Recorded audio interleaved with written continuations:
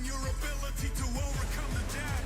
Take the leap of faith to fight another day. After all, the straight for all, the only one who stays. Tell those who need me wrong. Tell those I don't belong. To those who said goodbye.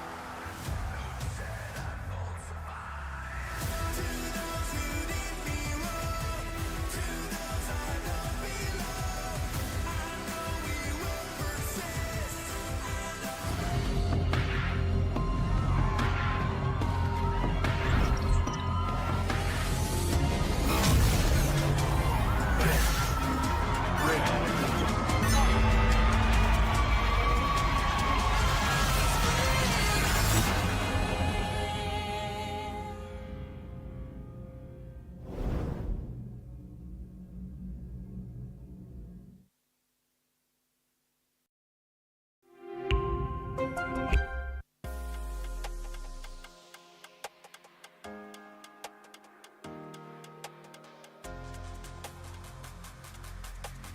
Throughout history, shields have represented strength, unity, and protection. But in the world of esports, the Predator Shield represents something even greater. The relentless pursuit for victory, the unyielding determination to overcome all odds, and the legacy of champions, a testament to their hunger for victory. In the group stage, 16 incredible teams have battled it out in Valorant, showcasing their skill, strategy, and resilience. Each match has been a true testament for their hunger for victory. However, today, only 4 teams remain. These final 4 have proven that they do have what it takes. And of course, today they're about to go up against their biggest challenge yet, to claim the Predator Shield and etching their names into esports history. Ladies and gentlemen, gamers and fans from all around the world, welcome to the Asia Pacific Predator League 2025 Valorant Grand Finale. Welcome, we are live from MyTech Kuala Lumpur, Malaysia, where the atmosphere is electrifying and the stakes just couldn't get any higher. Allow us to introduce ourselves. My name is Flava. And I'm Rose. And we're thrilled to become your host for today and guiding you through this incredible journey of esports greatness. Yes, indeed. Together, we will be bringing you every intense moment, heart-stopping plays, and unforgettable victory. I honestly cannot wait for today. That's right. And of course, ladies and gentlemen, whether you're here to get with us at MyTech or even tuning in to this official live stream of this event, buckle up, because we're about to kick off a day of incredible matches, unforgettable moments, and be witnessing some legendary plays. You are definitely right. Now, honestly, it has been an incredible journey for all of the teams playing here today. But today, it all boils down to these final moments because we have 3 action-packed matches lined up, and each one is, I'm pretty sure, guaranteed to keep you at the edge of your seats. That's right. And of course, we're going to be witnessing the semifinals 1 and the semifinals 2. So we're going to be witnessing our top 4 teams clash in 2 epic semifinal matches, and only 2 of them will be moving forward and placing themselves in the grand finals. Speaking of the grand finals, now the grand finals will be the ultimate test of skill, strategy, and nerves. Only one team will be able to lift the Predator Shield later on in the day, and I honestly cannot wait to know who that team is going to be. And most definitely everyone's eager to know that and more. But the stakes couldn't be higher, and we're thrilled to have you with us as we witness esports history in the making. Now, it's time to hand things over to the dynamic duo who'll be breaking down the play itself in the game. Take it away, casters. Yes, thank you very much, Rose and Flav. We are here in the MyTech Stadium. I mean, it's pretty cool to be here in Kuala Lumpur, Malaysia, and also with the top 4 teams remaining. Asterai, I mean, it's us here together again. It's been a while, the Asu Quack duo. Or the Quacksarai. Yeah, that works too. I like your name first. I had, you know, gotta give lineage to the taller caster between the 2 of us. But you're absolutely right. I'm so excited to see what's going to be happening here as we are looking at the top 4 teams that are, competing here at the Predator League Asia Pacific 2025. It is going to be quite interesting as well because we won't be seeing the champions from last year be playing in the top 4. So there's literally a new kid on the block that's supposed to take the shield, as the hosts were mentioning. Yeah, like four new kids, dude. Like it's kind of crazy to think what might happen. Last year it was Team Secret, but unfortunately in the group stage they couldn't quite make it out of there. It's been somewhat unforgiving because it's best of ones all throughout. But now that we are here in the semifinals, it's best of threes all to the end. Yeah, absolutely. And this is where it gets a little bit more interesting as well because, as you mentioned, right, best of ones all out through the group stage. Now is where the teams can really show what strats they actually have in store for us because we've only seen, you know, a little bit of sprinkles of Bind, a little bit of Haven, Sunset in the mix for some of the teams that we'll be seeing today. So you don't really see the whole picture up until we actually get started in the map vetoes for this first series. Yeah, because with 3 maps, you get to explore a lot more depth there, and more opportunities and chances to adjust to your opponents, and that's what we're all here for. I mean, the teams, they've practiced and duked it out all the way to this point. So of course, this is where they really get to stretch their legs a lot more. I mean, seeing a lot of them play throughout. Some of these teams are really catching my eyes here. I mean, Zol, I think in particular, definitely is one of them. And then being the Filipino representative, you're kind of rooting for them, right? Yeah, don't say that, man. It's just, the Predators. No, but no, I'm kidding. But yeah, very much looking forward to again, potentially one of these teams getting into that grand finals slot. So let's check out the schedules for today. I did mention that there is going to be 4 teams remaining for the semifinals, and we will be having them in front of you here right now. So the first series that we're going to be watching here, Quack, is going to be Crest Gaming Zest versus Alter Ego. The series after that is going to be Zepto Esports up against Zol Esports, and then once we get a nice little opening ceremony, it's going to be the grand finals. But of course, as you are seeing the schedule here, guys,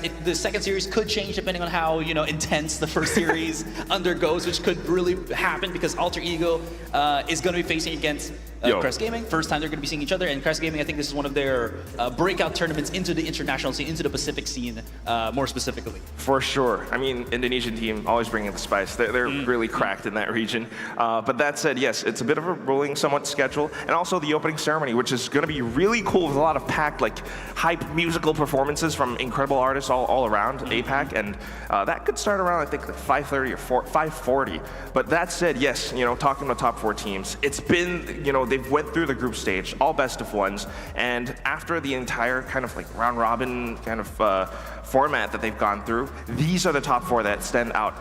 Crest Gaming, they went through the whole thing. Took a little bit of a loss, but ultimately qualified because of that head-to-head against Next Gen Gaming from the Australia office. Yeah, and of course, just rolling through the other groups here, Zepto undefeated for the group stage, 3-0, looking pretty dang strong. Zol Esports, similar. This is where it kind of gets interesting because Group C is the one that has the most tiebreakers here, and Zol somehow got that head-to-head. And of course, finally, we have Group D with Alter Ego. I felt like Alter Ego is just one of those teams that we already know is one of the best teams right now, and having a 3-0, you can't expect them to be able to do that. Yeah, they're just really, really strong. I mean, given how all the groups were kind of drawn out, but also, yeah, like you mentioned, Group C, Zol, Boom as well, and Boom were one of those teams that just got accepted into the entire Pacific League, so that's going to be pretty interesting to think about how they actually run that. I mean, if you take a look at the whole thing, it's pretty interesting as well to see that Zol actually kind of lost their one match in overtime, 12-14. So definitely keeping my eyes on Zol.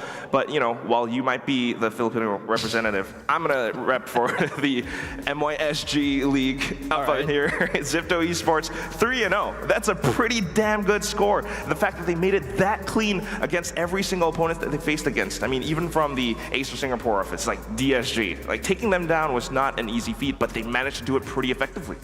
Yeah, don't forget as well, Zepto also has a Filipino player in there. That's true. Okay, we got Markel. So we got some representation in half of the teams here, which I absolutely love. Anyways, we are just showcasing the bracket here, guys. It is going to be a best of 3 single elimination, so no do-overs if you do lose your series that you're going to be playing on, and then whoever wins gets into the grand finals, and you're already seeing it here in your screens, and whoever is able to get that grand final slot will get the champion. The nice little bragging rights, as well as the Predator Shield, which is given every single year to the champion.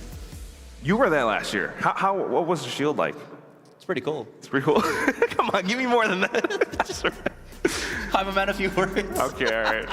Well, we were It is here at pretty sick, though. rehearsals, and Yeah. I think this year's Shield is pretty interesting, pretty cultural as well, because of the fact that we are in Kuala Lumpur, Malaysia. So like a lot of the themes and everything all throughout, and even the music at times, it feels really nice. And to have this keep on keeping up throughout the entire years, hopefully we have more Predator leagues, but also for the teams to kind of lift up that shield at the end of everything really says a lot, for every Pacific region playing through into this entire Valorant event. But that said, I mean, yes, it's single elimination. It's not very forgiving. It's not easy. So they gotta have to make every single map count. But that said, as well, looking at the prize pool, as just the fact that they qualified, there already is a bit. But you definitely want that top spot. I mean, look at how big that bag of cash is. Yeah, absolutely. Again, that $65,000 is only going to be for the champion, taking a big chunk of the lion's share to look at it. First runner-up is going to be $20K. Second and third will be $7,500 respectively. So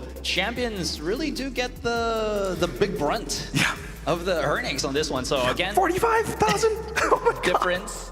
It's really big difference. So definitely, definitely wanting to make your way all throughout to the end of the entire event. But that's it. At the same time, I believe this is like the final off-season Pacific event that we have before the Pacific League starts. Yeah. So this is going to be not only, a big tournament in and of itself, but it also is a great preview of what 2025 could happen for the Valorant scene, especially with all of the teams here, wanting to get into the Challengers League and so on and so forth.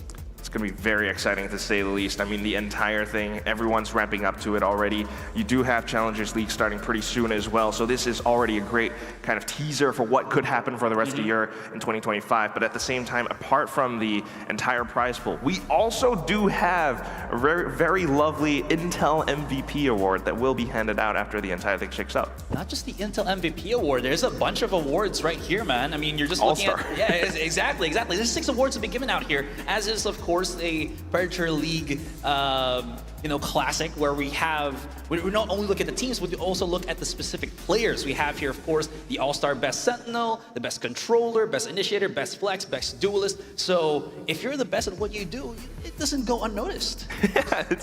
You got one for each role, man. That's a lot of chances to win some extra cash just from this entire tournament on its own. And I believe voting started like on 7th of January since the group stage. So if you want to participate in this, for those watching at home, or if there's anyone here, you could go online there's a link probably somewhere, to vote for your favorite player. And the one who gets the most votes, the best initiator, best controller, so on and so forth, they will be getting that prize. But MVP though, that's the main one. That's the one where I don't think they really get a chance to vote. That depends on their performance all throughout this entire finals. Yeah, we'll use this to dub them, you, sir, are the best controller out there.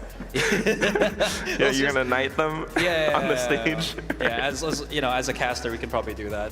Or cast a spell on them and make them be the winner. I don't know, we'll see what happens. We got light sticks for, Predator League. Yeah, okay. We'll ask for another one. More. Yeah, we'll ask for another one. But yeah, again, we are just preparing ourselves to get into that first series between Crest Gaming and Alter Ego. This is going to be, I think, quite an interesting matchup, not just because this is, again, the first breakthrough match for Crest, or one of the big ones, but aside from that, it's just a team that hasn't really had that much international experience. Yeah, that's very true. I mean, them being in Japan, not quite making it out of the Japanese Challengers League, but, now that they are here, there's that definite chance and opportunity to really gain experience from your opponents. But at the same time, apart from all of that, and said, this at the end of the day is, an Acer Predator event. So we do have a lot of lovely goodies, a lot of nice little shout outs as well. So there is a QR code on the screen being flashed right now, because you can stand a chance to save up to 600 Malaysian ringgit. I'm just getting my phone right now. It's on our screen as well. Okay, so this one's only applicable to those staying in Malaysia. Man, did you not see the small disclaimer at the bottom? Yeah, reading that out right now. So a little bit unfortunate, but if you are here and you are, back home in Malaysia, you do get a chance to really select and win some awards through the QR codes and everything. Yeah, absolutely. Again, and you never know. Maybe this is your year that you want to start playing some AAA titles. There's a good year for video games in general. I mean, with all of the announcements about, again, AAA titles being released, could be a good time to invest. In esports, in Valorant. I'm talking about single player games this year as well. We do have lots of those too. But yeah, also Valorant Speaking on the of go. single player games, I believe we also do have, several like laptops and really new lovely products from Acer Predator that are being launched and sold right now. I think some of those from the Helios Neo 16 laptop line of products. Yeah, and one of them is right here in front of us.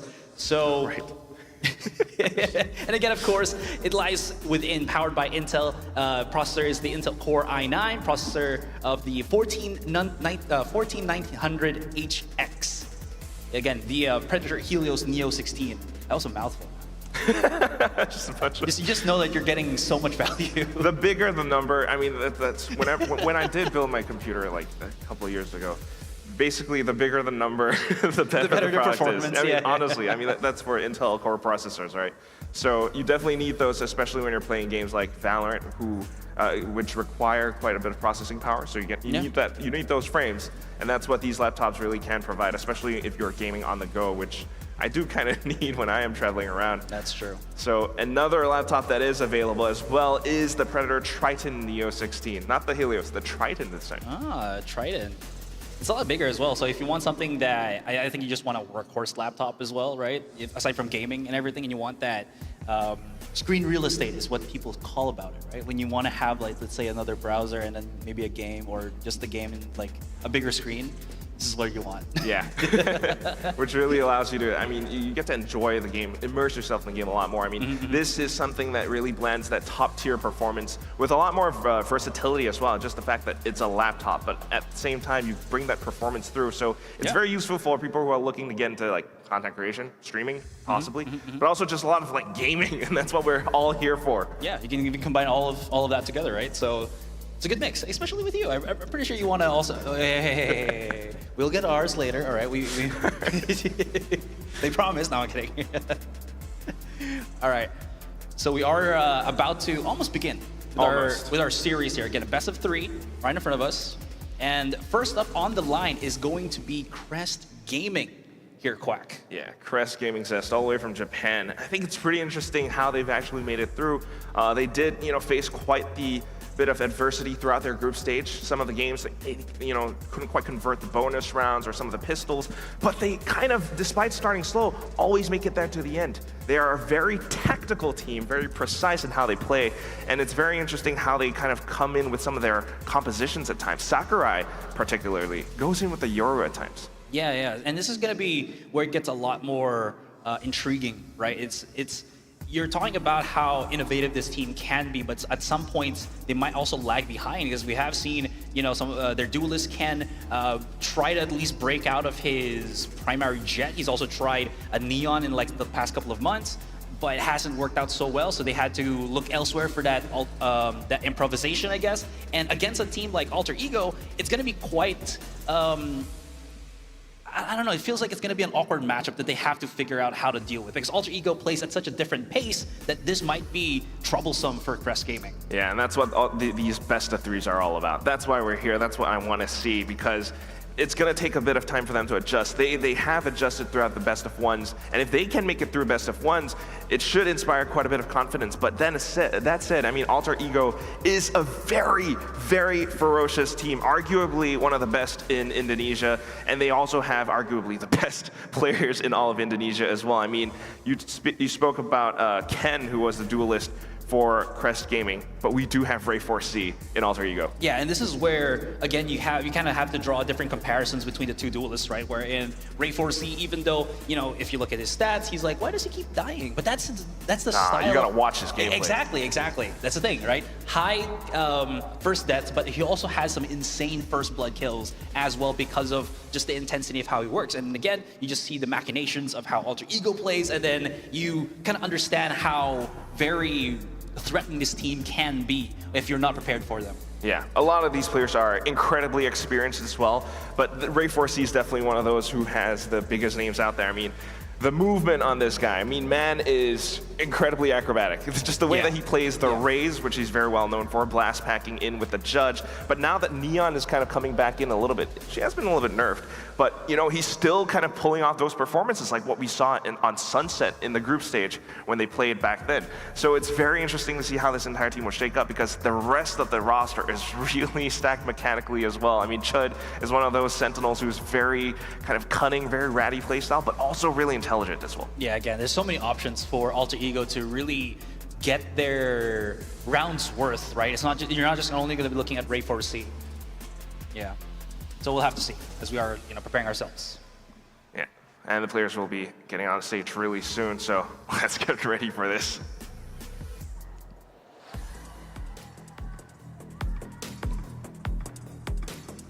All right, and again, we are preparing for our player walkouts here. And as they come up onto the stage, ladies and gentlemen, let's give a warm welcome for Crest Gaming. That's right, all the way from Japan. Finally making it here to Kuala Lumpur, Malaysia. And they definitely have a lot of experience, a lot of tacticality to boot, with really precise plays, really intelligent plays. They never come out against a duel without a disadvantage. Often dueling up, but at the same time, all the way from Indonesia, this is Alter Ego! And again, we are just seeing the coaches run up to the stage, kind of just setting up the tone, the pace for our players here. But they are now about to come up to the stage. And again, we have here Crest Gaming with all of their glory, all of the players. Again, this is the tournament where we're going to be seeing them really showcase what they've got in the international scene. This is a team that has been beating notable Japanese teams as well, Quack, like Reject and Scars in previous tournaments. So they have what it takes, man. But I am looking forward to seeing how flexible their map selection can be as well up against Alter Ego here. Definitely going to be interesting. I mean, a lot of experience to be gained, to say the least. But yeah, for a second time now, it's going to be the Alter Ego squad stepping out onto the stage, facing off against their Japanese opponents. I mean, again, arguably one of the best teams from Indonesia, a lot of incredibly stacked players, coaching staff as well, very experienced themselves as well. But we shall see how this all plays out, because we are looking at one of the potential grand finalists for the entire APAC Predator League event. Yeah, one misstep, one mishap is all it's going to take to just, lose that capability, maybe even lose that momentum, because it feels like when you're going up against a team such as Alter Ego, right, you have to have that bit of speed to try to deal with what kind of shenanigans they have right in front of you. And of course, as you are seeing in front of our stage here, we do have the player fist bumps, just giving a nice little hello to the other team. Let's see who's gonna come out on top as they are preparing themselves to get into the maps here, Quack. And again, because this is going to be a best of 3, we will have our map veto, we will have our agent selection, we'll have the whole shebang here as we are preparing for the first semifinals game of the day. And that's where things get pretty interesting as well. I mean, thinking about the potential map veto, the map pools that the teams bring to the table, because seeing as how Alter Ego has already played throughout the Valorant Challengers Southeast Asian League of Split 3, they have shown quite crazy performances against their opponents as well. I mean, a lot of crazy plays and expending their map pool a little bit even onto maps like Abyss, for example. Meanwhile, if you're looking at Crest Gaming Zest, we don't see Abyss too often, so I'm wondering if they're going to ban that right out the gate. Sure, but this also leaves, certain maps out into, into the game, where I know that Crest Gaming hasn't had the best of performances in maps such as Haven, such as Split, and that could be a problematic thing for him, because we do know that Alter Ego loves to play with Ray 4C on the Neon, as you were mentioning, right? And Neon has been shown to be pretty good in Haven, even though with the nerfs and everything, it's still a very dangerous combination when you have a Breach into the mix. And again, we were talking about Ken that might not have the best of interactions yet with a duelist such as the Neon, but we'll have to see how that kind of unravels us. Again, we don't really know what maps are still to be played. That's right. I mean, thinking about that, Haven lost to Team Secret from the group stage for Crest Gaming Zest. So definitely, those are one of the questions that we seek answers to right now as they get ready onto this server. I mean, playing against a team like Alter Ego, speed is definitely one of the factors because Alter Ego can play at a rather quick and furious pace. And if Crest Gaming Zest are not ready for it, this could be where they start to buckle. And up here in the semifinals, this is not when you want to have those nerves come in. So Alter Ego already shaking things up. You saw that huddle. They were pretty darn energetic as they settle themselves into their seats. Yeah, absolutely. And again, it's not just going to be, Alter Ego's spear tip that we should be looking at. It's also, the entire team as well. It just works in such good tandem motion. It feels like they, as you mentioned a while ago, they have players like Nakia that just will play by himself sometimes, maybe even, combining himself here with Ray 4C just for that, one good 1-2 punch combination that's so effective against these teams that play at a slower pace. And I know that we've kind of talked about this over and over again when we started the broadcast, that it feels like Crest Gaming is going to have to adapt, but it feels like that's going to be the case, right? Because Alter Ego's already proven themselves time and time again, year after year, and this team hasn't really buckled to the pressures, and we haven't really seen Crest Gaming be pushed to that limit yet, especially in the Predator League. Again, when only having those best of ones, it's going to be a bit of a challenge for them to definitely overcome. And that's my take here. It feels like Crest Gaming is going to be playing on a slight depth. How do you say this? They're going to be playing on the back end. They have to be that team that goes up. Yeah, it has to be said. I mean, this is definitely true. It feels like we are backing a lot up onto Alter Ego, but that's just because we have seen so much of Alter Ego throughout the entire APAC scene for Valorant, and they are also staying on top of everything. I mean, you mentioned some of the changes and everything coming through, and the entire squad, not just the spear tip. And some of these names definitely are picking up some of the newer agents as well. Nakia just debuting the Deadlock a couple days ago, playing against Chaos Alliance from the group stage. So it's definitely very interesting to see how this entire team plays out because, like we mentioned, pace is one of those factors, but Alter Ego also has, the potential to flex their players around. I mean, Valden is one of the more flexible players from the entire semifinals as well. Absolutely. Meanwhile, looking at a team like Crest Gaming, they go through a lot of more, structured plays, structured styles. They have their very set plans, and if things don't always go according to plan, that's when they can start to kind of falter a little bit. So needing to see more of that adaptability being brought in. I mean, they definitely have what it takes, but can they really last throughout this entire tournament? Absolutely. And again, you're talking about the capabilities of Alter Ego in bringing out these new agents. You talk about Valden. He's also brought out the Vice in some of the previous tournaments that they've played, which is going to be quite the interesting thing because it feels like Crest Gaming hasn't really had that had that good of a performance against it. We look at some of the tournaments that they played in the past, including here in Predator League, and they've only done one win out of like 5 games against the Vice comp, so that's going to be something as well, right? Again, that Steel Garden is such a detrimental utility that if someone like Ken doesn't have his blades or his weapon as he charges into the side, as the solo duelist player here from Crest, sure, again, they can have the aura from time to time, but not every time. It's going to be such a difficult thing for him to play. Yeah. So that said, the players are still getting ready, some maybe facing some technical issues as things are still kind of getting ready all throughout. We're back here onto the caster's desk as we fill out a little bit, going back to the podcast. Yes, there's a lot to be said for Alter Ego, but Crest Gaming as well. I mean, despite the challenges, you still do want to kind of put your faith in this team. I mean, they're very interesting to look at, playing some of the more interesting compositions. I mean, I always gotta love a bit of your Yoru being thrown in, but at the same time, I mean, throwing things out like the Clove show that they have the propensity to go for trades in some of these maps, like Bind. Sure. Again, you have that pseudo-duelist, right, that can assist Ken that we were mentioning a while ago. Maybe that's the reason how Crest, gets that one up against them. We've talked about, one of their big players out there that has been Baz, I think, and he's been that Sentinel that somehow manages to dip his toes in a lot of the kill participations in the games. So if he can make that happen alongside Ken with maybe, as you mentioned, the Clove, that's going to be a pretty big one. So Just doing the adjustment just right in front of my face. No, again, I was just making sure that they can hear me properly as I was making my points.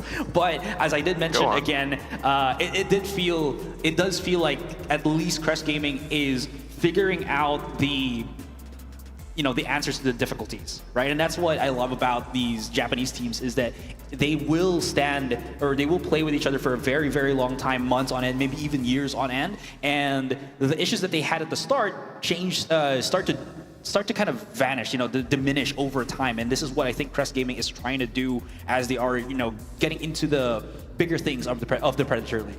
Yeah, for sure. I mean, definitely one of those teams. A lot of adjustments to be made. I think it's pretty cool also that they are one of the few teams that are playing the double controller setup. I mean, at times, looking at maps like Pearl, they bring out the Astra alongside the Harbor. It's a team that definitely will be facing challenges playing against a team like Alter Ego. Sure. But coming back here again, they still have the tendencies or some of the chances to really show off what they're made of. I mean, again, from the kind of Japanese stages, I mean, that's where they kind of also maybe not quite making it out all the way to the end, but still placing like 5th to 6th is pretty darn good. They did make it out of the Japanese qualifiers, and also this is the team where I think more recently, well, somewhat recently, Hyunmin was one of the players who was picked up by DRX from Crest Gaming. Oh, I did not know that. So that's pretty sick. So you do know that this team can I think the word's eke out these, really good players. So that's definitely something to watch out for. Hyunmin's insane, by the way. So if we can get someone like that kind of performance for Crest Gaming here, it's gonna, I think, take Alter Ego out for a ride. So definitely, again, something to just kind of watch out for here. Yeah, definitely a lot to watch out for this entire matchup. I mean, it's just a lot to watch out for and enjoy. But we are also here in Kuala Lumpur, Malaysia. I mean, how has it been for you so far throughout your entire stay? We're in a pretty nice hotel, I gotta say. Yeah, it's been pretty comfortable. I arrived late a couple of nights ago, and I've just been enjoying the amenities, and the weather honestly has been pretty good. Coming from the Philippines, that is also pretty warm as a country, and going here it's a bit rainy. It's pretty nice. It's pretty cozy. How about the food? I mean, this is not your first time in Malaysia, but we've met up with some friends. They brought us some snacks, some food. How have you found it so far? I haven't opened the snacks yet because I'm trying to save them when I go back. Yeah. Okay. But the food's been awesome as well. I just gotta say. Like what, for example? I'm putting you on the spot. What did you eat for breakfast today, Asarai? There's no chaparrado here. It's international breakfast, so there's some Malay food. Okay, give me available. one. I ate rendang. Okay, to be fair, health-wise, I can't eat some of the ingredients is really bad for my advanced age. Okay. Don't touch me like this. But yeah. I would like to try nasi lemak at some point again. All right. I mean, there's a lot of basically spiced foods. I think rendang is one of them because it's got a really interesting texture. It's meats with like spice, like curry or like some coconut paste thing. I don't really know exactly how it's made. I just know that eaten it before. I'm a Chinese dude from Singapore. I'm sorry. I'm not very well informed on these culinary techniques and stuff employed to cook. All right. But it's pretty cool. It's really delicious. I do like. We had satay yesterday. Yeah, absolutely. So that's something. I love that, especially with the peanut sauce. It's been a delectable experience. Does it remind you of like kare? A little bit, just a very little bit. It's very different. Yeah, I mean the way they prepare, but the peanut sauce is there. Stew. This one is like skewers with like sauce and everything. Yeah. I know we are just talking about random things now, but we are. We're ready for the game. Yeah, I think we're about to go back. Did you press the start button?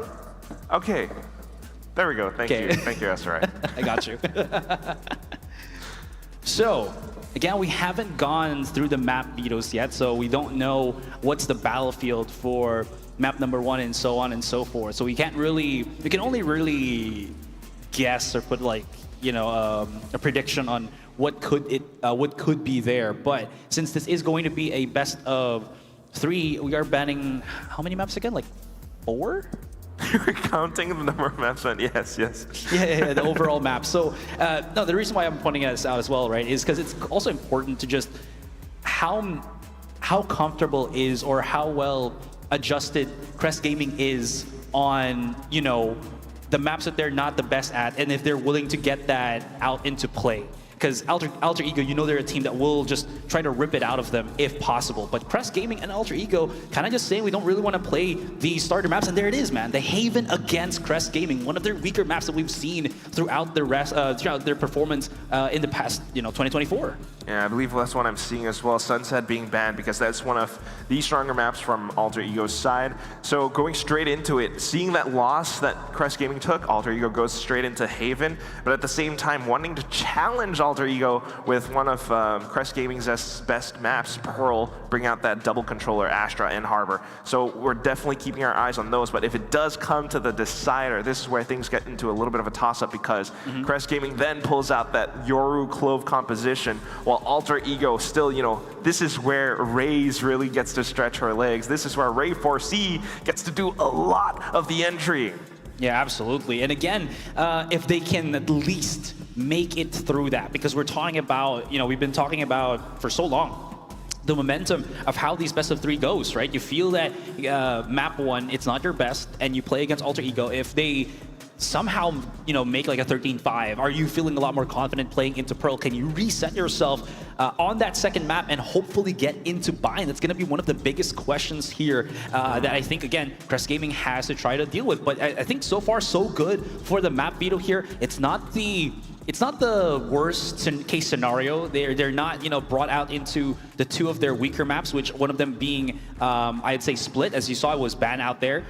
So there is some opportunity here. Again, Haven not really the best, but Haven also allows for some of these teams that might be struggling in terms of the strategies. Again, similar with Alter Ego, to kind of play those defaults and just play back on what executes you're more comfortable with, right? So Haven can still always be a toss-up between these 2 teams, and again, we just have to wait to see that pistol round before we really see what's going to be unraveling throughout this first game. I mean, sure, possibly, once everything gets ready as we go into Agent Select pretty soon. That's the main thing that we're thinking about for now. But like you mentioned, things can flip and flop back and forth if it does so happen that way.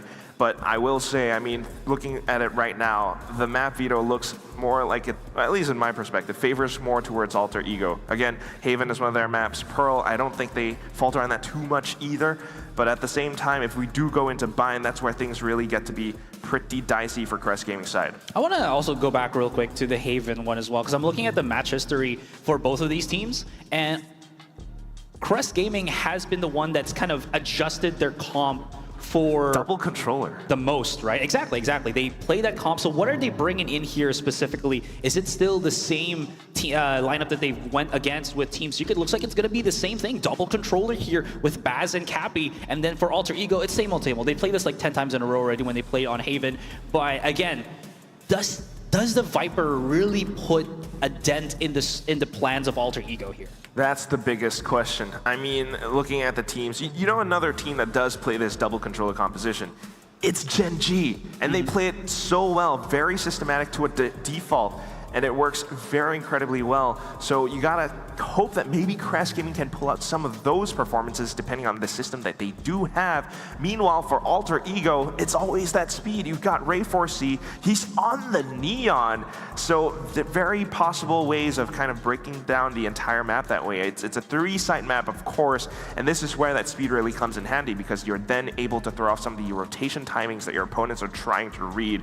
So this is definitely one where I believe, or at least I'm anticipating, for Alter Ego to start things out incredibly hot.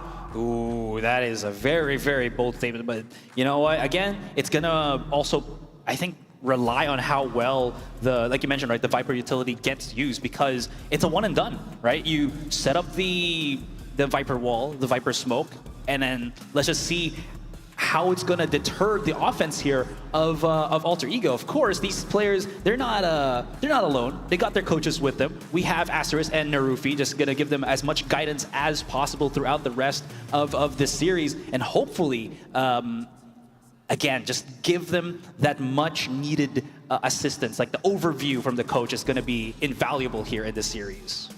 Yeah, that's it. The entire squad is ready. The coaches are ready. Are the people watching back home ready for the first matchup in the semifinals of the Asia Pacific Predator League 2025 Valorant semifinals? And with that, just a little bit more Anyways, Just a little bit. You killed my hype, Asteroid. What's going on? Because we haven't gone to the map yet. I do apologize for that.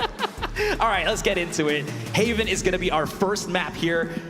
And again, pistol round dictates a lot of this. Still waiting to see what kind of setup we will be kind of shown by both of the controllers right now, because again, that Viper wall is a one and done. It is Cappy going to, actually it's going to be, again, Crest Gaming going to be on the offense, which still is pretty good. You can use at least that Viper wall to basically break half the map as well, and it seems like he is going to be starting that with a little bit of a wall here to just cut out a link. That's right, same thing that Gen G does. It's a lot of mental conditioning that can be used then throughout the later rounds in the map. So you're always setting this wall up, and it always makes your opponents think, are they hitting the A site? But that said, as we start things out, a little bit of more presence towards the mid ground. Not quite yet being spotted out though, and Alter Ego just keeping themselves jiggling out towards the C side for info. All right. Baz is already pretty low from, I think, the shock dart setup that we saw from the Sova here. So just a little bit of push through that we are seeing right now from Crest all the way through sewers. They've been spotted already, so they start backing away, and information is already had here by Alter Ego. Yeah, and already backing off of it. Just trying to retrieve info and figure out where Alter Ego has themselves set up. So already spotting a couple players towards A, one in towards Garage as well. Now thinking that the rotations might then have been pulled over thanks to the Trailblazer. Sakurai trying to get himself in towards a lurking spot in the B site. Yeah, but that tripwire is going to stop him for a couple of seconds. Are they just going to show as much force as possible here in A, and then Sakurai just hopefully gets a pick here and there. Chud does get the pick onto Sakurai, but of course, Nakia falls down. Baz is going to be able to plant the spike. Now it's going to be a full-blown retake here for Alter Ego. Plenty of time to start regrouping first before they start marching their way onto that A site, and they're already here. Smoke's being set up as well. It's going to be bloody. Plenty of players and plenty of health to boot as well, Asterai. And, you know, looking at the health that Crest Gaming has, it's not quite too much. So water falling off the top of Heaven right now, looking for the shots. But Crest Gaming actually lands their shots. Cappy and Baz, they will get two each for themselves, picking up the pistol. Great setup altogether. You did see that Alter Ego wanted to go in simultaneously onto the site just so that, again, they can waterfall together and just get those connected frags. But the problem is, Crest, they just played themselves so well, and it felt like there were some whiff shots there from Alter Ego on the pistol. So Crest not missing a beat, making sure that they got as much, not wasting any opportunity given to them. They took it, and they got so much out of that. Look at the upgrades that they already have on their weapons. We already see Ken nursing himself on the Phantom, and it looks like they're not going to stop at all, and just maybe just march their way onto the C site. They do have the firepower after all, so it makes sense. But as you mentioned before, you know, that toxic screen is still out there towards the A site. It kept 4 players from Alter Ego closer to that portion of the map. Now that then you see a couple of shots ringing out towards C site, you do have gotten the Omen from Alter Ego trying to play sneaky inside of his own smoke. Yeah, again, this is just Crest making sure, right, that there's no weird shenanigans here for Alter Ego. Sure that they put the Viper wall there on sewers, but it also could be used against them by Alter Ego. So just making sure, you know, checking all the angles and whatnot. Alter Ego, though, has kind of decided to just kind of hunker most of their forces on this left side of the map. Godden's already been picked off, and this is going to signal to both teams that maybe C is going to be where the contact point is going to be at. It definitely is. They've already dived in, but the classic shots will rain out. Nakia landing a couple for himself. He's trying to fire off. He's run out of ammo. He reloads and goes for the right click, takes down Cappy, and has a chance to convert the round. Now goes for the right click, jumps on over. They're both running out of ammo. Cappy drops onto the sheriff, but runs out once more. Nakia lands the final shot for the clutch. What the hell was that?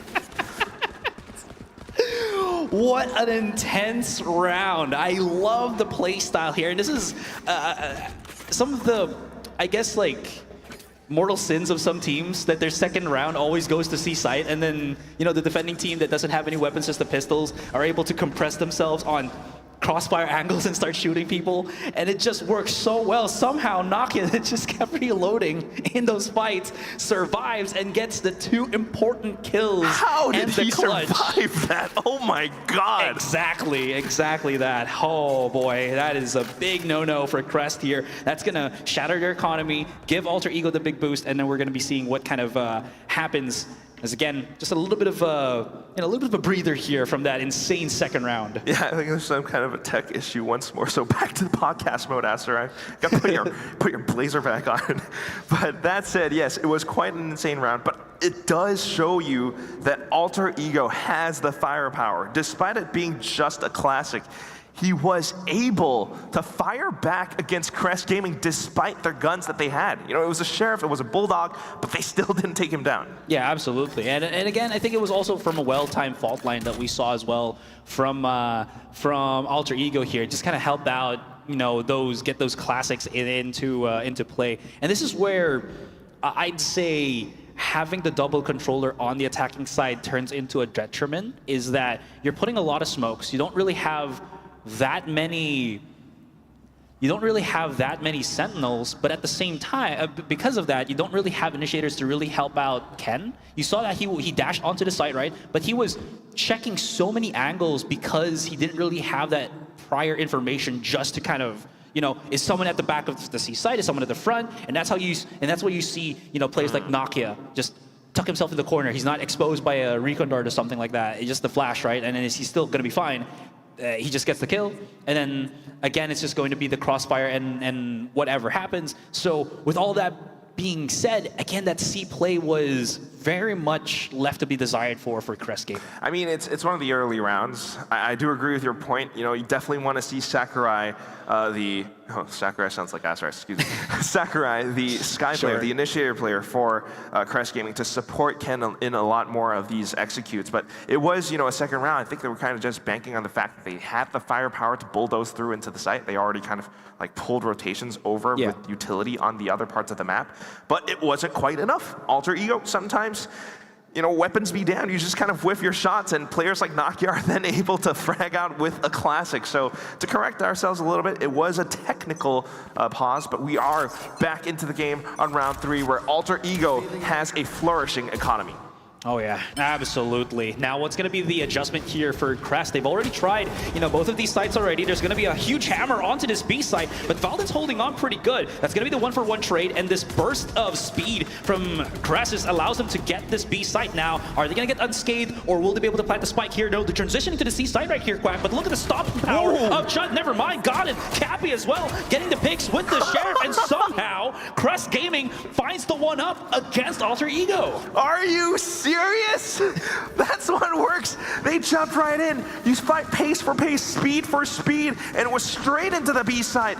The rifle picked up towards the back of it, but at the same time, hopping in towards garage from the back of window. They got kills that way, Asteroid. They broke into the C side. They didn't even get the spike planted. They just got kills. Did you realize where Cappy was? How he got that double kill with the Sheriff? That was pretty massive as well, because I thought that, oh, you know, Val is already there. He's going to play stopping power, or, you know, the stopping guard on Garden, and somehow it doesn't work out. Wait, hold on. There's a bit of speed play happening here from Alter Ego. Trying to push out in towards A-Long. Just fending off any initial approach, but it is Crest Gaming slowing things down a little bit now.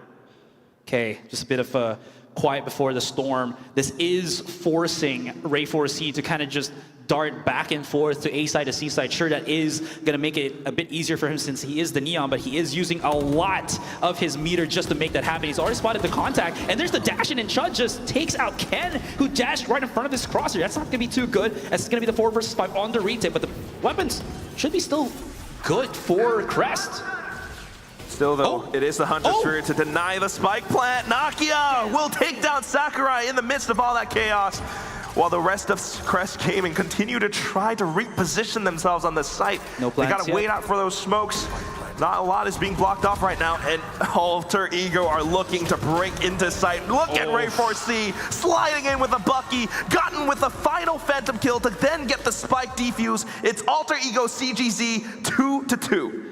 Wow, they're just trading blows back and forth. And what I like about the retake that we saw from Alter Ego, real quick here, Nokia, he's a master of the timing on those, on that Sova util, right? He doesn't throw out the recon dart as soon as Ray 4C starts pushing into the site. He goes in once they're already on the site, so they can have that follow-up recon dart just to kind of help clear as they're pushing in. And what also happened there was you saw the Baz was so confused or maybe even afraid of being just pinged by the dart itself and just kind of backed away, got wall banged, and that's the end of story, right? There's not enough firepower left for CGZ to really play against once Alter Ego were in that position. Great calling and defensive positioning from the side of Alter Ego as well. Valden, the IGL, recognizing that it was an eco round for them, so just trying to leave sides open, but holding the initial sight lines, which unfortunately Crest Gaming, even with the double controller, couldn't block off enough. Now back into the next round though, slower approach through A long.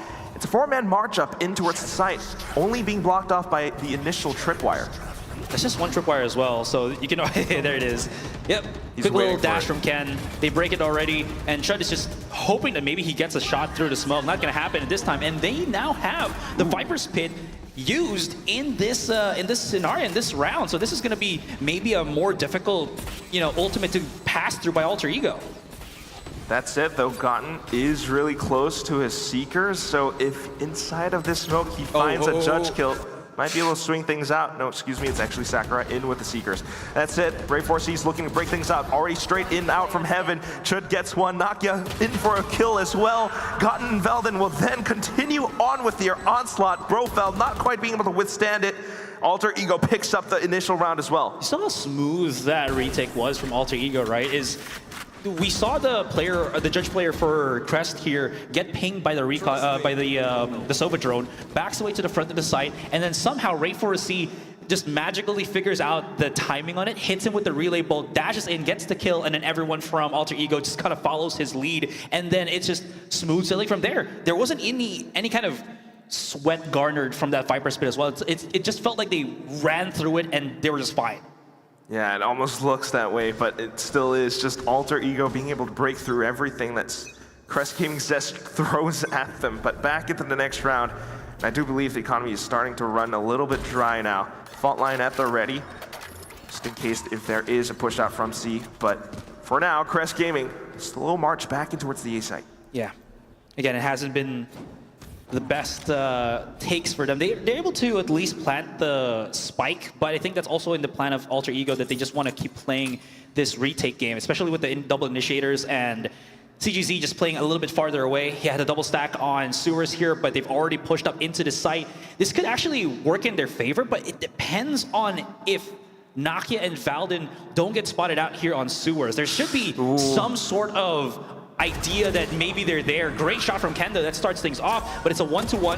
Chud comes in for the fight, and he will win that battle. Still, the numbers game is going to be equalized here by CGZ, 3-3. There is Ray Force. He just gets sniped by Cappy on the fall down through heaven. It's absolute pandemonium here, as now we have CGZ with great positioning. The swing out and the multi-stack, though, Crossfire is just working so effortlessly against Alter Ego here. Yeah, tries to start the retake a little bit too early, right? He just wanted to disperse the positioning from Crest Gaming's defense. But that said, as soon as he falls down, wasn't expecting that quick track shot from Cappy. So his teammates, unfortunately, were then kind of stuck towards A-Link, not quite able to break it out of there. So I think it's really cool that Alter Ego are trying to work around the toxic screen, just playing around, stacking themselves out into sewers that way, but it doesn't quite work out when Crest Gaming are that much stacked together as well. Sure. Again, somehow they just walk up to a site, no one's there, and then the players that are on sewers just don't really get that value. Anyways, thought there was a aggressive push somewhere from Crest there, maybe on A, but didn't work out. Smoke from the Omen from Godin here does push them ever so slightly out of it. Yeah, they're just redeciding where to go. Retaining that kind of A control, not allowing for Crest Gaming to work alongside their toxic screen. I mean, that's where they've gone towards in the past 2 rounds now. So adjustments being made, and Crest Gaming are now trying to stretch their legs in towards Garage, breaking things open. But Alter Ego are not really probing this too much. You know, they're just respecting the smokes, banking on a lot of Chud's utility on the C side instead. It's a very defensive plays from Alter Ego now. 50 seconds remaining here. Nice little fault line stops them dead in their tracks, and that catch from Nakia though, spotting out Baz that was hit by the concuss. So that's going to be a good starter for them. 40 seconds, and CGZ is starting to run out of space here as well as time. And Yeah, Godin is waiting for the setup. It's right there. Ray Forsey right in front of him. Ray Forsey gets the contact. Nice little relay bull. And look at this. The 1-2 punch coming out as the smoke dissipates. It is just all of the CGZ falling down bit by bit, one by one. And it's all to Killjoy. Brofeld spots out in the middle. And that's going to be Nakia finishing him off. And Alter Ego, a solid round here as they have, well, clean round. Yeah, once again, incredibly smart plays from Alter Ego. Valden in with the calling. Calls for the two players to set themselves up in towards sewers. And it's just so incredibly smart at fending off Crest Gaming Zest with their approaches into the map. You know, just trying to go back to the garage, but we know that it's going to be another rotation back into the A side. Gotten in with that paranoia alongside Ray Forsey, just being able to slay them all down. Next round coming through, and we'll see how Crest Gaming then adjusts back into the game. Once again, through the toxic screen. Now setting up for it, initiating that approach from Alter Ego, but not quite shutting that down. Cappy loses his head. Now they're figuring out the pacing here for CGZ. It's those little by little pushes that we see them, but then because of the concuss, because of that fault line that we've been seeing from the bridge here from Alter Ego, they just keep pushing at it. Now CGZ, hands forced, they have to try to do something, and the spike is already getting that delivery into the C side, but the positioning from Chud gets the one. Nakia as well helping out with Sakurai, and all the numbers for CGG is starting to fall down. We only have Ken and the Killjoy still alive. Ken here charging through on long, gets spotted by Chud, goes down, and we're all back onto Brofeld. Smoke spotted, pushes out, and it's just a shooting range for Alter Ego here as he gets clipped, and that's gonna be the 5-3. Alter Ego, they're netting some round advantages here. Yeah, once again, it's all the adjustments being made, and Alter Ego managed to stay on top of it. Even with Cappy trying to work against that toxic screen, trying to stay ahead of the game, ahead of Alter Ego, he wasn't able to win out that duel against Godin, forced the hand of his teammates, who are then forced to push into a C site. And Chud is just a master at anchoring this position down. I mean, look at how he was positioned on locks the entire time. Yeah. Worked around his cyber cage, had his trips as well for added security, and he's just so comfortable with switching back and fragging out. So tactical timeout now being called from Crest Gaming Zest, and we shall see how they are then able to work around this once again, because this toxic screen of theirs, it's not really working out the way that they want it to. Yeah, because again, they've only placed it where like a house, a lobby, right, for the most part, up until sewers, and that doesn't really give them that much information. And once Alter Ego started figuring it out, they had that kind of 1-2-man setup with Ray Forsey just throwing out a relay bolt. It feels like, again, because there's no extra eyes for a CGZ, their own setups blinds them to the counter plays that Alter Ego want to be using at, and they're not really using this in tandem. And Alter Ego, they're such masters at these micro plays, right? Just those 2-man, we push out, we just get kills, and we'll see what happens. But I do imagine now, having seen the past 2 or 3 rounds, there's a very clear indication, Asarai, that Alter Ego often has Chud on towards the C side, so maybe CGZ then trying to work that against them, but we still have the toxic screen set up in towards A. A bit of an adjustment from Alter Ego now, though. It's Chud on the A side instead. Meanwhile, Ray Forsey alongside Godin working around C.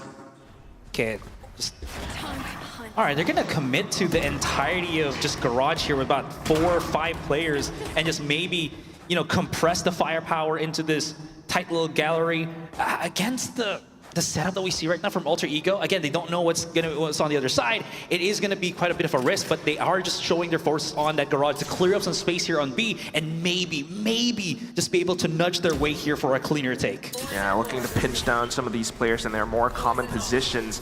At least breaking that trip does lure at least one Alter Ego player back into the B site. They're trying to mark it from C-Link as well in case the push does come through. And Crest Gaming are setting up for it. Oh, from the shadows play, faked into C site, cancelled, and then the slow approach into B. I do like this. It's gonna be, I think, did Nakia see it already? Yeah, he did, but still a bit too late. Valorant's already been knocked down. Baz spots out Nakia here, and this is looking really clean for CGZ. It's 3 players. Chud gets a double kill though. This is not good. Relay bolt from Ray Forsey as he goes to the back of the site, spots it out. Cappy's gone, and look at this tandem push between him and Godin. Now it's all down to Brofeld once again. Spotted out by the Neural Theft into the back of the site. Can't really get into where the spike is. Can he stop Ray Forsey? The charge out. 1-2-1. Did he stop it? No, he gets it with the push. Chud with the 3K, and he has enough time to go for that defuse. Ooh, that was close. The mastermind of Alter Ego, Chud, with his cunning plays once again. You might have thought he was anchoring down the seaside like nobody's business, but he can do the same damn thing all the way from A-Link. Just having that off angle, slaying CGZ down as they tried to march on through into B side. They weren't watching their backs, and thanks to that, the guy is then able to clutch out the entire round. I mean, look at that kill score, 11-5. That was such a smart play as well from CGZ, right? They kind of baited everything away from that B side against Alter Ego. They got the correct kills at the start of the contact play, and then somehow it's just Alter Ego making, you know, these individualistic plays that just come out on top. Ooh, got it. And once again, yeah, through the smokes. It's the same plays CGZ trying to make through with their toxic screen, and now Godden's kind of gotten a sniff of it. So spraying on through, finding that initial kill. That's your Sentinel gone, which exposes you to some potential flex as well. So definitely slowing down the pace for Crest Game quite a bit. Ooh, Ken spotted out a bit of heat here on B. It's him against the breach for the moment. Bit of a slowdown as we are spotting it out. And Crest, they've left Ken by himself. He has to do something with this Guardian, but falls down to Balden. Does this, again, just force the hand of Crest to go elsewhere quickly on the map because they don't really have any time, any space, and so many ultimates for retake here for Alter Ego. Right, okay. Just charges out. There's no heal for you, buddy, but he's gonna be fine. Yeah, not too bad, right? The double peeks out, Ray 4C getting tagged down, but you gotta keep in mind that Valden has the Rolling Thunder. Nakia now using his Hunter's Fury to throw them off. Even with 3 players left, even if they do get the spike down, they're working against diminishing returns, just trying to stick it for good measure now for the extra credits, but still going through, saving that Rolling Thunder. Valden actually gets gunned down by Sakurai, now in a 2-on-2 situation, and Alter Ego has a smoke working against them. It dissipates, Nakia peeks, gets a headshot, and looks for the second as well. Alter Ego secures yet another round against Crest Gaming. Nakia had no fear in figuring out where the 2 players was. As soon as he saw where the Viper was, he knew exactly that the second player was going to be nearby the spike. The planter of it just goes to show how much experience, you know, these players really have. Those tiny bits of just understanding where you are at is just giving them that that big boost. But I gotta say, man, the ultimate usage here for Alter Ego, so clean. Just using that relay bolt to delay things, and then the double hit with the Hunter's Fury, that was magical. Yeah. Saving and cycling through their ultimates as well. I mean, even with the Rolling Thunder, you know, not really burning it in the face of all that danger. Just confidence in their plays and how they're able to frag out against Crest Gaming's Sakurai. I mean, it's so incredible how they're able to stay on top of it despite the adjustments that Crest Gaming's Zest are trying to employ. Yeah, and again, I gotta say, Crest Gaming has been doing a lot of things, right? A lot of adjustments. They've been pretty proactive and creative with how they've kind of set up their plays, right? But it's always the retake that I think just kind of fumbles them in the end because they got a great start, but Alter Ego just has so many ways to retake the site. And again, I think it's just the comp that's really making it difficult for them. Crest, they play a lot farther back. So there's kind of 2 options right now for Crest, right? Is if they get the site, they play far back and then just play for post plants, but that doesn't work for them because there's just better setups, I think, counter setups that we saw from Alter Ego, and you're seeing and ults, them, yeah, and then they're going for the other route, which is to fight Alter Ego in their home turf, and that is a lot better for them, but it's still 50-50 because it depends on how well Crest can, you know, receive that stimuli from Alter Ego. Yeah, how well they can respond to it too. I mean, you need that utility, truly, that combination of Sakurai alongside Ken to break through Alter Ego's defenses, to take down players like Gotten or Ray 4C. You can't allow yourself to get sniped through the smokes that way. Ooh. But that is kind of what's happening right now, and Alter Ego will continue to press on into the A site that way. I mean, look at how they're pushing out of A long, working against that toxic screen once more. This is a 3-player commitment like 10 seconds ago, right? They had also the Sova Nakia there playing with the 3 of them, and now it's a double up. Ray 4C, and this is great though, because CGZ would probably only know that Ray 4C is here in A long, and if they don't spot out where Godden is, he can throw it a Paranoia and basically wreck the push on A long for Crest Gaming. And all this always blocks off the A site for CGZ. On a 3-site map like this, for CGZ, it really limits their options. This is really tough for them, despite the adjustments that they're trying to make. Drone out now, and that's further info as well for Alter Ego. Yeah, CGZ's got to be very careful, because again, there's the Rolling Thunder available for the breach here. So it's going to be quite difficult for them to push up unless they get the good picks that they really need. If they push through here on Garage, they even know about this. If we do this, there's a big chance that we all get knocked up and someone like Ray4C just comes out for the swing and kills all of us. Yeah, it's very risky for CGZ in this very moment. But breaking through alongside the Seekers, they're trying to find a way through. Cappy getting the shot against Chud. That opens up the C side. Ken now has already planted his boots firmly into the ground. Spike getting delivered pretty soon. Alter Ego just setting up for that retake, but then dispersed by the push shot from Garage Window. Look at Baz, 2 kills back to back, and now he's down.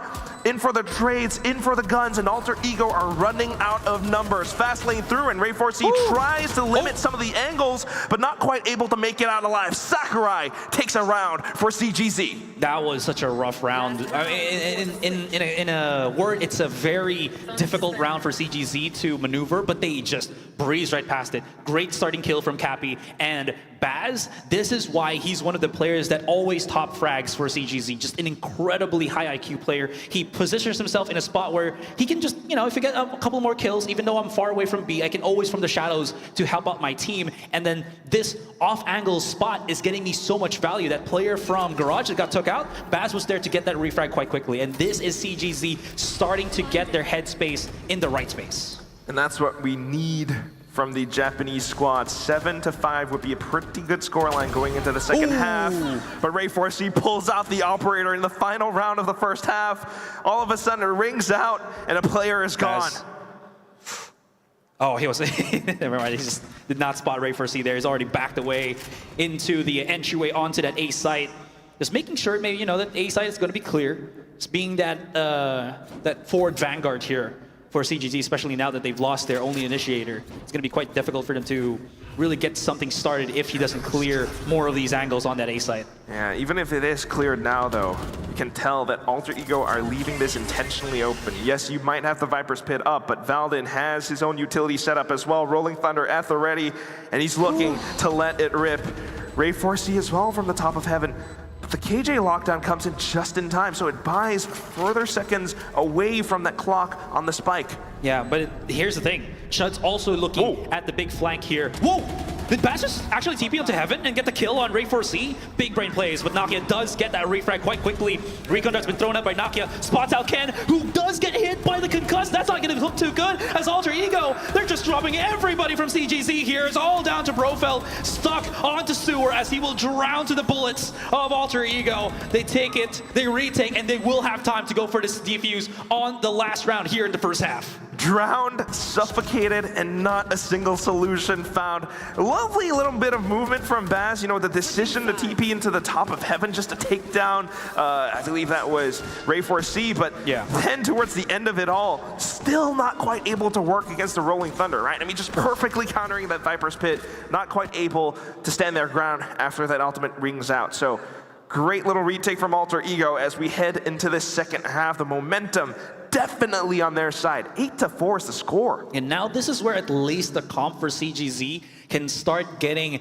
a lot more value if you look at it, because they finally have a Viper wall that doesn't have to be placed in sewers anymore. He can separate maybe the B to C site, A to B site, vice versa. We'll just have to see, but it does help because that decay is going to be very good in just allowing you to mow your opponents down if you time it correctly. It's all about their system and how well that defensive approach can work along with it. But Alter Ego, like we mentioned before in the pre-show, they are an incredibly fast team, and already Ray4C breaking a lot of lines into the C side. Fast lane was sent up, but just a bit of presence, not quite committing to the hit. Did you see how many smokes they've committed? Baz just threw out both of his dark covers, so this might leave B-side exposed to a quick little push here, especially if there's no more gas, no more fuel left for the Viper. And that's the plan. So just waiting out a lot of the utility. Baz gets a little bit curious, peeks out, but Ray4C falls. It's a bit of a trade forgotten. It's not too bad. I mean, again, I wasn't expecting Baz to get a pick there, so that's actually a step in the right direction for CGZ, because still, they have their controller, they've taken out the alter ego duelist, so that's going to be big, and now we'll just have to see how the repush for alter ego starts to happen. Yeah, not too bad. We really like those moments, Azurai. Very positive. Sure. But it's not great for alter ego, so they're going to have to go guns blazing into the C site, trying to fight fire with fire, but Cappy will be able to fire back. Chud makes the trade happen, but he's down and cold and alone. Spike in his hands, looking for the plant with 20 seconds remaining. As soon as he taps, Crest Gaming approaches. A bit of a double approach as well. He's going to have to try to work around the angles, but gunned down by Ken with the Sheriff. That was huge from Crest Gaming here. That, again, readdressed to push into Garage. Again, losing Ray 4C as well for Alter Ego, slowing their pace down. You saw how different of a tempo, how different of speed they can actually take a site without their solo duelist, right? It's a lot slower, and Crest Gaming is a lot more prepared for it. So with that being said, this is a solid second round start for Crest Gaming. As they have picked up both pistols, something that, you know, wasn't quite happening in the group stages. So this is a very good look from Crest Gaming, and hopefully they will be able to convert it into further rounds. Hopefully not dropping the eco like we saw in the first half. Alter Ego has been really good on the pistols, so even on the Thrifties, they are a team to look out for. Sakurai firing off initial shots past the smokes from Gotten in towards a lobby, but nothing found yet. It's going to be the Bucky from Ray 4C being deployed in the round. Oh, they're about to explode into this one. Trailblazer used just to delay things a little bit. The push out from Ray 4C, he has no fear whatsoever with the Bucky, but can't find an opponent. Ken's just right on top of him. Baz helps out, although Gotten as well as Nakia getting a couple kills here. Oh! The missed shots! How is this happening? And Cappy still gets the kill. We're all down to the one, but there is a very low Sakurai. Could make it into a 1 versus 1. Can he isolate the fights here? Nakia gets spotted out in the open by the two players in two different directions, and that's gonna be CGZ pushing back against Alter Ego. Yeah, Ray 4C, right? He was looking for him. He was right on top of you, bro. Where were you looking? Unfortunate for him, but that said, it still is a pretty darn successful eco round for Alter Ego. They lost a pistol, but they still managed to rob 4 guns away from CGZ in their subsequent second round. So this is going to be where the difference comes through. Alter Ego now coming in with a full buy. Can Crest Gaming withstand the initial approach? I mean, again, I feel like the answer to that is a yes. Crest Gaming has been showing a lot more, I think, creativity as well as just willingness to bring the fight to Alter Ego here on the second half, and this has been helping their case a lot. And speaking of which, look at this 3-man push onto mid, Quack. They are fearless right now and looking for the challenge. Baz is already up here on window. There's 2 players remaining from Alter Ego holding what is supposed to be mid. Baz could sneak by and just get a pick by himself if he sees spots out 1. There's going to be the 1-for-1 trade. Now they know that there's some defender players already at A house, and this has gone into the wayside. Both teams trying to scramble for map control. Cappy and Baz playing the crossfire for the moment. Baz is alone. Nakia spots him out, deals with him, and it's 2 players left for CGC. Make that 1 as Cappy cannot get the conversion that he was looking for with the Sheriff in hand here on window. Yeah, trying to move alongside with it. He had the aim, but unfortunately a bit of a misstep forces that shot to go inaccurate. So that said, they have the spike. They were trying to hold on to it, but Alter Ego in with the firepower were just that much more confident in taking those duels against them. So next round coming through now. It's again with those full buys, but Ken is the one pulling out the judge. Ooh. So how is he going to set up with this one? Again, it makes a lot of sense, right? Double controller. You have a lot of these tighter angles where a judge can really hurt your opponent if they're not careful. But look at the setup that they have on C for CGC. Yeah. It's not the most defendable spot for them. Sure, there's the wall, but I don't think it's going to stop Alter Ego if they just go full send on the C site. Yeah, if they're able to take down Cappy, that is. But that is quite a bit of support as well, if you consider the fact that Brofeld is holding out from Garage, so a possible sideline from Garage. That said, in towards B, a bit of a duel against Chud, and Baz gets caught out cold. That's not too good, right? Because again, losing even just a little bit of your lineup already hurts your case because you don't really have that much firepower or you don't really have that much utility to really fight back. So you need as much controlling utility, not just as controllers, but everyone in your team has to have that, has to be still alive to get the most value out of it. Oh, Ray 4C. Standing ahead. Already straight into the site from that fast lane. All the way towards the back of Hell as well. Getting the initial kill. And that's the entire site broken in half. I mean, no way for CGZ to retake at this point, so it's going to be a straight save. Yeah, just run away from the fight altogether, right? Just look if there's anybody lurking about, just so that you don't lose your weapons. But Alter Ego, great little start from that one as well. And again, it just seems so seamless, right? The double initiator with Ray 4C, he doesn't really have to fear or have to do so much to just check every single corner. It's that one recon dart, one fault line that just allows him to march his way into this site. And this is also, what, post-nerf? With the Neon, no more double slides, and it still feels that oppressive when you have the right support system alongside you. Oh, actually, I think it might be the double slide. Still double slide? Maybe because they played through the qualifier on that patch. I have to so double check. We have to actually double check. I wasn't looking at like the counter for. I just noticed it, yeah, at the bottom. Yeah. Well, if it's double slide, then it's even more impressive. So I take back everything I said and just add a little bit more of, oh, they can be a lot more impressive this time. Yeah, they're just continuing on with that. I mean, that said, it still is a lot of the rest of the team right now being, providing a lot more of that kill factor. Nakia, Gotten, and Chud. I mean, look at that. 20 kills and 7 deaths for Nakia. A lot of those were pistol kills. Oh yeah, it was. Right, from all the shenanigans. You remember that, right? You remember that round? Yeah. To be fair, it feels like that was like ages ago because there has been so many things happening, right? There was a point where CGZ was just kicking a lot of butt and was just, again, showing so much happening.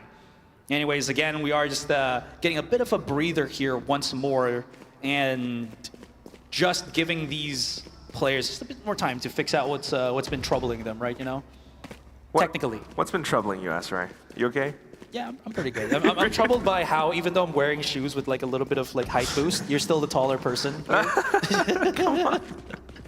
What you asked? That's what's troubling. So okay, so you're saying you're a short king. Yes. Take your crown, and you have a scepter right here. That's the Acer Predator thing.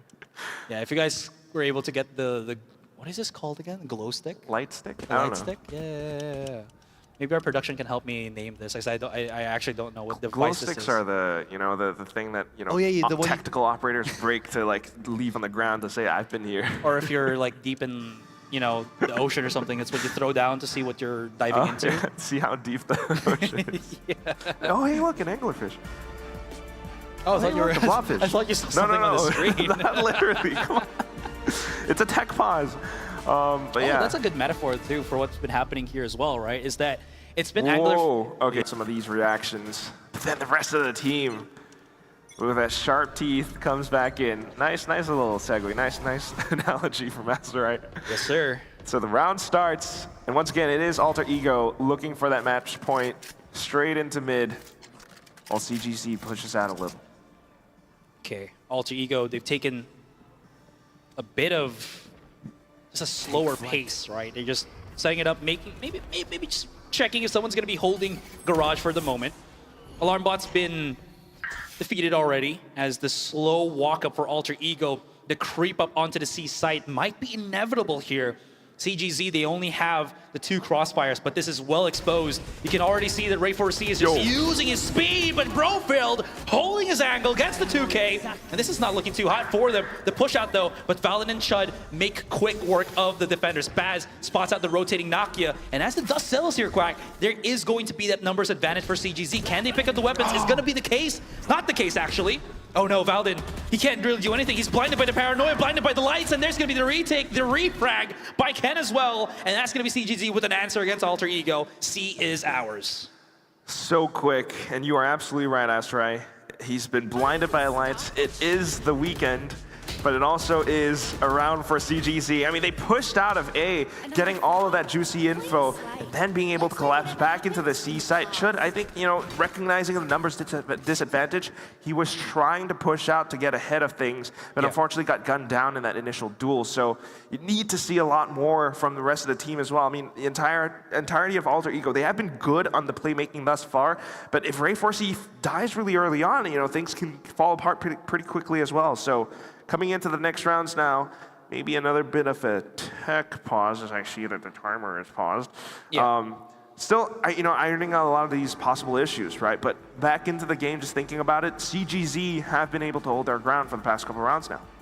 Yeah, and I think it's more about, again, the willingness of some of the players here, because you can see that there is a style of play for Alter Ego where they like to separate the players of CGZ, and just kind of pick them off one by one.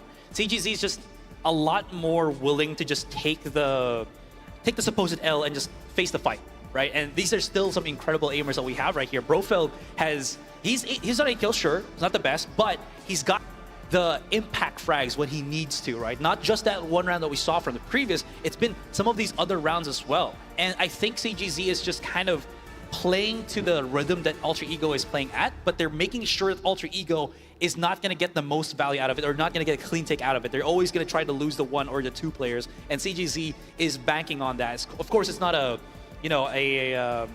sustainable source of winning rounds, but it does help when you're able to make it happen. For sure. I mean, definitely one of those key players for the entire team.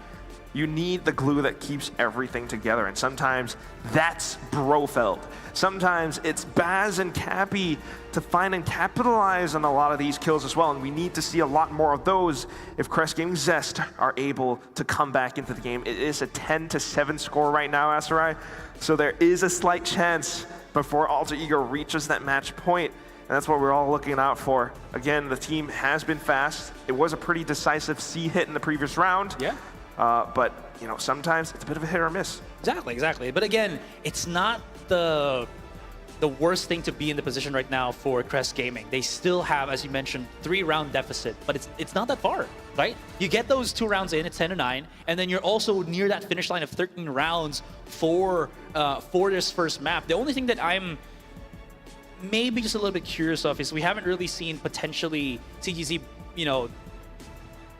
fiddling with the idea of getting an operator, right? And again, maybe it's just Ken wanting to always be at the ready with a cheaper rifle and whatnot. He's really just a rifle player altogether.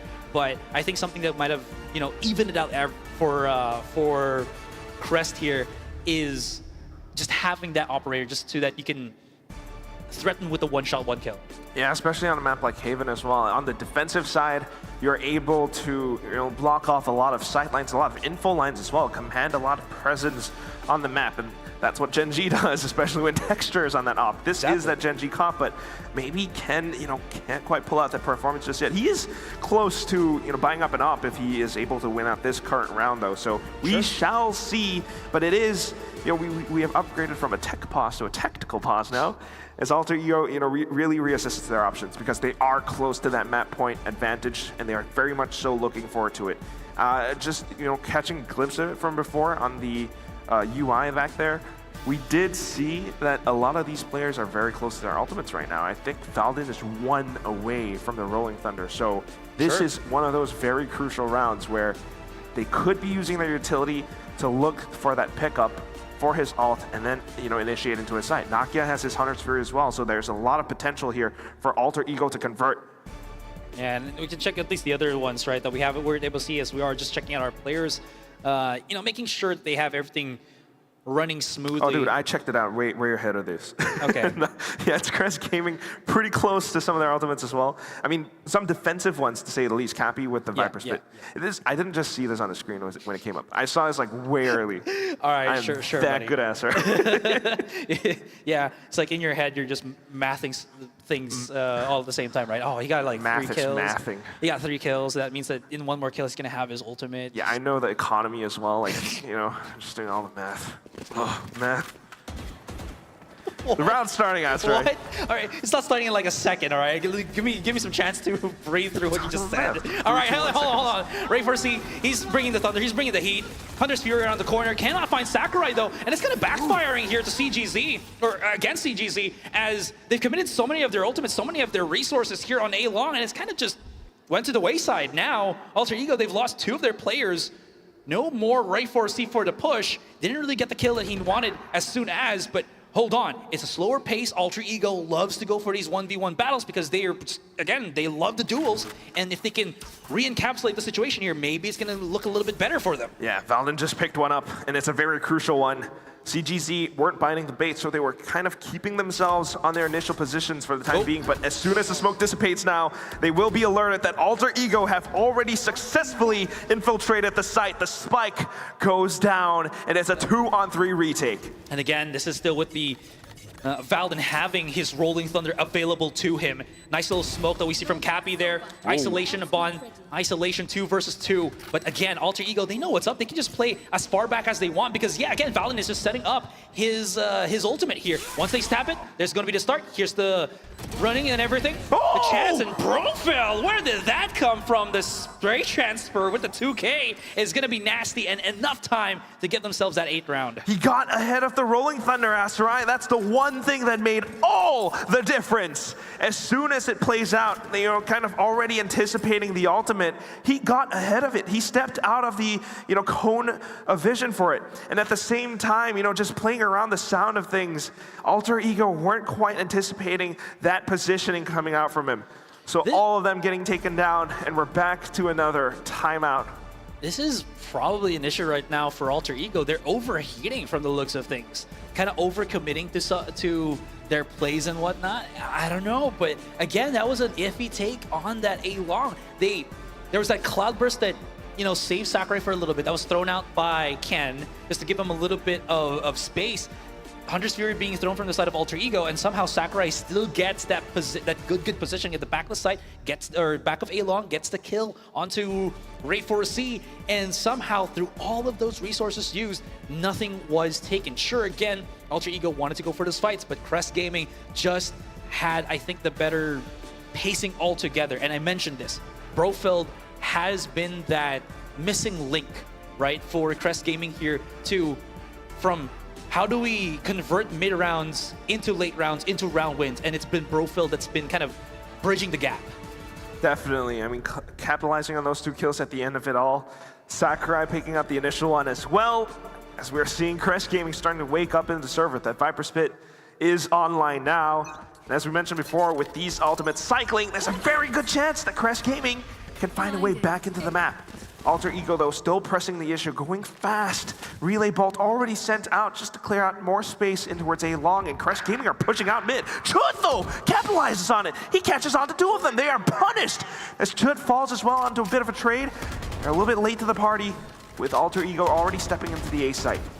Here's Ray 4C already. Ken spots it out, but that smoke stops him from really getting any more vision into the site itself. Is he going to throw this out already and just go for the fight? Looks like he just wants to go for it. Smoke is going to be able to drop down from Sakurai. Just gets immediately punished by Valden. That's not looking too good as we are in a 4 versus 2 numbers, not really favoring CGZ at this point, and it seems like they're just backing away. They cannot miss anymore, cannot lose any more of these weapons, Quack, as we are reaching critical mass at this point. And Alter Ego, they shrug off that last round and just go in for a smoother A-take this time. Yeah, just working alongside some of the micro adjustments in their hits, not full blindly rushing in towards A-Long, but instead kind of working tactically around it, especially with their teammates around the back. They were then able to take down the site that much more successfully as well. So once everything was taken down, I mean, Chud especially lurking all the way towards the back of grass. It just kind of confounded Crest Gaming Zest in that moment. So a bit of a save round being called out right now, and we shall see how Crest Gaming can then find further rounds, because once again, it is a pretty significant lead for Alter Ego in our very first map of the day. Here's something good for Crest Gaming. Oh, there you go. I was about to say it as well. They still have the timeout advantage, so to speak, because I'm pretty sure AE has already burned both of their timeouts right now. So if CGZ can, bring back control of one of these rounds and mess up Alter Ego, and it seems like Alter Ego hasn't had the cleanest of second halves as well, this is going to be good for the Japanese team, because they are able to push Alter Ego to a more uncomfortable spot. And we've seen that happen in these couple of rounds with Baz and Ken kind of just attacking from 2 different angles and still getting that value, which is pretty damn big here for CGZ. Yeah, that's what we're looking for. It's not going to be easy, though, Asterai. I mean, there is a very good chance for it, especially with the ultimates that they have online. But yeah, possibly, not going to see any more push-outs from the side of CGZ now. You definitely need to play a lot more defensive, and we are looking for those 4 sweet rounds to push them into that 12 because they have the 8 at the current moment. Alter Ego definitely being able to switch up the game plans, pick up the pace with the momentum that they've already set from the get-go on this map. Okay, no weapons for Baz here. No, there we go. He picks up a Guardian in hand. All right, like I mentioned, 2 more rounds needed here for Alter Ego. Seems like they're kind of changing pace a little bit and looking for a window take. Nice little TP that we saw. Oh, the push out from Baz though, man is fearless. Gotta give him that. Puts down Chud to a very low HP. Ray 4C spots out the fight here against Ken. Does he overheat though? Because there's a bunch of players right in front of him. Nakia as well. Great push out, and they're just able to get these 1-for-1 trades. Not the worst just yet, and it hasn't really gone, overload for both of the teams. Still, somehow Alter Ego is getting the advantage bit by bit. Brofeld is pushing back as well, but these trades, these fights are just so damn messy. Baz wants to go for the shrouded step. TPs, goes around, Valorant just full control, Brofeld, oh my god, what is happening? He has to chase weapons, oh no! No bullets! Oh, it's the 1 versus 2, he could have made it into the 1 versus 1. Brother, not like this. It was a classic and Valden was just like tickled by it. So no factor, Alter Ego will continue to push forward. It's map point now for them on the very first map. It is their map pick after all, but that said, what a way to end the round. A little bit clumsy. It was an opportunity for it, but Alter Ego stayed locked in. We have the guns being bought out by Crest Gaming now. A Spectre, some lower rifles being pulled into the equation, but is it gonna be enough to keep them in the game? Cappy pushes out, takes out the camera, looking for Chud, who has been lurking all throughout this entire map. He's just chilling around grass for the moment. The push out from Cappy though, there's gonna be the use on the Owl drone already as Cappy backs away. Chud not willing to really take this fight just yet because he doesn't know if anybody's pushing out from Garage. That could be a very painful position for him to deal with if he overextends himself. And both teams really just waiting for the big plays to happen. The paranoia comes out and Chud just immediately throws out his cyber cages just so that he can keep himself safe. And he's making sure again that there's no weird flanks coming out here from CGZ as they're preparing to go for this A-side take for Alter Ego. Yeah, but CGZ though, Sakurai, the IGL, I mean, they're making such great reads at what's happening right now. 4 players, 3 still stacked up towards the A site, and they're very much in position to receive Alter Ego as soon as the hit comes through. Yeah. They're waiting for it. There's the push out. Nice little use on the recon dart. And Ray 4C not able to get the conversion here. Nice little flashes all together. And they're all falling down like flies. The snake bite beautifully placed at the entryway. Oh, they are. Chud with the flick, but it's a 1 versus 3. Not the end of the world just yet. 15 seconds. And he uses the neural theft. I don't think he has enough time to really push through this. Even if he is exposing the positionings of where CGZ is, he has to go for the 1 versus 3. Tries to go in. First fight into Ken. Tries to back to the side, but Cappy's already waiting for him. And that's going to be 12-9 as CGZ pushes back. What a read. And there's just no way in hell that Chud, even with all his sharp shooting, makes it out of that last moment alive. He just didn't have the time to go in for it. So feeling that pressure, has to push nonetheless. But that was still a pretty great setup from CGZ. Recognizing that Chud often lurks outside of grass, they kept 4 players in towards A. It was still Cappy, getting rid of all that initial utility around mid to make mid a less oppressive area. So great job, and it does, make you think that they're gonna do that a lot more. But Alter Ego changes up the pace straight into C, but shots being fired by Brofeld right now. Yeah, and it looks like Alter Ego, they're just going into the meat grinder here bit by bit. Nakia somehow manages to pick up the pick onto Cappy there, opening up this A site. The push out from Chud, and he gets a double kill. This is huge. Gives him a little bit of breathing space right now, Quack, into the 2 versus 2. And as Chud is still alive, he does have that Cypher utility to give them a bit of backbone as they play for the post plan. You can see them backing away already into C-Long because they have that Hunter's Fury. It's planted for him. There's a chance. What does Nakia's utility look like? The cam has already spotted them out. Ken's looking for the angles, but Chud's not quite giving it to him. Hunter's Fury deployed, and it pushes Sakurai off with the spike. They have it half, though, and there's still a chance that CGZ sneaks out the defuse. Ken gets ahead of the game and win with the kills. They get the round. It's 12-10, and CGZ are not backing down. we're nearing the finish line, Quack, and it feels like Alter Ego, we'll finish out the first map, but Alter Ego, it feels like they're starting to run out of breath here. They're just charging into CGZ, who are the more composed, comprised team right now, and CGZ, they're not budging at all. Baz is in such a great spot, 23 kills already, and you were mentioning this a couple of rounds ago, that CGZ had so many ultimates, and they're gonna have it here and now. 2 more rounds to go for them to push us into overtime, and it is looking mighty feasible for the Japanese team. Placing swarm grenade. Very good opportunity for it. Ultimates online. And Alter Ego continuing to try forward with their speed. But so far, so good. Press Gaming are still tampering with it. Rolling Thunder deployed, though, in with the Paranoia as well. Cappy's completely affected by the utility, and here comes Ray 4C. Guns blazing with the overdrive. In with the judge shot, down to the final one as well. But Sakurai alongside Ken, the blades are out. It's all down to Chud in a 1-on-2. Spike down on the ground, and he has to be careful and precise with every single footstep that he makes. Slow clear of the angles, trying to slice the pie, but not quite checking out logs. It's Sakurai who gets the kill and puts CGZ within range of the overtime.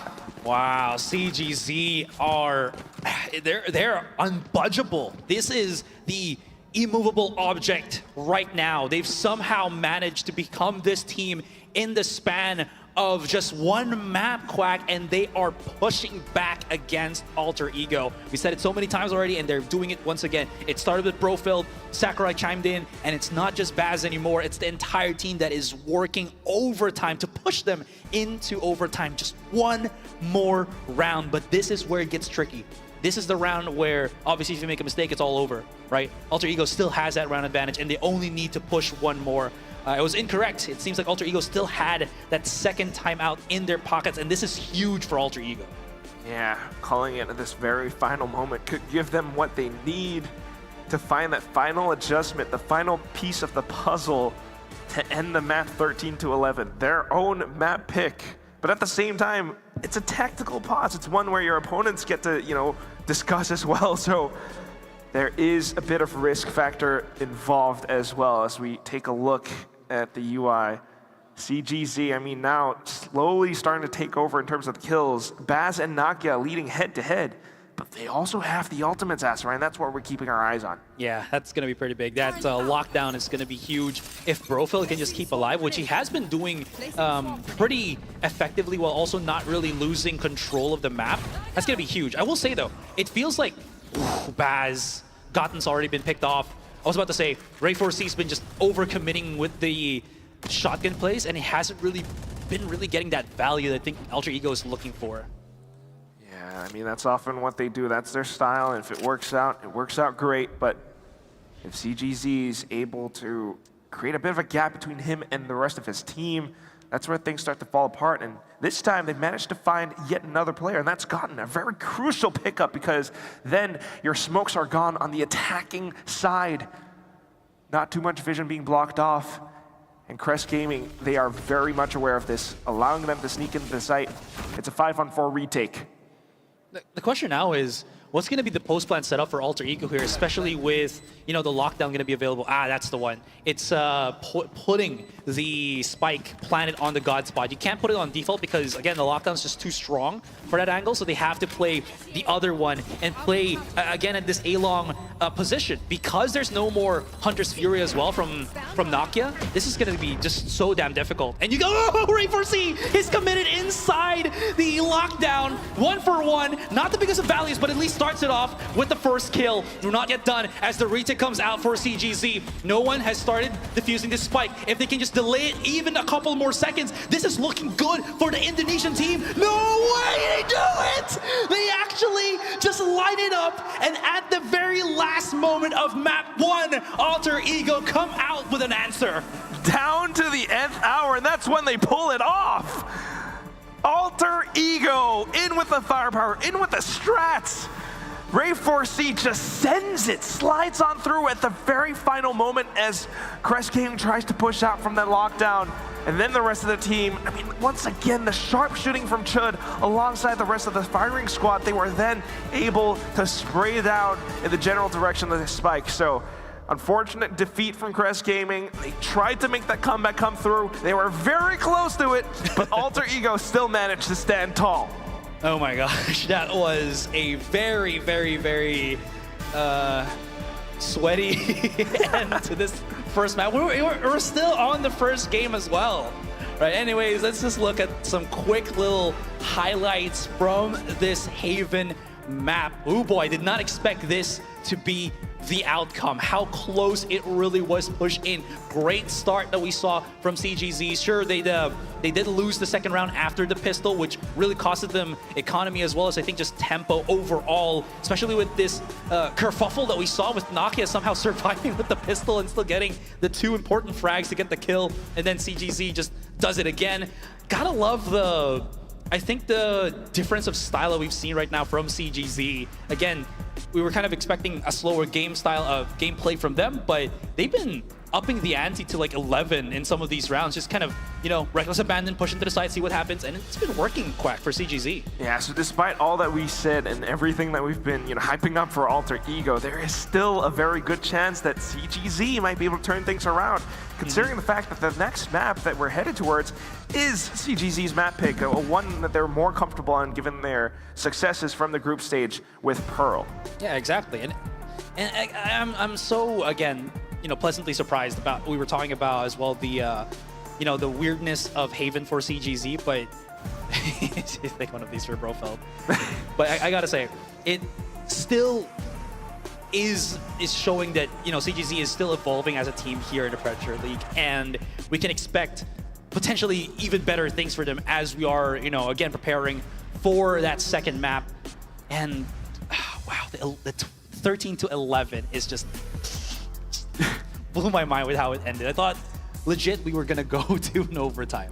It was very, very possible. They had the ultimates, they had the lockdown, but you know, it was just Alter Ego again with the shooting. So I mean, that's very much true because we are seeing that evolution of Crest Gaming as they are playing. You know, like what we mentioned before, right? They don't have that many opportunities to play against some of the you know, inter-regional opponents. So this might be one of the, you know, first few times that they're doing it, and with that, a lot more experience coming through as well. I mean, sure, you know, online scrims and everything, but it's very much so different on a big stage like this. Yeah, and I gotta say, I think some of the credit has to also go to the coach for CGZ, right? The really good timing on the timeouts, or calling the timeouts at really crucial moments. And you see how big of a difference that works out for CGZ, especially for the players that get those first contacts. Ken looked a lot more decisive, a lot more confident once the timeouts were called. And then players like Brofeld also started like picking up the slack after, I think, some part of the second half. So it's not just the 5 players right now that we're seeing from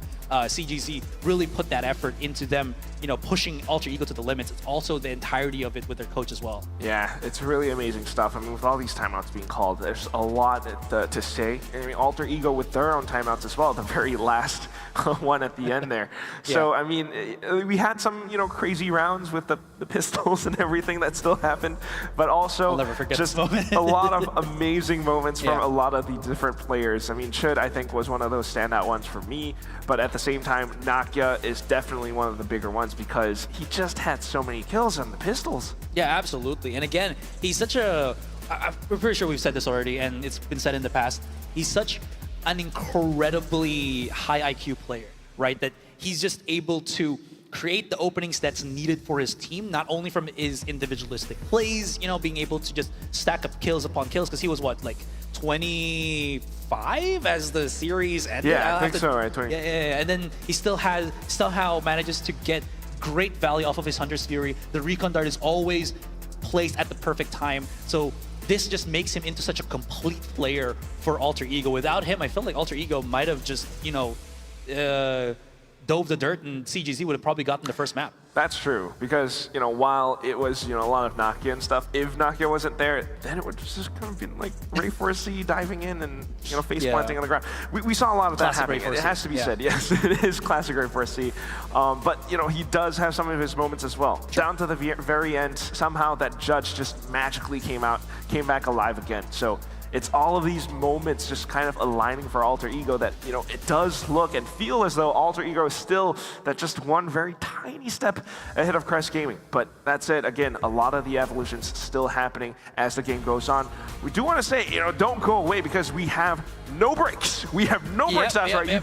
I'm cracking the whip and you got to keep on working. Whoa. All right, so pick up the flower. We're picking up as well the game MVP for the first map. And of course, the production also knows it with us. It's Nakia, ladies and gentlemen. He is not 25 kills, but you know, it's just -1. It's 24, 13, and 9.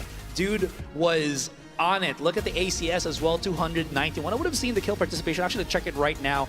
His kill participation for this one is honestly pretty good for how many kills he's gotten. He's gotten 75% of the overall, you know, pool of eliminations that Alter Ego's gotten. So he's really been, you know, hard at work, not just, again, doing those steps that we were talking about, but also just putting as much effort into the KDAs as possible. Yeah, it's not every day that you get to see the initiator player, and not just any initiator, the Intel initiator player being able to pick up that many frags, and his sharpshooting, especially with the pistols of all things, definitely set the tone for the entire map. If that second round hadn't gone that way, you know, who knows what the outcome would have been, but because Nakia picked those kills up, because Nakia continued forward with those Hunter Fury timings and everything, he was just able to provide that much value, and hence the MVP of the very first map on Haven. So yeah, no breaks. We will be, you know, continuing forward and you know, theory crafting and breaking everything down as the players kind of take a little bit of a moment to gather their thoughts and then head into the next map, which once again is going to be Pearl, picked by Crest Gaming Zest. Yeah, and I'm very, very excited to see Pearl once again because I think it's been a hot minute since I've also casted a Pearl game. So especially with the changes that we have seen with the agents and whatnot and how good that first map is, we can only really expect good things from both of these teams. Now we're just going to be checking, you know, more of the stats that we saw from that number one. I love stats. I love stats as well. I'm not good with math, but I like seeing numbers in front of me without needing to compute. So thank you for just having all of this in front of us. We'll say though, on the other side, the Crest Gaming MVP, Baz, has been such a thorn for Alter Ego. 25 kills, sure, it's great, right? But the way how he got to those 25 kills was also pretty good, right? It's not just him playing at the back of the side, waiting for that push and it's getting multi-kills. It's him proactively playing in key points of the map and getting those kills, getting the anti-lurk kill against Chud, getting those 2 versus 1s. This is what makes Baz stock rocket so high for the Crest Gaming roster. You know, you love stats, now you're talking about stocks. Damn. Yeah, it's only Valorant stocks. I'm terrible with like real world stocks. But yeah, anyways. It's true. I mean, Baz definitely was that impactful player. We're you know, joking around. But that's very much the case in fact right now for Crest Gaming Zest, and hopefully we get to see that performance carry forward into the next map as well, because some of these individual head-to-heads or 1v1s as it were, coming out from a player like Baz, it definitely provides a lot of value to Crest Gaming Zest, because if he wasn't there to take down some of these fights against, you know, like you mentioned, anti-lurks against Chud, then these rounds would have been rather different for Crest Gaming Zest as well. Sure, exactly, right? With all that being said here, I think we are hearing some of the fans just giving a bit of love for both Crest as well as Alter Ego. So we'll keep that in mind for us. Again, we still have so much Valorant action happening for today. And again, as we mentioned earlier as well, if we don't finish this first series a little bit earlier, if you're expecting already the second game between, you know, Zolan and Zipto to come up round 3, we might have to push that back ever so slightly, guys, or 1, sorry. So just, you know, bear with us and whatnot. In any case, we are preparing for this second map already as the players, I think, are back on their seats. And again, Pearl is the name of the game. Was this the... Actually, can you refresh my memory? Is this the updated Pearl already or not? Yes, it's an updated Okay, Pearl. thank you so much. No, they're not in their seats, Astra. They're like really? ready. Maybe they're just hiding underneath their seats because I can't look back. To be fair, our tables are pretty high. That's where they do their like group meeting. It's just like, all right, game's over. Let's get down. I mean, I wouldn't mind doing that. You know, I don't know. It just feels a lot more personal. Ladies and gents. This is what goes on in this mind of his. Underneath all this hair is the guy that's thinking, all right, players have meetings underneath their seats. Or underneath their desks. It's worse under seats. It's not Can we ergonomic. talk about the comps? All right. So what's the comps that we're kind of expecting for here for Alter Ego? And Crest, since you've been so adamant about discussing it, and we have to discuss it as well for sure. Put me in the hot seat. Okay, so I mean, really, the one that I'm kind of thinking about is Crest Gaming's S. They picked this map. They did it in the group stage as well, and they did pretty darn well. I mean, against their opponents and rival. Just rival from India. So they kind of have that 13-8 scoreline on Pearl, and it's largely due to the fact that they're playing, again, the very structured, very systematic approach, but this time utilizing, again, the double controller, but instead of the Viper being pulled through, it's Astra Harbor. So kind of back to the sort of old meta that you saw before when Pearl was in the map pool back then, but now they're bringing that back in again. So Fade, Astra, Harbor, but at the same time, Ken still on that jet and also Brofeld on the Killjoy. So that's going to be quite interesting as well, right? Because this is also the first time that we've seen Crest Gaming actually play Pearl ever since, like a couple of years ago. So this is the first time that they brought it out, and we don't really know the extent of how effective it can be, minus just the game that we saw from Rival. Right, so what's going to be other adaptations, especially with a different paced team such as Alter Ego. But again, as I mentioned, they've proved themselves on Haven already. They're able to really react to that intensity, I think, that Alter Ego brings to the plate. If they can make that, if they can make the same actions or decisions, maybe not in the way that we saw Haven, but still adjusted ever so slightly, it could turn out to be a very good Pearl map here for Crest Gaming. There's definitely a good chance for it, because remember, we saw Baz and how proactive he was in a lot of these fights, taking down those one-on-ones and really foiling his opponent's plans. On the Astra, he gets to do that, but from a much safer place, right? Going into Astral form and placing those stars and everything. Just really working alongside the team. But at the same time, in their match against Rival, it was Brofeld who was the outstanding player. Another, outstanding name that we were thinking about from this first map, because Brofeld, like I mentioned, kind of the glue of the team, started to wake up towards the end of that game. He got ahead of the Rolling Thunder that Valden was sending out. So it's that kind of forward thinking, that foresight that really gives them the advantage. And when you're playing a Killjoy on a map like Pearl, you can really control the map very well, especially places like mid. You're placing your alarm bot and your turret just to block off Art and control a lot of these areas. So your opponents, Alter Ego, they're going to have their hands quite full on this map. And their composition is pretty interesting as well, because they actually bring out the ISO. But this was like back then in Challengers League, Split 3. Sure. And again, we don't really know if they're going to be doing the same thing once more here. But I mean, I feel like there's a lot of usability with the ISO as well, right? But I think the only big problem I have with it is you're bringing Nakia away from his signature Sova. So that being said, it's going to be Valden that's going to be playing on it. Nakia didn't really get the stats that we were kind of hoping for when he was playing ISO, against these guys in the Challenger League.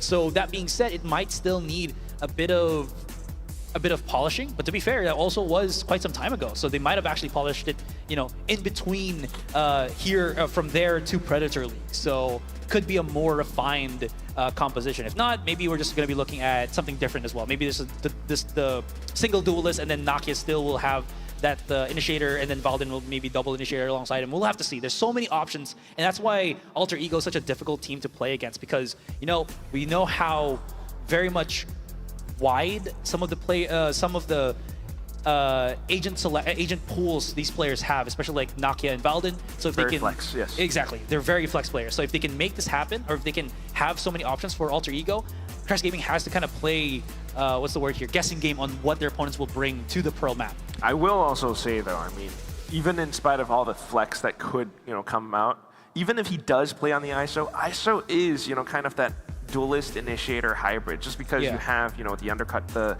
wall that you send out that can kind of debuff your opponent. So there is that. I like to chance call it for the that. Riot Shield. Oh, the Riot Shield, nice. Okay, maybe, but yeah, we shall see if they actually do stick with it. I mean, it's a very effective agent still, and him being able to frag out in that fashion, it's very effective. And if he does land his kill contracts as well, the ISO ultimate, it just removes one player already from the equation against your opponent. So Alter Ego still very much a team to be reckoned with on this map. The one player, though, that I do want to keep my eyes on, or focus a little bit more attention on is, it's got to be said, It's Ray 4C. Okay, You yeah, know, makes sense. he's pulling out those movement plays. He does get his moments, but it's not always consistent. He's a double-edged sword, right? He can sometimes put that sharpness against opponents, but then sometimes he gets impaled by it, right? Again, the over-aggression that we see from time to You time. mean like you're swinging a huge sword and then you're like, I Yeah, hit and he myself. overswings and then just hits him himself. That feels like it's straight 4C, right? Again, we love him as a player. He's explosive, he's entertaining, but at the same time, he has that volatility that I think sometimes just does not favor what Alter Ego wants. But again, they play alongside it, right? They try to make as many reparations around it for as much as they can, and that's why they have such a great dynamic, because you never know what kind of team you're going to be going up against, and it becomes very unpredictable. I think that's fair. I mean, you know, it has to be said, because the last time that they played this actually against DSG from Valorant Challengers, he had 9 first deaths on that map. So it's quite a big number, but his team still made it really close, right? They managed to close out the score, 10-13 against DSG. So even though they lost, just reaching double digits is still really close. And Ray 4C, if he's able to pull out that overdrive, there are so many things that he can do. We're just needing to see a little bit more consistency in how he's able to find those first picks instead of like just diving in and then dying first. He actually didn't die too early on, too many times, too frequently on the first map of Haven against Crest Gaming. So it was not too bad. 4 first deaths earlier on. Okay, that's pretty good for stats, including when you think about Ray 4C. Anyways, we are heading into the agent select here as we're preparing for the second map. We got okay, I like this.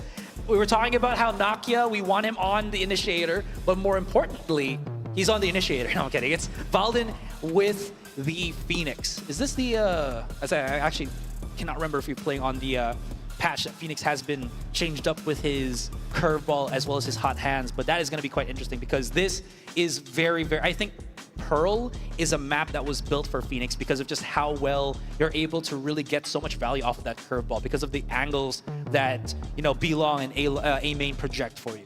Yeah, I believe it is. I mean, still, not quite just the utility being Swapped. Yeah, swapped, and also the utility kind of getting buzzed as well. It's also the fact that you can still heal yourself and stay on the go with it. I mean, because now you can just touch it, right? So very effective, and some of the other teams have already employed this from the group stage as well. I think Zipto is definitely the one that I'm keeping my eyes on for that one. But, bringing that change out. Instead of the ISO, we have the Phoenix, we have Nakia on the Sova. This definitely looks like a very good change for Alter Ego heading into the second map. With all this being said as well, yeah, again, second map is where we're going to be heading into, as you did mention. Sakurai is going to be playing on that Fade, and have we actually seen him on the previous map that they played on the Fade with? On the last time that they played? Yeah, I did. It's the same thing. Okay, so that being said though, I do like this because again, you have such great positionings with the Haunt that it's not going to be easily broken by opponents if you're able to time out a throw with the Haunt as well as swing out for contact, right? And that's always going to be good when you're up against double duelists that's going to be able to just kind of want to force fights as frequently as possible. Yeah, but that's it. We are starting things off. Alter Ego on the defense, and already just placing those cameras around the A site he creates a bit of presence, and CGZ are trying to deal off of it. So, bit of noise back into A of their own. B as well, with Baz just kind of taking shots against Ray 4C, but that's enough information for both sides that they are then able to back off and hold their ground. Go, go, go. Now they're starting to stack up here on the B site for an aggressive push, if ever. And they're actually, okay, there he is. A couple of smokes, response here, Harbor Wall, High Tide gonna be used already, but it's a ruse right now as CGZ is backing away. 50 seconds left into the clock, and they have some time to just, again, go the opposite direction. But this was a pretty hefty use of smoke abilities for CGZ. So I wonder if they're going to just march through their way onto A main. If they go the other way here into the connector to the A site, there will be at least that Cypher tripwire to stop them a little bit before they start pushing in. I do believe, given the timing of things, they should be able to refresh some of their smokes as they head on through. So just banking on a lot of Ken for now as he updrafts into safety. No, into the opening. Nakia won't land that shot. Valdin just trying to back in around as well, but Sakurai in with the trades from the back of stairs will be able to take them down. Chud and Gotten all the way from Secret, finding shots of their own as well. Pick up the pistol for Alter Ego. I was about to say, though, it was looking a lot better again for CGZ. Another pistol round potentially for them, and it just didn't really work out. Great positioning from Ghana, as you mentioned, with that crossfire as he comes out from Library and just gets that nice little backstab play that we saw. I thought it was going to be Chud in trouble as he was trapped on Flower, as it was a 2 versus 1, but then again, that big crossfire out in the open, the players of CGZ were exposed. So again, great pistol start here for Alter Ego. Yes, this should do. So once again, being able to find those pistols. They were more successful on it from the group stage, and now with the firepower bringing out, Ray4C is then able to comfortably take duels up B-Long.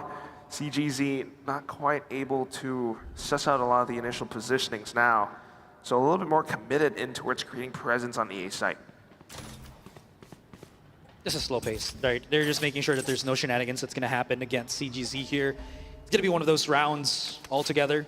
I do like how CGZ is going to compress their firepower here on Library and just start marching their way onto this A site. With Nakia holding this angle here, he might not be able to snipe them as they're trying to cross, which is going to be important. But alongside Valdin, that's right now right in front of him as a Phoenix, it's going to be something else different. Okay, there it is. First contact play, and again, this is what we're kind of hoping for, right? Still having that high tide just to transition in, and it's actually working pretty damn well for CGZ. Spike's already been planted. Nice little positioning from Chud, and even though there was a bit of resistance, it's still going to be the successful planning of the spike for CGZ here for that extra bit of economy. Yeah, just being quick to fire off of it as well. I mean, utility being thrown out, initial information being retrieved from Nakia, but everyone already in position to strike as Ray4C held down B-Long from that initial kill. So Alter Ego staying on top of things. Doesn't bode too well for Crest Gaming, but we shall see how the full buy round shakes up for them. Initial approaches going through back and forth. I mean, they've already kind of exhausted some options earlier on. Gunned down by Ray4C, and with those rifles, you know, being successfully carried forward into the next round as well, you're gonna have quite a bit to consider. You're not quite comfortable in taking some of these duels head on. Big stack. Ooh, was that just through the smoke?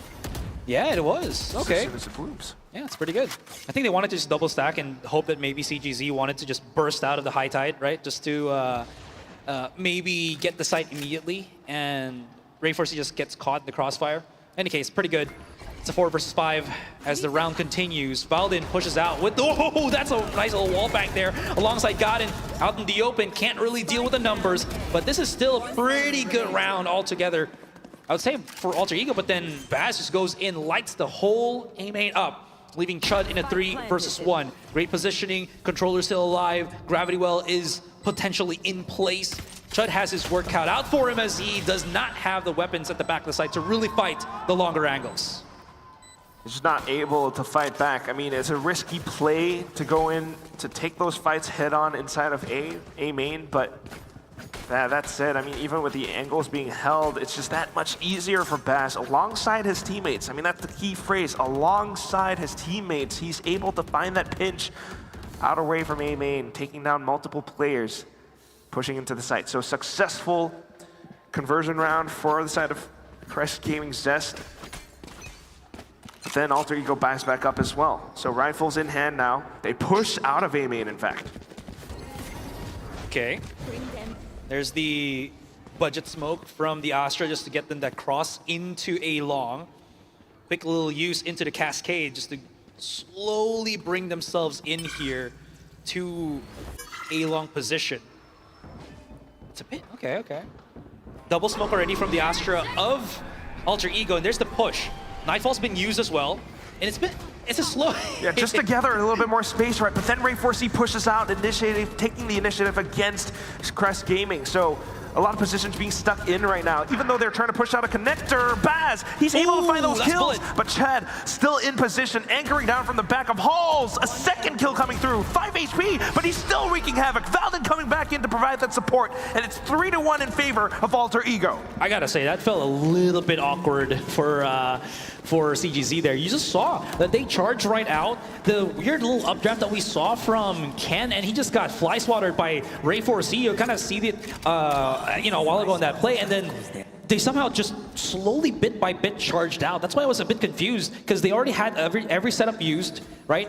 Nightfall committed as well, and there was still nobody pushing up into the site. Were they afraid that, again, the tripwires was going to be punishing enough for them, or what? But it felt like there was that hesitance that we saw from CGZ, and ultimately, it just did not help their case against Alter Ego on that A push. Yeah, especially when Alter Ego are very aware of B push, sorry. Some of your tendencies, especially with that updraft now. So a lot of them are watching out for these positions, and that's why we're seeing Alter Ego positioning themselves in towards A this way. Information outside of A main, nothing found, but you also have Valden just marking art. Bring them down. Yeah, just using the Prowlers, right, for a bit of that information, just keeping both A and B link honest. And CGZ is trying to just eke their way in for some map control.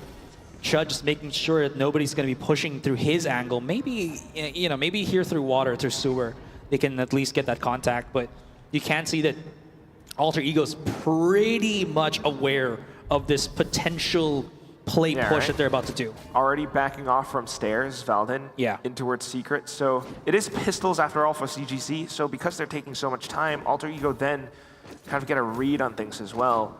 Take a look at Nakia as well. I mean, he's already marking the back of sewer too.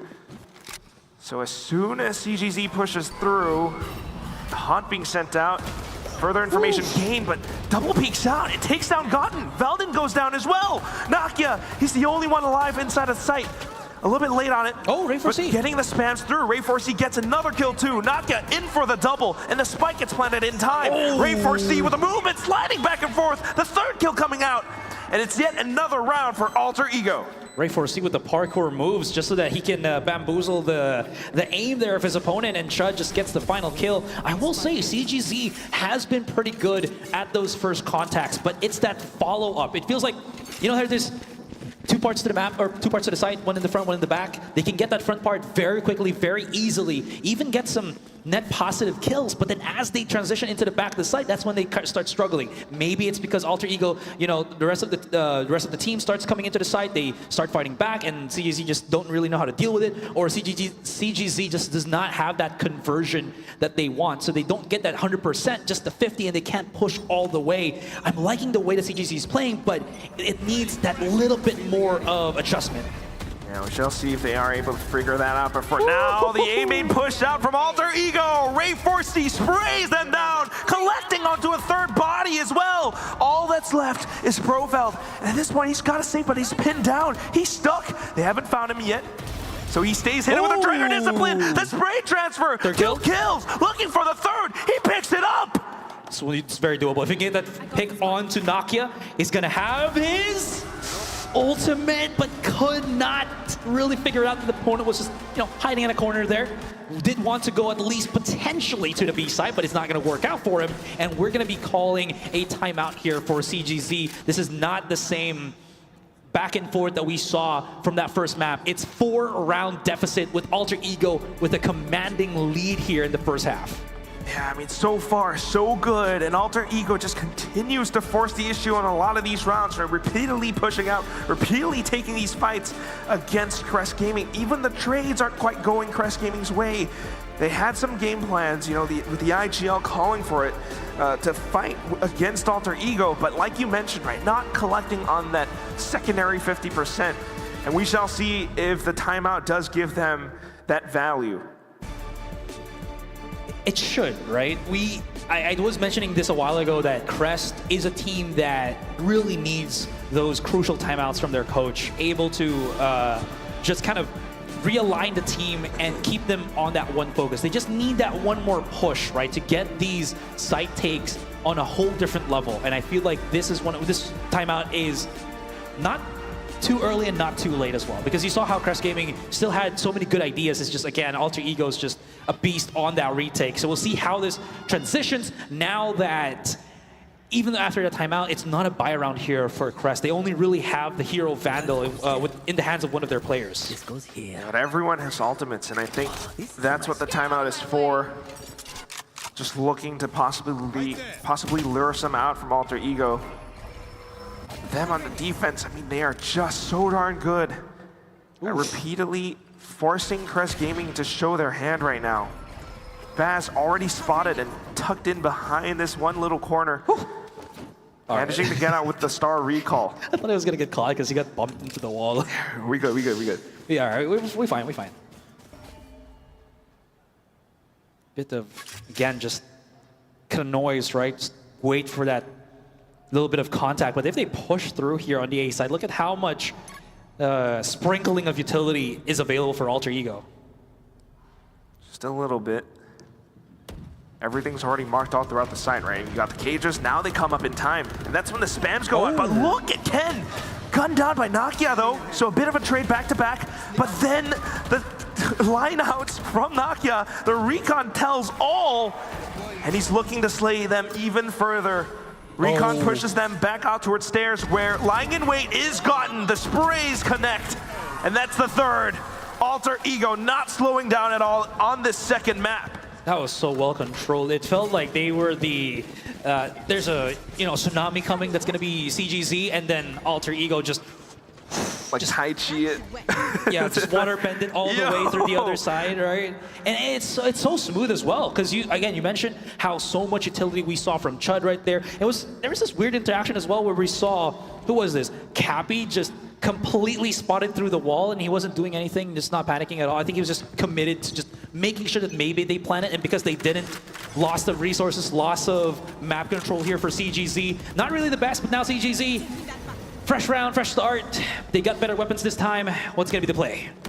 I gotta think it's something to do with the ultimates. Maybe the Cosmic Divide up towards B, and alongside the Harbor Utility just to break in towards the back of halls, but Ray4C gets ahead of it, in with the overdrive, 2 kills already, onto the third, and he's tracing down onto the next. Veldin will be able to steal that away, but all that's left is Brofeld, down by mid, working around the doors. It's a bit of a high-low double stack, but he's able to adjust his aim.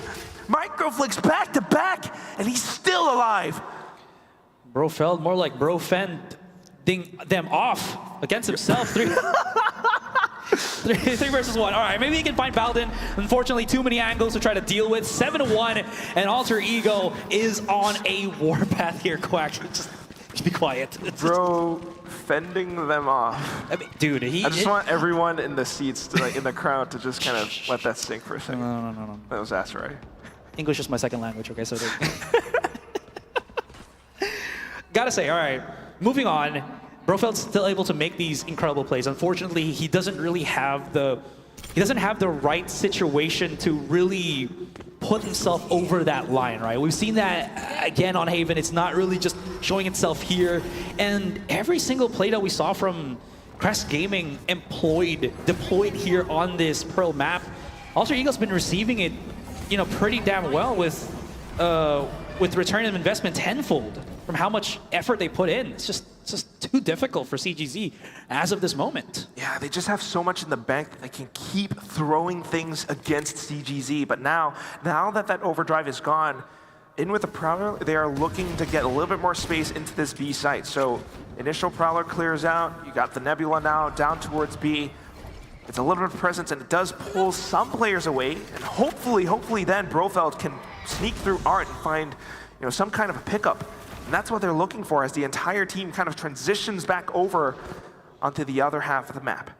Gotta say as well, both teams, more importantly, CGZ has to be very careful where they plant a spike right now, because if you're looking at both the Astras, both Cosmic Divides are available, and a defending Cosmic Divide for retakes is very strong here on Pearl. Ooh, Brofeld with the Sheriff. All right, one more, around the corner. It's very close. Use of the Ultimate already from the harbor here, pushes us all the way back, and it's a numbers to crowd. Ray 4C just a bit too fast on that fallback, but Baz, bam, look at that backstab, clean as can be, and CGZ another point on the board. Not just any point though, Astro. What a thrifty. I mean, the system might not, fully pick it up, but they were, most of them, on pistols. Just being able to send out that fake, thanks to the smokes, thanks to the Prowler that they initially sent to the B side, alongside Cappy's High Tide. It just buys enough attention away from Alter Ego that they were fully distracted by it. So slow on the rotations, that initial pickup from Brofeld on the Sheriff into the A site just did it all. Everything was then picked up from that point. So very successful, very awesome round by Brofeld back there. Now to the next now, and we're back into early B presence. But the star is being placed out from Alter Ego as well. Gotten's trying to throw them off a little bit. And unbeknownst to CGZ, unbeknownst to us as well, Chud has an operator now in his hands. Actually, that's pretty true. I didn't expect him to be the one, but I mean, when you're up here in long, just a nice little narrow corridor of sniping gallery, it's very possible. There's going to be the use of the Cosmic Divide, as we were mentioning just a while ago here. CGC not batting an eyelash anymore, but this fight's going to be brutal as they force their way through. Not going to be without any harm to them as they lose one more player. Plan on the spike's going to be delayed for as long as possible, and this Cosmic Divide's not going to last for long here, Quack. 5-3. If this drops, all hell breaks loose. The other one coming in from Alter Ego. And once again, look at the angles. It's so tight that I don't think CGZ has any room to breathe in. One more player remains. That's going to be Baz. And he's down for the count. Clean round, clean retake here for Alter Ego. Yeah, you can see, right? Every piece of the puzzle is there and set up for Alter Ego. Everything that they had all went according to plan. Chud just peeking out for info, manages to find one with the op. As soon as CGC continues to push on through, you got the recon, you got the Cosmic Divide. Bam. And although they're able to then get the spike planted, because of the Cosmic Divide, they can no longer back off against it. They have to play in front of it.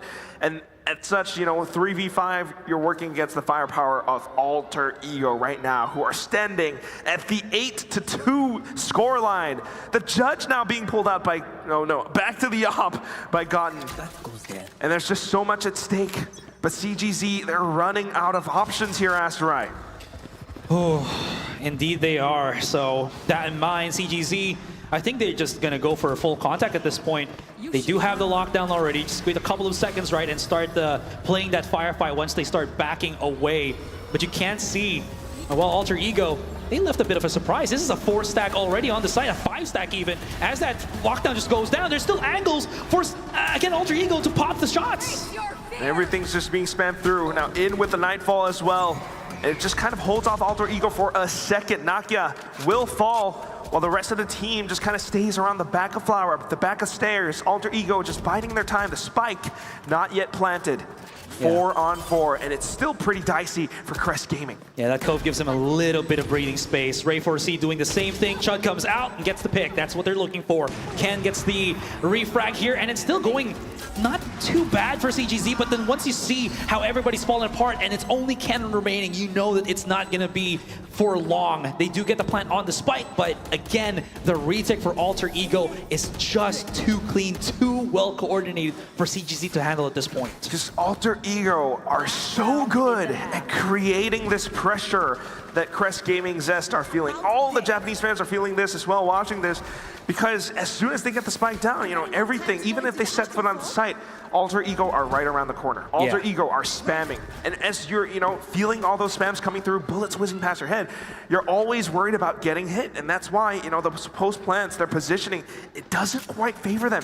Now we're down to the first half, the last round of the first half, before we swap sides. Crest Gaming have yet to find the solution. A timeout was already spent, but now back into the A side, in with the blades from Ken. Can they find their footing? Can they find a bit of that stability? I gotta say, Ken has been pretty good at converting these blades. When he gets a chance to at least find somebody willing to take that angle against him. So maybe it could work, right? He's already taking the high angle here as he pushes out through library, now pushing in slowly but surely, making sure. But once he gets spotted by this Sova drone. He might not be long for this world. He's gonna try to back away through the smoke. He gets traced by, but he's got the safety of the one, the only Brofeld. Valorant does get a couple of kills as he uses the ultimate, coming back to the site, but still CGZ fighting back. 3-3 at this point. Ray4C starting to push. Gets the first pick into the guy on A main. Now it's a 1 versus 2. Sakurai by himself. He's tucked away inside nearby the spike. Back against the wall, pushes out, goes for a conversion, but Valorant's just too quick on the refrag. Down low to 8, but he still makes it happen, and this first half is Alter Ego's. So damn close, but like you mentioned, with those blades, even though he didn't like fire them off to pick up kills, that bait and switch setup where his teammate then capitalized on everything just gave them so much more value. That's the post plant that we're looking for. That's the pressure that was then taken off of Crush Gaming Zest's shoulders. Alter Ego not quite being able to spam through. They were pushed back so far because of the ultimates, because of the presence being made known. They were just trying to avoid some of the initial sight lines, but thanks to that, not finding the positioning that they were looking for. So 10-2, not too bad for Crush Gaming. I mean, it's not that great either. Let's be honest. But it still is, you know, a nice little, you know, moment of respite where they can then maybe collect their thoughts and come back into the second half. I think it's still workable, right? Crush Gaming again is a team that has shown that resilience. We'll just see if they can at least be resilient enough that they stop those 2 rounds needed for Alter Ego. It's actually 3 rounds for them to win this map and this series altogether. Ray4C, we talked about how he's the wildfire of this team for Alter Ego, and he's been just blazing this past first half. You know, very much more so on Pearl, right? This is what we were talking about. You know, he had 9 first deaths from before against ZSG, but now here in the semifinals of Predator League, he's finding so much more value on this Neon of his, and he's doing it again onto the pistol round already early in towards A main. His team also exploring their options across the map. Yeah, just gonna be a make sure we break every bit of, you know, teeny utility that they have. Oh, out in the open Baz though, gets caught by the relay bolt to push out. Oh, gets absolutely punished here by Alter Ego as Ray4C picks it up with the pistol. It was a great idea, a good trap supposedly by CGZ, but it backfired. And now we're just down to Ken. Oh my goodness. Can he do it? We'll see. That's right, Puns. No, that was... Well, it's down to him, yes, 1 on 4. They know he's back at the site though, too. And Nakia's going all the way around as well. 1 sheriff shot fired, and he will be able to find Ray4C, but he's got so much more working against him. Has to tap the spike, but as soon as he does so, even with the flash, a good little flick, but should. Sharp shooting still at the hands, Ether ready, and it's Alter Ego picking up both pistols on this map for that 11-2. Yeah, that was the problem, right? He had some time to work with, because that spike was freshly planted down. Problem was, like you mentioned, there's just way too many players to try to deal with. That was a sick pick off of that flash though, but again, just way too many players to try to deal with. Unfortunate for Ken. Yeah, I mean, that's what it is sometimes, but still, a good little approach coming through. But Alter Ego have been so good so far on this map that it just looks like it's about over. They picked this round up, and it's gonna be map and series point. Sheriff's at the hand for Valvin. And he's looking for the approach, but the Guardian rings off. The Force buys from CGC doing a little bit so far. That's gotta hurt. I thought he was gonna be able to convert maybe 1 more pick there. That could have been a big game changer here just to stop again this potential map point for Alter Ego. I do like the positioning that we're seeing right now from Shud again. He's just making his presence felt on secret. Oh, okay. I take it all back. Well, his presence was felt, but then Cappy just, you know, shrugs it off. So it still works in the favor of CGZ. Shrugs it off, no biggie. I got a sheriff, it's good. We're chill. Back at the site though, it's gonna be Sakurai alone in a 3 versus 1, but look at the big flanks coming in from CGZ as well. It's gonna be the Killjoy Brofeld as well as his teammate. They dealt with Sakurai already, so this flank's not gonna get that value they were kinda hoping for. The thing is, Spike's getting planned out in the open. Can they get the catch? Yes, he does. On to Godin. This is a very great start for CGZ in a 3 versus 2. Yeah, it does give him a little bit more positioning. CGZ now continuing forward with the approach on the Stingers. They are able to take down yet another player. It's all down to Ray4C. Can he clutch it out? He's got the health. He's got the weapon for it, but not quite the slide, not quite the mobility So trying to spray through the smoke, trying to work around the angles, the corners. He knows the pressure is against him. Oh, the the Cove! They stick the defuse, and Baz uses that to then swing out against Ray 4C. What a kill! CGZ stay in the game. That was pretty smart. I didn't expect Cappy still had a Cove still available for him to use. So they they rather knowledgeably waited for everything to just kind of slow down a lot more against Ray 4C. I think they heard the reload as well, which was pretty important throughout the Cove. And then, no, Bob's your uncle. You get yourself another round. Great, you know, plays here from CGZ to keep this map, keep this game rolling. Still need so many more rounds though, but it does keep them alive for quite a bit more, as I believe. Oh. There you go. Won't quite have the economy that they are looking for, but look at that movement! Relay bolt into the slide on the Bucky.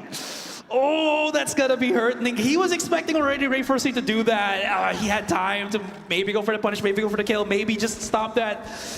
Bucky So Buckaroo, sick. just go for it.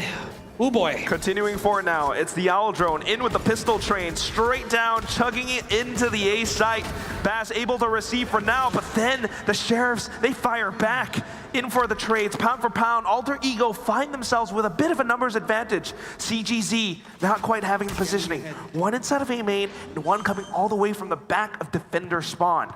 Yeah, they're not feeling too comfortable here. Valden spots out the A main. Chud, he can actually push A main right now and maybe get that backset that he's kind of hoping for against Cappy, which would be huge. Cappy's somewhat aware of it, but again, he has to deal with what's already in front of him. The 2 versus 1 knock is just too clean on the push itself. Didn't actually go for the plant on the spike, wanted to go for the kill first as they have numbers and the time to actually work with 2 versus 1 at this point. Chud's synced up with his teammate, has the camera as you can see on A main, should spot out Hen, he can here, but can he make it happen once again? The push out, the pick, and he does not. The first pick does work out, but again, Chud's just a little bit too quick on the refrag. Match point. And that's gonna be now series point. Alter Ego looking to be our first grand finalist in towards the APAC Predator League 2025. One of the potential teams to raise that shield. Crest Gaming Zest calling out the desperate timeout in this very final moment. Will they be able to stay alive long enough? It doesn't seem likely. My heart's pounding, man. It is just so... I mean, I feel like Crest still has it, right, to be able to push a couple more rounds, but the problem is because it's already at critical mass, there's just... They might just not be enough time for them. They might be able to win 1 to 2 more rounds. Again, they're pretty good at being able to recuperate as a team once they get this nice little breather with the tactical pause, but the problem is what happens when Alter Ego just does Alter Ego things once again. There's so much buffer rounds for the Indonesian team to really just finish it off. Again, we saw that on Haven, right? Be the one thing that CGZ pushes so many of these rounds, but then Alter Ego, they just need 1 more to finish it off, and that's the big difference at this here. Another deja vu moment. Definitely one that they need to figure out, though. So moving forward now, economy not too great, Asarai. Just the Bucky, the Sheriff, a couple of rifles. Is that going to be enough for Crest Gaming Zest when Alter Ego are feeling this hot? Oh, they're just running for it. Oh, never mind. There's maybe I like the setup there for Alter Ego. You saw the hot hands being thrown out for A main just because to see if CGC is going to push out, right? And if anybody gets caught by it, it's going to be an easier time for Ray 4C to get any of the picks.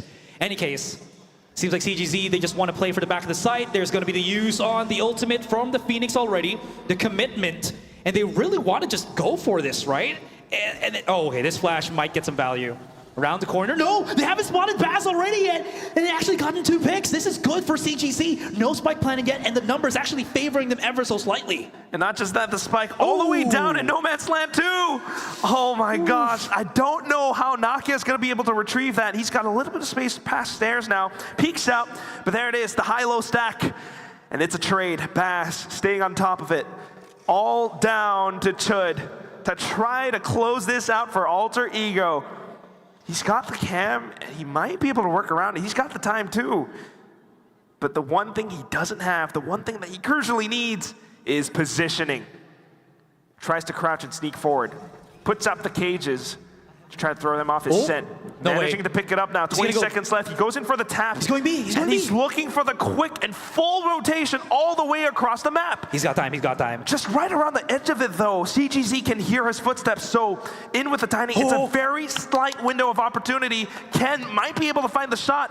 If he goes in for the sprays, might be able to do a little more damage as well.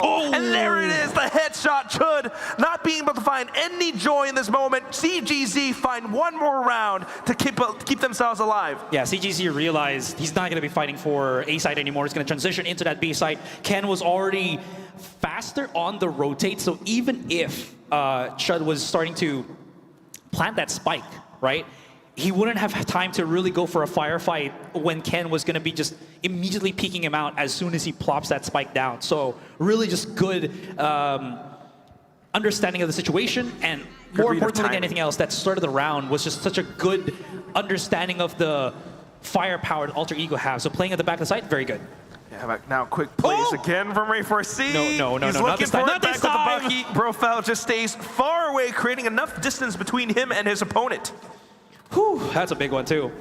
No more deja vu for that one. No repeats, no do-overs.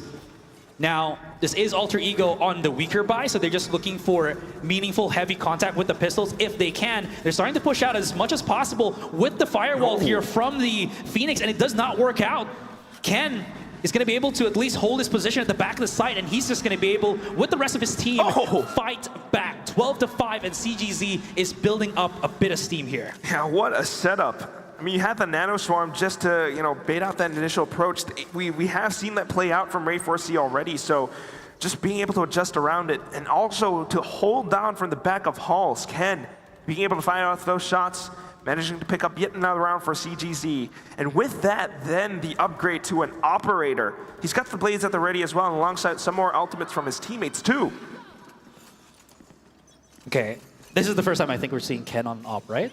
Yeah, the other one was like a Guardian or a Marshal. But in any case, I do like this.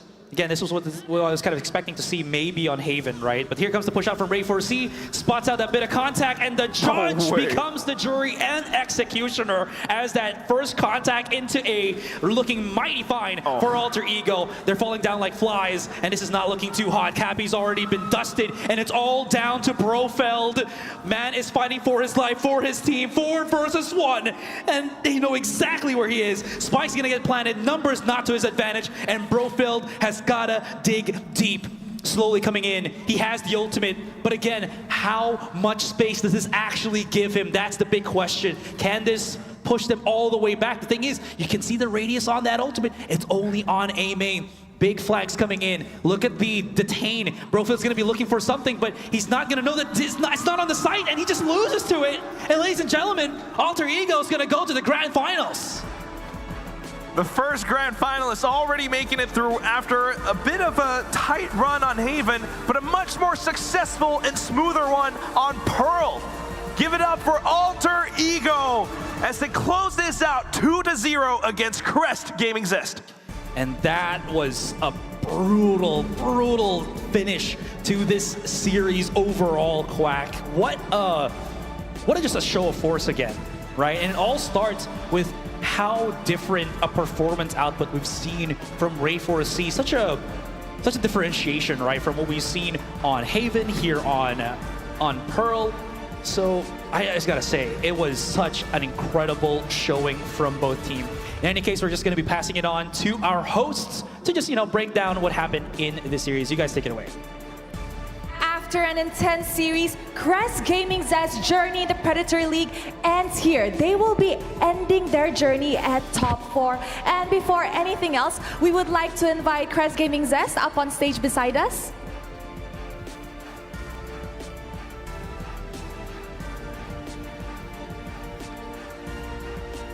Honestly, Flava, the show was intense, the match was intense, and you know Most what? definitely. Yes, we can see that they definitely tried their best. It is unfortunate that their journey will end here, but you know what? Top 4 isn't that bad after all. Yeah, most definitely. I think we saw how intense game number 1, most definitely, as we're looking at quite an equalizer over here. But unfortunately, they have to bow out at this point in the competition. Ladies and gentlemen, can we have a big round of applause for them here? All right, thank you very much to Crest Gaming, Zest. Thank you so much. We hope to see you guys soon or, in the near future. Thank you very much. Me?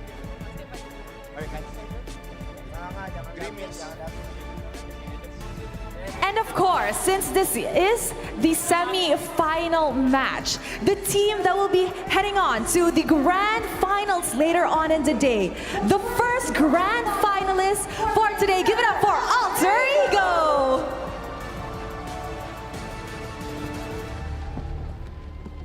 Here we have our first grand finalist, winning 2-0 in the semifinals, won here at the Asia Pacific Predator League 2025. And of course, we're going to be joining together with a winners interview. Get together with them.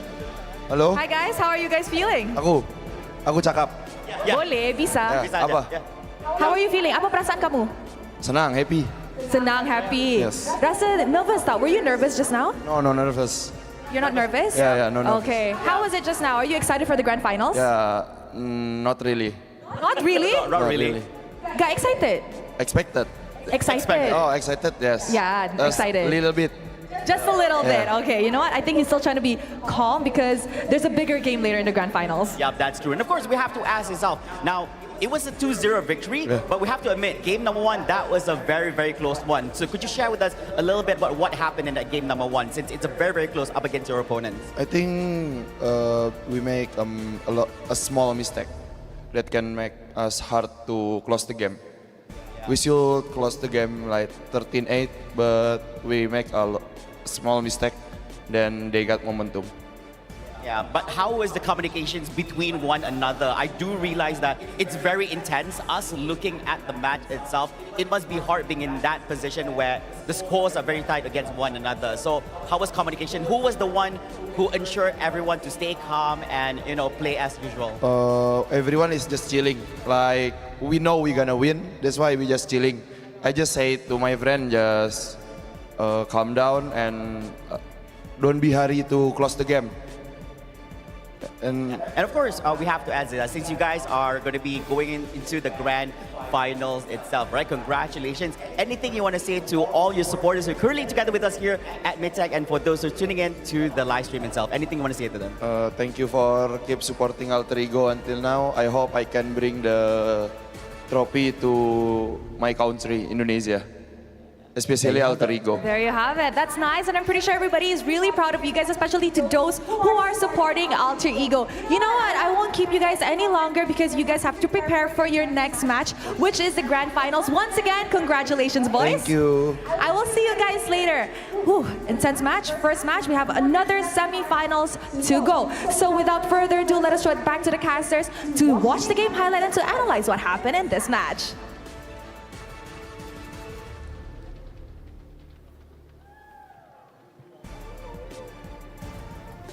All right. What an incredible start. That was a great breakdown from the host, with the interview. I'm trying to save myself from this. You're good. All right, we're good. But I got to say, Val is just cold, man. He's like, we're chilling. We want to see what happens. We're just going to see what happens on the grand finals. But you know what? It's with good meaning. Like, how just dominant, again, has Alter Ego been, as we're seeing right now in the game highlights for the second map here on Pearl, right? It just looked like they could really do no wrong. Sure, there were some rounds where they might be overheating a little bit, but I think this is just, part of the brand, part of the play style for Alter Ego, and it seems like more times than not, CGZ is just gonna fall to the pressure and again, just not really have an answer to all of this plays that we've seen Alter Ego employ throughout the rest of the series. Yeah, especially in that first attacking half. That's when Crest Gaming really struggled, right? 10-2. But the fact that they kind of almost, staged a bit of a comeback in that first map, the fact that they managed to last this long as well, it just shows you what they are definitely made of, and hopefully gaining some of these experiences as well. But that said, like you're saying, Asarai, absolutely right. It's that pressure that Alter Ego creates. Ray 4C, insane mobility,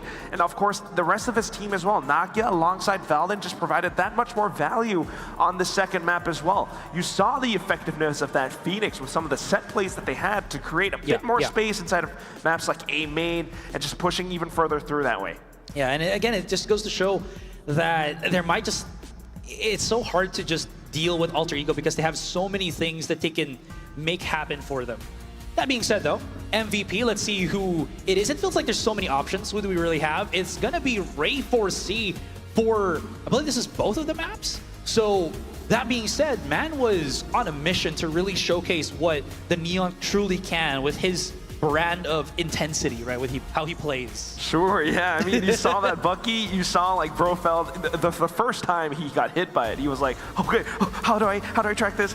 And then he got hit by it. He got hit by the Bucky. You know, that definitely did happen. The second time, Brofeld did adjust, but you know, that's the thing that Alter Ego brings to the table. If they hit you with shock and awe, there's very little chance, very little opportunity for you to really find that adjustment back against them. So that speed always just swings in against you, especially when he popped the overdrive on defense as well.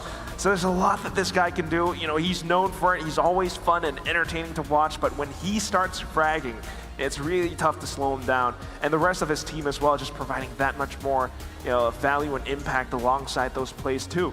Yeah, absolutely. This is a team that's just so well adjusted to Ray 4C's speed right now that it feels like it's as simple as breathing for them, right? You saw how aggressive he can be, and then the follow-up from Nakia is just a immediate use on the Hunter's Fury. Valden is just right behind him, getting those follow-up frags, looking at angles, looking at other players that Ray 4C is not currently dealing with. This is, again, the simultaneous just coordination, or the great coordination that we're seeing here from Alter Ego. That being said, though, on the other side, Brofeld really has shown his stock as that one of the, you know, premier big players for Crest Gaming. The only problem is he's not really put in a position where he can give the most impact, or he can't be put in a position like that because, again, Alter Ego is just pushing so far into the territory of Crest Gaming, and he's just not able to really get those conversions, more conversions that he's hoping for. Yeah, it's really tough, but you know, we can definitely say for sure that the dude is, you know, high IQ player. Yeah, we see so many moments where he's just able to stay ahead of things, just reading things,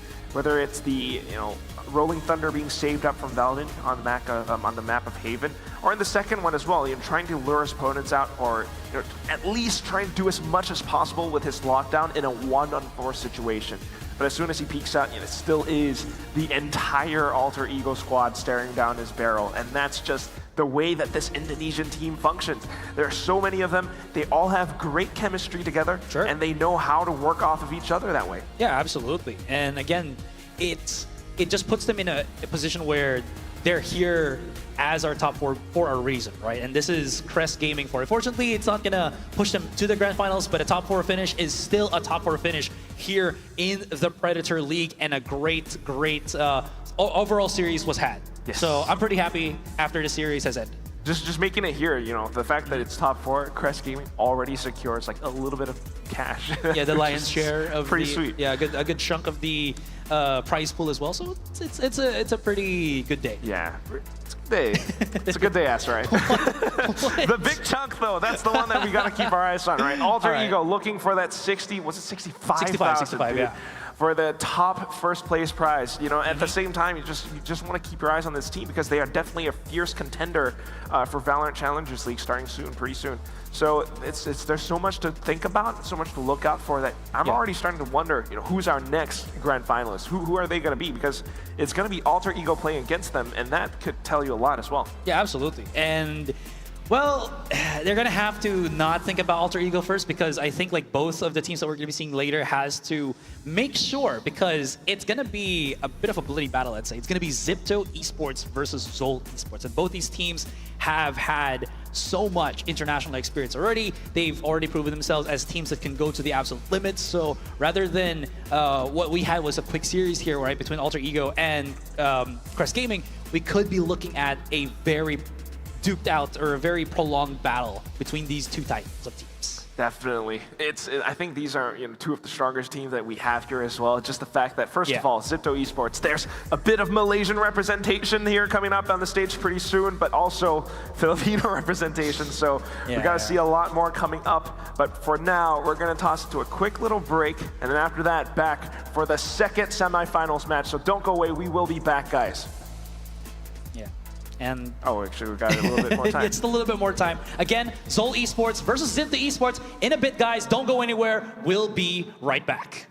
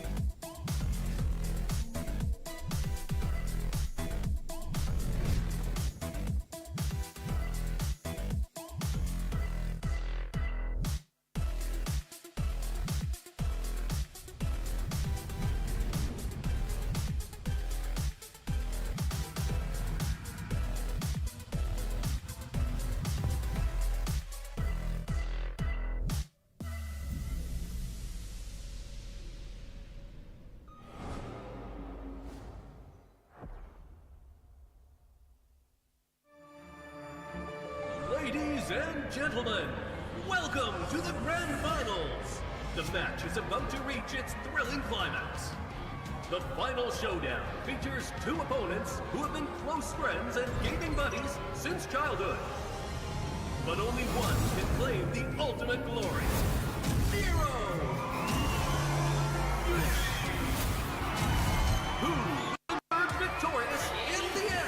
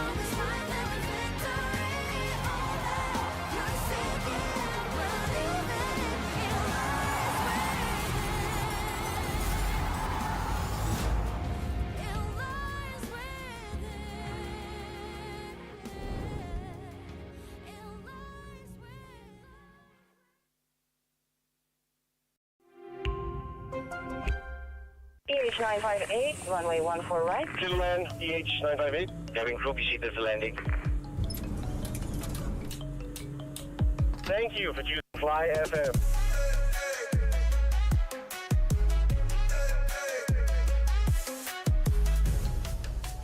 Mat. Kita dah lambat ni, Mat. You need to speak English now. Bro, we're late, bro. It's okay, let's go. It's Ian and Hanif on the fly breakfast.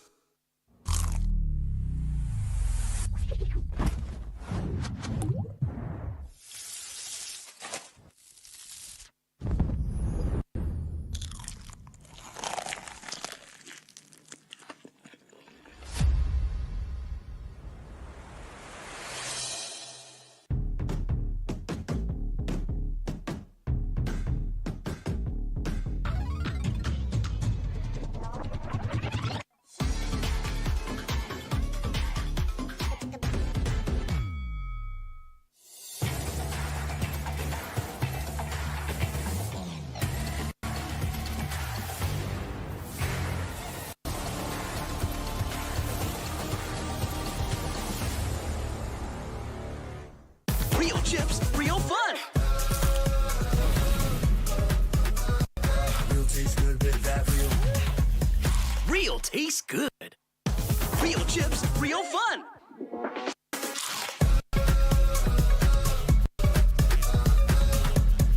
Real tastes good.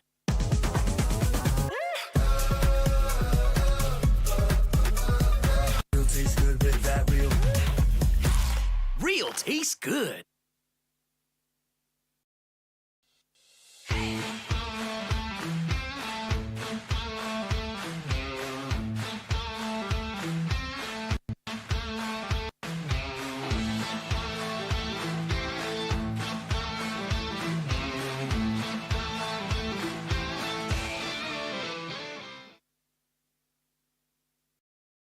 Ladies and gentlemen, welcome to the Who Am I Challenge Finals. Now, if you did miss out on our first two episodes, we had our 4 challenges battling out to make their way to the finals, and here we are. Allow me to introduce Mr. Ikuto, and we also have Sir Cloud. Hello, everybody. I'm going to win all. I'm going to learn colors. Hey, I heard someone teach you about colors previous episode. Yeah! If you missed out on all that action, be sure to check out our previous episodes to get to know more. But of course, we're joining together with Sir Cloud and Ikuto. And if you guys don't know this, one of them will be crowned the winner, where they together with a number of their fans will be winning themselves some pro tickets to the upcoming Predator League APAC 2025. Whoever the loser may be will still be winning them a number of tickets, but it's going to be the elite tickets instead to the Predator League APAC 2025. Cloud, Ikuto, are you ready? I'm born ready. Now I hope you're ready for this one because this time about we do have a clock together with us. In the span of 3 minutes, the individual which has the number of correct guesses based on the character voice lines in Dota 2 will win this challenge. So we're playing the voice lines. If you guess correctly, just lift the paddle right in front of you. So try lift it. Yep, just like that. So if you lift it, you have to answer it. So this is going to be very, very fast. If you would like to request for it to be played again, yes, you'll be playing the voice line again. Oh, okay. Yeah, so it's not a one-time thing, okay? All right. So I hope you guys are ready. So we're gonna start in 3, 2, 1, let's go.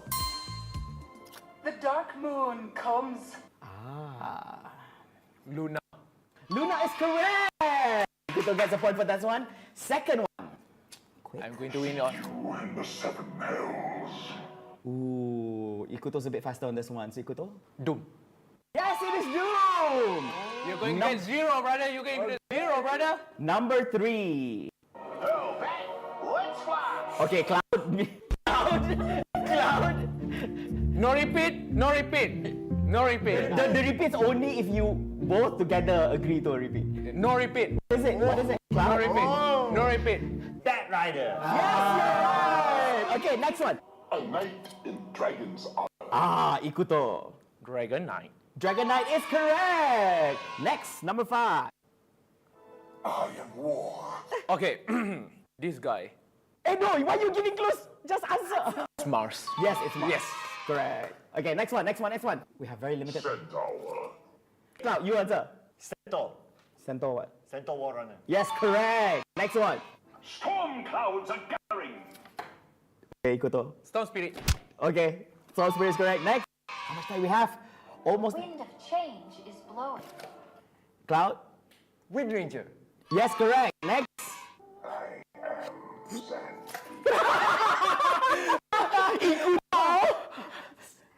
Sinking. Thinking, who chose this voice line? Hey, who chose this voice line? Next. I am Ymir. Ikuto, Ikuto. Wait, Tas? Tas, yes, correct! So Ikuto wins by score 7-3. Congratulations! But anyways, guys, there you have it. We have our winner, Ikuto, who'll be winning himself and a number of his fans, a number of his pro tickets to the upcoming Predator League APAC 2025. Remember to follow Ikuto to get a very wonderful ticket. Without it, you cannot go there. So come and follow my page Ikuto. Also, don't forget to follow. And of course, Predator as well. Yeah, there you have it, ladies and gentlemen. Of course, thank you so much, ladies and gentlemen, for tuning in to this Who Am I challenge. Hopefully, you guys enjoy. Congratulations again to our winner. And of course, if you guys want to grab yourselves tickets, be sure to check out our social media pages from Predator Gaming. And we'll see you guys at the Predator League APAC 2025. Bye, everyone. The Predator League APAC 2025 is coming to Malaysia. Be sure to grab your tickets from our official website. We have some exciting games, amazing booth, and performances awaiting you. What are you waiting for? Be sure to get your tickets now.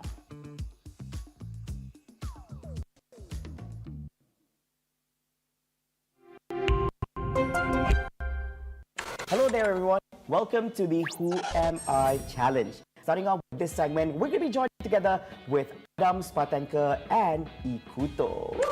Hello, everyone. Hello. Saya Ikuto. Do you guys actually know why we're here today? Are going to be playing some games. Yeah. I think it's called Who Am I? I'm pretty sure I know myself. We will see. We'll see. Now, of course, ladies and gentlemen, if you guys don't know this, Who Am I is actually a challenge featuring 4 amazing guests. Now, we're going to start off with our first 2, where they stand a chance to actually win themselves and their fans pro tickets to the upcoming Predator League APAC 2025. Whereas, of course, if you do lose out on this challenge, you didn't make it to the finals, you will still get yourself with a number of tickets. Of course, it's not going to be the pro tickets, it's only going to be the elite ones only. Let's not waste any more time. Let's jump to our round number 1.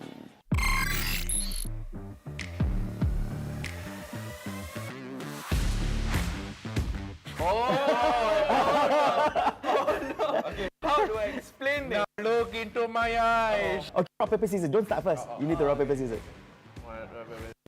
Adam, since you win, you want to go second or first? I'll go first. Okay. Is he a male or a female? faith? Huh? How to say faith? It's not very easy for me, but...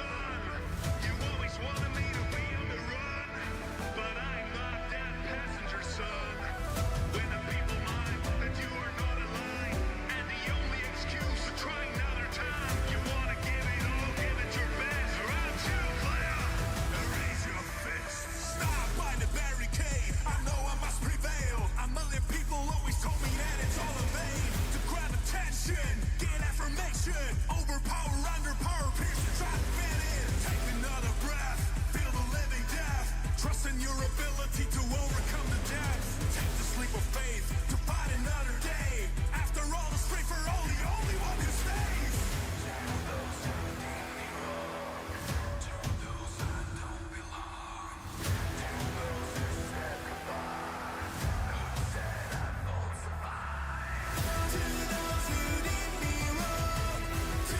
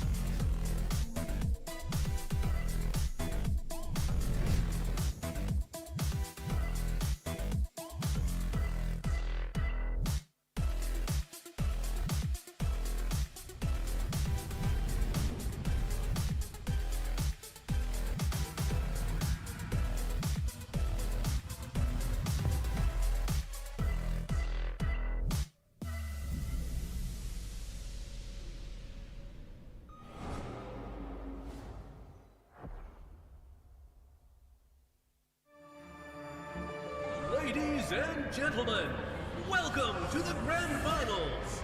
The match is about to reach its thrilling climax. The final showdown features two opponents who have been close friends and gaming buddies since childhood. But only one can claim the ultimate glory. Zero!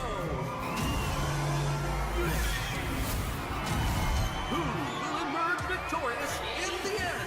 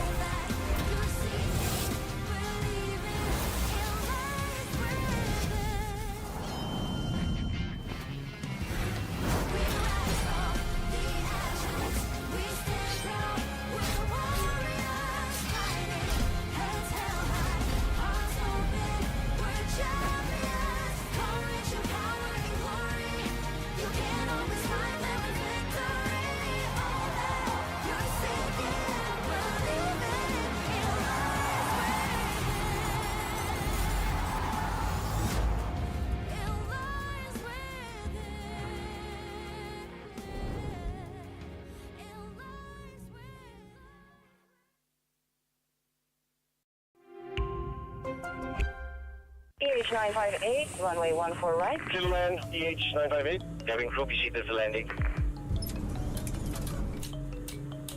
Thank you for choosing Fly FM.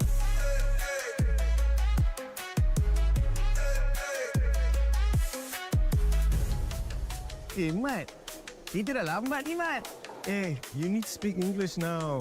Bro, we're late, bro. It's okay, let's go. It's Ian and Hanif on the fly breakfast.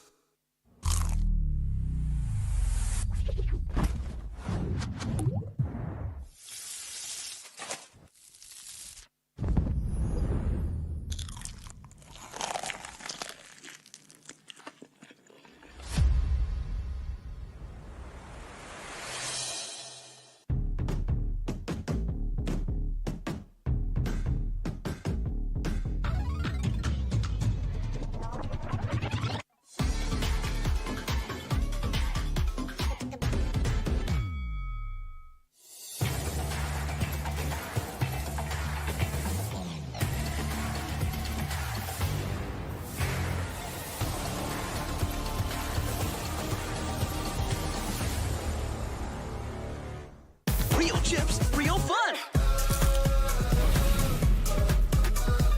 Real tastes good with that real. Real tastes good. Real chips, real fun.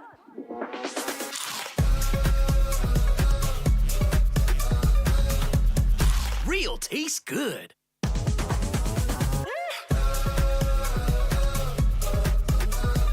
Real tastes good with that real. Real tastes good.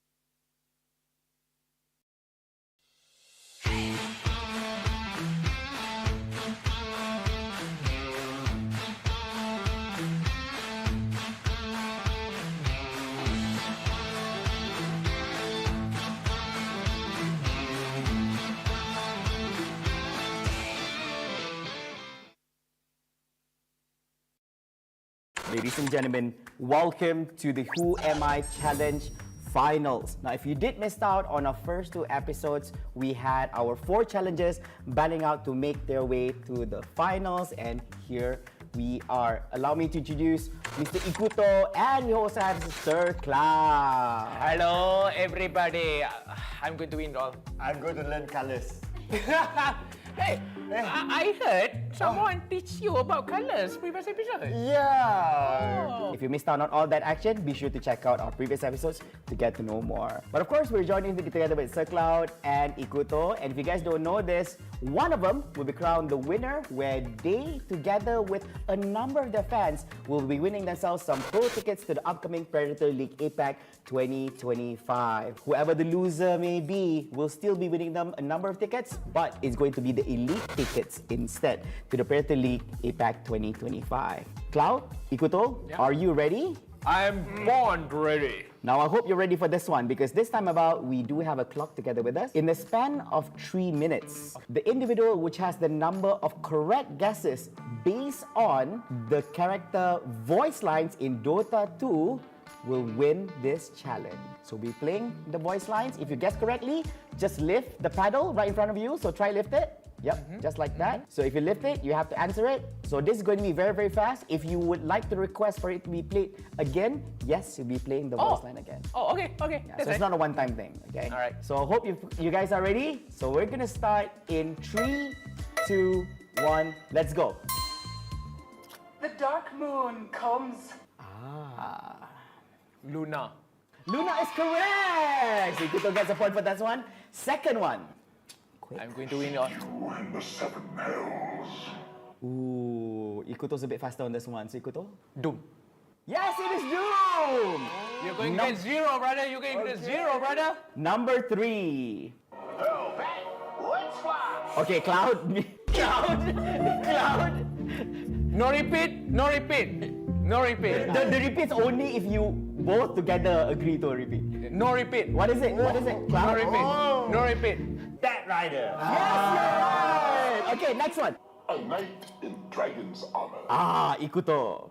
Dragon Knight. Dragon Knight is correct! Next, number 5. I am war. Okay, this guy. Hey, no, why are you giving clues? Just answer. It's Mars. Yes, it's Mars. Yes. Correct. Okay, next one. We have very limited. Centaur. Cloud, you answer. Centaur. Centaur what? Centaur War Runner. Yes, correct. Next one. Storm clouds are gathering. Okay, Ikuto. Storm Spirit. Okay, Storm Spirit is correct. Next. How much time we have? Almost. Wind of change is blowing. Cloud? Wind Ranger. Yes, correct. Next. I am sand. Ikuto? Sinking. Thinking, who chose this next line? Hey, who chose this next line? Next. I am Ymir. Ikuto, unfortunately, Ikuto. Wait, Tas? Tas, yes, correct! So Ikuto wins by score 7-3. Congratulations!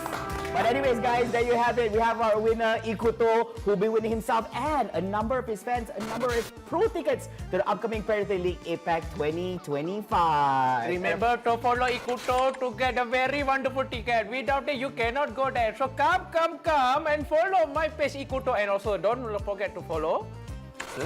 And of course, Predator Gaming as well. Yeah, there you have it, ladies and gentlemen. Of course, thank you so much, ladies and gentlemen, for tuning in to this Who Am I challenge. Hopefully, you guys enjoyed. Congratulations again to our winner. And of course, if you guys want to grab yourselves tickets, be sure to check out our social media pages from Predator Gaming.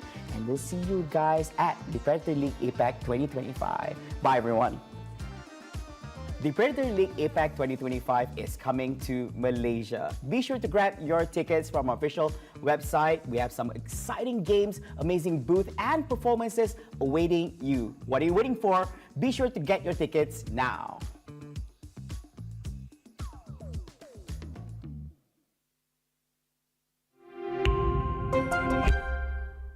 Hello there, everyone. Welcome to the Who Am I challenge. Starting off with this segment, we're going to be joining together with Adam Spatanka and Ikuto. Hello, everyone. Hello. Saya Ikuto. Do you guys actually know why we're here today? Are going to be playing some games. Yeah. I think it's called Who Am I? I mean, I'm pretty sure I know myself. We will see. Now, of course, ladies and gentlemen, if you guys don't know this, Who Am I is actually a challenge featuring 4 amazing guests. Now, we're going to start off with our first 2, where they stand a chance to actually win themselves and their fans pro tickets to the upcoming Predator League APAC 2025. Whereas, of course, if you do lose out on this challenge, if you didn't make it to the finals, you will still get yourself with a number of tickets. But of course, it's not going to be the pro tickets. It's only going to be the elite ones only. Let's not waste any more time. Let's jump to our round number 1.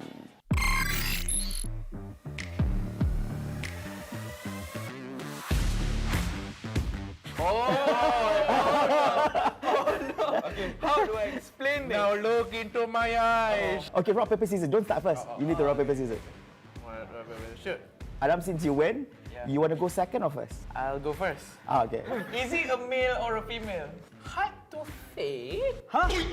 Hard to say? Yeah, it's not very easy for me to say, but it looks like a male. It looks like... I do understand why he said that, but yes, based on voice line and based on character, yes, it is a male hero. Wait, you tell him it's not Predator. We're playing against each other or playing Just against you? already. Can we change host? Okay, fine. Okay, it's a male. Two scar. Wait, I thought no. TUSK. No. You can say no. You can say no. Yeah. Is this hero riding something? No, he does not. He does not. No. Nice. Oh no. Nice. Okay, fine. You can have that. He does not ride. He does not ride anything. That's a 2-in-1. So my guess is Kunka. If there's an element to this thing right here, what element would it be? Interesting question. Yeah, there is an answer to this. It's dark. It's dark. Okay. Betul lah, dark ah. Tak tipu ah. Okay, can I answer now? Oh yeah, you can answer. Shadow Demon. No. What sort of weapon does my hero carry? Sword. If it has sword, you have to mention sword and shield, not just sword. That's not weapon. Shield is not weapon. Shield is a protective. So he has a shield. Shield or protective armor. I think this is Dragon Knight. Let's go! Okay, let's call the next one, round number 2. I'd say props to the team for making it high quality and everything. Have got to be the best Who Am I challenge I've ever been to. So Look at me. Allah Akbar. Oh no. Oh boy. I don't think this is a Dota hero. I don't think he will love that much for a hero. He will love that much for a character. Okay, This is now. why I suck at this game. Am I a male or female? It depends. Some people. What? How it depends? Some people might take this person as a female, but some might be as male. Which do you want it to be? It's up to you, Ikuto. I don't think that's an answer. Okay, next question. What? Next question. Next question. You have your answer. Next question. What? Is it a hero or a KOL? It's a KOL. I almost tricked you. Okay.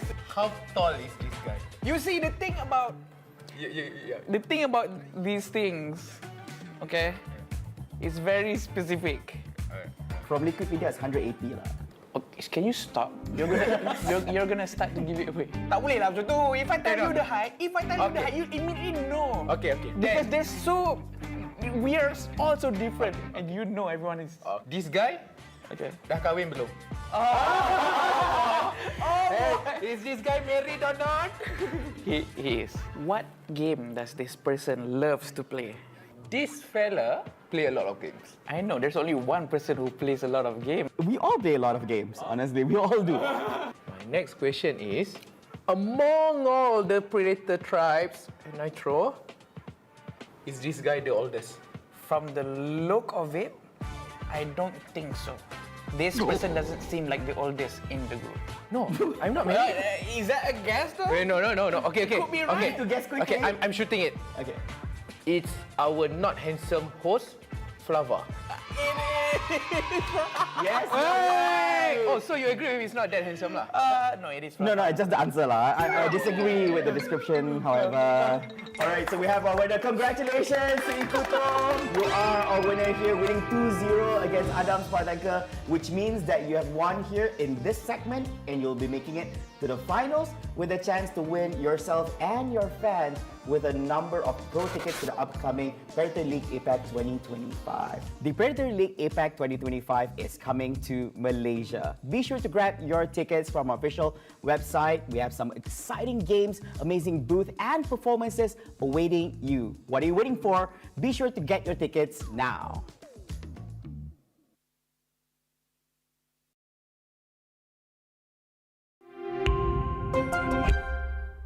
Hello once again, ladies and gentlemen, and welcome to the Who Am I Challenge. You're joining together with me, Flavor, and of course, as usual, if you guys don't know this, we have 4 challenges where we're looking for one winner. And joining us for this segment is none other than Sleepy Godzillas and Sir Cloud.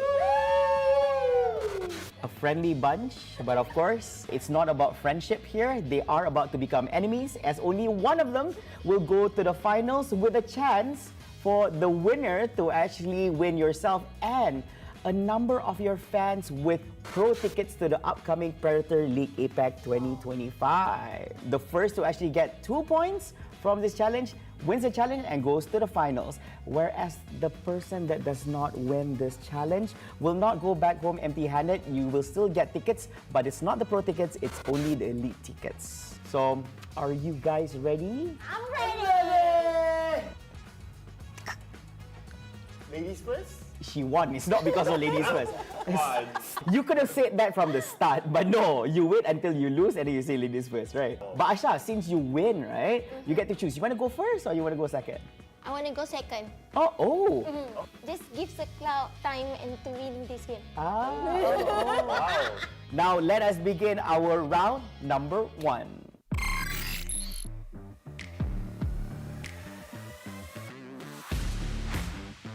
Now, the thing is about what is on your head, right? So you need to guess what person, character, whatever it may be on your head is.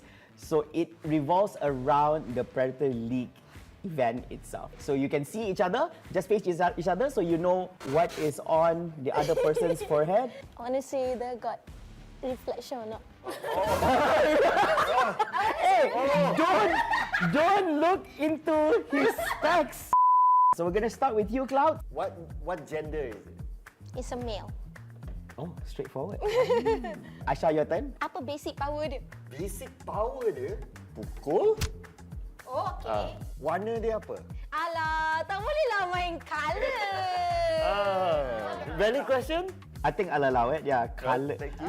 Colour. Dia macam hijau tapi dia macam campur kuning. Bila dia mix tu, lebih kurang lah warna dia. Hijau kuning tu, I betulkan sikit lah. It's not hijau kuning lah. I thought tu seni apa dia masuk. This is scamming me lah ni. No, I'm not scamming. Dia kalau the colour of the hero campur dengan kuning, baru jadi hijau. Mana boleh jawab Mana macam ada? Mana boleh bagi Betul. Hijau campur kuning jadi warna ni. Masalahnya I don't know. Okay. Warna tu ada dekat baju tu. Aisyah main jahat lah. Dia ada pegang sword and shield tak? Tak ada. Monkey King. Tak. Bukan Tapi kalau tak silap, dia ada pegang salah satu daripada 2 tu. Apa weapon dia? Dia tak ada weapon. Tak ada weapon. That means dia kena like projectile yang keluar like something like that. Dia warna, I still tak puas hati dia dengan the warna tadi. Okay. Warna, you tak puas hati warna di sekeliling kita. I think that's a great answer. That's better than hijau campur kuning. Haha, Storm Spirit. Yes, betul! Coming up next is round number 2. Let's go.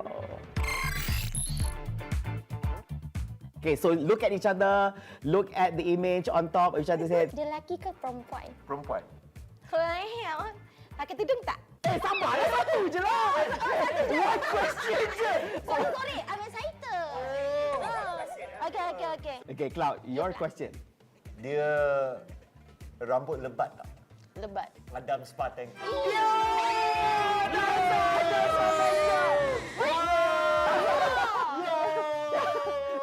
Ya, jawapan dia betul. The answer is Adam Spartanker. Tapi Asha, I'm very sure you're curious. Okay. Who is on your forehead? Tanya soalan. So, dia pakai tudung ke tak? Tak. Sleepy Godzillas? Yes! The answer is Sleepy Godzillas. So, I pun boleh menawar. Ayolah, tapi tak jawab tadi. Dah lah, patut kena tolak markah bagi jawab salah. Itulah pasal. Okay. So, next. Dah habis lah. So basically kita ada kita punya pemenang iaitu Sir Cloud. Jumlah mata 2020. Congrats Sir Cloud, you'll be making it to the finals. But Asha, since you lost here, does not mean you're going back home with empty-handed. You'll still be you and a number of your fans will also be getting some elite tickets to the upcoming Predator League APAC 2025. So that's all from us, guys. We hope to see you in the next one here at the Who Am I Challenge for the finals. We'll also be joined in by Sir Cloud. We'll see you in the next one. Bye, guys!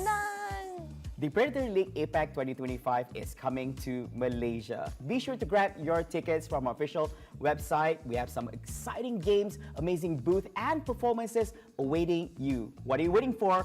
Be sure to get your tickets now.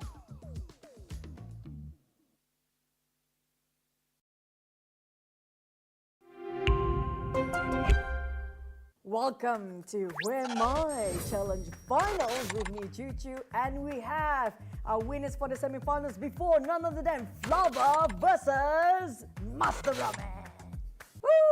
Woo! So this time we have a bit of a twist for our finals.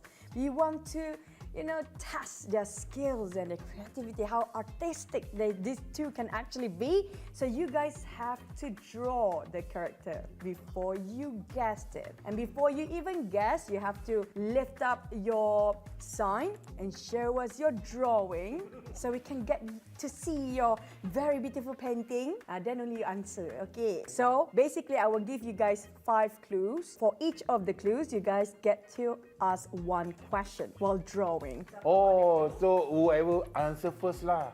Whoever want to answer, bring up the sign. Siapa yang kalah, whoever loses get 20 elite tickets for APAC Predator League 2025. But whoever wins, on top of your previous winning, you can get 20 pro tickets. So you can get more fans to have more privileged seats. Okay, are you guys ready? Okay.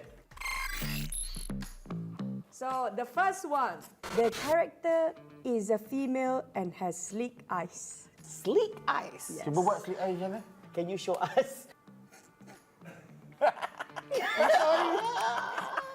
Okay, that's my first clue. You have any question? Is it Valorant or non-Valorant character? I can say it's a game character. Game character? Yeah. Okay, second clue. She has long hair. Rambut dia panjang mana? Up to the knees. You didn't have space to draw the body. Yeah. Oh, patutlah dia bagi ni. Okay. Wait, tak hilang ni. Oh, hilang. Is it tidy up two side or one side? Jadi ikat kiri kanan ke satu? Satu ponytail. Draw lah, draw. You have to draw. You cannot answer if you don't draw. You have to draw until the hair part. Ini dah macam hantu gila. Itu Valorant yang ada ponytail. Okay. Yes, Faba. What is this character? Sage. Abang Ramin, can we see your picture also? Sage! Sama kan? Anda boleh bagi jawapan sama. Ayo dulu. I can say we go to the same school. You lifted your sign before, right? Yeah. So, 1 point for Faba! Okay, for the second character. She is a female with cute eyes. Mata dia tu rupa manusia ataupun rupa kartun? It's human-like eyes. Human-like eyes. So maksudnya orang lah. Okey, orang. Mata dia warna apa? Warna. Tak. Pakai spek ke tak pakai spek? Pakai spek ke tak pakai spek? Tak pakai spek. Okay, second. She has thin lips. Dia suka pakai gincu ke tak suka pakai gincu? Dia ada gincu. Okay. Another clue. She wears long sleeve and pants. Kurus ke gemuk? Sihat. Sihat? Sedang-sedang, sihat. Macam tahu. Nak try. Okey, nak try. Mata cute. Ada dimple. Baby ni. Badan sihat. Cucu. You are right. When we see a picture of me, this is what I look like in their imagination, guys. In their heads, this is me. It's so beautiful. Abang Rami buat aku juling gini. Okeylah, bolehlah, Abang. Congratulations, Abang Ramen. Congrats, Ramen. He won 2 rounds in a row. I mean, like 1-1. 1-1 ke? Tadi dia menang. Oh, ya ke? You won. I tak suka this show is rigged. It's 1-1. So final round. Sorry. First clue, she is also a female with high nose bridge. High nose Bridge. is the nose is cartoon or human? It's human-like. Human. Okay, what?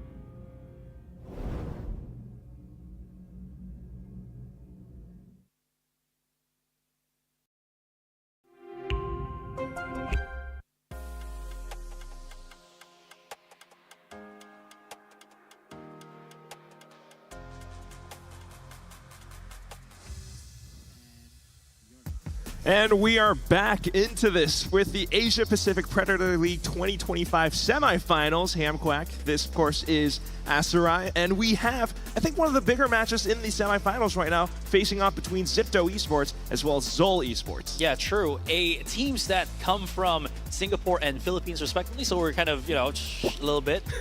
No, I'm kidding. We got some Filipinos inside of Zipto Esports. Represent. But like the hosts were mentioning, I feel like this is one of the anticipated matches for the semifinals because of how much I feel like pedigree and history there is from each of these respective teams, right? Zol Esports has been one of those up-and-coming, or not really up-and-coming, but proven teams from the Philippines ever since 2023. They've been incredible, gone through a bit of, I would say, roster changes, but still always vetting very good Filipino players as to why their performance has never really, floundered at any point during their career. And now, here in the semifinals, they have to prove it once again. Yeah, pretty much. I mean, they were one of those teams that went through the entire Valorant Challengers League, especially in Split 3, where they went through the second stage and then made it to the third stage and still kind of proved themselves at that very point. Although they always kind of not necessarily make it to the top of it all, they are still always consistently there. If not a podium finish, at least top 4, something like that, and which is always a pretty great statement. Meanwhile, for a team like Zipto Esports, though, previously known as the Unsigned 5, sort of, back in Challengers League as well, they kind of went through their own trials and tribulations, then getting picked up by Zipto Esports. I think they're still pretty darn good. The fact that they made it through here without a single loss in their group stage bracket from the Predator League finals coming through into this, it's a pretty damn good performance, Asarai. Yeah, absolutely. And, before anything else, of course, we are, just showing to you guys one of our awesome products for the Predator League, the Predator Trident Neo 16. Again, lies within, powered by Intel with the Ultra 9 processor. Not just the Core 9, it's a Core Ultra 9 processor. So pretty high performance, high powered machine if you want to just, play on the go. That's the whole thing about laptops. You get them on the go. I don't know if it's this one or is that one. We've got some laptops here on the desk with us, but they're basically really effective if you're going on the go. If you want to play Valorant on the go, that's pretty nice. You're always going for country to country, right? Yeah, I do.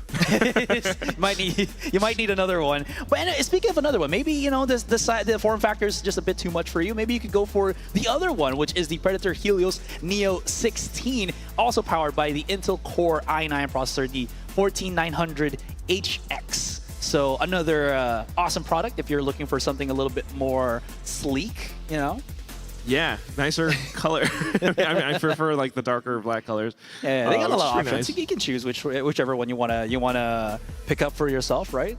Yeah, I guess so. I think they're both. Maybe we can get one of the tickets and then put you in the raffle. So that's sweet. Just the host, and then just gonna call you up. It's betrayal from the casters. Thank you, Predator. Let's rig this thing. No, heck yeah. We're kidding around. But yeah, I mean, they're nice laptops for sure, so definitely worth checking them out. I mean, you're at a Predator League event anyway, so there are some nice, I don't know, deals going on at the same time, and you might as well just check them out. Sure. Defy gravity with You're defying gravity. Sorry, where's this going? Oh wow, you don't know? Are you gonna start singing the song? No. I'm not gonna sing it at all for this one. Anyways, while we are still waiting for the matches to undergo, we were talking about how Zipto was previously Unsigned 5. Now they're signed with Zipto Esports, which is actually pretty cool because again, I know Zipto Esports from the Game Changers team. The Game Changers team, exactly. So that's definitely something to watch out for. And speaking of Zipto, let's have a look at the lineup for the Zipto Esports lineup right in front of you guys right now. Again, we do have the entire 5 of them. We got Flaring, IC, Mark L, Fixie, and Riza. That's going to be comprising of the 5 head strong of the Zipto Esports lineup. Yeah, it's pretty awesome. I mean, they have, I think, one of the more multicultural teams because their coach is Australian still too. It's true. But also the fact that, I mean, they're all coming together to play now and possibly do a lot more in this year with the Challengers League coming up pretty soon. Aside from Predator League, of course. But just the fact that they can prove so much, they can do so much. They've proven themselves in the group stage of this, final event here in Malaysia.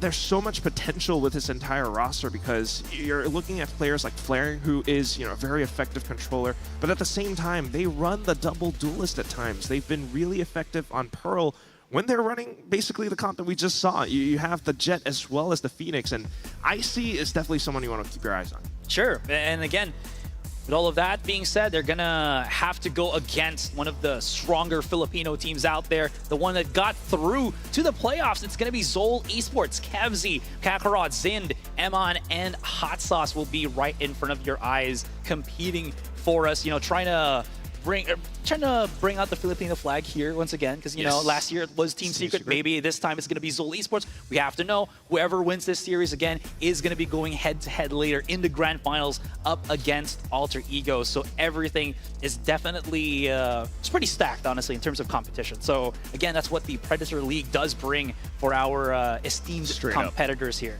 I think what was really impressive to me was the fact that, you know, the way that they made it through the group stage. They took one loss, but that was in overtime. So they made it super close, but just, you know, kind of lost on the final 2 rounds. But that said, still a very stacked roster because the other 2 matches that they won, they made it pretty clean and quick.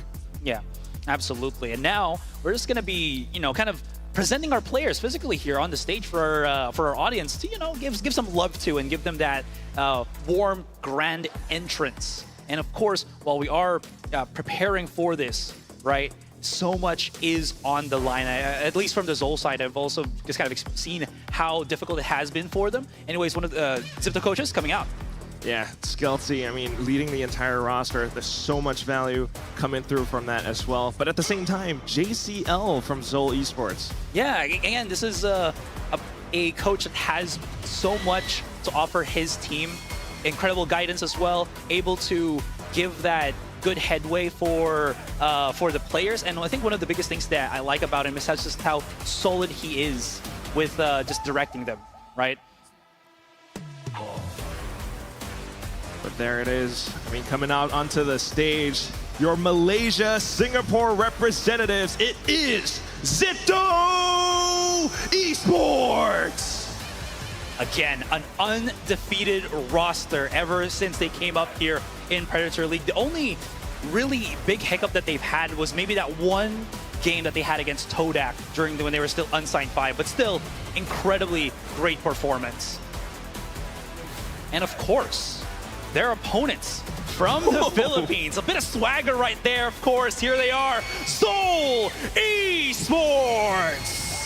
Just so much to say about the Filipino squad. I mean, the swagger in their step, having a little bit of fun as they get onto the stage, but also just so much experience there. I mean, Emin coming in from, you know, off of the Pacific League, but at the same time, the rest of the squad as well. I mean, Hot Sauce is a pretty darn good controller too. Yeah, and again, I do love how, you know, some of the stories for Zol Esports is Hot Sauce was a couple of months ago. I believe he was already retired, and he came back for Zol Esports to start, you know, competing once again. And I do like how we do have the biggest hitters, I think, from the Philippine side playing. Zind, as well as one of those very known names, was known for his dueling capabilities. Now I think he's now playing as the Sentinel. So having that firepower at the backline gives so much flexibility for Zol Esports here. Zipto definitely has to be prepared of how much, I think, how much difference of plays can be done by Zol Esports. Yeah, a lot of versatility, to say the least. I mean, they did pick Vise, of all things, coming out from the group stage, so that's going to be interesting to keep our eyes on. And what's really cool is that they actually did that against Boom Esports. You know, the team from Ascension that made it through to the Pacific League, taking them down 13-7 is no easy feat, and Zol did just that. So definitely one of the bigger teams here as well. But Zipto Esports, you know, a lot of new eyes on them, new potential. They're picking up, you know, Suka from Vietnam as well. So there's a lot that they're doing that we haven't quite seen just yet.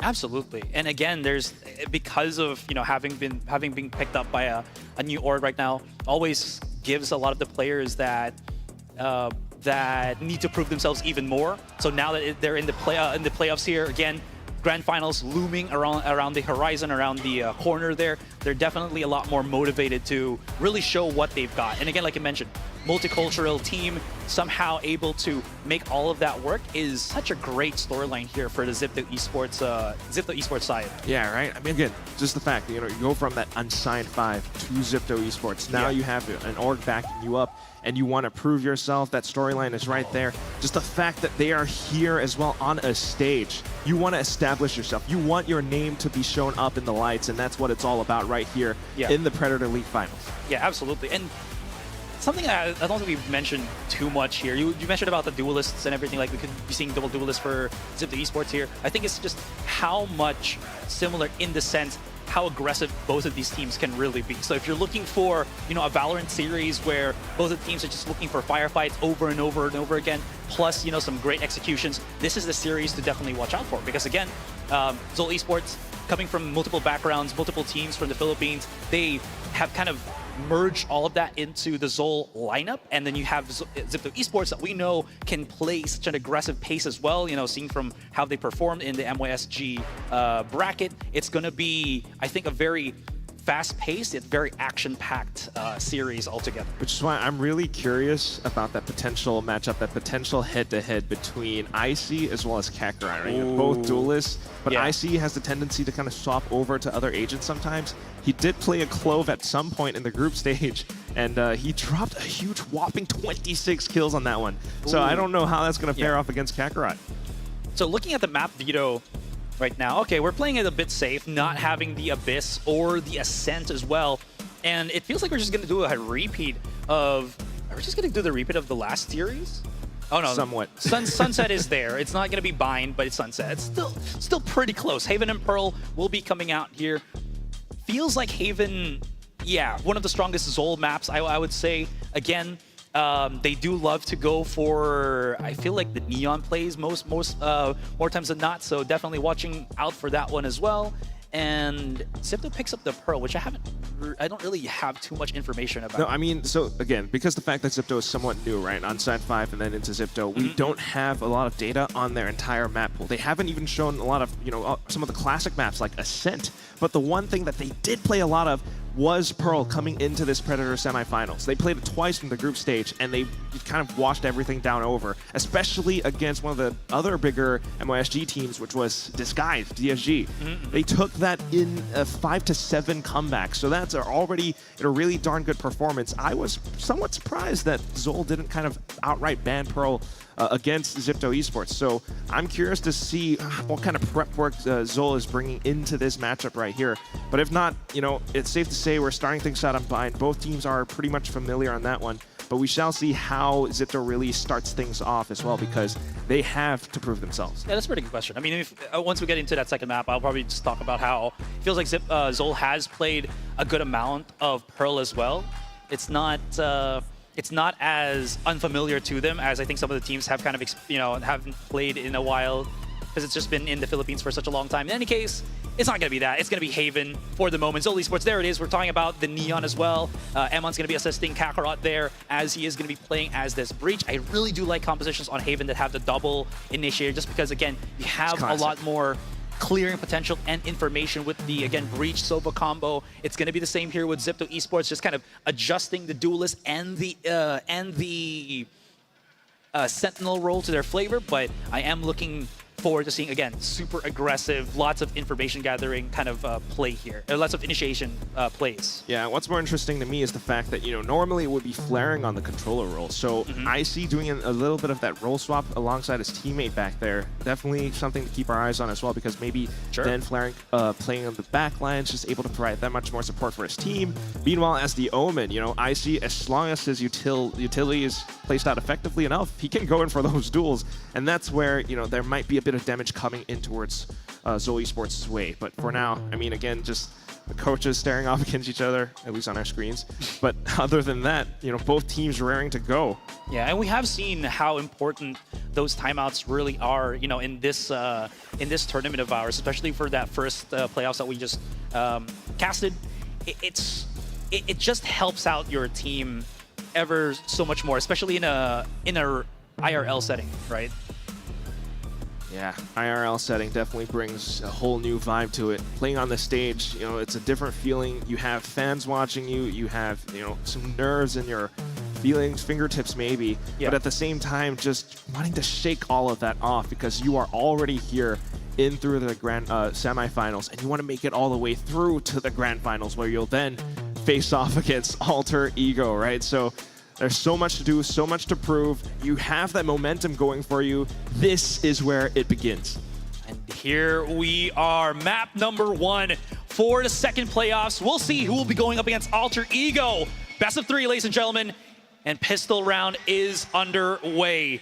We'll see how this starts, as it is going to be Zol Esports on the defending side, while Zipto will be at the attacking here. Any difference? Does it look like they're going to be setting up to go for an aggressive push elsewhere? It's just a nice little spread out here for the Zipto lineup. Yeah, but more for Zol. I mean, a bit of a stack in towards the A site, so possible contention. You know, a lot of teams have been placing a lot of presence in towards this A-long area, especially with the smokes as well, because it just blocks out further options. But Zipto starting things out careful and slow, just a bit of a mid-peak alongside the turret. Sure, quadrat stack as well for Zol Esports on the A site. Just expecting maybe an aggressive push out from Zipto. Now that they haven't really spotted anything, risky, they might, they might have to start repositioning. But look at this movement from Zol here. Yeah, it's all down to Zind. I mean, is he going to be able to stay alive? Oh, they backed away as well. Zipto's about to go for that contact, but look at the trap that Zol kind of did here. I like the Zol call for just holding A and just making sure that they didn't really fake garage and just starting to go the other side. Yeah, they'll definitely have to hold. That's the main plan right here, because if they start to peek out, that's where the gunshots fire through. Kakarot opens things up. It's Kevzi in with the second one as well. Further flashes just to spot out even more players from Zipto, who are then trying to hold onto the other side of those smokes. Markel, a couple of shots through as well. Oh, Kevzi able to fire off into it, nice, but Hot Sauce undetected. That's Icy down. All that's left is just flaring. He does have the spike, but 2 players hunting him down from the back. He's going to have to turn 180 to try to challenge this, but it's a one high and low. Too darn difficult. Kevzi will find the headshot to end the pistol. I like the call from Zol there. You just hear the fans already exploding from the Predator Philippines office. Really? Oh wow. I don't know. Wow. All right. Gives a lot of love. Flags out here, man. I'm looking at the screen and I can't see it. I gotta love it. I love it. Anyways, I like the call here from Zol Esports. It's very smart. Again, we saw that if Zipto actually pressed on to C, there was only really Zind holding that particular site, right? If they went in, that might have been a completely different story here, but that call back to go to A and Zol just holding the angle proved the biggest difference on that pistol round. Yes, especially holding the angle, the discipline that they were showing. But now the next round, Zipto in with the pistol, some frenzy upgrades. So close quarter duels might favor them, but here comes Hot Sauce, spraying them down, in for the quad. He's looking for the last as well, but where is he? It's Markel onto the Sentinel, looking for a bit of a lurk in through B.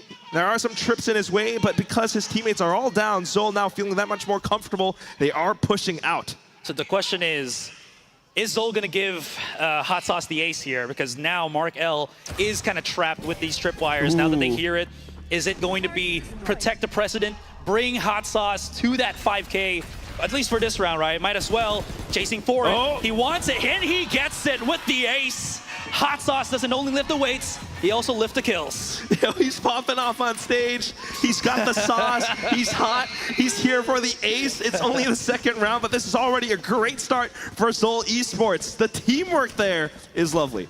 Absolutely, and look at this. Again, it's a nice idea for Zipto Esports just to kind of compress the firepower with the pistols into an angle such as Garage.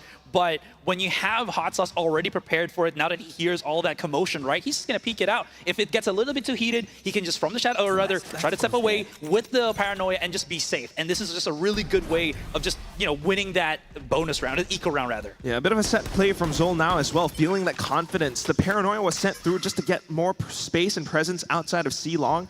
So this already eliminates, again, further options from Zipto. On the attacking side, on the 3-site map, you want as much as possible, but Zol's just blocking off C. So now you're left with B or A, and that's why we're seeing some players push up further in towards A long now, where, again, this is a little bit risky. There are players on A site lying in wait.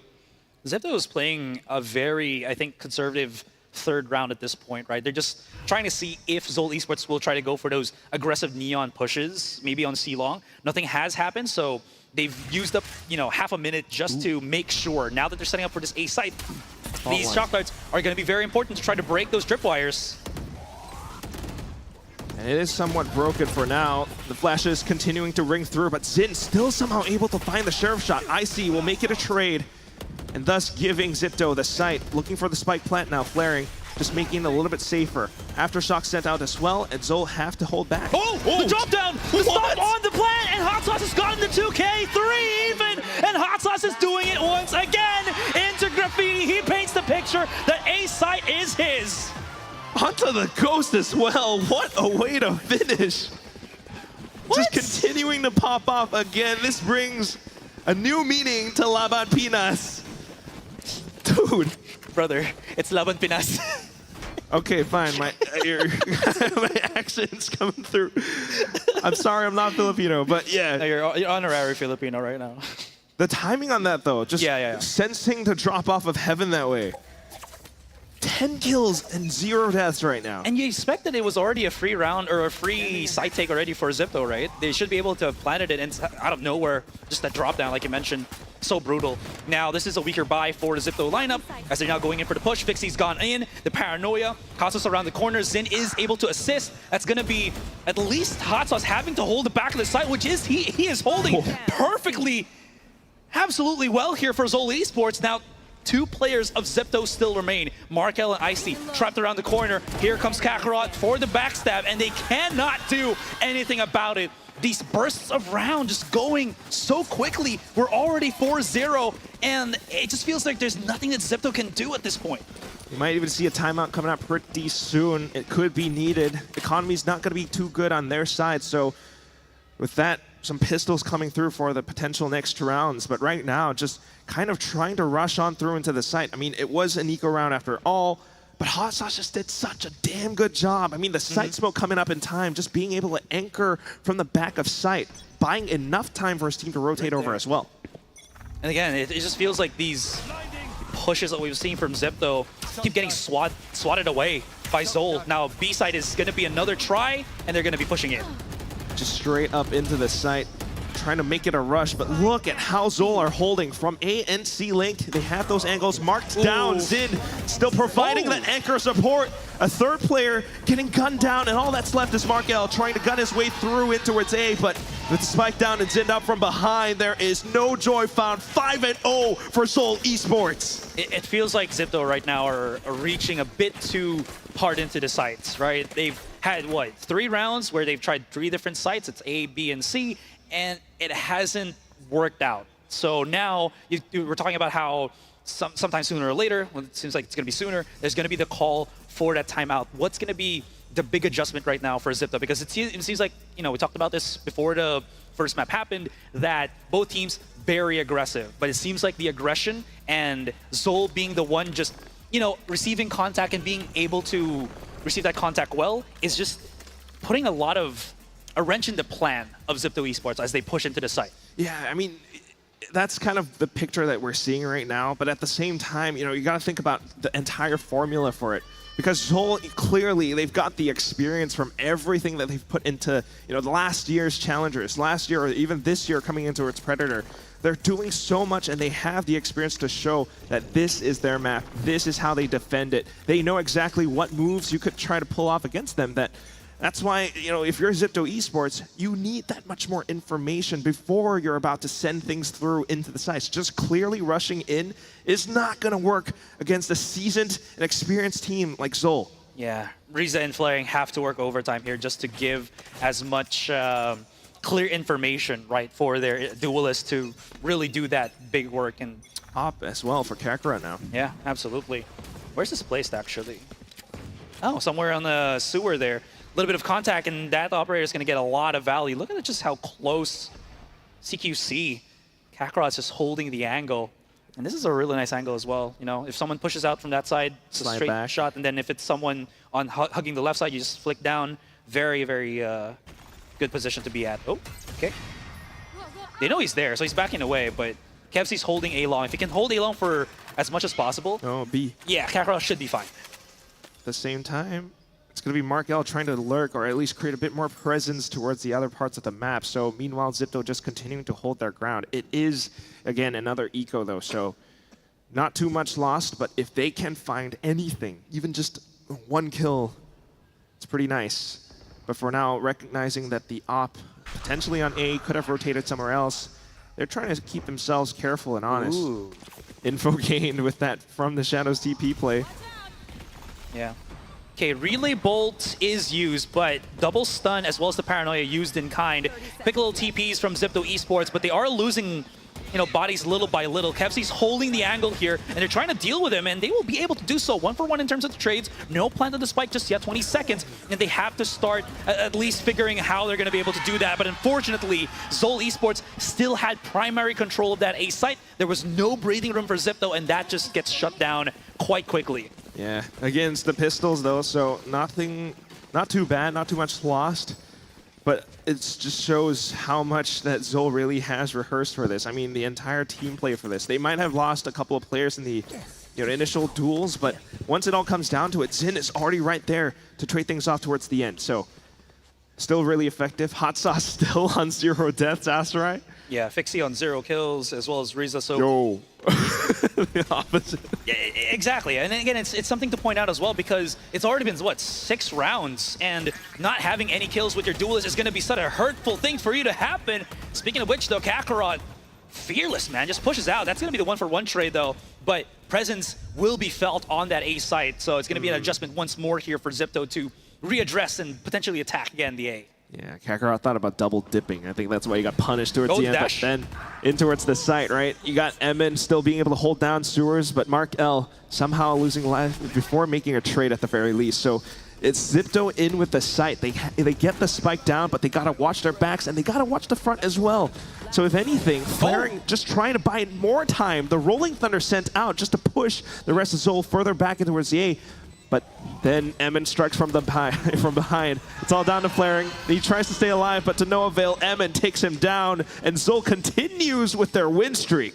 I honestly thought that was a solid round for Zipto Esports. They, as you mentioned, as the spike got planted down by the breach of Zipto, he already had the Rolling Thunder. I think maybe Zol realized this immediately and started pushing out to get the kills so that if they went for that Rolling Thunder, which would have hit 2 players of Zol Esports, it wouldn't have mattered as much. So it's all about timing and making those quick plays, and Zol figuring it out that quickly. Just, again, just disrupting the game plan for Zipto. Continuously doing that round after round. Just not quite finding that success. I mean, even with the ideas that they have, you know, desperately trying to use the Rolling Thunder to keep their round, keep their advantages. Their teammates then drop from behind. It just doesn't feel good. Oh, but Zol just keeping things up, but dashing in front of it. Flaring will be able to get the frag. Start in the right direction. You can already see as well the TP from Heaven. Zin somehow manages to get out, and the tripwire! Oh, the double kill through the smoke! Zin, you madman! We only have 2 more players from Zipto. The catch on? Okay, not yet. The smoke's giving a little bit of breathing space for the sewer player. Mark L backs away, but gets caught by Zind. Another ace in the making, potentially. Icy's caught out. TP's out in the open. And Hot Sauce, a look of confusion on his face. He was like, what was that? As an 8-0 comes out from Zol. I'll tell you what that was. That was a master play from Zind. In with those cages, in with those trips. Whatever Zipto's trying, it just ain't working. Like you mentioned, every single plan is being disrupted because of the utility, because of the positioning plays, because of the reads that Emin is making for the squad. Absolutely. This is just... It just felt like they already had a chance again. It was 3 rounds in a row where Zipto had a very, I'd say, convincing start to the round. And it felt like, again, it's one of those things where the conversion is where it's just missing, right? Still, though, as we head on into the next round, oh my just God. really trying to send it through once again, aggressively into the B side with the blades, with the sheriffs. It doesn't quite work out. Zind able to hold it off. Oh, okay, new real theft, right? It just lines it up a little bit easier, 4 versus 2. But the problem here is, again, Zipto's just throwing their weight around, and it's just being bounced back by Zol. 2 players coming in, 1 on A-long, 1 through short. Nice little angle for Flaring, but It's not going to work out for him. Riza tries to do the same thing, but Kakarot comes in for the assist. Zol Esports. No way. Yeah, again and again and again, it happens. I don't want to call it out yet, but the scoreline, it's there. Yeah. There's a chance. We still do have some timeouts, potential timeouts that Zipto could use, but I think it's fair enough to say that this first half is almost gone. There's 3 rounds left before the swap, and it just doesn't look good. It's going to be, at the very least, a bit of a buy round now for Zipto. But if you take a look at the ultimates, I mean, clearly on your screen, Emmin has the Rolling Thunder. Potential retakes with this utility. Oh, that was an early Hunter's Fury as well. Emmon's making for the plays, and he actually catches Riza on the exit. That's going to be a big blow. Zin through the confusion as well, man. He goes in for the mid push and spots out another. Just holding a lot of these info sightlines. As soon as there's a bit of chaos, Zipto kind of leave themselves revealed, exposed. Now flaring somewhat spotted outside a garage, and he's got the spike. But the rest of Zol now trying to play it safe, marking the exits of garage, marking B, as well as Emmin in with a Rolling Thunder on towards A site. So Zipto, there's just so much working out against them. They can at least bait out the ultimates, bait out a couple more players.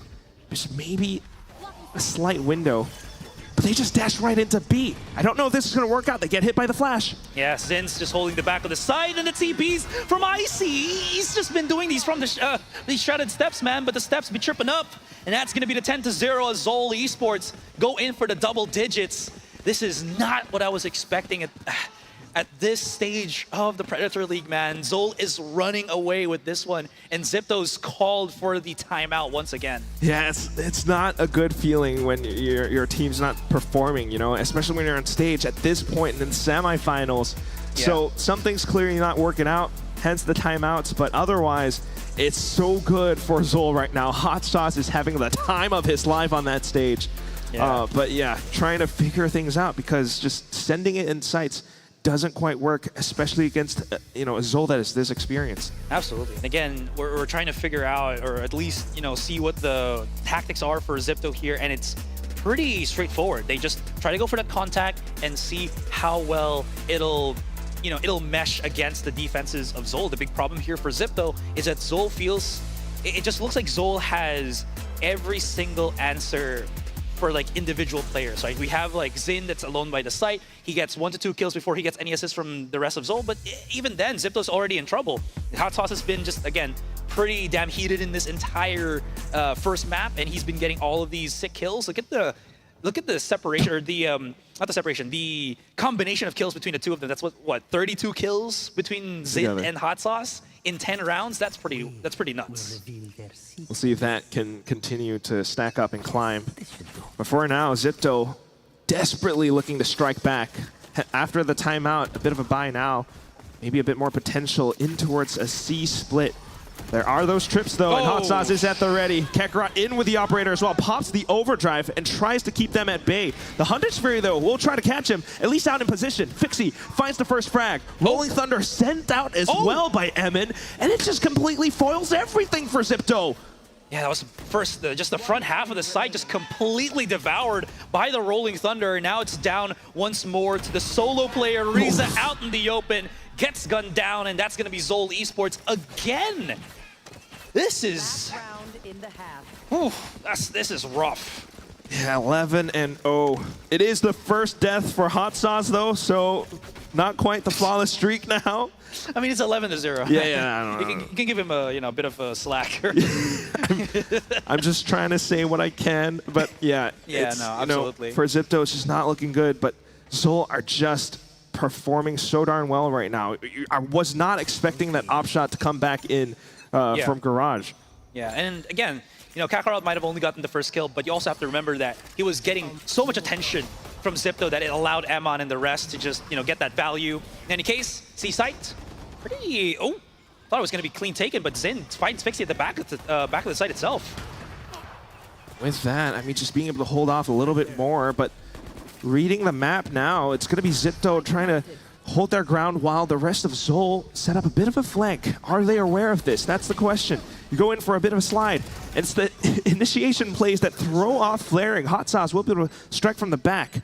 Now the rest of his team coming soon as well at the ready. Another smoke being sent out, and that's going to be Kevzy and Hot Sauce just assaulting the site off of the first half, and it's already 12-0 map point for Zol Esports. That was a very, very fast first half. It felt like we didn't even have time to catch our breaths for the most part, and so many rounds kind of kept repeating again and again and again here, Quack. I wonder what's going to be the adjustment here for Zipto, because at least this is the second half already, right? We switch the sides. There's always going to be the potential pistol round win for Zipto here, but there's a 12-round buffer, and honestly, there is very few games that I've seen be able to, you know, flip the other way when you're 12-0. Pretty much almost none. Yeah, even if you're like maybe 12-10, right?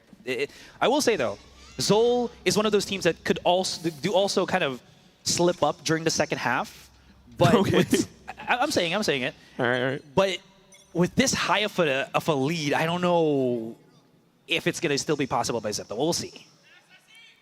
At the very least, maybe 1 or 2 rounds so that it's not the flawless record that Zol are looking for.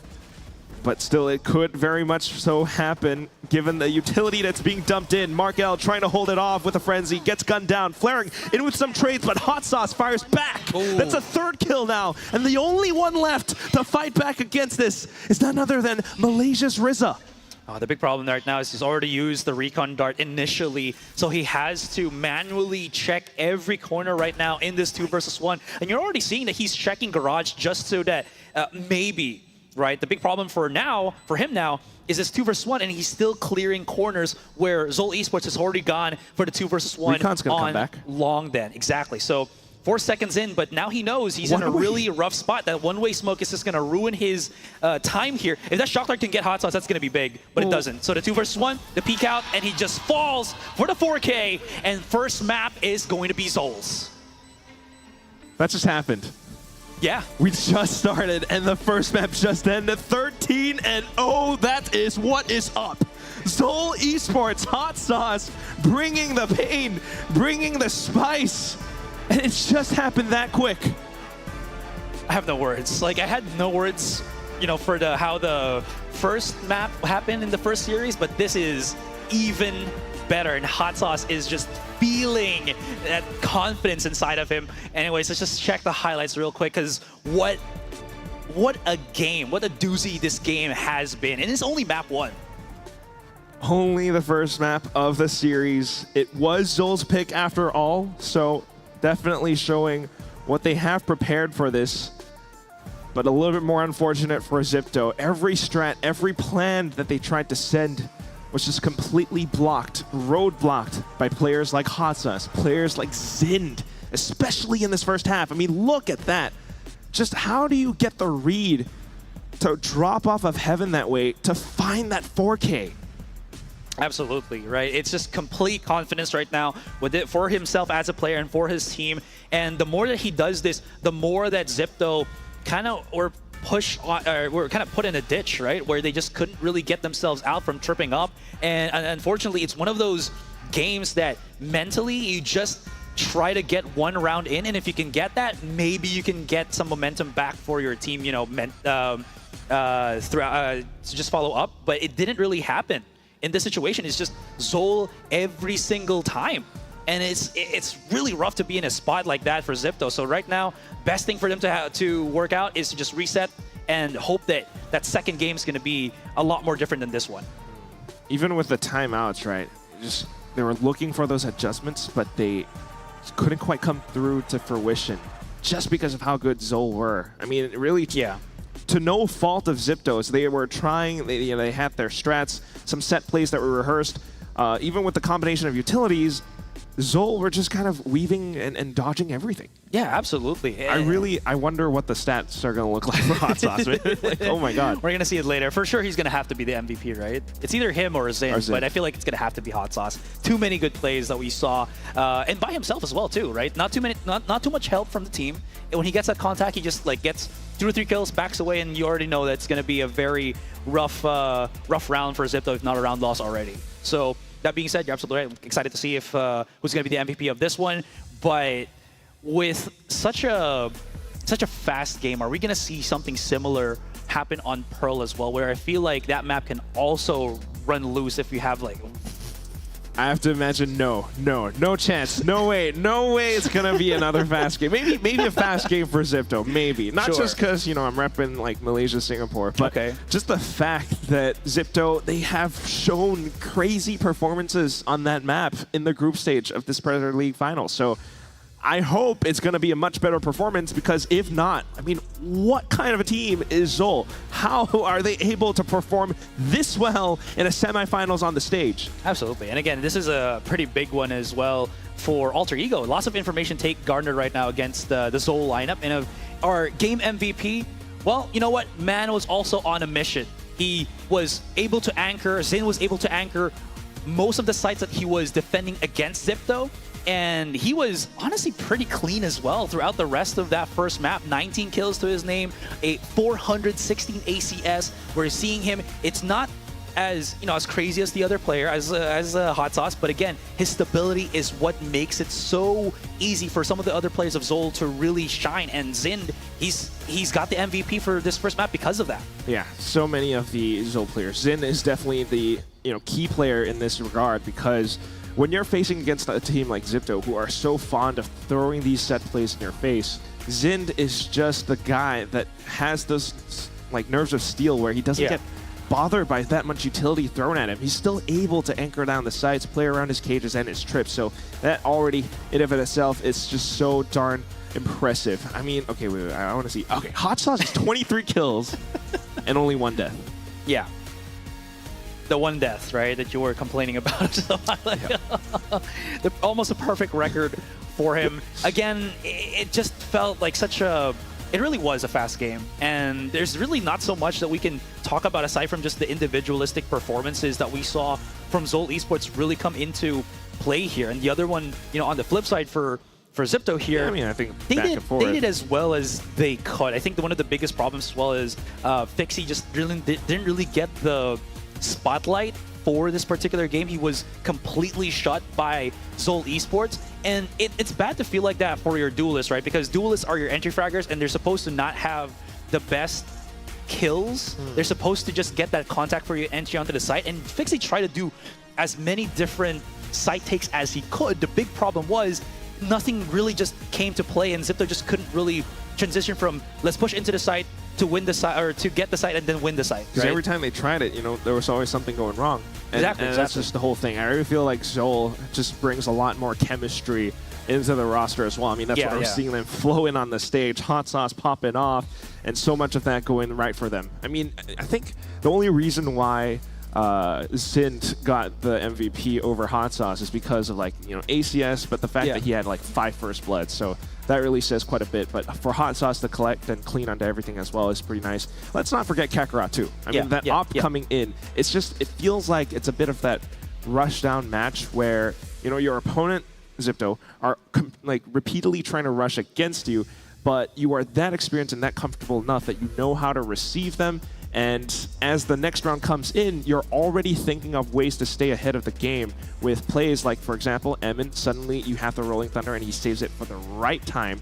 Suddenly you have, you know, the Hunter's Fury being sent out, and then on the other half of the map, you know, Zin's pushing out somewhere. Zin is watching for an angle to see if someone will run away from that Hunter's Fury and into his crosshair. So a lot of things like that were happening round after round after round that you really had no chance to fight back, and thus it's Zol Esports with a perfect game, 13-0. Yeah, I will add as well. You mentioned about how, you know, when Emin has that Rolling Thunder of his, right, it's great. But you also have to note that it's also well placed, right? It's not just thrown randomly that Zol Esports, when they start pushing out, they're going to be in a rough spot. Like, he places it in such a way that as they're pushing out, they're not going to get hit by it. When they push out, they're going to be able to at least follow up very optimally to get those kills. And those just slight differences is what kind of gives those big outcomes for Zol when they try to make those kind of plays. It's really, really fun to watch. It's pretty amazing to see this team just having that much fun on the stage. I hope we can see more from Zipto, but, you know, maybe just not quite feeling it today for some reason. I mean, it's the first map after all, but we'll see what happens after their little break. We don't have a break, so we're going to keep talking while the next map gets started. And the next one is going to be Zipto's pick as well. I mean, it's Pearl. They did really well in it for the group stage. But I don't know how they're going to be able to bounce back from, like, you know, a perfect game being won by Zol Esports. By the way, you're getting fragged by a guy named Hot Sauce. There was a dude, I think from NKT, and his name was like Biggie Cheese, which is already a really nice name. But now you got Hot Sauce into the mix, and you're just getting owned. Like, it doesn't feel good. You really have to shake that off, and this is where it really tests your mental tenacity.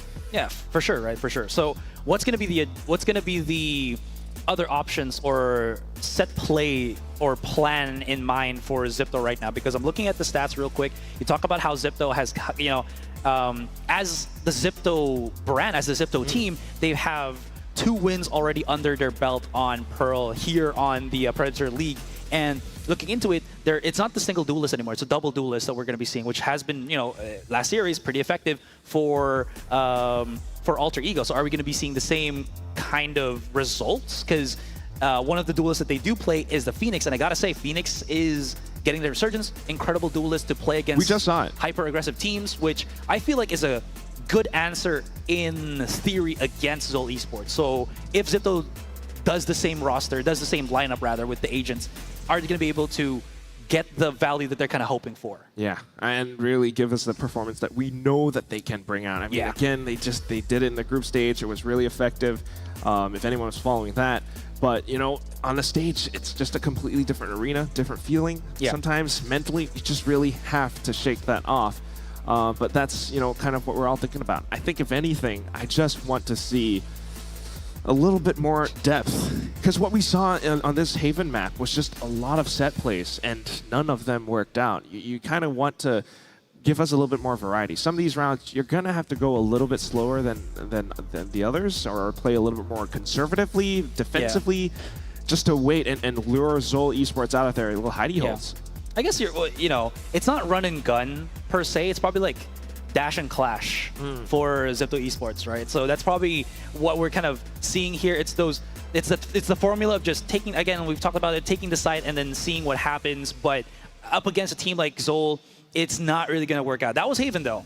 We erase that from our memories as Zipto. Try to set up for what is going to be the second one, Pearl. And again, we did mention how Pearl, or we are mentioning it here right now, that it is a very different play style, I guess, in a way to Haven, not just because it's a 3-sided map, but that mid control is also pretty important. But default plays on A main and B main are very different from how you experience it on Haven. Maybe even the players themselves prefer Pearl as well, of course, because it's their pick. But, you know, in terms of like just being able to hold the site, we'll have to see. But again, this has to be a mental reset for Zipto. Bringing what you experienced on Haven, it's not going to be super good coming into to Pearl. It's not going to be any good at all. That's right. If I were your therapist, I'd be like, just forget everything. It's a new day, and we're gonna come in on a clean slate.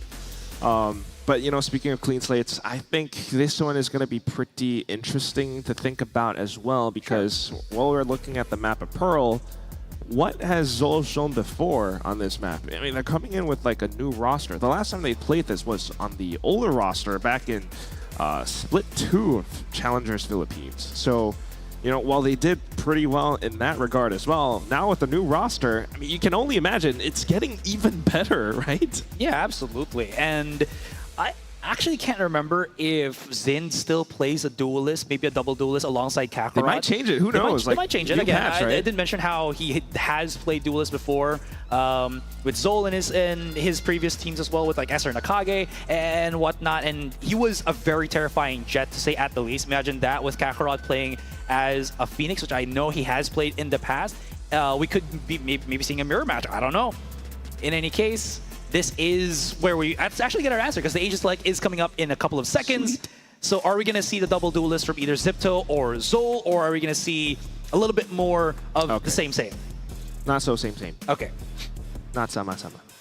Oh, but Xin is going to be on the jet, which I do really like. So it's going to be Kakarot playing as the Sentinel, so they're going to be switching out roles. But again, this is what Zol does. They do have some pretty sets of flex players as well, so that makes sense. Zipto, there's no real mix-up from what we were talking about from the last two Pearls that we've seen from them. It is going to be that Jet and the Phoenix combination, which I really like in the Pearl map. Somewhat makes sense, right? I mean, both Duelists and Sentinels are really aim-heavy roles, and they have the tendency to swap in for it, so why not? If it works, it definitely works on the map of Pearl, but otherwise, this is a very classic and stock and standard composition where you're, relying on a lot of the controllers as well as the Sentinels to defend the map pretty effectively.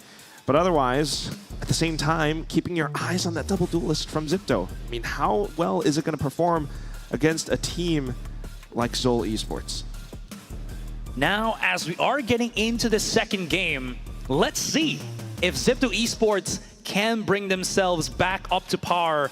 One more map, right? And we'll see who's going to go into the grand finals, or are we going to get a third map and then potentially overtime? I don't know. There's so many things that can happen here in the Predator League. And ladies and gentlemen, again, map number 2 here on Pearl. We'll see if Zol Esports can get into the grand finals, or can Zipto hold them off one more time. Definitely going to try, to say the least, starting things off on the defensive side. 2 Frenzies being purchased up, so a bit more utility coming into this pistol round now for the side of Zipto. But at the same time, the positioning is going to be quite crucial, because at range, Frenzy is not going to work out too darn well. Zol, more stacked up towards the A side for now. Okay, just a nice little spread here for Zol's attacking side, making sure that no shenanigans happen as well from Zipto. You can already see Icy just putting out, excuse me, it's going to be Kakarot rather, putting out his turret there, gets caught by Fixie. Is there going to be any callback here from Zol just to go for the quick charge? No, they're going to try to at least scrub every single angle clean here as they push up into mid. Yeah, it's a much bigger map, right? So you definitely need to do some scrubbing. But at the same time, Zipto very much aware where they could look into it. So Zid just being able to hold out to the other side. Rizza, I mean, takes them down. Yeah, throws out the recon dart. Kevzi does pick up the, well, let's pick up the spike there, and just gonna try to transition it to a site right now. 2 to 5, there's not really much options in terms of space for Zol here, so they're gonna have to try to take space themselves. No turret though. Here on the B side, it will still be the KJ placed at the back, and that's going to be the call for the rest of Zipto to start walking in to Pearl and start playing this 2 versus 5 as a whole team. 30 seconds left. Still just trying to play around the spike at the very least for now. But Zipto has those numbers. Yeah, Kevzi's just trapped at the back of the site though, plants a spike in. They know exactly where he is.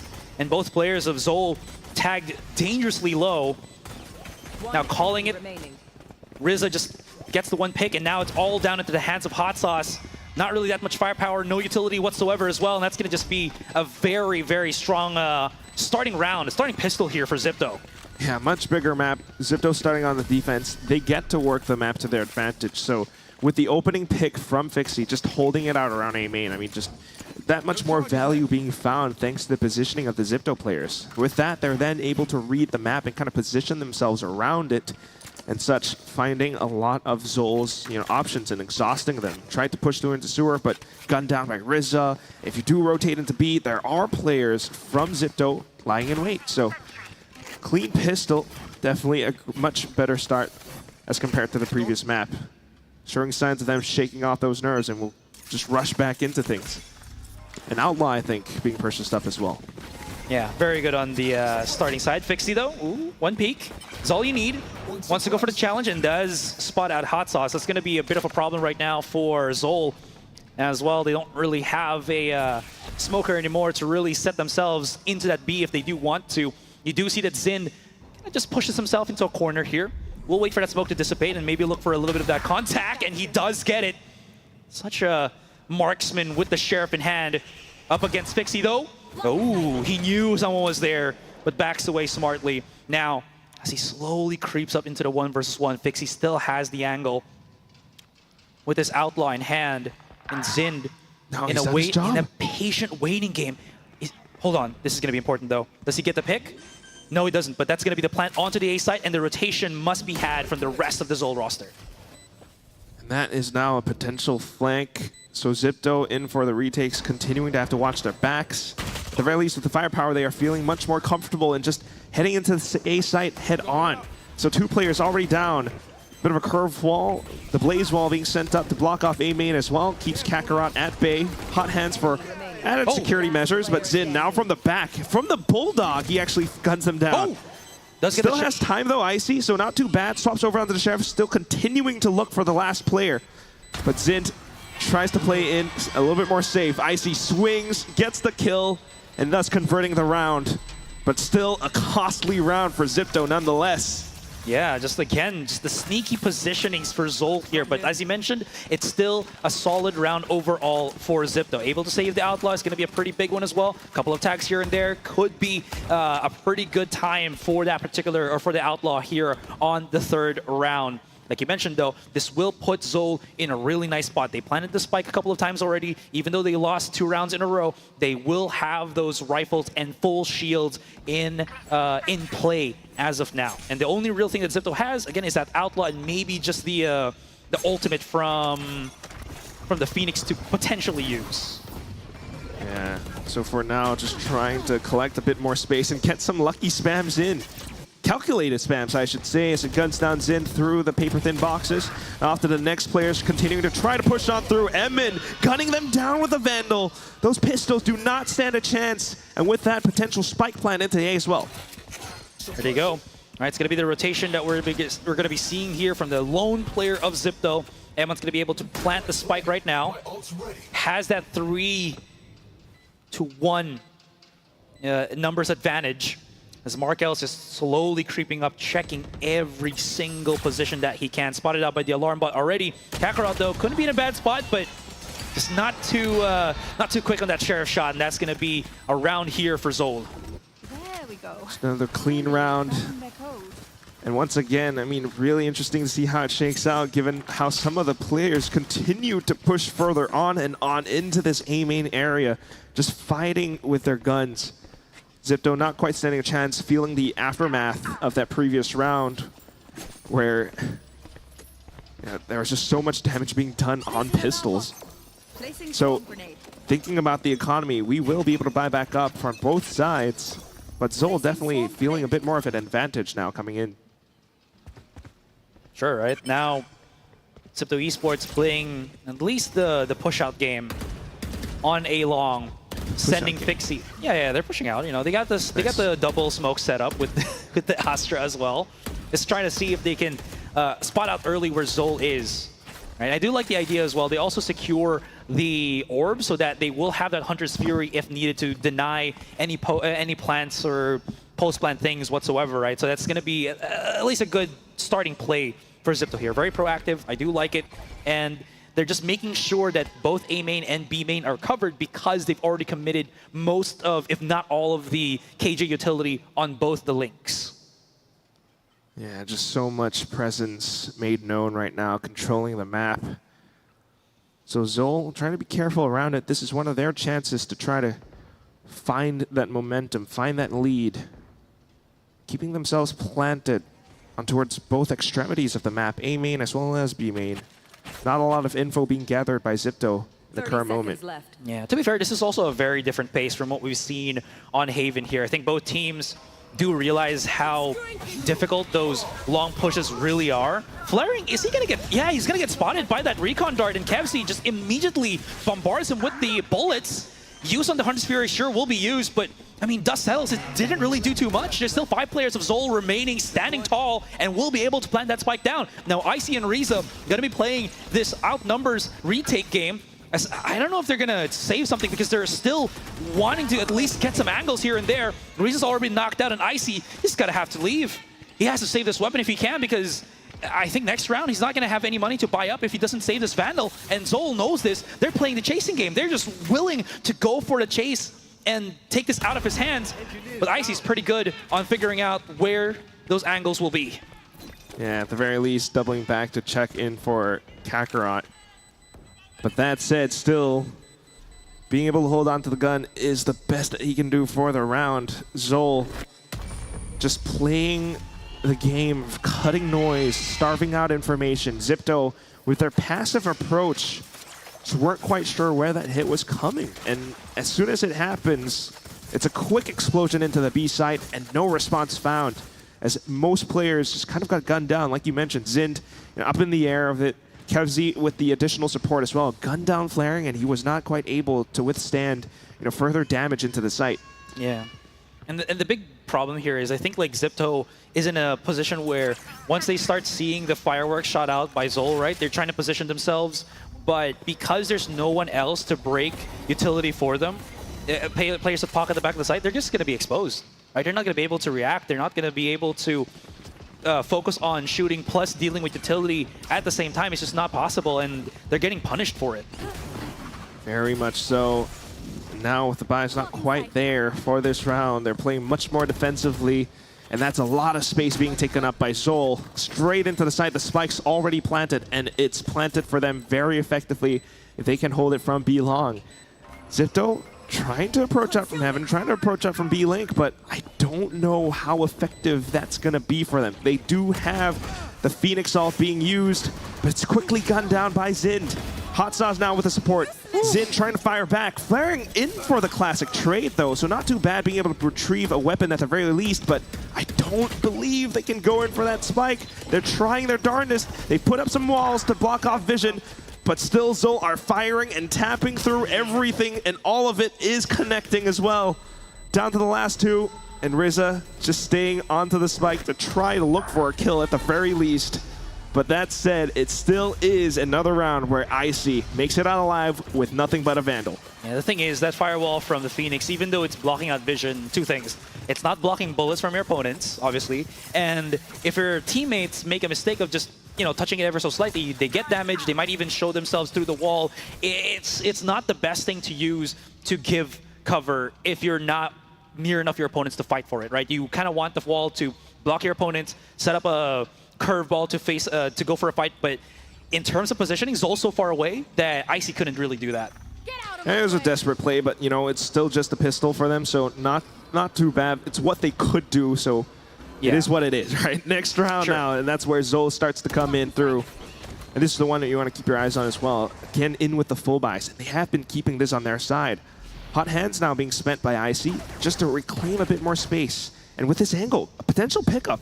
Might have spotted out Kakarot as well. I mean, at the very least, just waiting for it because of some potential lurks. The rest of Zol, though, now quietly approaching into the A site. They've cleared out the early A main space. Yeah, and this is just making sure that they can at least prep for that A push if ever, right? No real big... Ooh. Yeah, okay. That'll work. Zen's down to 9 already. Nice little shot from Icy there. They had that little awkward contact on B-Link, but now on A, it's looking a lot nicer for the... Well, honestly, for the Zipto lineup. Yeah, just trying to create that noise. Zipto still trying to play it safe, but there is that lurk coming out pretty soon now. A bit of support coming from Kevzi as well. Kakarot in from the back of Art, just able to hold down that ground even further. Emin goes in for the stick, but ooh, sprayed down by Mark L. And Zipto will be able to try to fight back. Yeah, Mark L is just holding the back of the site. Fixie's already here with the operator, and this is looking a lot damn better for Zipto Esports. Sees the barrel, hits the no, does not hit the shot. And somehow, it's a 2 versus 2 with the spike getting planted. No, denies. No, it's going to be possible, potentially. Fixie's brought out the blades, and he'll be able to pick up the 3K as he holds on true for Zipto. Very, very messy fight, but at the end, they were able to squeeze the 1 round in. Still effective on it all. It felt messy at times, but being able to gun down some of the initial players from the side of Zol just gives Zipto that much more of a breathing line. I mean, the off shot coming in off the back of it as well. Just well done by Mark L and Fixie for the end of the round. And we need more rounds like that to show us even further of what Zipto has in store for everything. Yeah. Don't forget, the operator is still bought out here, or still available here for use for Zipto. So there has to be that that bit of hesitance for Zol to push something out super aggressively without getting that quick information. But they're actually kind of doing that on the B side already here. Yeah, straight into the op. Yeah, exactly. So, I mean, there is a smoke that's kind of blocking the vision for Fixie, and he's already used a Tailwind, so he's not going to have a dash later on. But this is still an op that you have to be, again, very cautious about. Yeah, it hasn't been sounded off either. So it's either Zol anticipates this or they are unaware. Nonetheless, just trying to work around the smokes.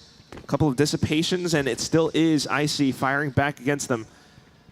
Fending off most of Zol's forces. So a bit of an exchange and nothing too much found. They can't quite commit into this B site, so it's all down once again to Kakarot and how effective his lurk could be all throughout mid. He's already breaking a lot of Mark L's utility. Yeah, and now there's going to be a bit of a guessing game here for Zipto. Are they going to go mid? Are they going to retry on the B site? We still really don't know about it. But if it's going to be A, this is going to be the spot where Zipto's has to be the most comfortable in, because they still have the KJU till up and running on that main position. Now Mark L's going to be hearing about all of this.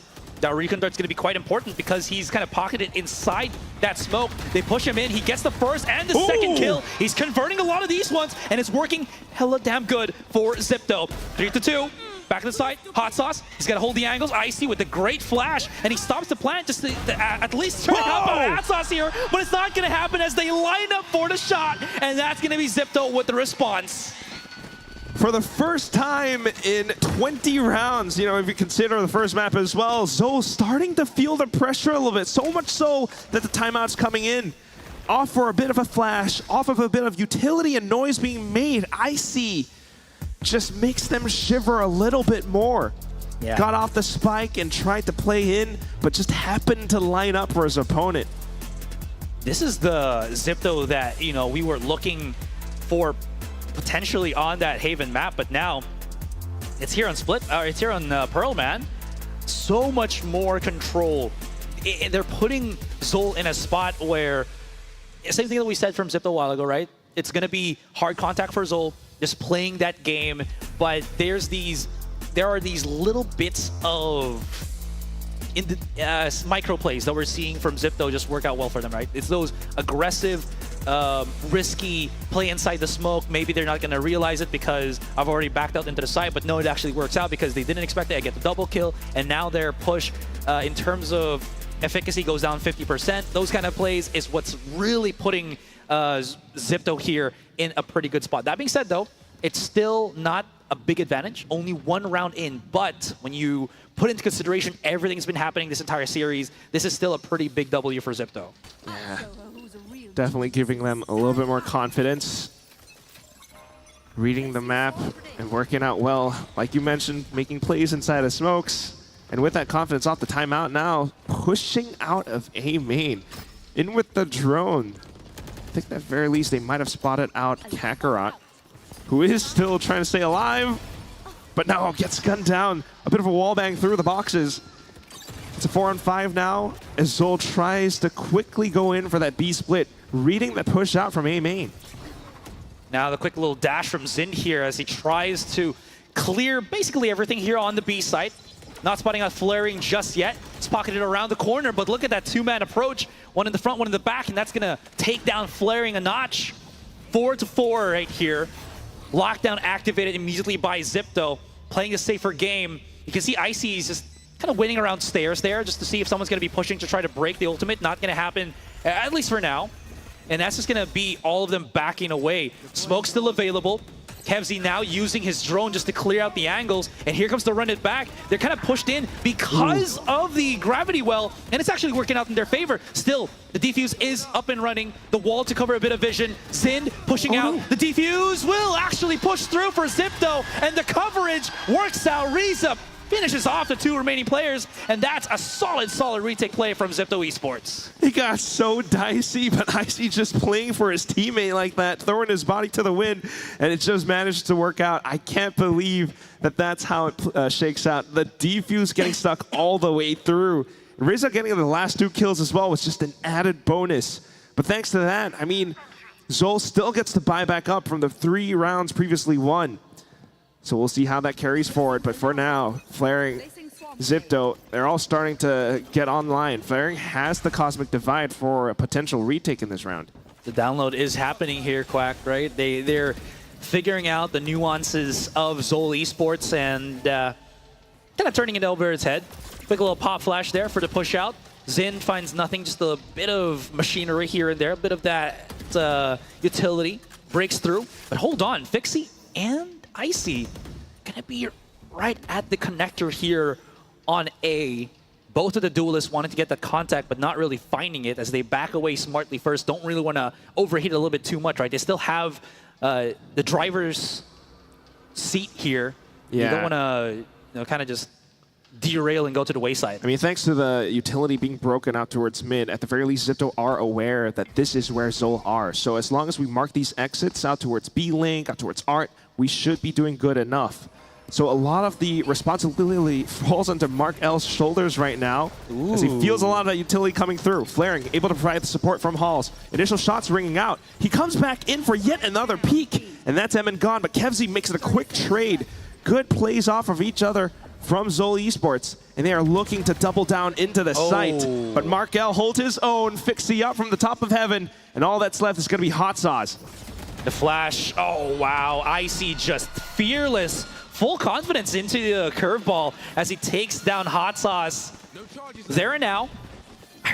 I also do like this. You see Mark L actually go for a ping where he was asking his teammate to time the... Who was he asking? He was asking Flaring to time the smoke for him so that he can at least come back into cover, which was very smart. This is some of the stuff that we didn't see from Zipto again on that first map. Now we're seeing it come into full swing here on Pearl. The coordination, the belief within each other is just showing a lot more here in this Pearl map, more than anything else, and it's a big boon right now for Zipto.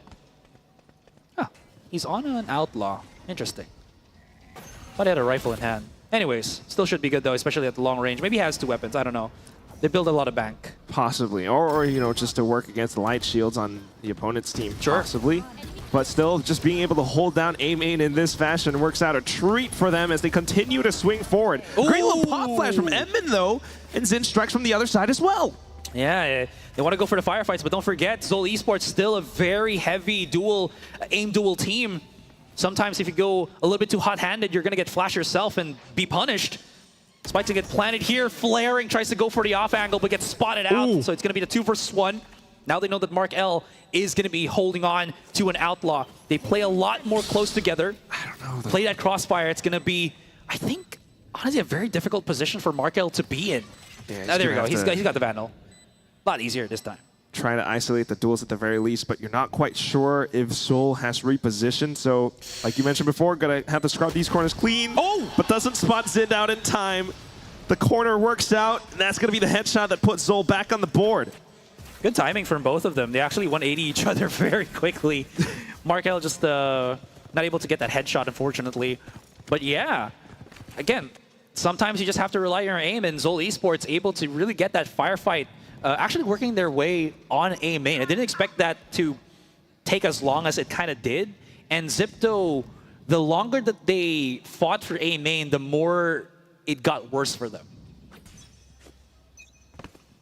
It's one of those things where you're, again, just trying to make those adjustments around, but your opponent's working around it as well. So in for the next round, it's going to be a bit of that pop flash play where Rizza just kind of works his way around A main as well, anticipating these early pushes out from Zol. So 1 player gone, but they continue to try to push on through in with the null command. Emin making the calls. Might be able to get the spike down, and with that, possibly play post-plant from A main. But look at the movements on the map from Zipto, trying to set up a bit of flank, and they try to push it right just in time. Kakarot, though, fighting in towards Art. That's 2 kills down. Oh, big flank coming in from the 2 players, though. Now that the Sentinel is done from Zoller, no more utility available for Kakarot here. The big flanks coming in. Nice little smoke, though. That will spot it out, but Amon's still going to get overwhelmed. Wall used just to at least isolate a couple of angles, which actually works out in their favor. Oh, the shock dart from Rizza. 1 versus 1. He's down to 20, but he's got the weapon. He's got the bullets. It's a head-to-head, and it's... Oh, the reposition. Rizza, all he has to do is just wait, and the timing is perfect. And that's going to be a win for Hot Sauce. What a round for both teams. And Zol come out on top. We're still on this final round in the first half, and it could go 6-6. Yeah, having the advantage, just hold the angle, right? Why not? Rizza is the one who has to peak, so just doesn't quite work out, especially when his health was that low. It all came down to just banking on a possible mechanics play, but it didn't quite work out. So last round of the first half now, and Zipto has some ultimates to boot. Zol as well. Shall see if this ends out And that possible 7-5 that Zipto are looking for. Again, Yeah. just trying to shake everything off from that 13-0 from before. Every little bit helps, right? That's what both teams are banking on at this point. Okay. Blades activated right now. Fixie wants to at least be able to get that contact as soon as possible, maybe, right? And get away with Bloody Murder if we can, but not going to happen this time. Both teams playing the conservative game. They know this is the last round before we switch into the next one. Yeah, Again, trying to slow it down. bring a bit more utility out towards mid, because that is where Markel had most of his KJ utility placed, but nothing much found. In fact, it's the op shot as well out towards the B site, so trying to make even further noise. Zipto starting to rotate over, but Zol just trying to hold their positions. They might actually double back into B. I like the idea here for Zid not dashing into the site. It's only really him that was spotted, so he's kind of hoping that flaring maybe challenges once again, and then you have the help of your teammate to just, again, go at it, right? Now that they're hearing all of these picks, we'll see how that kind of goes as he just drafts up and tries to go for that contact. Flaring does go down as well as Mark L, and somehow this weird push contact play for Zol Esports works out in their favor. Oh, the shot at close range, run it back, denied, as we have the 2 versus 5. Both duelists still alive here from Zipto, but they have very little options to work with, unless they have the aim, but it's not going to work out as there's just too many players from Zol remaining. 6-6, and first half is done. Too many players, too many targets, and it all starts with Zin just being preservative, being conservative, holding up for that dash, not quite committing into it, waited for his team, went in for the updraft play, which is then when his teammates come in and struck behind him. There's just so much going off that Zipto, once again, kind of like what we saw in the first few rounds, just didn't have enough information to fend off the B approach. So Zol just doing such a good job at working around the map now. Sure. We shall see if this composition works out, you know, even better for them in the second half on the defensive side. You can see, though, that Zol's ready to, you know, to basically go for Bloody Murder as they just push out. This is just going to be a fight for the pistols. Let's see who's going to be the better aimers at this point, and it seems like Zol has already gotten 3 kills. Make that 5. You know, I'm bad at counting. It's very quick, and this pistol round is over in like 10 seconds. I mean, they're defending, but they pushed out. Zipto just wasn't quite anticipating it. Nor should they. I mean, first time facing off against each other on the big stage, and these are the plays that Zol are making. Yeah. And again, as mentioned, right, you don't expect it, but if it works out for... And it kind of makes sense that Zol will probably go for that, because your opponent, if they are on mid, sure, you get immediate contact already, you have the numbers already, and then if they go the other way, you could just go for the flex. It works. It works out so darn well, Asterai. Now that the next round comes through as well, the judge plays, but Zipto hops on over, throwing off his crosshair placement, so the Frenzy picks up the kill, and that's the judge being retrieved by Fixie. Just looking to play around the smokes, potentially. Feels the shock dart at his feet, and tries to reposition across the map. The call being made by the team to try to get more space in towards A main, set up some kind of an A-split hit. Well, they're trying to make that happen, but Zol is moving accordingly to the map as well. Hot Sauce shouldn't be really in trouble here, especially if Kevzy is going to be just spotting them out. And he's doing the Hot Sauce special. He will get taken down, though. But again, it's going to depend on how well the refrags is going to be coming out from Zol. It's a costly round for them, all things considered, but they haven't planted the spike. They haven't really gotten really good weapons to start fighting against Zol here, but Rizza could be in a really good spot, but Emma's just too smart for him. Oh, he gets away. Does not get away, excuse me. And that's going to be, what, 8-6 already, with Zol coming back with a very strong answer here in the second half. So sharp and so good. I mean, this is close to medium range we're talking about with the Guardian, and he lands the headshot against the judge. Yeah. That's Emin for you. XRRQ now onto Zol, and he's just providing that much more value for the team. I mean, a little bit quiet on Haven, right? But that's just because his teammates were that much louder. Absolutely. Man, I honestly expected Zipto to maybe get themselves a pretty solid round here. They were making so many good moves as well, you know, readdressing the angles that Zol was trying to fight them against using the numbers, but just didn't work in the end. This should then be the round. You know, they did enough damage to Zol's economy, so full buys coming through from Zipto now, and they're looking to make their headway into the A site. Okay, might be a bit difficult here, especially with all of the Astra utility. Kevzi, spotted the back of the site. He's going to get wallbanged to oblivion if he's not careful. Actually backs away enough that he's not going to get spotted, but flaring is going to be slowly encroaching, creeping in, and shutting him down. And this is a solid take for Zipto as they claim the A site. Nice shot onto M and onto Icy, so that deals with most of the backside control that Zipto has. And now, looking as the dust settles, it's a 3 versus 3 on the retake. Yeah, trying to hold out from A main. At least that's where majority of the forces are. Rizza trying to play on the spike itself. He does have the utility, but not quite the position to make use of it. So swings out, managing to find M, and as soon as those shots ring through, it's all down to Xin, and he's only got nothing but a pistol, or an upgraded pistol. Rizza goes in, swings for the duel, finds the shot, and Zipto managed to bring the score closer, 7-8. Like you said, man, it all was set up for Zipto there in terms of the economy, in terms of how they were able to push. As a unit, the double duelist working super well on that A side take.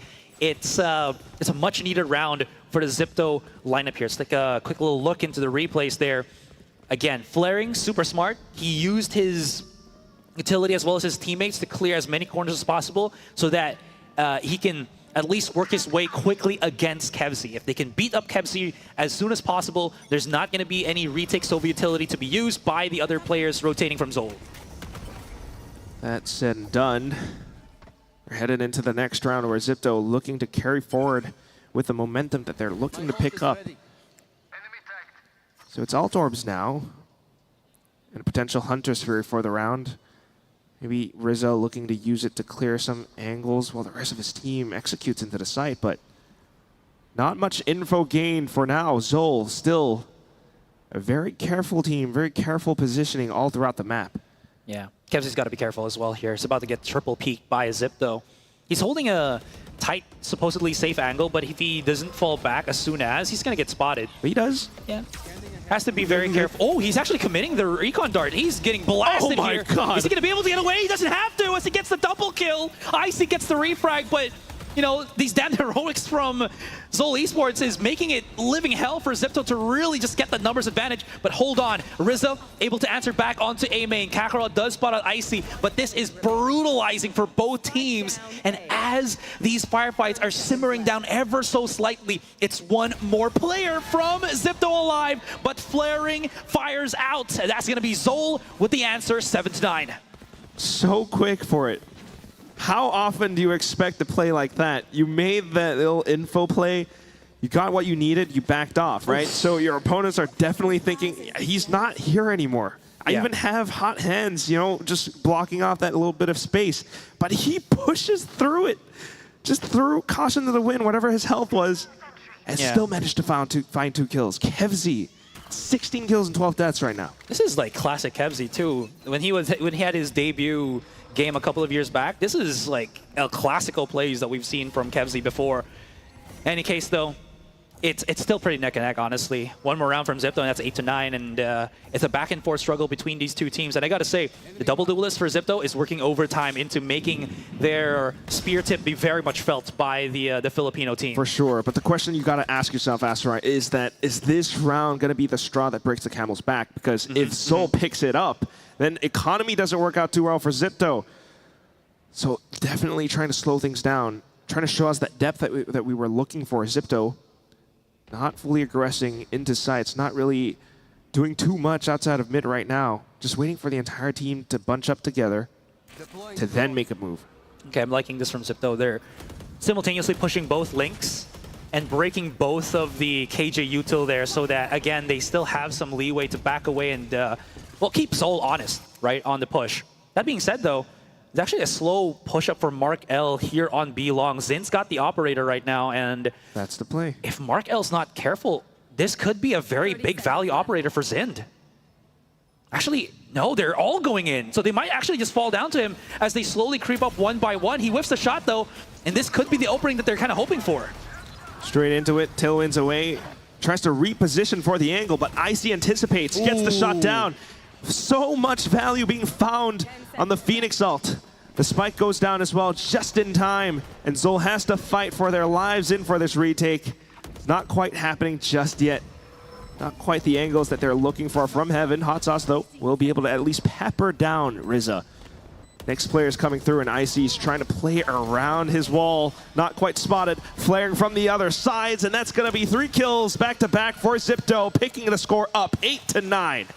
Zipto are fearless, if nothing else. They will just charge out and not give a care if anyone with, operators holding B-line. It doesn't matter. If he whiffs, that's great for us. If he doesn't, we'll play the refrag game. Whatever happens, they've already committed to the fight, and I love that about them. Icy, again, getting that double kill conversion was pretty huge. And as you mentioned, that was a pretty big round for both of these teams. Whoever loses will lose that economy, and Zol Esports are just going to be nursing these sheriffs as they, reach up into this 18th round. Yeah, trying to do what they can with what they've got. But just quickly clearing out so much on the other sides. This should be enough information that it is a B hit. We just need to make calculated moves to try to approach. We have swapped sides now. Zol trying to approach from the back of Library in towards the B site. Rizza definitely has them marked. Flaring with the Cosmic Divide as well, just to make things even more risky for them to peek out of. I like the positioning as well of that wall. Works both ways, right? Yes. Oh, nice little dash. But Rizza, though, he's holding the angle here, and Zol can't really deal with him quickly enough. Fragment gets pushed out, but Rizza, all he has to do is crossfire with teammate, and it's all said and done. The push out from Emma doesn't even do anything to Zipto, and we have ourselves a game here. The second map is just going the limit here, Quack. 9-9, and no one's broken that double digit yet. This round will dictate that, and obviously nearing the finish line of this second map. Yeah, but that said, you got to look at the economy. So far, Zipto definitely doing so much better in the second half as well. We might have ended things 6-6, but now coming into this, with the win streak that they've kind of built up for themselves, even if they lose this round, they still stand a couple more chances at fighting back in this game. So a bit of pressure taken off their backs. Now on the attacking approach, they continue to head straight back into B, looking to deal with the early Killjoy utility. Zol now figuring that out. They try to make those rotations across. Lots of just, short smokes being placed here and there by the Astra just to keep alleyway contained. I really do like this new Phoenix wall. Goes through walls as well, but it also is being used against them by Heman. That's the first pick that he's gotten so far in the past couple of rounds. Hot Sauce also peeking in and out from Heaven, and this is working pretty damn well for Zol Esports. There's no resistance from Zipto whatsoever, and the first team to reach double digits is going to be Zol. Zipto has to answer back. We're looking for it, but it just wasn't quite found, right? You're talking about resistance, but all that said and done, every move was being read by Zol. They kind of waited for it, playing passive, but just by making these calculated plays and calculated reads, they kind of sensed that it was that B-side hit. And it all comes down to these tiny little positionings as well. Like you mentioned, Icy in with that kind of Phoenix wall, and Evan just knew how to work his way around it. So just kind of anticipating a lot of the positions being played by Zipto now, starting to break things apart, straight back into A. I mean, it's been B so far. Now it's a full clash into the A main area. Fixie starting things off, but then swatted down as he updrafts upwards. Emin continuing to hold his ground. Kevzi with the support, but Markel sprays them down. It's down to the one-on-one. Killjoy versus Killjoy. And Markel has the lockdown. Yeah, he can immediately use that as soon as the spike gets planted down. But the thing is, does he know how close his opponent really is? Markel just backs away. Where's that turret from? It's on A main. Slowly creeping into the site itself. I think he knows, Kakarot knows, Markel has kind of abandoned the site itself, waiting. He spots out the fight and he actually gets it. Not sure what the angle was there for, but the 1v1 gets won by Kakarot. The reposition from Markel, was he expecting to maybe throw a nanoswarm to stop the plant? I don't know, man. That was a little bit confusing. Yeah, possibly. I mean, it's a one-on-one. You just don't know where your opponent could possibly be. with everything shaking up that quickly, there are so many question marks in their head, and he just kind of went for the best possible guess that he had, which was to see if his opponent would then push out from connector. And unfortunately, that's not the case. He did have the nanostorm, as you can see on your screen right now, so it just didn't quite work out the way that he wanted to. Kakarot was just that quick and that smooth with how he shift walked straight into the site. Yeah, fair enough. And honestly, I didn't know who's gonna get it, but that reposition kind of showed it a little bit, right? In any case, might be a tactical timeout here, not sure. But it's 9-11 already. 2 more rounds, and we'll have ourselves the second grand finalist. Zipto's pretty close as well to the finish line, but they have to at least get that advantage. It does not feel good playing from behind. Yeah, it's super close, it's super tight, but that said, there is that pressure being felt. But at the same time, you gotta love the support from the Filipino contingency. Well, he's getting up on the chair. Yes. Laban Pinas, right? We'll see how this... how do you do it? What's the accent? Laban Pinas. Laban Pinas? I'm gonna get fired. I'm gonna have to ask you what's your... I'm trying to put on my widest what's the Singaporean version of that? Oh, I don't module. You gotta tell me next time. Anyways, okay, just a quick technical pause, right? We're just having a bit of a breather here, which is also good for us because it's been non-stop action. So far, so good. What has been the biggest thing that you noticed these two why there's the 2-round deficit between Zol and Zipto here? Just feels like individualistic plays, right? Yeah, a little bit of that, but also just kind of getting a read for how their opponents have been playing so far. I mean, clashing into A that way, it's just smart calls from the IGLs on both sides as well. All right. A little bit more so from Zol with Emin at the helm. Straight back into A again. I think this is going to be a clash for both teams. Oh, no. No want to fight? No, they actually do want to fight this one, and they peek out immediately as these blades come out. It's not going to have any contact whatsoever. Fixie just backs away, not able to get the valid it was kind of hoping for with the blade storm. Exits out, and as the dust settles, you can see that Icy was well dealt with. That's a 4 versus 5, and they're starting to run straight into the B side. As mentioned, Kakarot is going to be on the contact. First, falls down to flaring, and this is still anybody's game here, Quack. Possibly, but definitely a little bit more of an advantage for Zipto. They have already put their boots firmly in the ground on the B site. Spike getting planted alongside the lockdown from Mark L. So this is going to be a little bit of a tougher retake from Zol. Emin does have the null command, though. It's possibly looking to employ it, but Zipto tries to get ahead of the game. They push, and they get struck down. Zind, Hot Sauce, eliminated some of the players from the Zipto squad, and all that's left is Markel. Tries to flick upwards. Zind with the movement. Stutters back and forth and gets the headshot against Flaring to stay on top of it all. This is now Zol reaching map and series point. That's the dance, man. It's Zin or Mark L.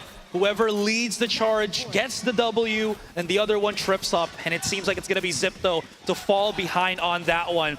And this is where it gets interesting. They have the lockdown. Why are they facing Zol on the edge of the lockdown? Maybe they're expecting that they can catch them off guard or whatnot, but it feels like the reposition should have been the better play there for Zipto.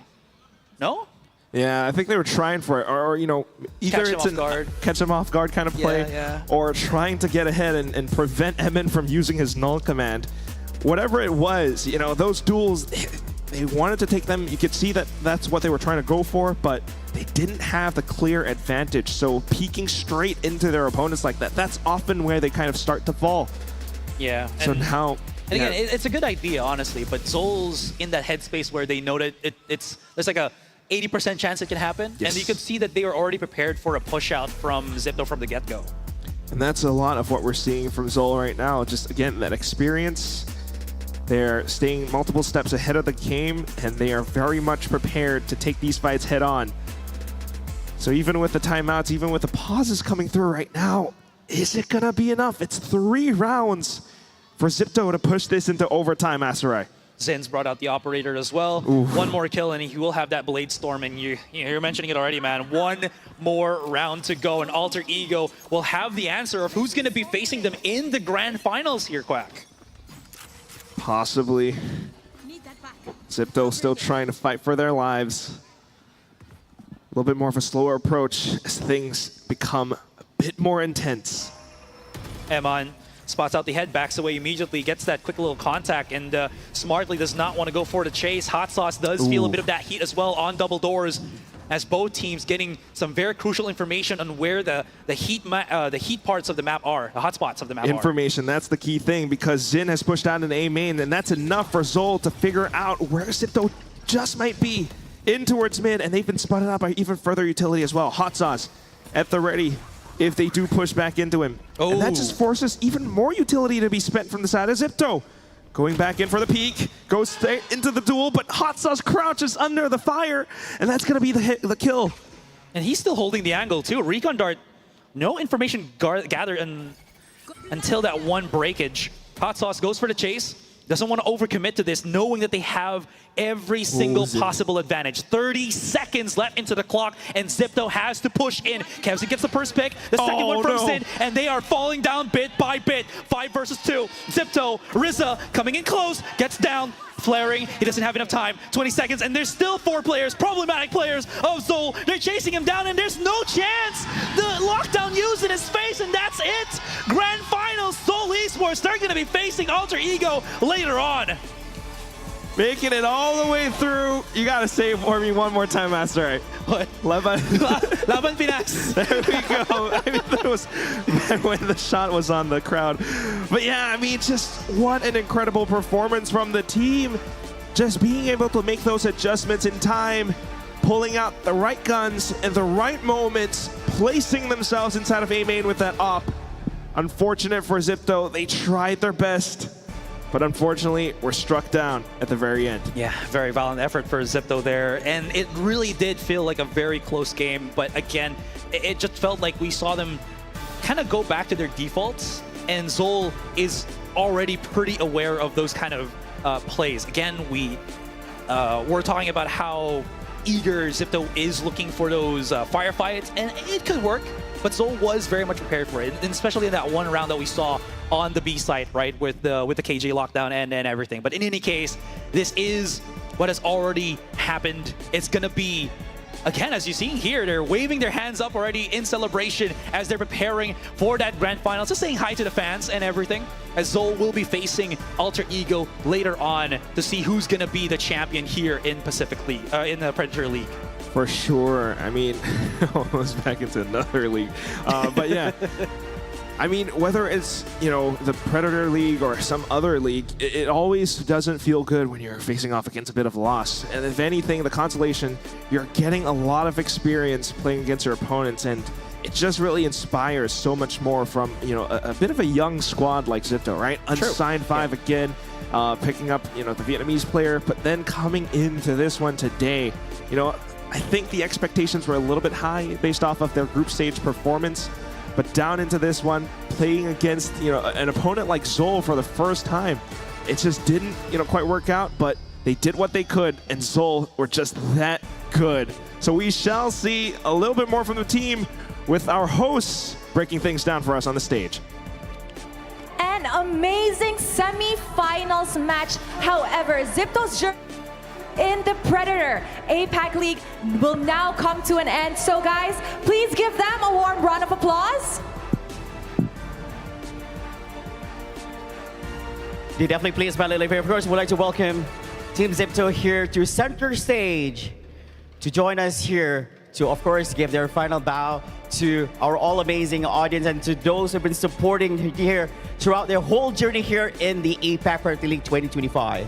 I'm sure we can all agree that these young lads have definitely given everybody a hard time, especially. So with that, once again, ladies and gentlemen, this is Zipto. You may now take your final bow.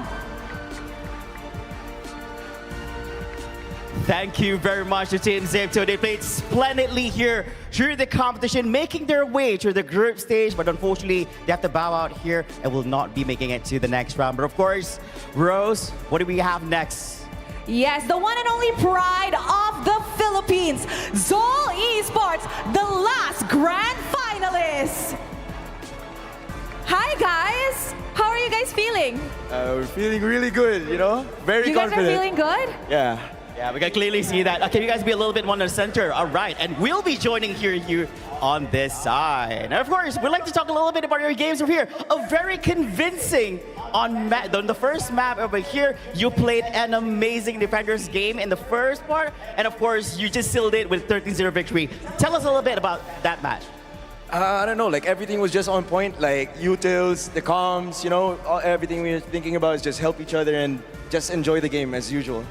Yeah, I think they were just amazing over there. Yes, and I think we also want to give credit to the ace in game 2. How did that happen? What was going through your mind? What was really happening behind the scenes that we all don't know about? I don't know, I was just feeling it and I was like telling the boys, give me the ace, give me the ace.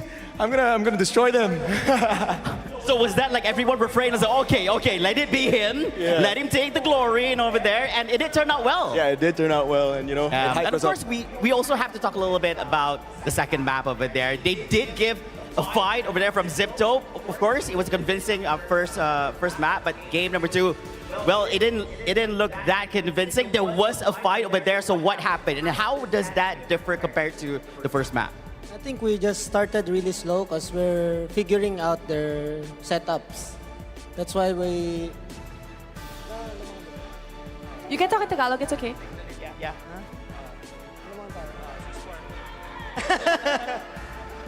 I love you too! That's why they got the lead. And then, yeah, we bounced back and take the 6-6 on the first half. Okay, we can see that they definitely did bounce back and they managed to recover from the early losses. But guys, I think you guys can see that over there's actually quite a few Filipinos coming onto the arena today. They were waving the Filipino flag. What do you guys want to say to them?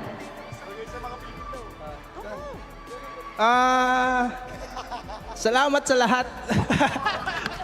Kind of said thank you for everything. Yeah, he said thank you for everything. That's all? No, thank you sa lahat ng pumunta ng mga Pinoy, syempre. Tsaka ramdam na ramdam namin yung pagmamahal nyo.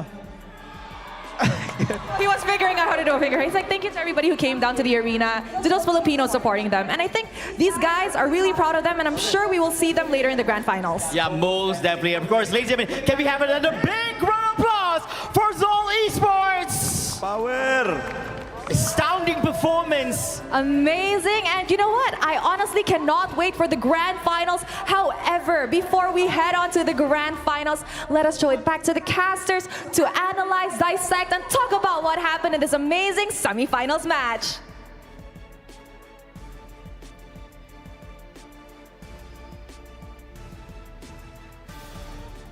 Thank you so much for that one. And yeah, we're just going to be checking out these quick little game highlights from that second map. It was such a...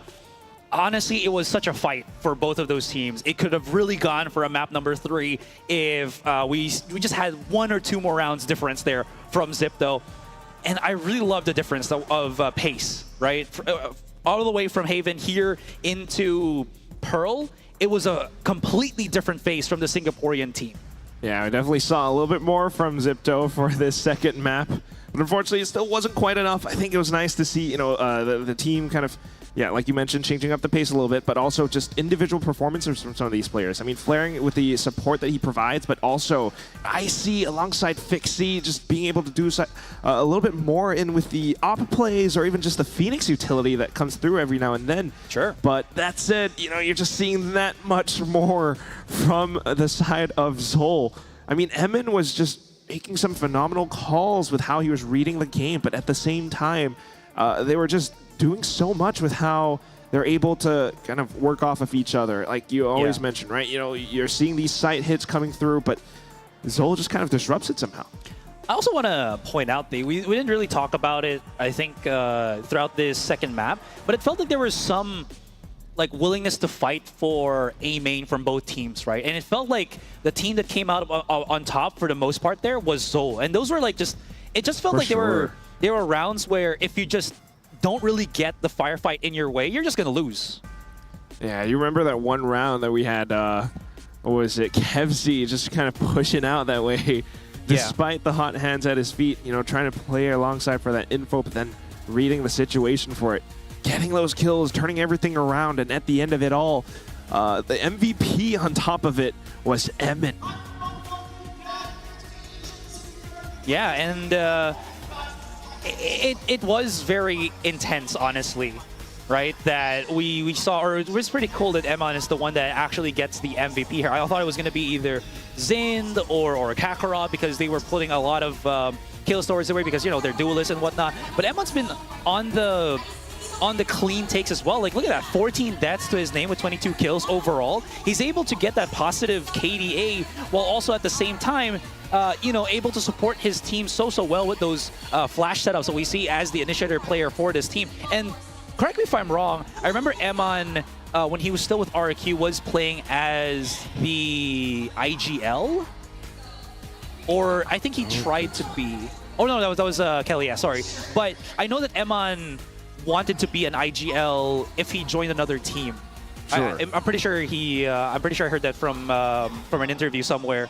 And this is where it gets interesting, because at least he's able to flex that, or, you know, stretch and flex that right now with Zol Esports, and it kind of shows at how high IQ of a player he really is, not only for making plays by himself, but also directing the team as the initiator. Yeah, that's definitely what we're seeing when he's on Zol. I mean, just being able to provide that much value, especially on this map. He was definitely a little bit more quiet on Haven, but again, that's because his teammates were just having that much more of a better time.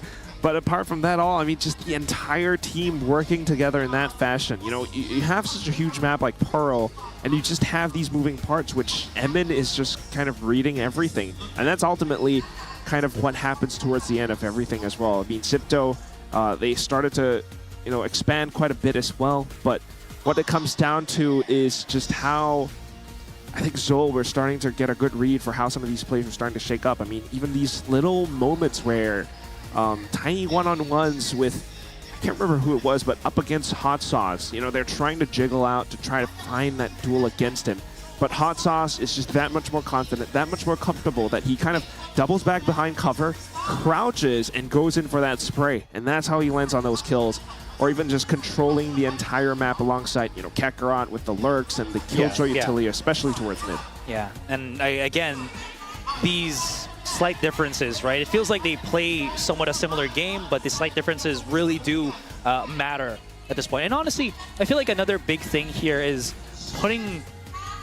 alleviating some of that duelist pressure from Fixie and bringing it, or rather putting it in two players, as with Fixie and Icy, was a very big thing for Zipto. And you're seeing it here, right? The MVP for the Zipto lineup on the second map is Icy there, being on the Phoenix. I think this was a really big help as well, because now they have the capability to fight with the flashes and whatnot, and still have that punching power with the double duelist. But that being said, it just didn't really get that value that they were kind of hoping for. And yeah, that's about it. That's about it. Nice. We only have one of these. Wait, yeah. I really like these light sticks, or whatever you call them. I don't go to K-pop concerts, so I don't really experience this. So thank you so much for Predator, right? You can even change the colors. Look at this. Oh, we got different colors. Yeah. Yellow for Zol. Okay. All right. Oh, that's our color. Nice. Yeah. That's true. But that said, I mean, it is Zol who are the second grand finalists, so facing off much later in the grand finals against Alter Ego, Indonesia versus Philippines. That's going to be a spicy one to think about, just because, you know, of what it could mean for the Challengers League for the later part of the year as well. So there's just so much to show, so much to think and talk about, that we do have to take a little bit of a break. Not that soon, you know, in a little bit. But we also do have the opening ceremony that will be starting in a couple of hours. So absolutely, everyone definitely wants to stay for that, because there are some like pretty big musical performances from like artists and I don't know who else, but yeah. So it's definitely to look forward to. And again, I do believe one of the biggest artists that they invited, it's on the posters and everything, Sandara Park. So yeah, so definitely something to watch out for here, ladies and gentlemen. Again, Grand Finals opening ceremony. The day is not done, man. Our job is not done, and I love it. That means that we're going to be having a Indonesian versus PH finals later. And again, we're going to go and give you guys to the main stage in just a moment. Once again, my name is Asura. With me now is Quack, and we'll see you guys in a bit.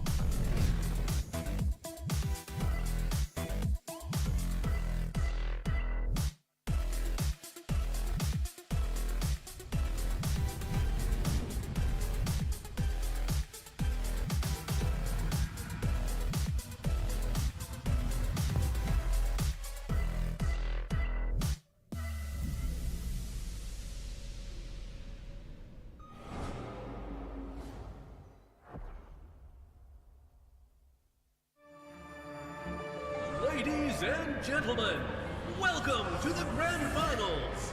The match is about to reach its thrilling climax. The final showdown features two opponents who have been close friends and gaming buddies since childhood. But only one can claim the ultimate glory. Zero! Who will emerge victorious in the end?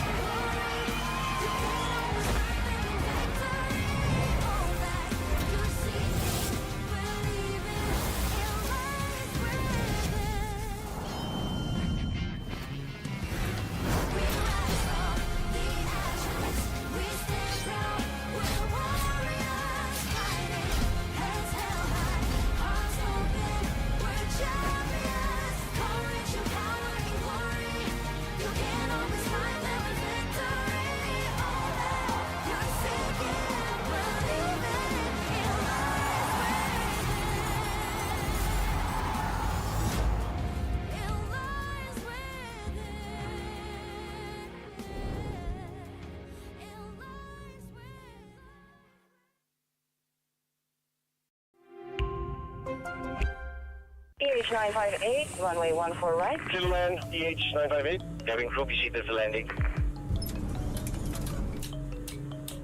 Thank you for choosing Fly FM.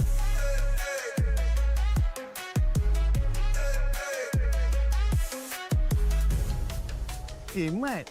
Kita dah lambat ni, Mat. You need to speak English now. Bro, we're late, bro. It's okay, let's go.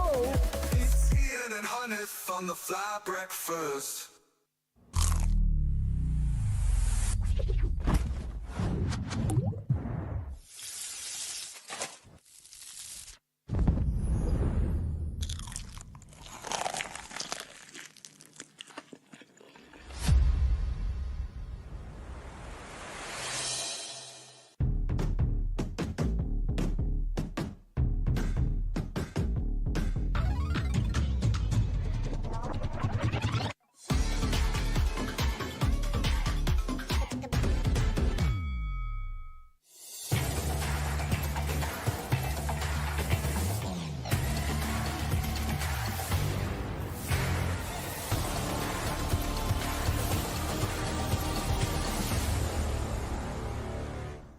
Real chips, real fun. Real tastes good with that real. Real tastes good. Real chips, real fun.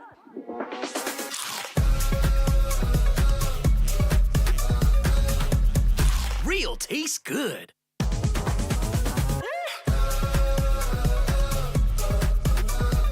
Real tastes good with that real.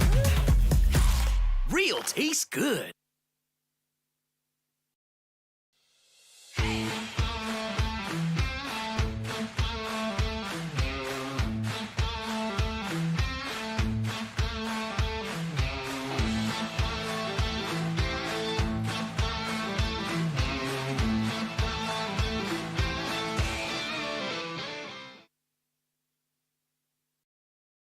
Ladies and gentlemen, welcome to the Who Am I Challenge Finals. Now, if you did miss out on our first 2 episodes, we had our 4 challenges battling out to make their way to the finals, and here we are. Allow me to introduce Mr. Ikuto, and we also have Sir Cloud. Hello, everybody.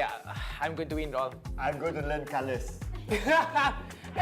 I heard someone teach you about colors previous episode. Yeah. If you missed out on all that action, be sure to check out our previous episodes to get to know more. But of course, we're joining together with Sir Cloud and Ikuto. And if you guys don't know this, one of them will be crowned the winner, where they, together with a number of their fans, will be winning themselves some pro tickets to the upcoming Predator League APAC 2025. Whoever the loser may be will still be winning them a number of tickets, but it's going to be the elite tickets instead to the Predator League APAC 2025. Cloud, Ikuto, are you ready? I'm born ready. Now, I hope you're ready for this one, because this time about, we do have a clock together with us. In the span of 3 minutes, the individual which has the number of correct guesses based on the character voice lines in Dota 2 will win this challenge. So we're playing the voice lines. If you guess correctly, just lift the paddle right in front of you. So try lift it. Yep, just like that. So if you lift it, you have to answer it. So this is going to be very, very fast. If you would like to request for it to be played again, yes, you'll be playing the voice line again. Oh, okay. Yeah, so it's not a one-time thing, okay? All right. So I hope you guys are ready. So we're gonna start in 3, 2, 1, let's go. The dark moon comes. Luna. Luna is correct! So Ikuto gets a point for that one. Second one. I'm going to win all. And the 7 hells. Ooh, Ikuto's a bit faster on this one. So Ikuto? Doom. Yes, it is Doom! You're going to get 0, brother. You're going to get 0, brother. Number 3. Well, let's fly. Okay, Cloud. Cloud. No repeat. No repeat. No repeat. The repeat's only if you both together agree to a repeat. No repeat. What is it? What is it? No Cloud? repeat. No repeat. That Rider. Yes, you're right! Okay, next one.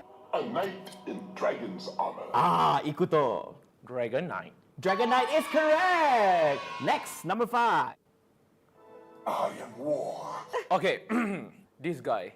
Hey, no, why are you giving clues? Just answer. It's Mars. Yes, it's Mars. Yes. Correct. Okay, next one. We have very limited. Centaur. Cloud, you answer. Centaur. Centaur what? Centaur War Runner. Yes, correct. Next one. Storm clouds are gathering. Okay, Ikuto. Storm Spirit. Okay, Storm Spirit is correct. Next, how much time we have? Oh, Storm Spirit. okay, Storm Spirit is correct. Next, how much time we have? Almost. Wind of change is blowing. Cloud? Wind Ranger. Yes, correct. Next. Ikuto? Sinking. Sinking? Who chose this baseline? Hey, who chose this baseline? Next. I am Ymir. Ikuto, unfortunately, yeah, Ikuto. Wait, Tas? Tas, yes, correct! So Ikuto wins by score 7-3. Congratulations! But anyways, guys, there you have it. We have our winner, Ikuto, who will be winning himself and a number of his fans, a number of his pro tickets to the upcoming Predator League APAC 2025. Remember to follow Ikuto to get a very wonderful ticket. Without it, you cannot go there. So come and follow my page Ikuto. And also, don't forget to follow. And of course, Predator Gaming as well. Yeah, there you have it, ladies and gentlemen. Of course, thank you so much, ladies and gentlemen, for tuning in to this Who Am I challenge. Hopefully, you guys enjoy. Congratulations again to our winner. And of course, if you guys want to grab yourselves tickets, be sure to check out our social media pages from Predator Gaming. And we'll see you guys at the Predator League APAC 2025. Bye, everyone. The Predator League APAC 2025 is coming to Malaysia. Be sure to grab your tickets from our official website. We have some exciting games, amazing booth, and performances awaiting you. What are you waiting for? Be sure to get your tickets now.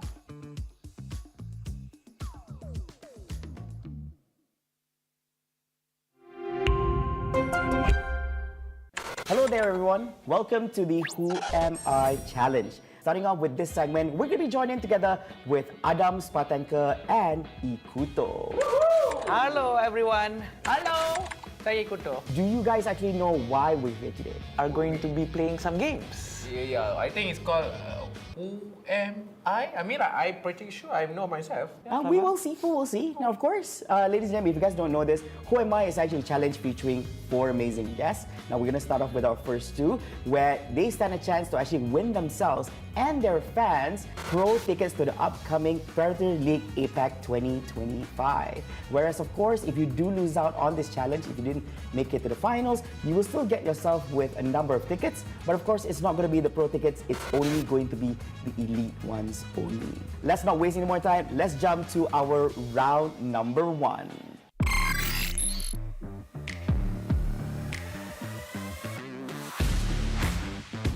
Oh no! Okay, how do I explain this? Now look into my eyes. Okay, rock, paper, scissors. Don't start first. You need to rock, paper, scissors. Sure. Adam, since you win, you want to go second or first? I'll go first. Okay. Is it a male or a female? Hard to say. Huh? Hard to say. Yeah, it's not very easy for me to say, but it looks like a male. It looks like... I do understand why he said that, but yes, based on voice line and based on character, yes, it is a male hero. Wait, you tell him it's not Predator. We're playing against each other or playing against you? Can we change hosts? Okay, fine. Okay, it's a male. Tuskar. Wait, I thought no. T-U-S-K. No. So you can say no, you can say no, yeah. Is this hero riding something? No, he does not. He does not. No. Nice. Oh no. Nice. Okay, fine. You can have that. He does not ride. He does not ride anything. That's a 2-in-1. So my guess is Kunka.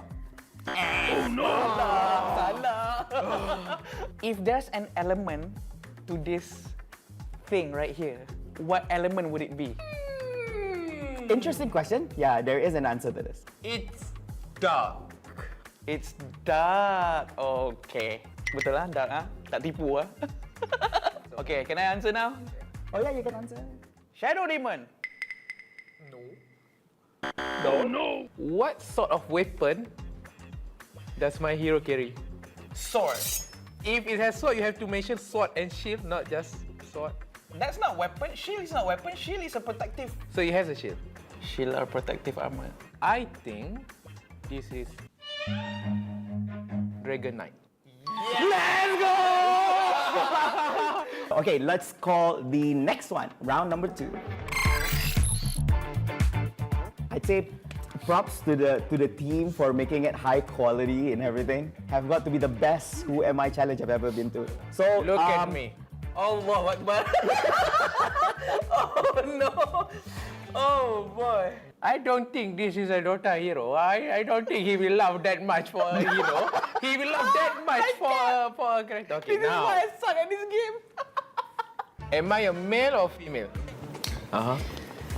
It depends. Some people. How can it depend? Some people might take this person as a female, but some might be as male. Which do you want it to be? It's up to you, Ikuto. I don't think that's an answer. Okay, next question. What? Next question. Next question. You have your answer. Next question. What? Is it a hero or a KOL? It's a KOL. I almost tricked you. Okay. How tall is this guy? You see the thing about the thing about these things, okay, it's very specific. From Wikipedia, it's 180 lah. Okay, can you stop? You're gonna start to give it away. Tak boleh lah macam tu. If I tell you the height, you immediately know. Okay. Because they're so, we are all so different, and you know everyone is. This guy? Okay. Dah kahwin belum? Hey, is this guy married or not? He is. What game does this person loves to play? This fella play a lot of games. I know. There's only one person who plays a lot of games. We all play a lot of games, honestly. We all do. My next question is, among all the Predator tribes, Nitro, is this guy the oldest? From the look of it, I don't think so. This person doesn't seem like the oldest in the group. No, I'm not married. Is that a guess though? Wait, no. Okay. Could be right. Okay. To guess quickly. Okay, I'm shooting it. Okay. It's our not handsome host, Flava. Yes. Hey! Oh, so you agree with it's not that handsome lah? No, it is. No, it's just the answer lah. I disagree with the description, however. Alright, so we have our winner. Congratulations to Ikuto. You are our winner here, winning 2-0 against Adam Spartaker, which means that you have won here in this segment and you'll be making it to the finals with a chance to win yourself and your fans with a number of probes to the upcoming Predator League APAC 2025. The Predator League APAC 2025 is coming to Malaysia. Be sure to grab your tickets from our official website. We have some exciting games, amazing booth and performances awaiting you. What are you waiting for? Be sure to get your tickets now.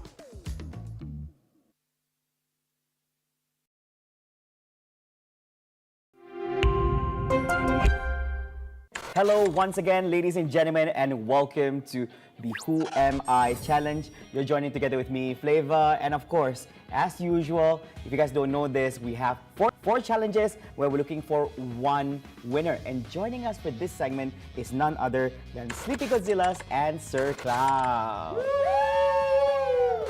A friendly bunch, but of course, it's not about friendship here. They are about to become enemies, as only one of them will go to the finals with a chance for the winner to actually win yourself and a number of your fans with pro tickets to the upcoming Predator League APAC 2025. The first to actually get 2 points from this challenge wins the challenge and goes to the finals. Whereas the person that does not win this challenge will not go back home empty-handed. You will still get tickets, but it's not the pro tickets, it's only the elite tickets. So, are you guys ready? I'm ready! Ladies first? She won. It's not because of ladies first. You could have said that from the start, but no, you wait until you lose and then you say ladies first, right? But Asha, since you win, right, you get to choose. You want to go first or you want to go second? I want to go second. Oh. Just gives the Cloud time and to win this game. Wow. Now let us begin our round number 1.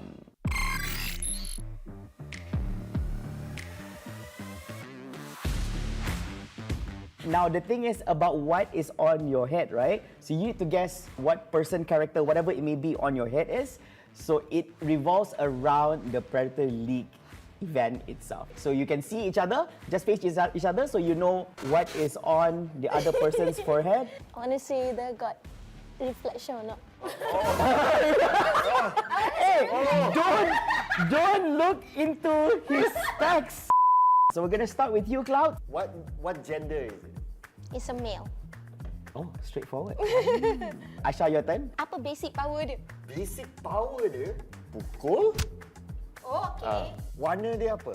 Alah, tak bolehlah main colour. Valid question? I think I'll allow it. Yeah, colour. Colour. Dia macam hijau tapi dia macam campur kuning. Bila dia mix tu, lebih kurang lah warna dia. Hijau kuning tu, I betulkan sikit lah. Dia, it's not hijau kuning lah. I thought tu seni apa maksud. Aku dia... This is scamming me lah ni. No, I'm not scamming. Dia kalau the colour of the hero campur dengan kuning, baru jadi hijau.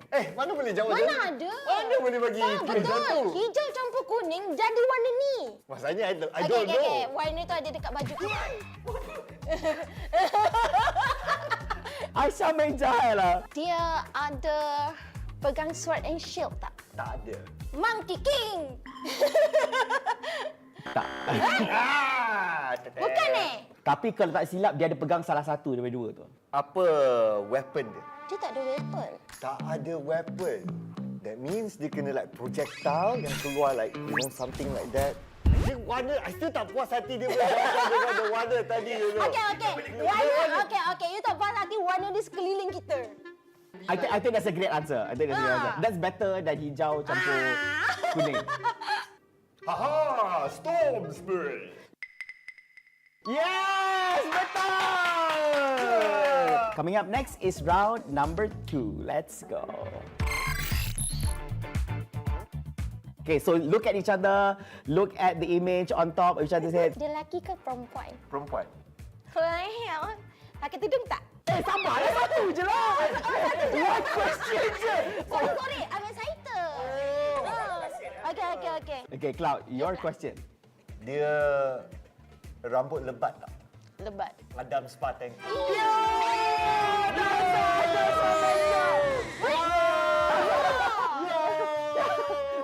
Ya, jawapan dia betul. The answer is Adam Spartanker. Tapi Asha, I'm very sure you're curious. Okay. Who is on your forehead? Tanya soalan. So dia pakai tudung ke tak? Tak. Sleepy Godzilla? Yes! The answer is Sleepy Godzilla. So I pun boleh menang what? Ayolah, tapi tak jawab tadi. Dah lah, patut kena tolak makan bagi jawab salah. Itulah pasal. Okay. So, next. Dah habis lah. So basically kita ada kita punya pemenang iaitu Sir Cloud. Jumlah mata 2020. Congrats Sir Cloud, you'll be making it to the finals. But Asha, since you lost here does not mean you're going back home with empty-handed. You'll still be you and a number of your fans will also be getting some elite tickets to the upcoming Predator League APAC 2025. So that's all from us, guys. We hope to see you in the next one here at the Who Am I Challenge for the finals. We will also be joined by Sir Cloud. We'll see you in the next one. Bye, guys. The Predator League APAC 2025 is coming to Malaysia. Be sure to grab your tickets from our official website. We have some exciting games, amazing booth and performances awaiting you. What are you waiting for? Be sure to get your tickets now.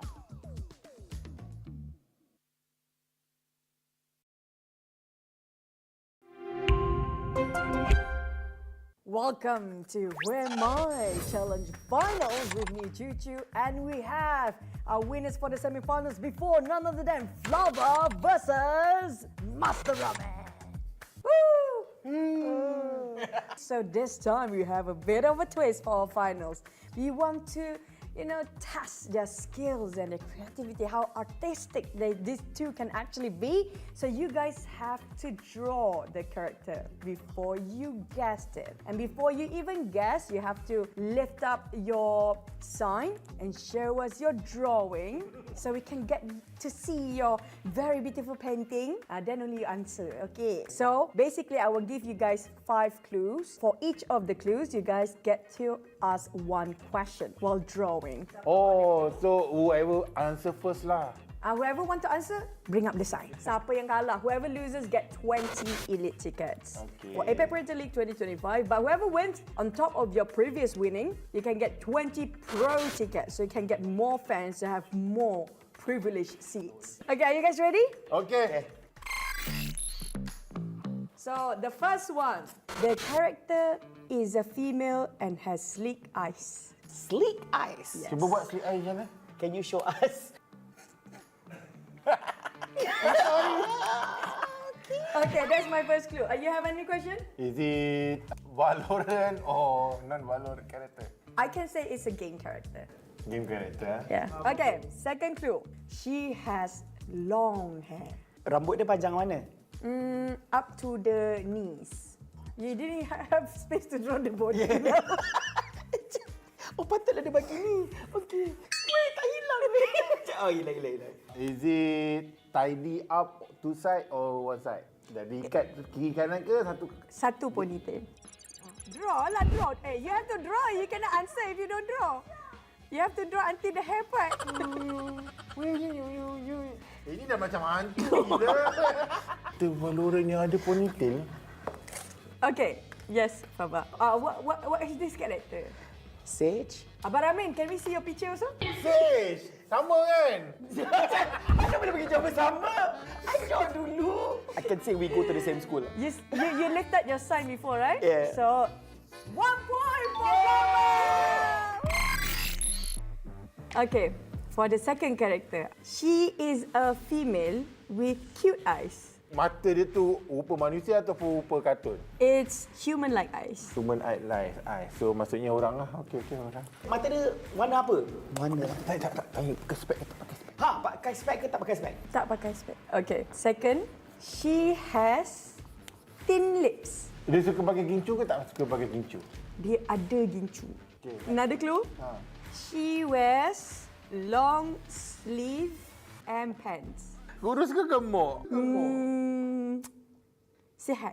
Sihat? Sedang-sedang, sihat-sihat. Macam tahu. Nak try. Okey, nak try. Mata cute. Ada dimple. Baby ni. Badan sihat. Cucu. You are right. Can we see a picture of me? This is what I look like in their imagination, guys. In their heads, this is me.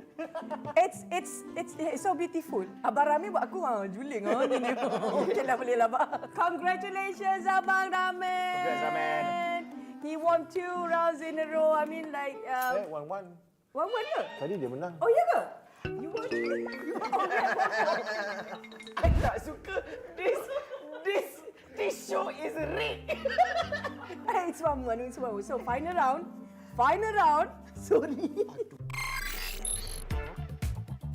First clue, she is also a female with high nose bridge. High nose Bridge. Is the nose is cartoon or human? It's human-like. Human. Okay, orang. Okay, so kembang ke mancung? It's in between. Normal lah. Kacukan. Okay, next. She has a small face. It's slightly almost the same like the CD, but small.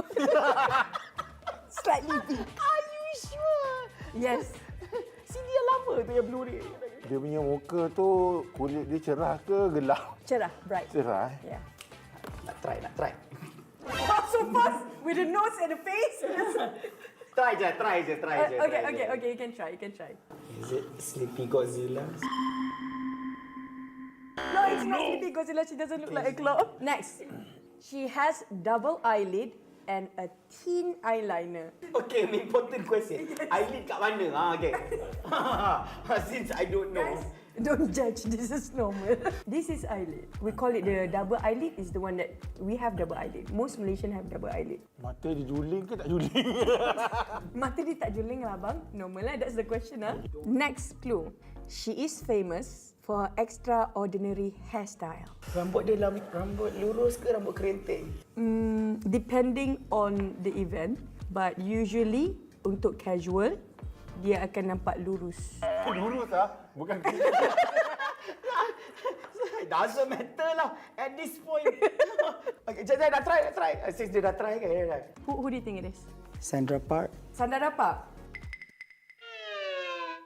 You are right! Yay! Congratulations, Flava. I mean, I don't know how you got it with that drawing, but it's still amazing. Show people how you draw, how you did. Come on, guys. Congratulations to Flava winning the Pro Ticket and also our winner and champion for Who Am I Challenge. But Abang, it's okay. You're still gonna get 20 elite ticket for the APAC Predator League 2025. So see you guys in the APAC Predator League 2025 in Malaysia. APAC Predator League 2025 is coming to Malaysia. Now you guys can join us too by visiting the website of APAC Predator League 2025 and make sure you purchase your ticket as well, because there will be a lot of activities going on, including it's a festival. There's games, there's music, there's performance, all in one. Or you guys can just QR code, scan it out down there to purchase your tickets. Stay tuned and see you guys at APAC Predator League 2025.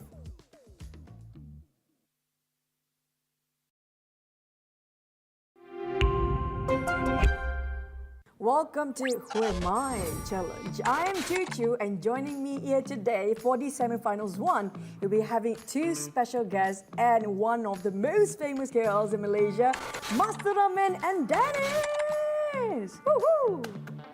Who am I?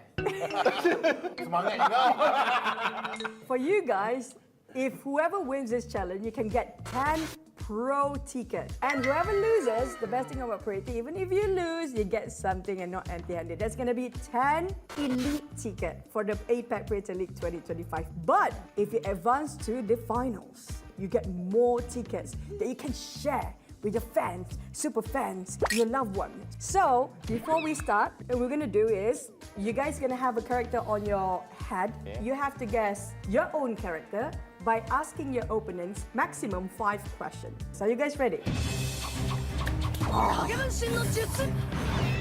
Let's go.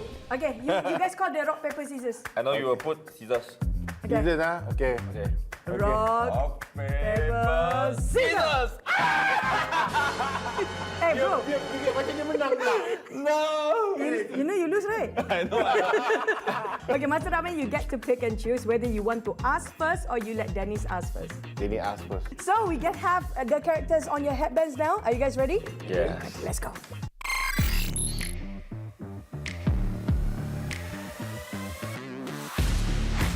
Master Ramen decided Dennis to ask the question first. Master Ramen, is this a game character or a human?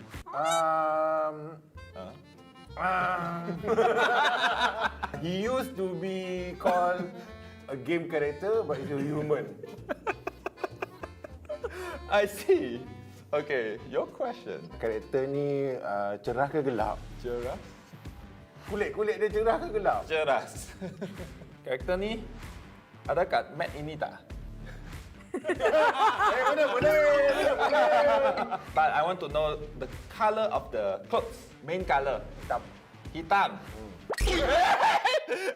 Hitam. Ni macam hitam. Hitam. Saya nak guess. Ini. Master Ramen. Bukan jauh. Okay, question keempat cepat. Color baju. Hijau. Hijau. Boleh saya guess? The answer is... Viper. It's right! It's Viper! For next one, we're gonna give up a new character for you guys.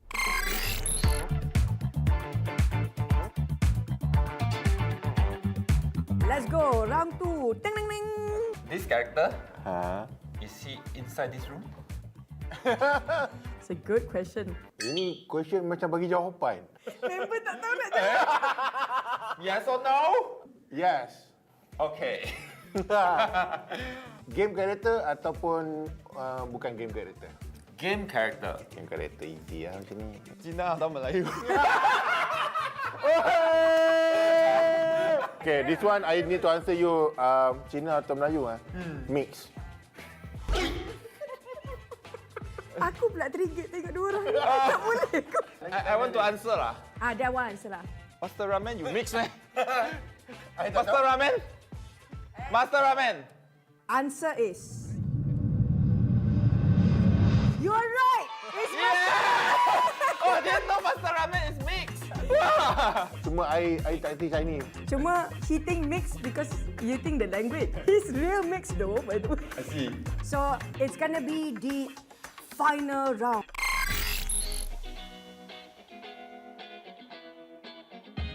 Please, no more human. Hey, I studied so many days for Valorant characters. You put two human. Okay, ini karakter Valorant, Enforcer atau Human? Human. Okay, I boleh cakap ini I confident lah Orang bukan Valorant, bukan Enforcer. So nice you give everything. Human lagi. Okay, soalan ni sama lah. Valorant character, Enforcer ataupun orang? Enforcer. Enforcer easy. Pretty girl or handsome boy? Super handsome boy. Super handsome boy. Master Ramen lagi? No lah, I celebrity no. I gamer kau ni. Cerah ke gelap? Cerah. Cerah Ya, dia main pedang cerah juga. Tengok, why you helping? You want to win or not? His name. Got numbers or not? No. Saya tahu itu G22. Okay, Ram, that's your guess Okay, Ram. Ramen. Lumos. It's Lumos!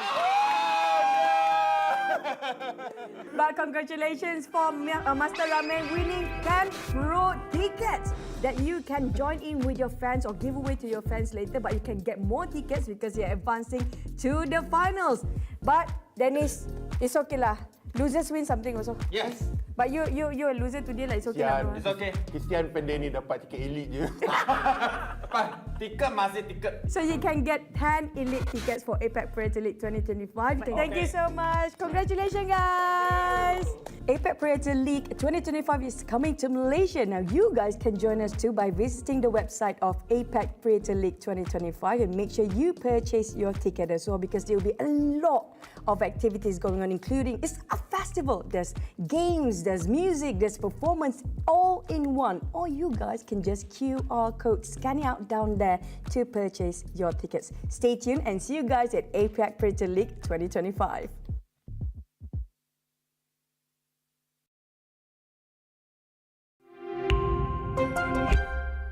Welcome to Who Am I? Semi-Finals 2 for the challenge here today with me, host of the day. It's going to be Choo Choo joining me with two special guests and two challenges, Flava and Adam Spartanker. Woo!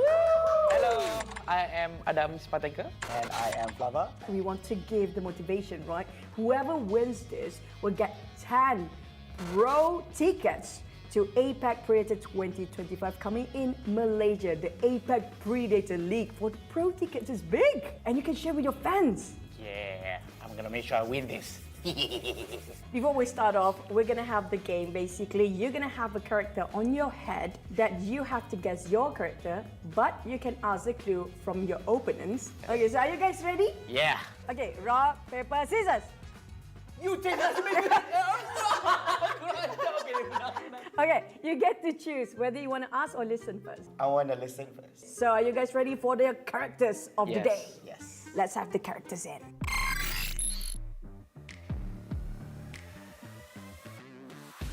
What weapon does this agent use? Tak ada.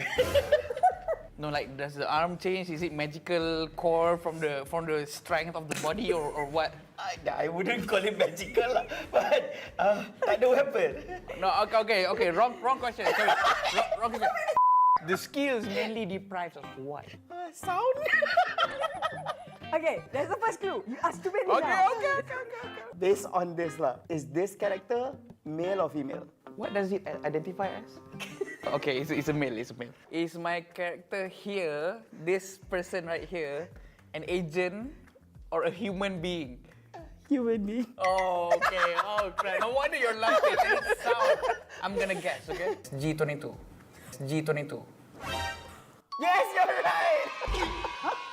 Okay, congratulations. First round to Adam. Let's bring on round number 2. Round 2.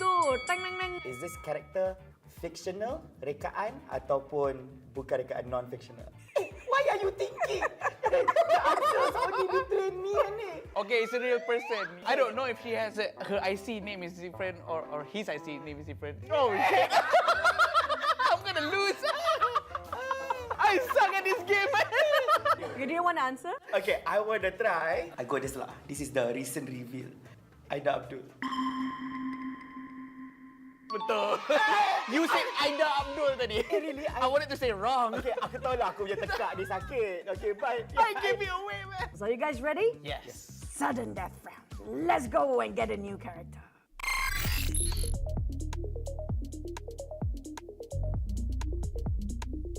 Okay, I make it more fun. I make it more harder for you guys. I direct you guys. You can ask the way this person talk or laugh. I want you to mimic this person, not laugh at it. I don't know how. You can do it. Come on. How? Making sounds only without using words. Mimic the person in anything, right? Dah, I dah buat dah. This guy is so like, what? You caught me off guard. You can do it. Come on. How? Making sounds only without using words. Show to the camera first, okay? I'm not lying to you. I promise you, this is what's going on, okay? But it's a good mimic. I give you that. Okay, so can we try this? Okay. Ready? We're gonna count in 3, 2, 1. Sir Cloud. Go, that's the funny part. Who would do this? I don't know. Who would do this? Okay, I give you guys one leeway lah. Oh. You can ask each other one question. One more question. Yeah. Does this person have a lot of hair? Very little hair? No hair? A lot of hair. Yeah. If you have to explain to me the timbre or the tone of this person's of the range of the voice, okay? Okay. The range of the voice. Yeah. So yeah, there's one person, maybe two people in the group that's ear piercing high. Not those two. Okay. Not solo, so I think it's like very middle range. Okay, you guys want to try answer together? 1, 2, 3. Sleepy Godzillas. Sleepy Godzillas. Ramen. The winner's gonna be Flava! Congratulations to Flava, you're advancing to the final. You're gonna compete in the final for extra more tickets pro as well. But unfortunately, no redemption game for you. Losers go home, but at least the losers still gonna win something. You're gonna get 10 elite ticket for APAC Predator League 2025. So that's it for our semi-finals. We're gonna advance to the finals. See you guys in the final. APAC Predator League 2025 is coming to Malaysia. Now you guys can join us too by visiting the website of APAC Predator League 2025 and make sure you purchase your ticket as well, because there will be a lot of activities going on, including it's a festival. There's games, there's music, there's performance, all in one. Or you guys can just QR code, scan it out down there to purchase your tickets. Stay tuned and see you guys at APAC Predator League 2025.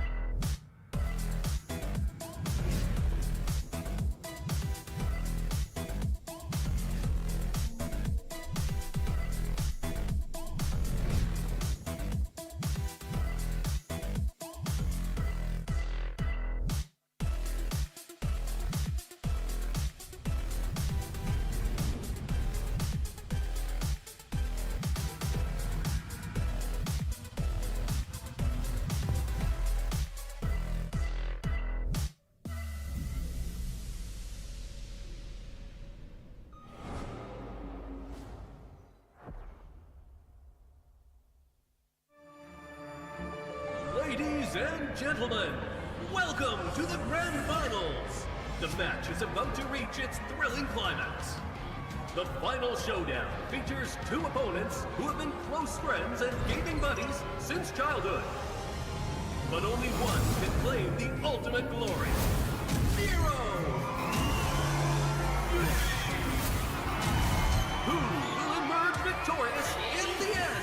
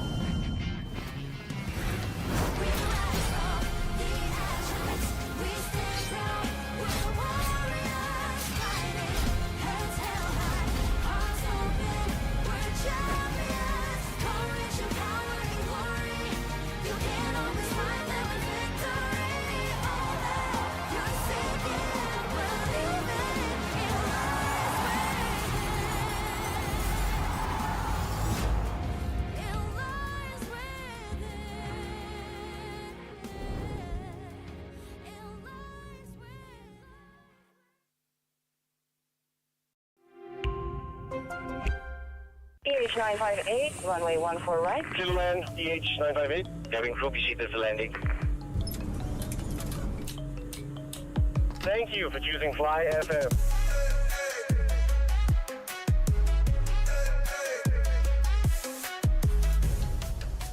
Mat. Kita dah lambat ni, Mat. You need to speak English now. Bro, we're late, bro. It's okay, let's go. It's Ian and Hanif on the fly breakfast.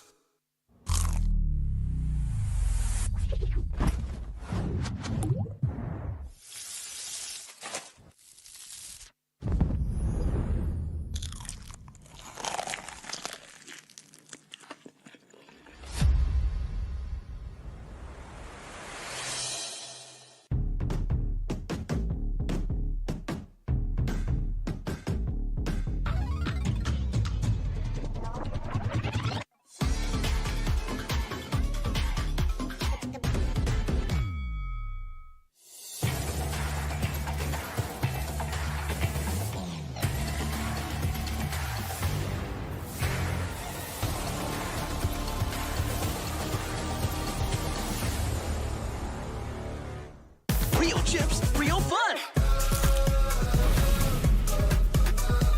Real tastes good with that real. Real tastes good. Real chips, real fun.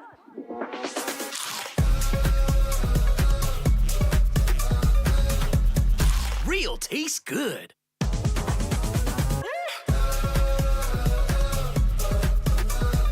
Real tastes good with that real. Real tastes good.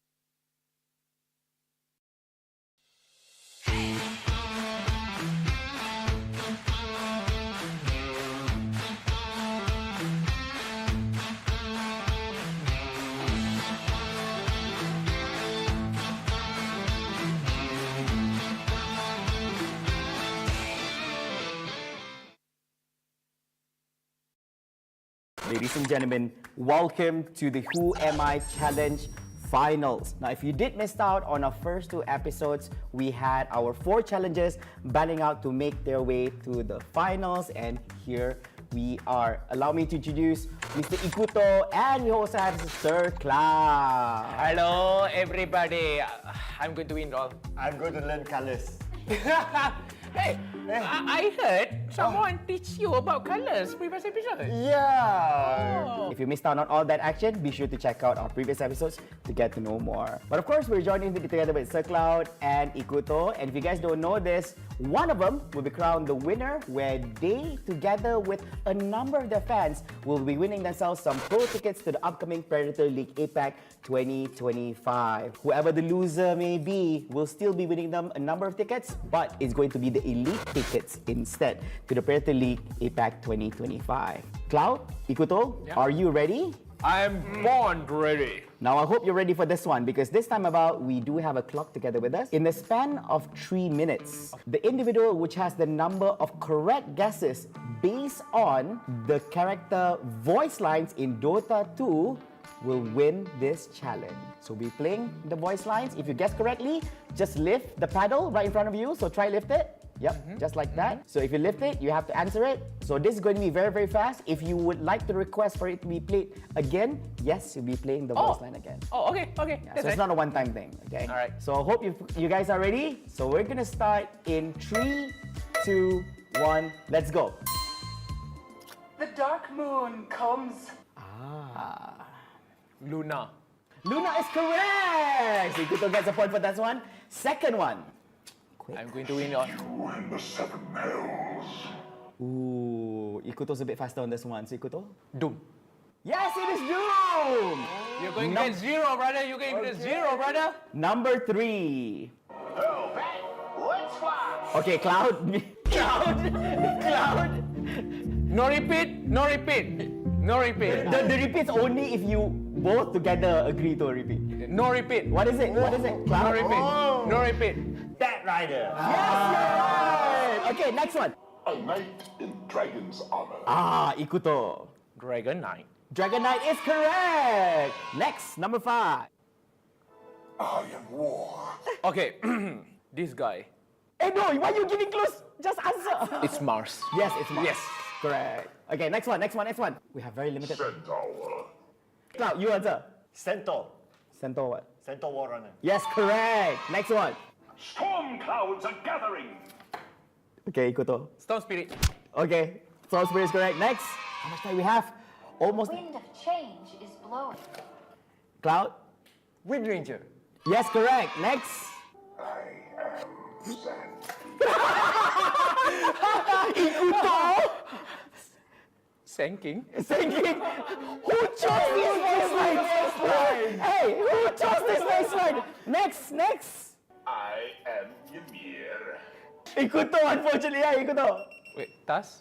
Yes, correct! So Ikuto wins by score 7-3. Congratulations! But anyways, guys, there you have it. We have our winner, Ikuto, who'll be winning himself and a number of his fans, a number of his pro tickets to the upcoming Predator League APAC 2025. Remember to follow Ikuto to get a very wonderful ticket. Without it, you cannot go there. So come and follow my page Ikuto. And also, don't forget to follow.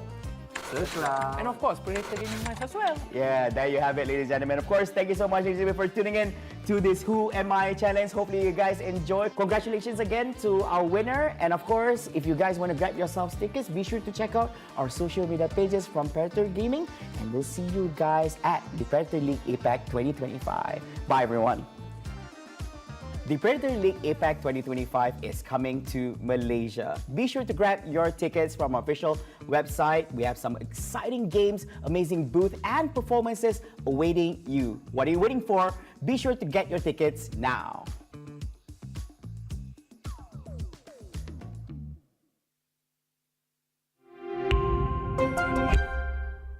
Hello there, everyone. Welcome to the Who Am I challenge. Starting off with this segment, we're going to be joining together with Adam Spatanka and Ikuto.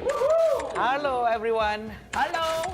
Saya Ikuto. Do you guys actually know why we're here today? Are going to be playing some games. Yeah, I think it's called Who Am I? I mean, I'm pretty sure I know myself. We will see. Now, of course, ladies and gentlemen, if you guys don't know this, Who Am I is actually a challenge featuring 4 amazing guests. Now, we're going to start off with our first 2, where they stand a chance to actually win themselves and their fans pro tickets to the upcoming Predator League APAC 2025. Whereas, of course, if you do lose out on this challenge, if you didn't make it to the finals, you will still get yourself with a number of tickets. But of course, it's not going to be the pro tickets. It's only going to be the elite ones only. Let's not waste any more time. Let's jump to our round number 1.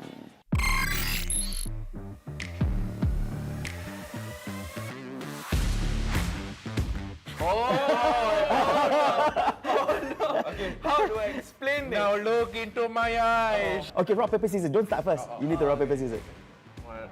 Shoot. Adam, since you win, you want to go second or first? I'll go first. Okay. Is he a male or a female? Hard to say. Huh? Hard to say? Yeah, it's not very easy for me to say, but it looks like a male. It looks like... I do understand why he said that, but yes, based on voice line and based on character, yes, it is a male hero. Wait, you tell him it's not Predator. We're playing against each other or playing Just against you? already. Can we change hosts? Okay, fine. Okay, it's a male. Two scar. Wait, I thought, no. TUS. Okay. No. So you can say no, you can say no, yeah. Is this hero riding something? No, he does not.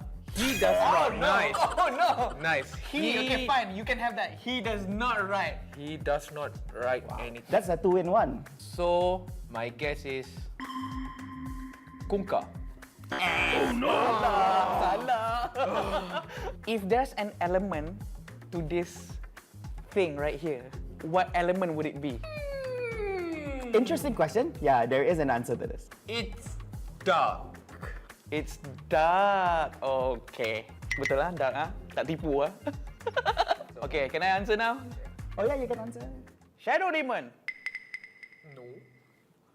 No. What sort of weapon does my hero carry? Sword. If it has sword, you have to mention sword and shield, not just sword. That's not weapon. Shield is not weapon. Shield is a protective. So he has a shield. Shield are protective armor. I think this is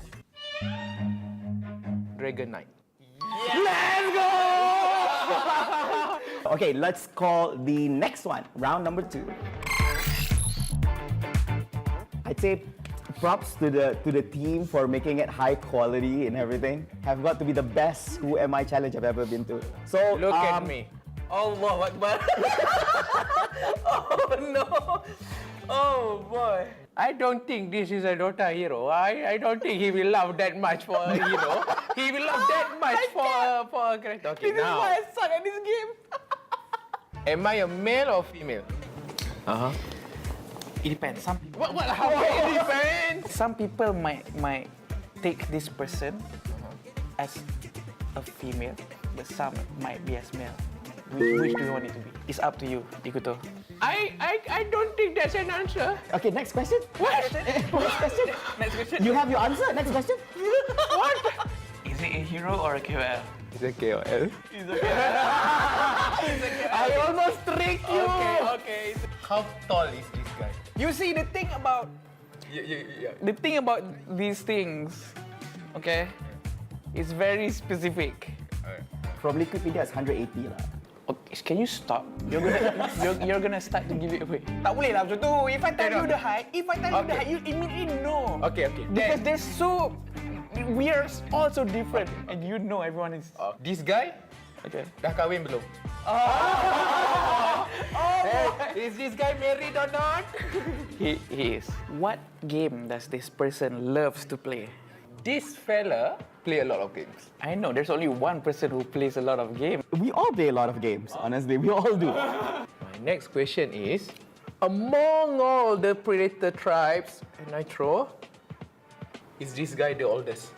From the look of it, I don't think so. This person doesn't seem like the oldest in the group. No, I'm not married. Is that a guess though? Wait, no.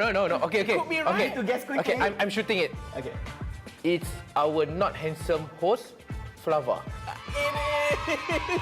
Yes. Hey! Oh, so you agree with it's not that handsome lah? No, it is. No, it's just the answer lah. I disagree with the description, however. Alright, so we have our winner. Congratulations to Ikuto. You are our winner here, winning 2-0 against Adam Spartanka, which means that you have won here in this segment and you'll be making it to the finals with a chance to win yourself and your fans with a number of pro tickets to the upcoming Predator League APAC 2025. The Predator League APAC 2025 is coming to Malaysia. Be sure to grab your tickets from our official website. We have some exciting games, amazing booth and performances awaiting you. What are you waiting for? Be sure to get your tickets now.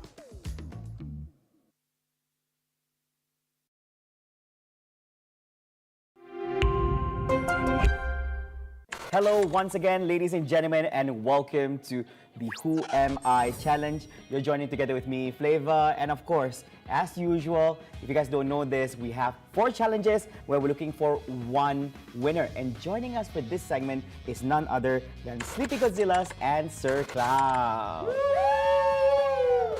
A friendly bunch, but of course, it's not about friendship here. They are about to become enemies, as only one of them will go to the finals with a chance for the winner to actually win yourself and a number of your fans with pro tickets to the upcoming Predator League APAC 2025. The first to actually get 2 points from this challenge wins the challenge and goes to the finals, whereas the person that does not win this challenge will not go back home empty-handed. You will still get tickets, but it's not the pro tickets, it's only the elite tickets. So, are you guys ready? I'm ready!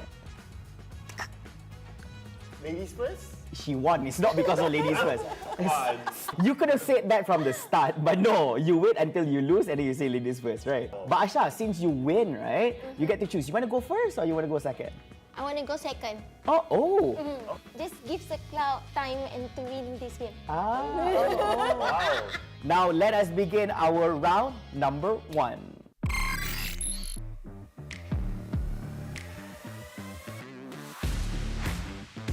Now, the thing is about what is on your head, right? So you need to guess what person, character, whatever it may be on your head is. So it revolves around the Predator League event itself. So you can see each other, just face each other so you know what is on the other person's forehead. I want to see the God reflection or not. Hey, don't look into his specs. So we're gonna start with you, Cloud. What gender is it? It's a male. Oh, straightforward. Asha, your turn. Apa basic power dia? Basic power dia? Pukul? Oh, okay. Warna dia apa? Alah, tak bolehlah main colour. Valid question? I think I'll allow it. Yeah, colour. Thank you. Colour. Dia macam hijau tapi dia macam campur kuning. Bila dia mix tu, lebih kurang lah warna dia. Hijau kuning tu, I betulkan sikit lah. It's not hijau kuning lah. I thought tu seni apa maksud. This is scamming me lah ni. No, I'm not scamming. Dia kalau the colour of the hero campur dengan kuning, baru jadi hijau. Mana boleh jawab Mana macam ada? Mana boleh bagi clue macam tu? Betul. Hijau campur kuning jadi warna ni. Masalahnya I don't know. Okay. Warna tu ada dekat baju tu. Aisyah main jahat lah. Dia ada pegang sword and shield tak? Tak ada. Monkey King. Tak. Bukan Tapi kalau tak silap, dia ada pegang salah satu daripada 2 tu. Apa weapon dia? Dia tak ada weapon. Tak ada weapon. That means dia kena like projectile yang keluar like something like that. Dia warna, I still tak puas hati dia dengan the warna tadi. Okay. Warna, you tak puas hati warna di sekeliling kita. I think that's a great answer. That's better than hijau campur kuning. Haha, Storm Spirit. Yes, betul! Coming up next is round number 2. Let's go. Okay, so look at each other. Look at the image on top of each other's head. Dia lelaki ke perempuan? Perempuan. Hell, pakai tudung tak? Sabarlah satu je lah. One question je. Sorry, I'm excited. Okay. Okay, Cloud, your question. Dia rambut lebat tak? Lebat. Adam Spa Tank.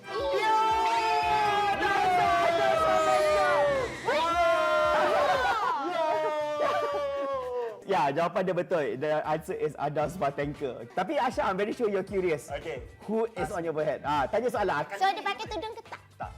Sleepy Godzilla? Yes! The answer is Sleepy Godzilla. So I pun boleh menang what? Ayolah, tapi tak jawab tadi. Dah lah, patut kena tolak makan bagi jawab salah. Itulah pasal. Okay. So, next. Dah habis lah. So basically kita ada kita punya pemenang iaitu Sir Cloud. Jumlah mata 2020. Congrats, Sir Cloud. You'll be making it to the finals. But Asha, since you lost here, does not mean you're going back home with empty-handed. You'll still be you and a number of your fans will also be getting some elite tickets to the upcoming Predator League APAC 2025. So that's all from us, guys. We hope to see you in the next one here at the Who Am I Challenge for the finals. We'll also be joined in by Sir Cloud. We'll see you in the next one. Bye, guys.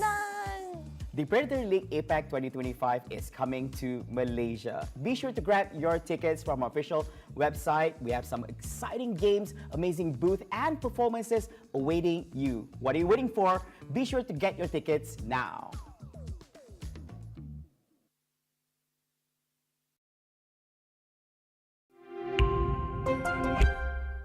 Welcome to Who Am I Challenge Finals with me, Choo Choo, and we have our winners for the semi-finals before none other than Flava versus Master Ramen. Woo! So this time we have a bit of a twist for our finals. We want to, test their skills and their creativity, how artistic these two can actually be. So you guys have to draw the character before you guessed it. And before you even guess, you have to lift up your sign and show us your drawing so we can get to see your very beautiful painting. Then only you answer, okay? So basically, I will give you guys 5 clues. For each of the clues, you guys get to ask one question while drawing. Oh, so whoever answer first lah. Whoever want to answer, bring up the sign. Siapa yang kalah, whoever loses get 20 elite tickets for APAC Predator League 2025. But whoever wins, on top of your previous winning, you can get 20 pro tickets. So you can get more fans to have more privileged seats. Okay, are you guys ready? Okay. So the first one, the character is a female and has sleek eyes. Sleek eyes? Yes. Cuba buat sleek eyes macam mana? Can you show us? Okay, that's my first clue. You have any question? Is it Valorant or non-Valorant character? I can say it's a game character. Game character. Yeah. Okay, second clue. She has long hair.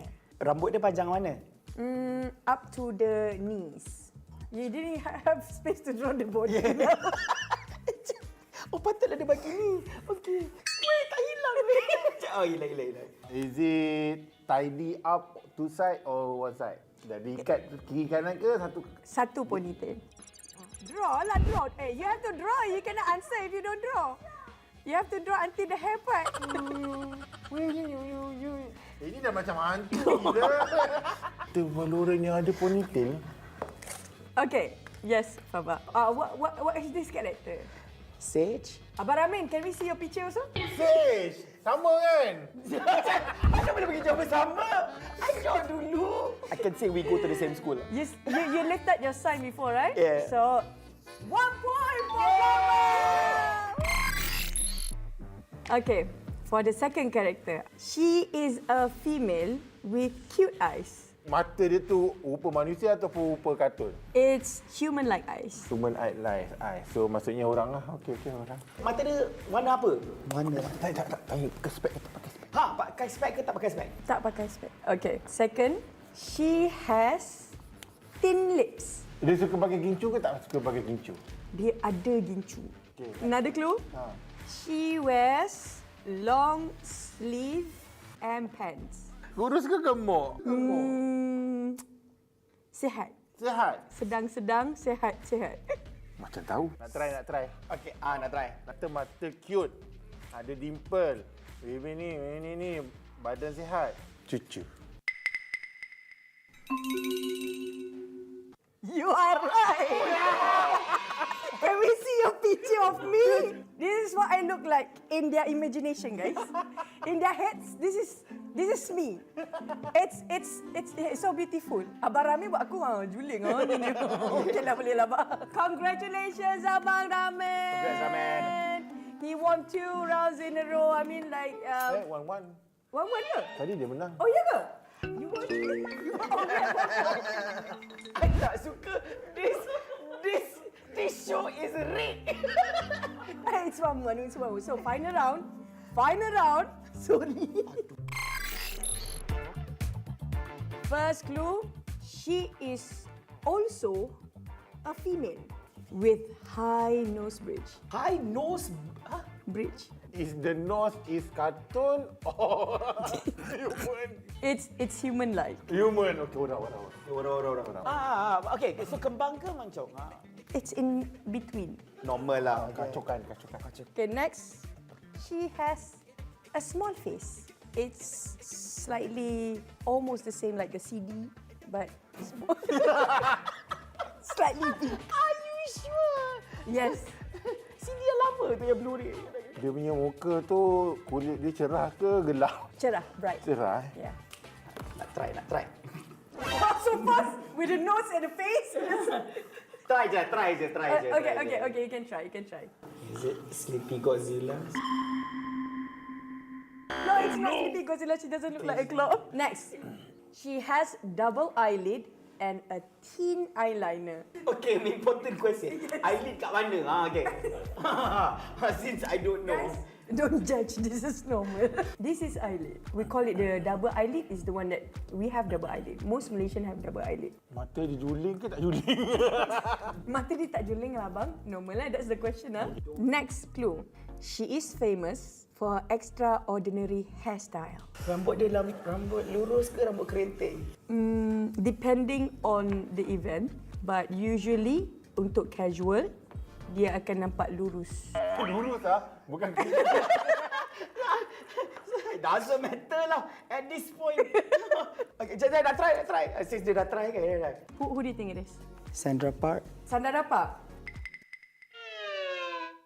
You are right! Congratulations, Flava. I mean, I don't know how you got it with that drawing, but it's still amazing. Show people how you draw, how you did. Come on, guys.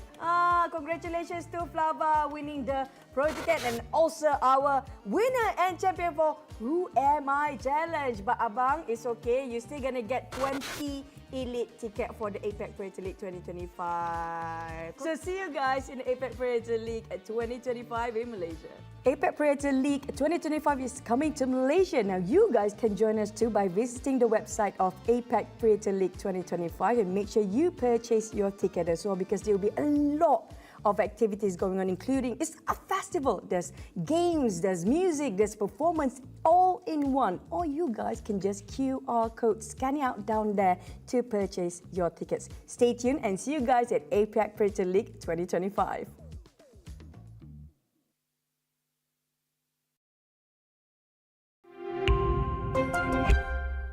Welcome to Who Am I Challenge. I am Chuchu and joining me here today for the semi-finals one, we'll be having two special guests and one of the most famous girls in Malaysia, Master Ramen and Dennis. Woohoo!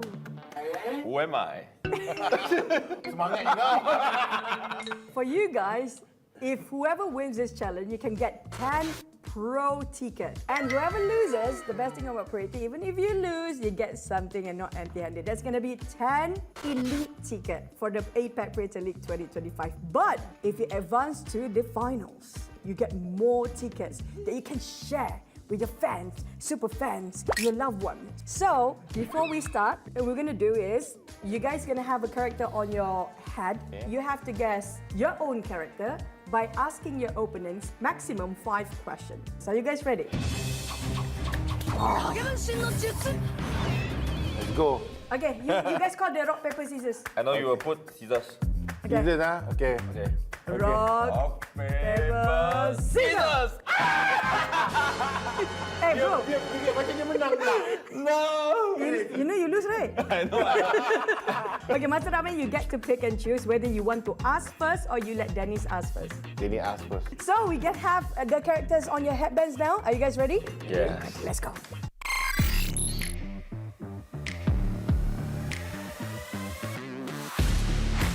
Master Ramen decided Dennis to ask the question first. Master Ramen, is this a game character or a human?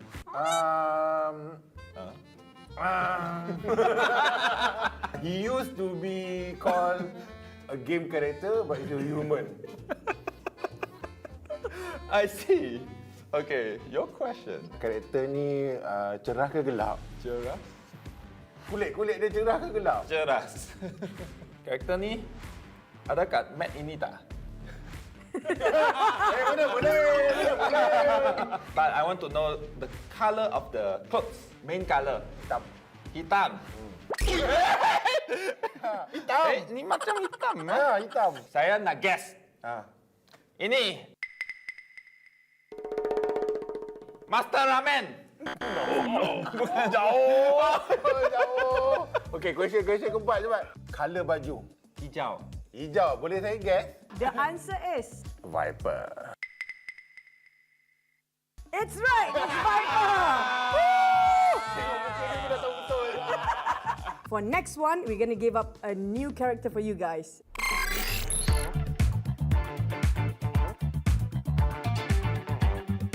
Let's go, round 2. Ding, ding, ding.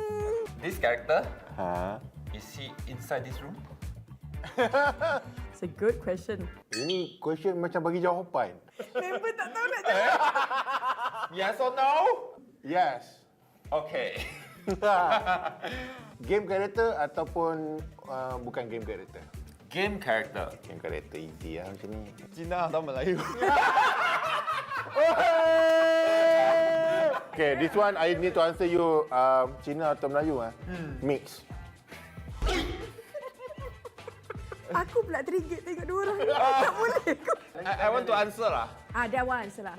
Master Ramen, you mix meh? Master Ramen? Master Ramen? Answer is... You're right! It's Master Ramen! Oh, dia tahu Master Ramen is mix. Cuma I tak erti Chinese. Cuma he think mix because you think the language. He's real mix though, by the way. I see. So it's gonna be the final round.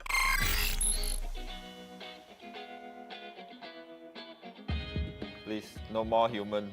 Hey, I study so many days for Valorant characters. You put no human. Okay, ini character Valorant, enforcer atau human? Human. Okay, I boleh cakap ini I confident lah Orang bukan Valorant, bukan enforcer. So nice lah, you give everything. Human lagi. Okay, soalan ni sama lah. Valorant character, enforcer ataupun orang? Enforcer. Enforcer easy. Pretty girl or handsome boy? Super handsome boy. Super handsome boy. Master Ramen lagi? No lah, I not celebrity no. I gamer kau ni. Cerah ke gelap? Cerah. Cerah Ya, dia main pedang cerah juga. Tengok, why you hopping? You want to win or not? His name. Got numbers or not? No. Saya tahu itu G22. Okay, Ram. That's your guess, Okay, Ram. Ramen. Lumos. It's Lumos! But congratulations for Master Ramen winning 10 Pro tickets that you can join in with your fans or give away to your fans later. But you can get more tickets because you're advancing to the finals. But Dennis, it's okay lah. Losers win something also. Yes. But you a loser today lah. It's okay lah. It's okay. Kesian pendek ni dapat tiket elite je. Apa? Tiket masih tiket. So you can get 10 elite tickets for APAC Predator League 2025. Thank you so much. Congratulations, guys. APAC Predator League 2025 is coming to Malaysia. Now you guys can join us too by visiting the website of APAC Predator League 2025 and make sure you purchase your ticket as well because there will be a lot of activities going on, including it's a festival. There's games, there's music, there's performance, all in one. Or you guys can just QR code, scan it out down there to purchase your tickets. Stay tuned and see you guys at APAC Predator League 2025.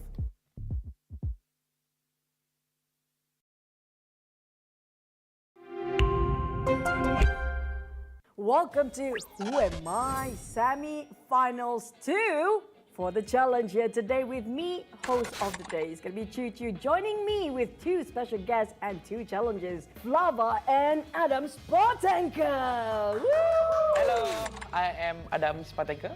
And I am Flava. We want to give the motivation, right? Whoever wins this will get 10 Pro tickets to APAC Predator 2025 coming in Malaysia. The APAC Predator League for the Pro tickets is big and you can share with your fans. Yeah, I'm gonna make sure I win this.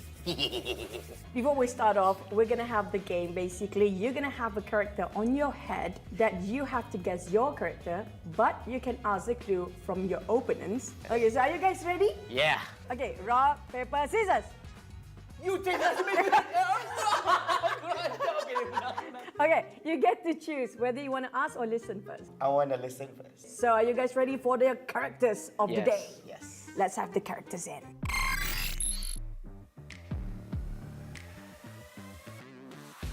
What weapon does this agent use? Tak ada.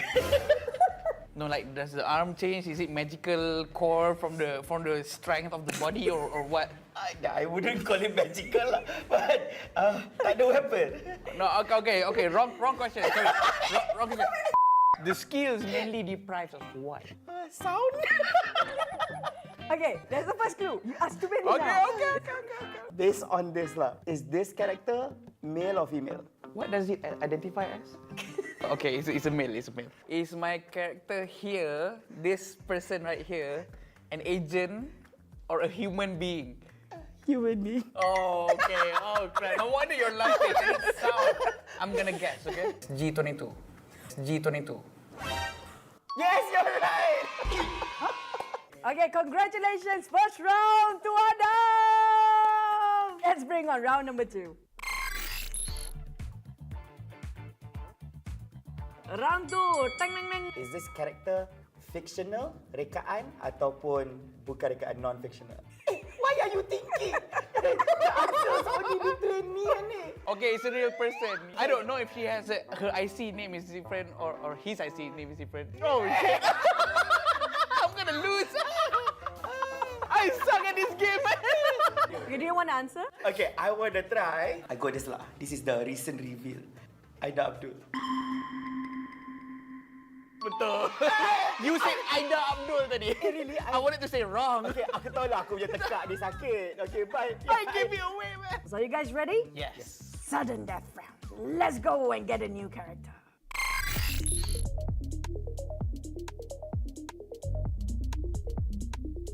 Okay, I make it more fun. I make it more harder for you guys.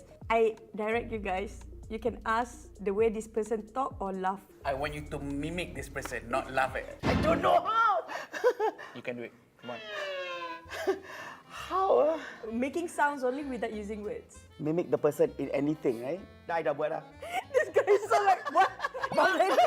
You caught me off guard. You can do it. Come on. How? Making sounds only without using words.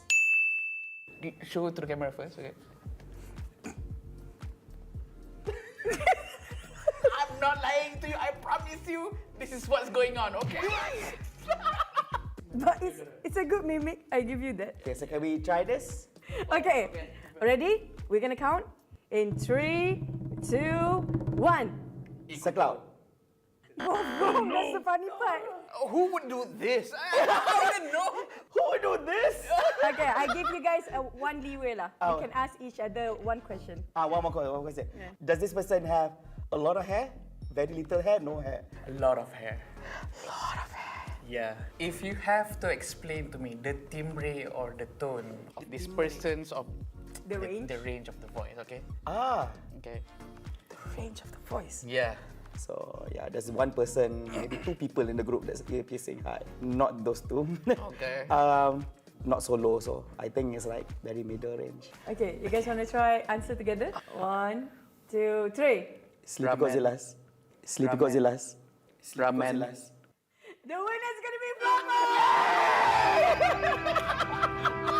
Congratulations to Flava. You're advancing to the final. You're gonna compete in the final for extra more tickets at Pro as well. But unfortunately, no redemption game for you. Losers go home. But at least the losers still gonna win something. You're gonna get 10 elite ticket for APAC Predator League 2025. So that's it for our semi-finals. We're gonna advance to the finals. See you guys in the final. APAC Predator League 2025 is coming to Malaysia. Now you guys can join us too by visiting the website of APAC Predator League 2025 and make sure you purchase your ticket as well because there will be a lot of activities going on, including it's a festival. There's games, there's music, there's performance, all in one. Or you guys can just QR code, scan it out down there to purchase your tickets. Stay tuned and see you guys at APAC Predator League 2025.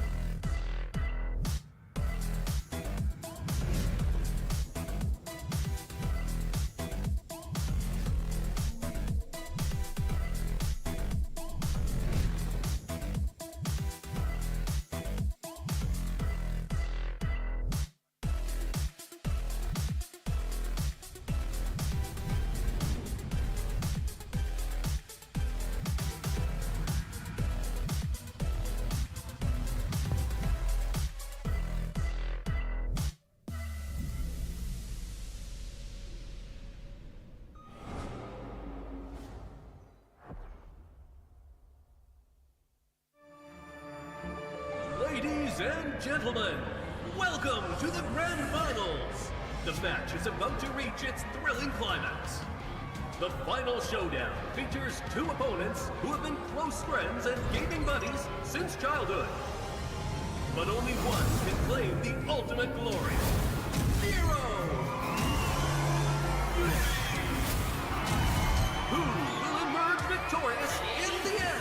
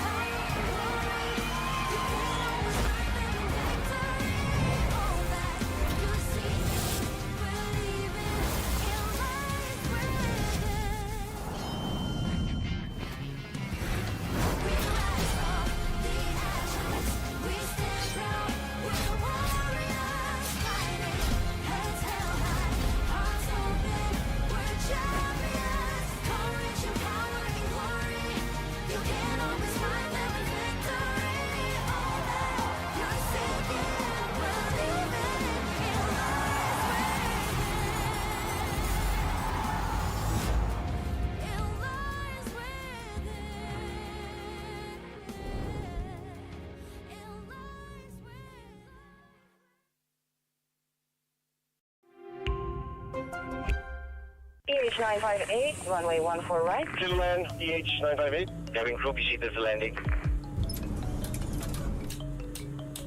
Thank you for choosing Fly FM.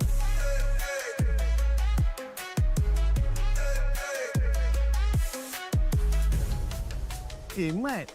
Kita dah lambat ni, Mat. Hey, you need to speak English now. Hey, bro, we're late, bro. Hey, it's okay, let's go. It's Ian and Hanif on the fly breakfast.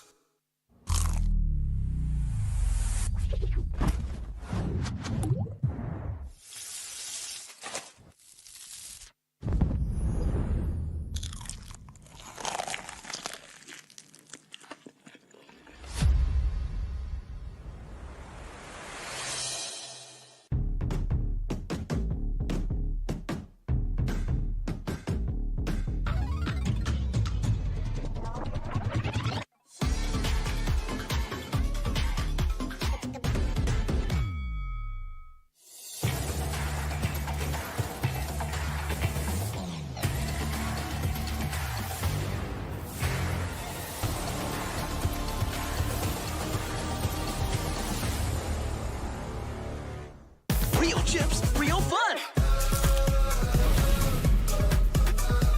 Real tastes good with that real.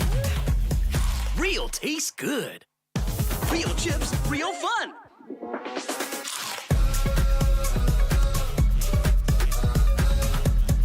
Real tastes good.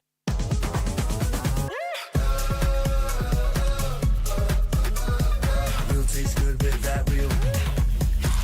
Real tastes good.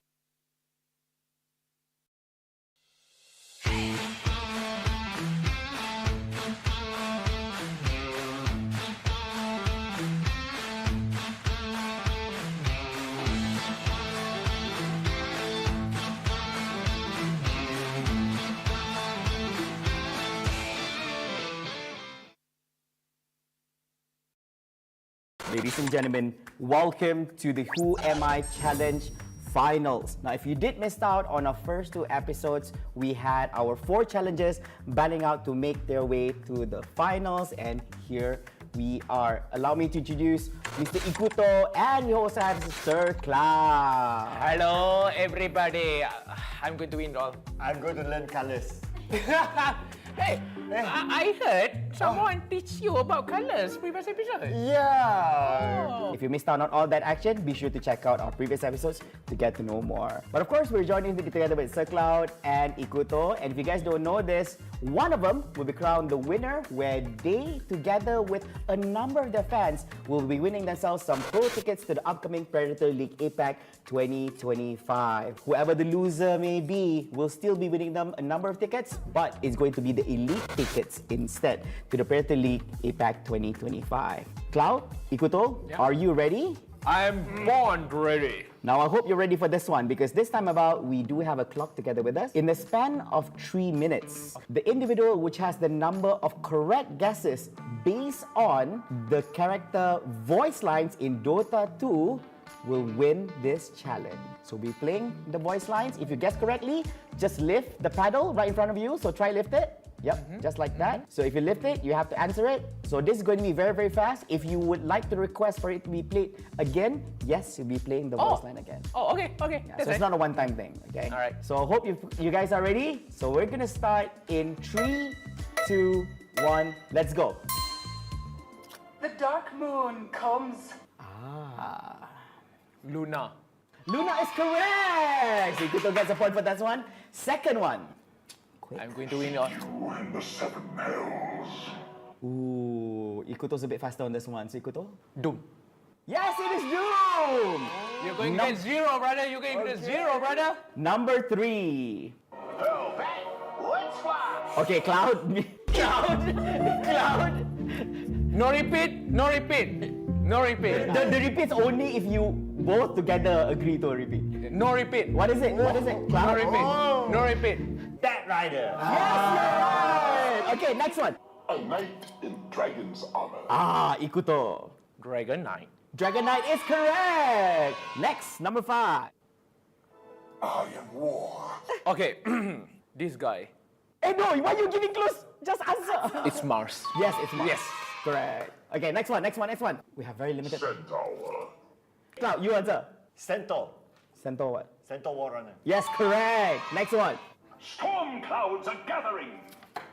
Okay, Ikuto. Storm Spirit. Okay, Storm Spirit is correct. Next. How much time we have? Almost. Wind of change is blowing. Cloud? Wind Ranger. Yes, correct. Next. I am sand. Ikuto?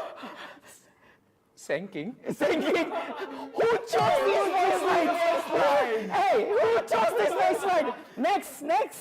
I am Ymir. Ikuto, unfortunately, Ikuto. Wait, Tas? Yes, correct! So Ikuto wins by score 7-3. Congratulations!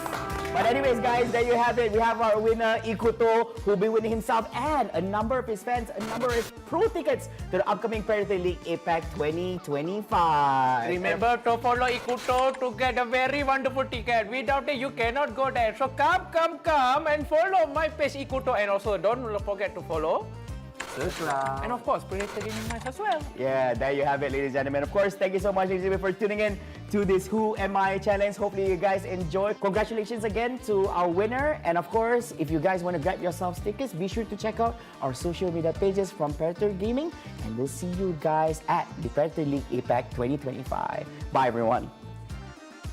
The Predator League APAC 2025 is coming to Malaysia. Be sure to grab your tickets from our official website. We have some exciting games, amazing booth, and performances awaiting you. What are you waiting for? Be sure to get your tickets now.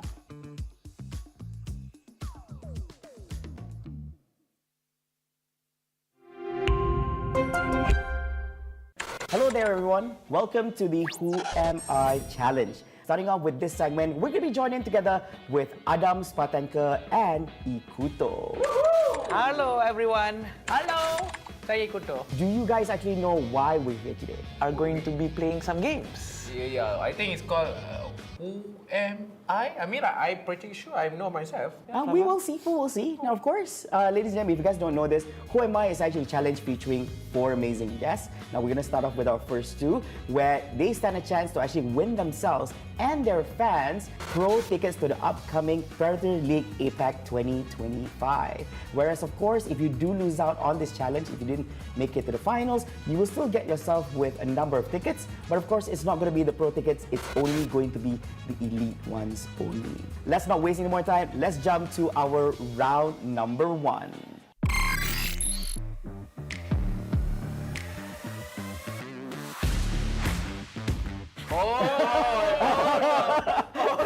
Okay, how do I explain this? Now look into my eyes. Okay, rock, paper, scissors. Don't start first. You need to rock, paper, scissors. Shoot. Adam, since you win, You want to go second or first? I'll go first. Okay. Is it a male or a female? Hard to say. Huh? Hard to say? Yeah, it's not very easy for me to say, but it looks like a male. It looks like... I do understand why he said that, but yes, based on voice line and based on character, yes, it is a male hero. Wait, you tell him it's not Predator. We're playing against each other or playing against you? Already. Can we change host? Okay, fine. Okay, it's a male. Two scar. Wait, I thought no. TUS. No. So you can say no. You can say no. Yeah. Is this hero riding something? No, he does not. He does not. No. Nice. Oh no. Nice. Okay, fine. You can have that. He does not ride. He does not ride anything. That's a 2-in-1. So my guess is Kunka. Oh no. Salah. If there's an element to this thing right here, what element would it be? Interesting question. Yeah, there is an answer to this. It's dark. It's dark. Okay. Betul lah, dark ah. Tak tipu ah. Okay, can I answer now? Oh yeah, you can answer. Shadow Demon. No. What sort of weapon does my hero carry? Sword. If it has sword, you have to mention sword and shield, not just sword. That's not weapon. Shield is not weapon. Shield is a protective. So he has a shield. Shield or protective armor. I think this is Dragon Knight. Let's go! Okay, let's call the next one, round number 2. I'd say props to the team for making it high quality and everything. Have got to be the best Who Am I challenge I've ever been to. So Look at me. Allah Akbar. Oh no. Oh boy. I don't think this is a Dota hero. I don't think he will love that much for a hero. He will love that much for a character. Okay, This is now. why I suck at this game. Am I a male or female? It depends. Some people, How it depends? some people might take this person as a female, but some might be as male. Which do you want it to be? It's up to you, Ikuto. I don't think that's an answer. Okay, next question. What? Next question. Next question. You have your answer. Next question. What? Is it a hero or a KOL? Is it KOL? I almost tricked you. Okay. How tall is this guy? You see the thing about Yeah. the thing about these things, okay, it's very specific. From Wikipedia, it's 180 lah. Okay, can you stop? You're gonna start to give it away. Tak boleh lah macam tu. If I tell you the height, you immediately know. Okay. Because they're so, we are all so different, and you know everyone is. This guy Okay. dah kahwin belum? Hey, is this guy married or not? He is. What game does this person loves to play? This fella play a lot of games. I know there's only one person who plays a lot of games. We all play a lot of games, honestly. We all do. My next question is, among all the Predator tribes in Nitro, is this guy the oldest? From the look of it, I don't think so. This person doesn't seem like the oldest in the group. No, I'm not married. Is that a guess though? Wait, no. Okay. Could be right. To guess quickly. Okay, I'm shooting it. Okay. It's our not handsome host, Flava. Yes. Hey! Oh, so you agree with it's not that handsome lah? No, it is. No, just the answer lah. I disagree with the description, however. Alright, so we have our winner. Congratulations to Ikuto. You are our winner here, winning 2-0 against Adam Spartaker, which means that you have won here in this segment and you'll be making it to the finals with a chance to win yourself and your fans with a number of pro tickets to the upcoming Predator League APAC 2025. The Predator League APAC 2025 is coming to Malaysia. Be sure to grab your tickets from our official website. We have some exciting games, amazing booth and performances awaiting you. What are you waiting for? Be sure to get your tickets now.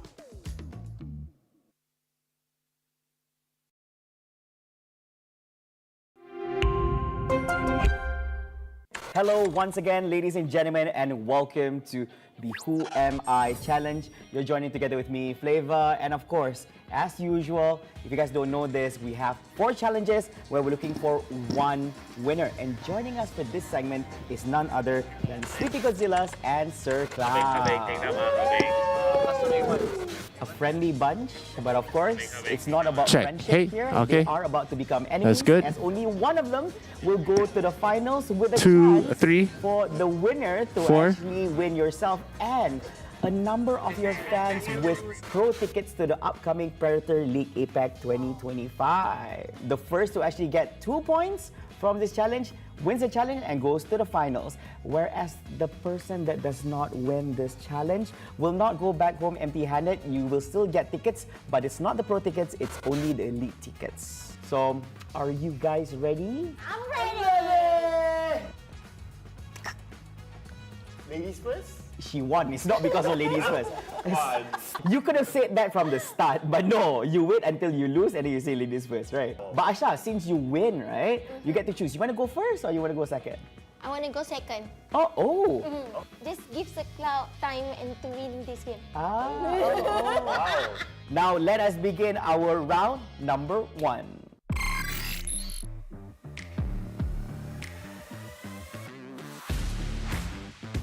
Now, the thing is about what is on your head, right? So you need to guess what person, character, whatever it may be on your head is. So it revolves around the Predator League event itself. So you can see each other, just face each other so you know what is on the other person's forehead. I want to see the God reflection or not. Hey, don't look into his specs. So we're gonna start with you, Cloud. What gender is it? It's a male. Oh, straightforward. Asha, your turn. Apa basic power dia? Basic power dia? Pukul? Oh, okay. Warna dia apa? Alah, tak bolehlah main colour. Valid question? I think I'll allow it. Yeah, colour. Thank you. Colour. Dia macam hijau tapi dia macam campur kuning. Bila dia mix tu, lebih kurang lah warna dia. Hijau kuning tu I betulkan sikit lah. It's not hijau kuning lah. I tak tahu seni apa maksud. This is scamming me lah ni. No, I'm not scamming. Dia kalau the colour of the hero campur dengan kuning, baru jadi hijau. Mana boleh jawab Mana macam ada? Mana boleh bagi Betul. Hijau campur kuning jadi warna ni. Masalahnya I Okay. don't know. Warna tu ada dekat baju tu. Aisyah main jahat lah. Dia ada pegang sword and shield tak? Tak ada. Monkey King. Tak. Bukan Tapi kalau tak silap dia ada pegang salah satu daripada 2 tu. Apa weapon dia? Dia tak ada weapon. Tak ada weapon. That means dia kena like projectile yang keluar like something like that. Dia warna, I still tak puas hati dia berjawab dengan the warna tadi. Okay. Warna, okay. You tak puas hati warna di sekeliling kita. I think that's a great answer. That's better than hijau campur kuning. Haha, Storm Spirit. Yes, betul. Coming up next is round number 2. Let's go. Okay, so look at each other. Look at the image on top of each other's head. Dia lelaki ke perempuan? Perempuan. Pakai tudung tak? Sabar lah, satu je lah. One question je. Sorry, I'm excited. Okay. Okay, Cloud, your question. Dia rambut lebat tak? Lebat. Madam Spa Tank.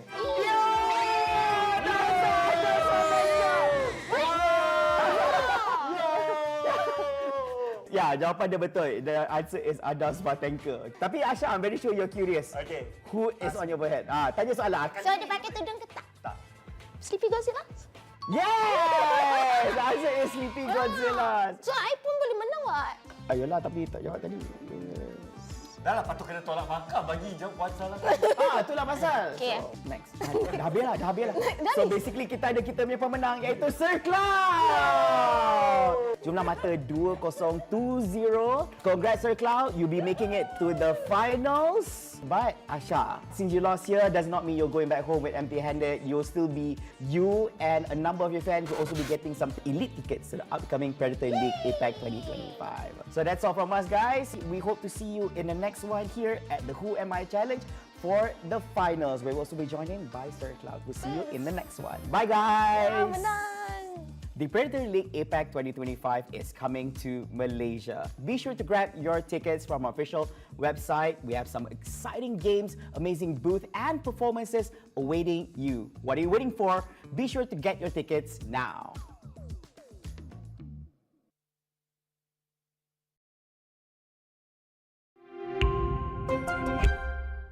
Welcome to Who Am I Challenge Finals with me, Choo Choo, and we have our winners for the semi-finals before none other than Flava versus Master Ramen. Woo! So this time we have a bit of a twist for our finals. We want to, test their skills and their creativity, how artistic these two can actually be. So you guys have to draw the character before you guessed it. And before you even guess, you have to lift up your sign and show us your drawing so we can get to see your very beautiful painting. Then only you answer, okay? So basically, I will give you guys 5 clues. For each of the clues, you guys get to ask one question while drawing. Oh, so whoever answer first lah. Whoever want to answer, bring up the sign. Siapa yang kalah, whoever loses get 20 elite tickets for APAC Predator League 2025. But whoever wins, on top of your previous winning, you can get 20 pro tickets. So you can get more fans to have more privileged seats. Okay, are you guys ready? Okay. So the first one, the character is a female and has sleek eyes. Sleek eyes? Yes. Cuba buat sleek eyes macam mana? Can you show us? Okay, that's my first clue. You have any question? Is it Valorant or non-Valorant character? I can say it's a game character. Game character. Yeah. Okay, second clue. She has long hair. Rambut dia panjang mana? Up to the knees. You didn't have space to draw the body. Yeah. Oh, patutlah dia bagi ni. Okey. Weh, tak hilang ni. Oh, hilang. Is it tidy up two side or one side? Jadi ikat kiri kanan ke satu? Satu ponytail. Draw lah, draw. You have to draw. You cannot answer if you don't draw. You have to draw until the hair part. Ini dah macam hantu gila. Kita Valorant yang ada ponytail. Okay. Yes, Baba. What is this character? Sage? Abang Ramin, can we see your picture also? Sage! Sama kan? Mana boleh bagi jawapan sama? Ayo dulu. I can say we go to the same school. You lifted your sign before, right? Yeah. So, 1 point for Baba! Okay, for the second character. She is a female with cute eyes. Mata dia tu rupa manusia ataupun rupa kartun? It's human-like eyes. Human eye. So maksudnya orang lah. Okey, orang. Mata dia warna apa? Warna. Tak. Pakai spek ke tak pakai spek? Pakai spek ke tak pakai spek? Tak pakai spek. Okay, second. She has thin lips. Dia suka pakai gincu ke tak suka pakai gincu? Dia ada gincu. Okay. Another clue. She wears long sleeve and pants. Kurus ke gemuk? Sihat. Sihat? Sedang-sedang, sihat. Macam tahu. Nak try. Okey, nak try. Mata cute. Ada dimple. Baby ni. Badan sihat. Cucu. You are right. When we see a picture of me, this is what I look like in their imagination, guys. In their heads, this is me. It's so beautiful. Abang Rami buat aku juling gini. Okeylah, boleh lah, Abang. Congratulations, Abang Rami. Congrats, Ramen. He won 2 rounds in a row. I mean, like 1-1. 1-1 ke? Tadi dia menang. Oh, ya ke? You I tak suka this show is rigged. It's one. So final round. Sorry.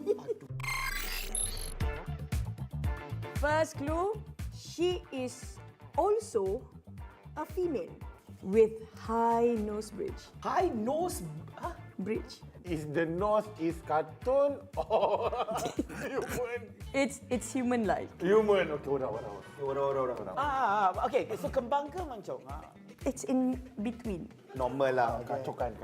Okay, next. She has a small face. It's slightly almost the same like the CD, but small. Slightly big. Are you sure? Yes. CD yang lama tu yang Blu-ray.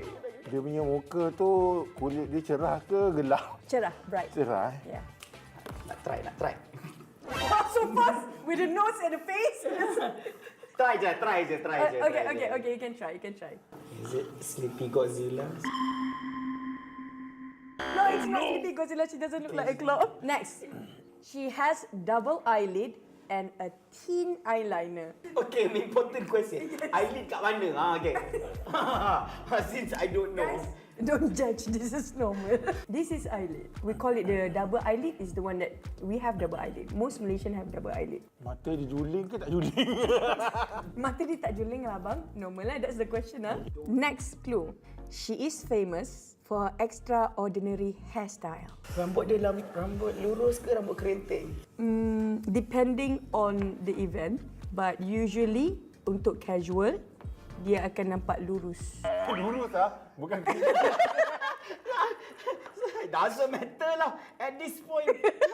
Okay, saya dah try. Since dia dah try kan. Who do you think it is? Sandra Park. Sandra Park. You are right! Yay! Congratulations, Flava. I mean, I don't know how you got it with that drawing, but it's still amazing. Show people how you draw, how you did. Come on, guys.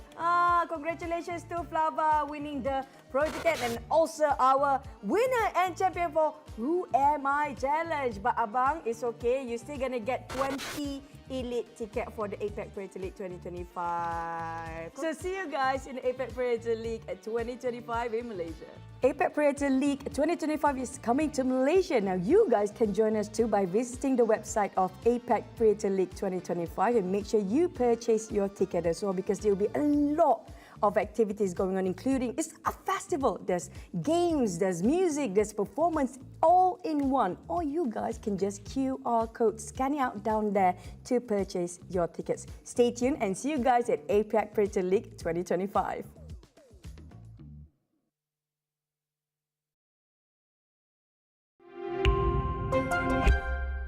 Welcome to Who Am I Challenge. I am Chuchu and joining me here today for the semi-finals one, we'll be having two special guests and one of the most famous girls in Malaysia, Master Ramen and Dennis. Woohoo!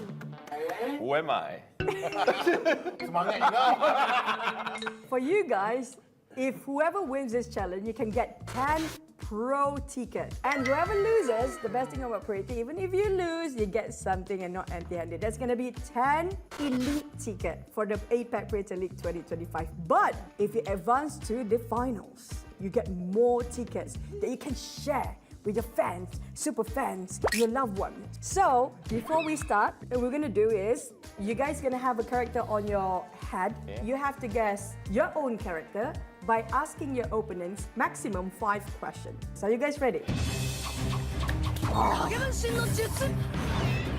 go. Okay, you guys call the rock, paper, scissors. I know you will put scissors. Okay. Scissors, huh? Okay. Rock, paper, scissors! Hey bro! Dia macam dia menang pula. No! You know you lose, right? I know.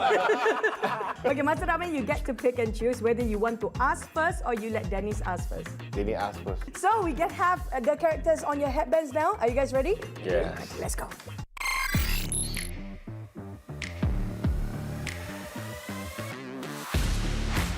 Master Ramen decided Dennis to ask the question first. Master Ramen, is this a game character or a human?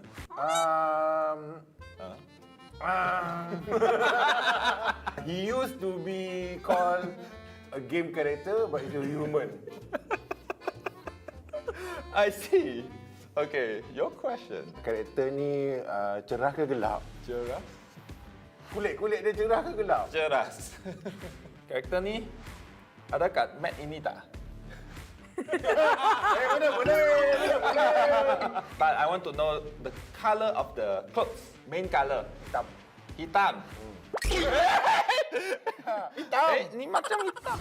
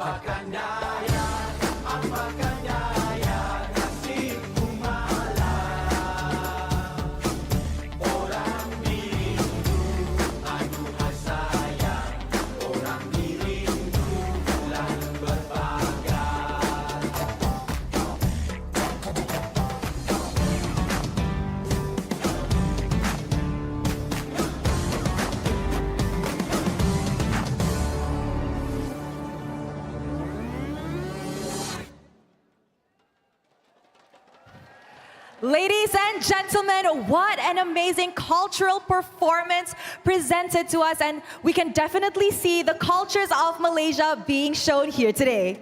Most definitely, and of course, I'm truly amazed by the different cultures we do have here in this nation itself. But of course, before we begin, ladies and gentlemen, allow us please welcome some of our honorable guests we have present today. Ladies and gentlemen, please give a big round of applause to Yang Berhormat Hanayo, the Minister of Youth and Sports of Malaysia. Thank you so much to Ivy Hanayo for gracing us with your presence here today. It is truly an honor to have you with us today. Yes, that's it. Of course, we don't want to miss out. Ladies and gentlemen, also give a big round of applause to our all amazing representatives from Acer. The enthusiast audience we have here, gamers, esports enthusiasts, members of the media. Welcome to the Asia Pacific Predator League 2025. What an amazing crowd we do have right here. A beautiful Saturday it is. Yes, it is definitely a beautiful Saturday. But before we begin our grand finale today, we would like to invite everyone here in the arena to take a stand before we prepare for the historic match. Join us in singing Malaysia's national anthem, Negaraku.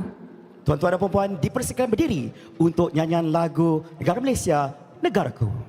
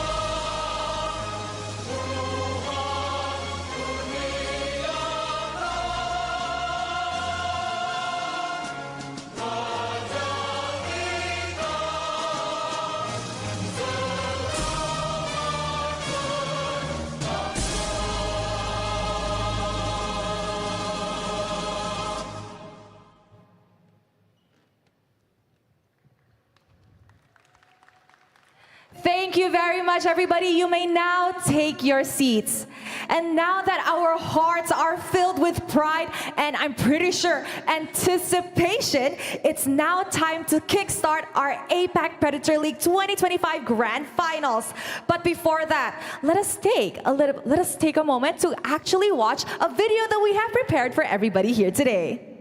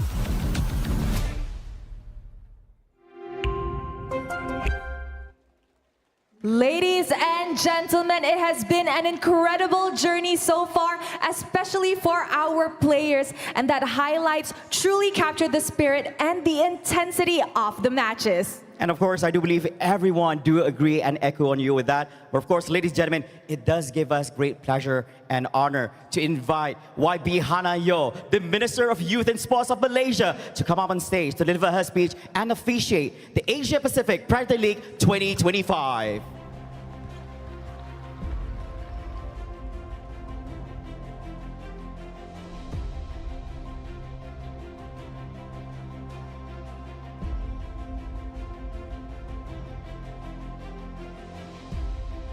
Pan-Asia Pacific of ASA, ASA office leaders from various countries present here today, esports teams from the region, distinguished guests, members of the media, esports enthusiasts, MESF representative, and IMPAC integrated.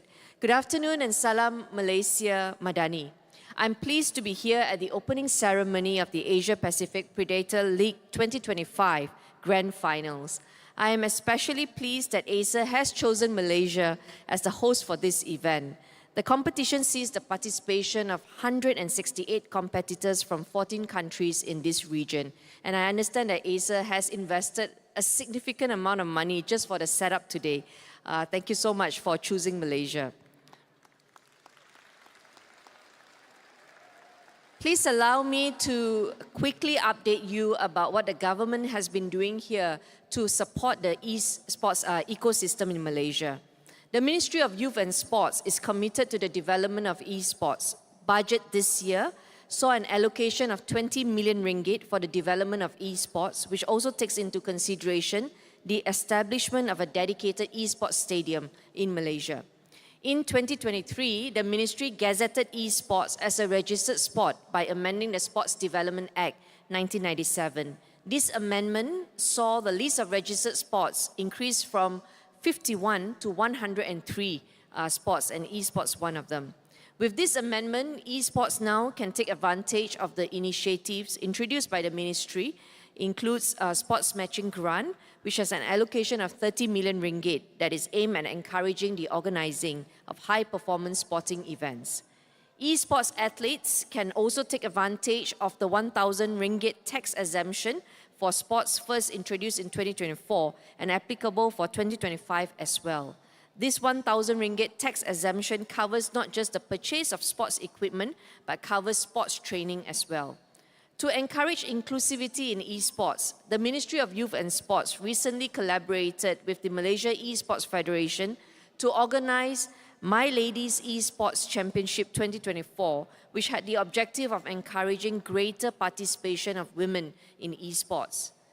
Recently, we also started a Masters Games in Malaysia, encouraging senior citizens to participate in sports, and esports was listed as one of the sports that we chose to promote to senior citizens. On a personal note, it was while I was at the Hangzhou Asian Games 2022 that I truly began to understand about esports. It requires the same discipline and demands of any other sports. I returned convinced that esports is indeed a sport, particularly since it contributed a silver and a bronze to the nation's medal tally during the Games. These initiatives that I've spoken about are aimed at cultivating the ecosystem of esports that will allow for the development of talent. To the players here today, I encourage you to perform at your best and set an example for future players. For the rest of you visiting Malaysia for the first time, we welcome you and we hope that you will return to Malaysia again with your family and friends. On that note, I would like to officially launch the Asia Pacific Predator League APAC 2025. Thank you very much.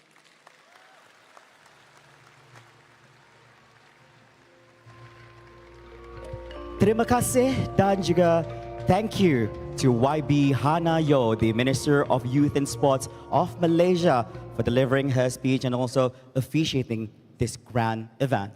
Yes, Flava. So ladies and gentlemen, get ready to experience the journey, the passion, and the epic battles that have brought us to this grand moment with an exclusive animated video. Ladies and gentlemen, welcome to the Grand Finals. The match is about to reach its thrilling climax. The final showdown features two opponents who have been close friends and gaming buddies since childhood. But only one can claim the ultimate glory. Nero! Who will emerge victorious in the end?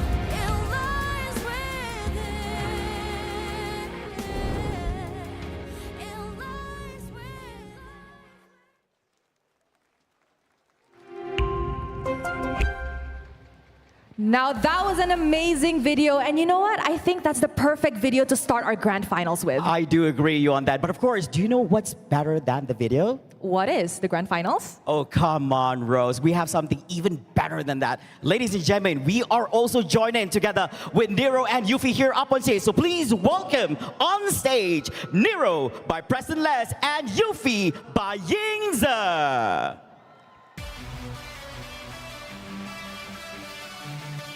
Oh, that's nice, that's nice.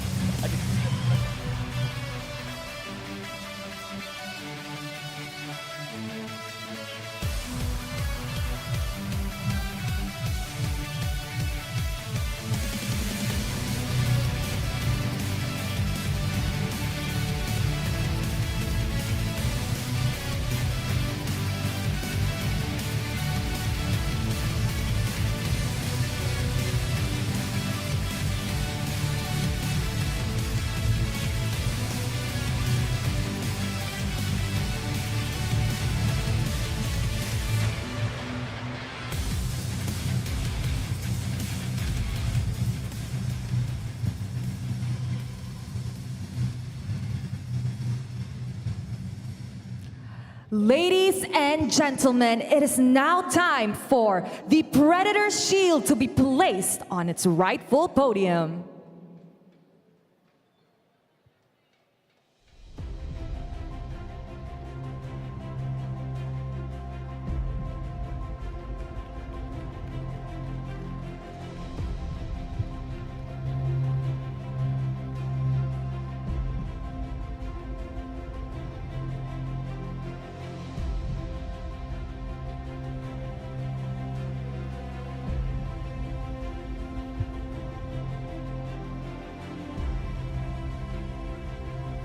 And now, we would like to invite Mr. Kon Tak Yung, Managing Director of Acer Malaysia Office.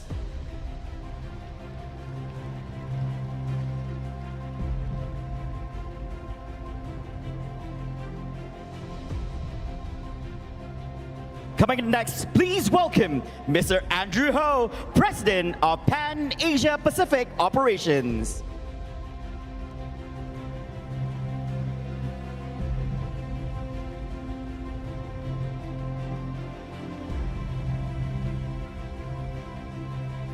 And of course, we would like to kindly also invite Yang Berhormat Hanayo, Minister of Youth and Sports of Malaysia, to join us up on stage for the ceremony. Mr. Kon Pek Yung and Mr. Andrew Ho, please do us the honors to place the shield right on the podium.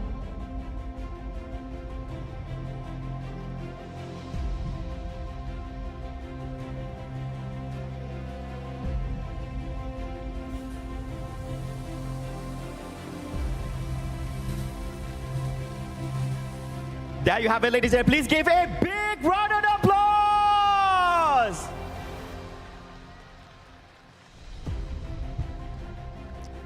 What a remarkable moment we have all just witnessed with the placement of the Predator's shield.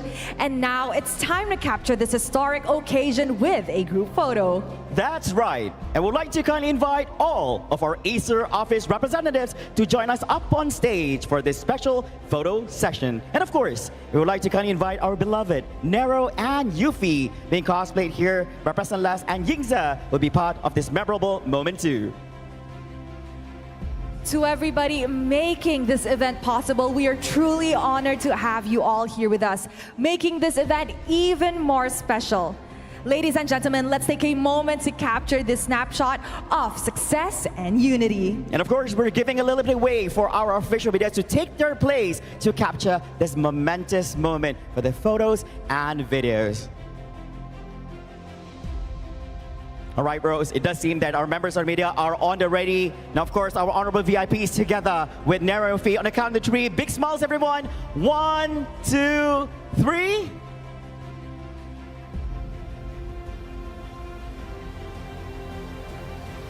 All right. Hold it a little bit more. All right, big smiles, everyone. Ready, one more time. 1, 2, 3.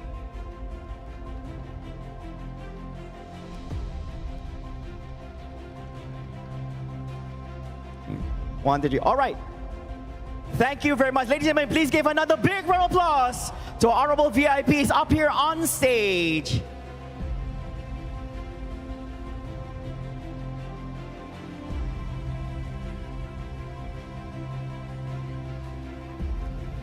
Wow, it is truly an amazing Saturday evening here with us, Flava. And you know what? I truly cannot wait to kickstart our grand finals. I honestly don't know, and I'm super excited to know who's going to win it all tonight. Yeah, that's for sure, because we've witnessed some crazy moments in the semifinals 1 as well as the semifinals 2 itself. And if you think that's amazing, the grand finale is definitely going to be something else. Like back then, just now, during the first 2 semifinals, I was already on the edge of my seat. What more the actual grand finals? I think I'll not be sitting anymore. Yeah, and of course, we did have the short opportunity to actually interview these players before they actually step ourselves up on stage. They seem confident that they are going to be the ones who's going to be etching their names into esports history, as well as bringing back home that Predator Shields for their nation. You know what? I agree. And just now I had a chat with a little bit of the players backstage. Alter Ego seems very confident. I think we can all hear that. But ladies and gentlemen, obviously we are not just here to witness the grand finals because we have a few performances lined up. So are you excited for that? I am mostly definitely excited for this one, because if you thought it's just esports action happening here on stage, you are definitely wrong for that, because we do have an amazing lineup at that, not just for today, but also tomorrow as well. But we're gonna keep that a secret for you guys, and let's just begin with our next segment. And you know what? Speaking of special, I think I know this team, or I know this performers a little bit, because hailing from Quezon City, Philippines, we have G22, known as the female alphas of Philippine pop. Since their debut in 2022 with the single hit Bang, G22 has been making waves in the music scene. The group consists of AJ, Althea, and Jazz, and they are set to deliver an electrifying performance that will definitely captivate us all. And if you think that's amazing, wait to hear this. And following that, we are thrilled to welcome one of Malaysia's finest talents, Hail Hussaini, known across the region for his soulful voice and chart-topping hits. He has been a prominent figure in the Malaysian music industry for over a decade. Now, I honestly cannot wait. I'm pretty sure we're going to be dancing backstage. But ladies and gentlemen, give it up for G22.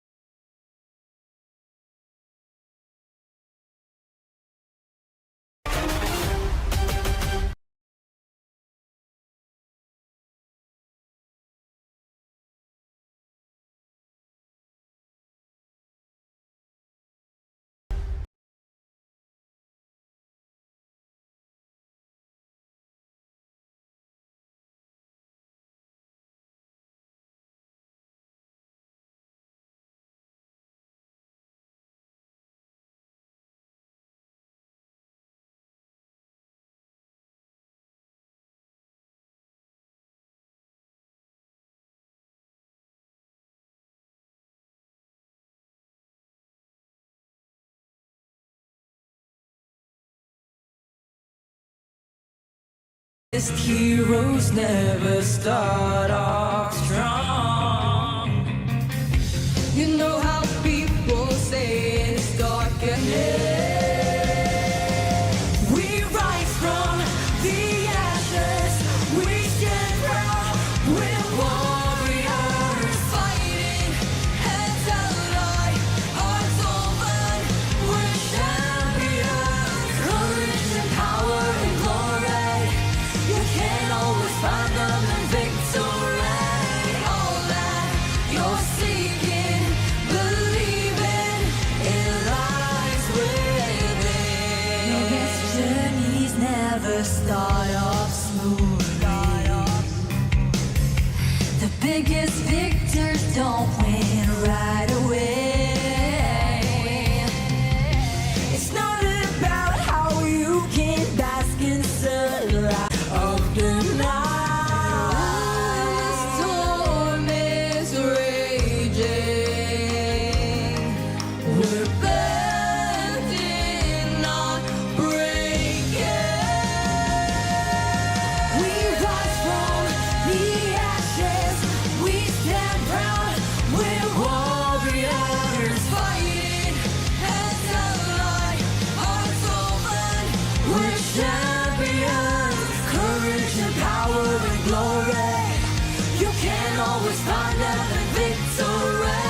All that you're seeking, believing, it lies within.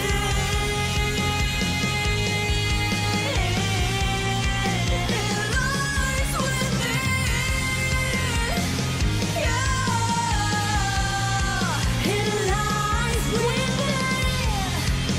All that you want to get. Yeah. The courage, the power, the glory. You gotta believe in lies within.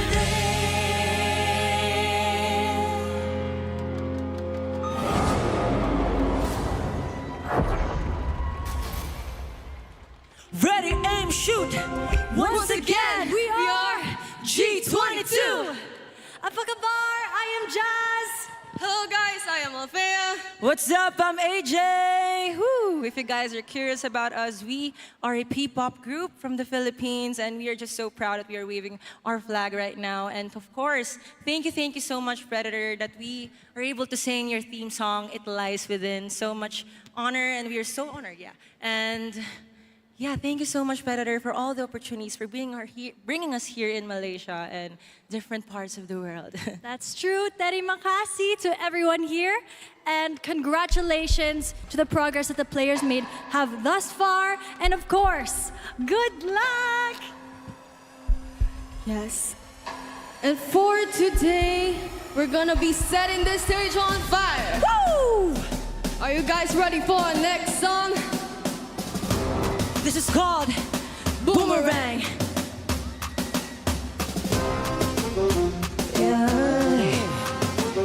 Let's go! You ain't ready for what, Malaysia?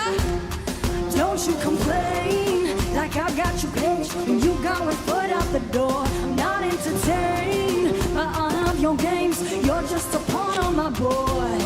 You acting tough when you high on your go. Knock, knock on my door. Hit on you low. You wanna leave, can't buy. You get the key, you'll be back no time. Di ka kakahanap pa ng iba. Tama ka na.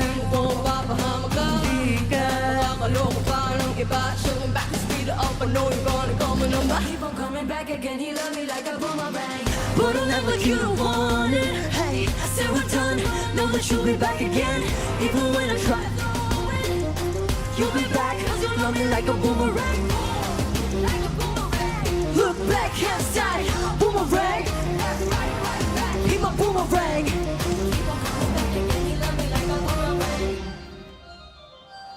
No, don't you hate? This is how it's played. This is what a trophy's all for. It's not kind of for. This is not a competition, but a revolution. Now you're clear with your vision. You need a doctor's prescription. You acting tough when you high on ego. No, knock on my door when you head on too low. You wanna leave, get by. You keep the key, you'll be back no time. Di ka paano iba? Tama ka na. Di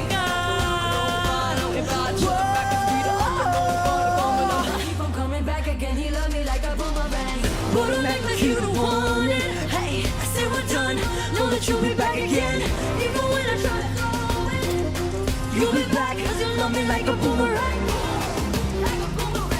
Look back, hands side, boomerang. Keep a boomerang. Keep on coming back again, he love me like a boomerang.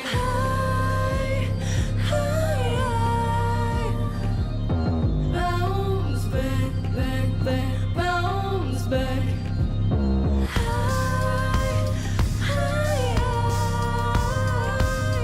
Bounce back, back, baby, bounce back.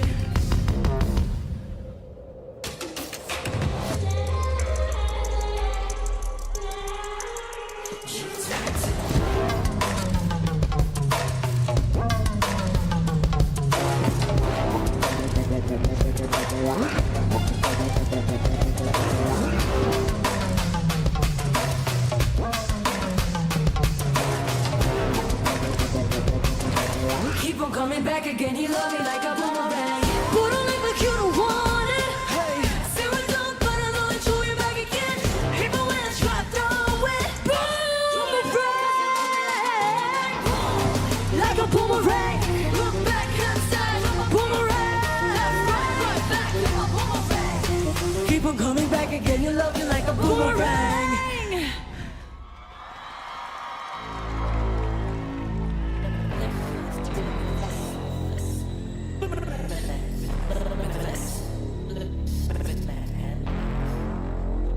Limitless. We mold our own destiny. Take flight till we out of sight. Then we release all this energy. This energy. Tell me what's impossible, that will make it all possible. We're positioned like this, situational missions inevitable. Breaking new ground with a new sound, yeah it works out. But is that all? It's a machine, what if I fuse now? You be confused how? Word by the code, now I'm in God mode.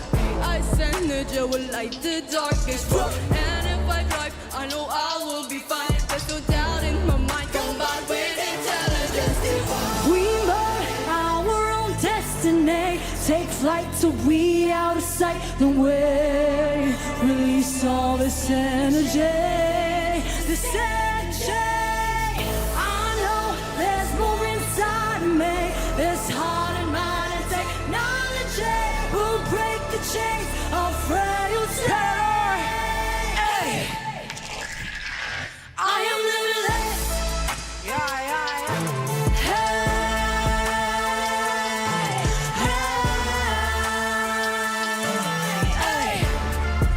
No limit to what I can do. Coming through, calibrated every move, innovative, unimpeded. Circuits in line with my soar. Past the limits of our core. More, more, more. I am limitless. I am limitless. I don't even stress. Got this strong heart, this sense. I start piecing my chest. Impressed. Cause I'm mindful, got my mindful. Redefine all, set a big picture, walking like Michael. And I am ready, and I already ready. Cook my spaghetti, time for secret recipe. Enhance everything, technology, be in harmony. And now poof, skies are open, sides of a bitch, and get steady. Ready and shoot, shoot, shoot. We mold our own destiny. Take flight till we out of sight. Then we release all this energy. This energy. I know there's more inside of me. This heart of mine and technology will break the chains of frailty. Hey, I am limitless. Everybody put your hands up.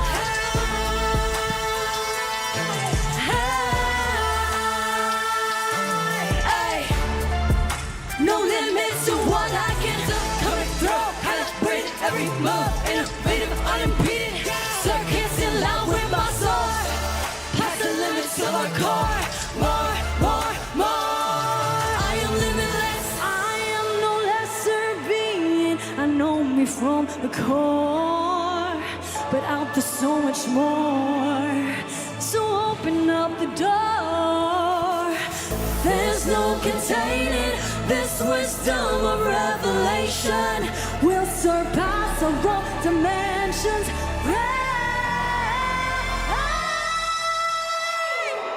I am limitless.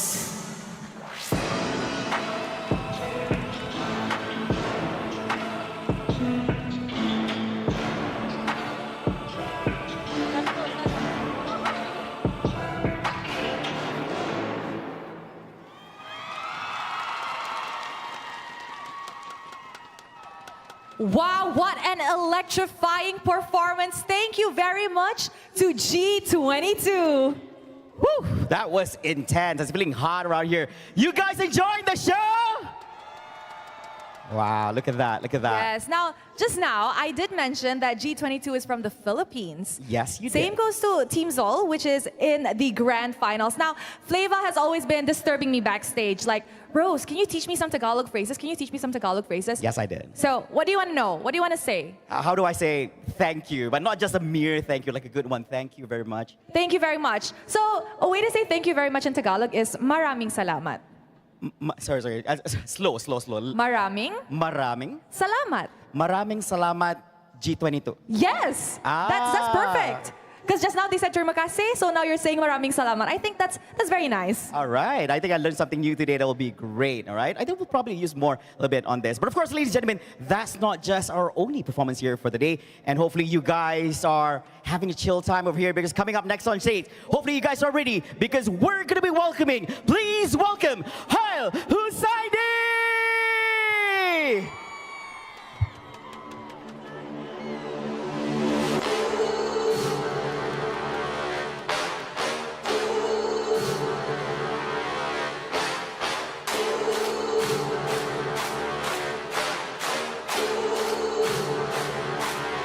We got the lead. Let me hear your voice.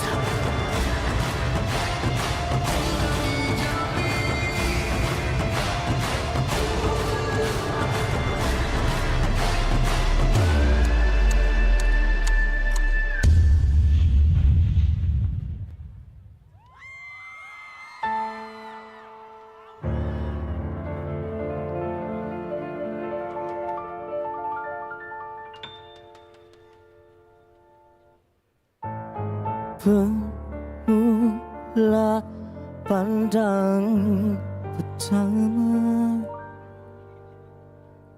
terlihat kamu di depan mata,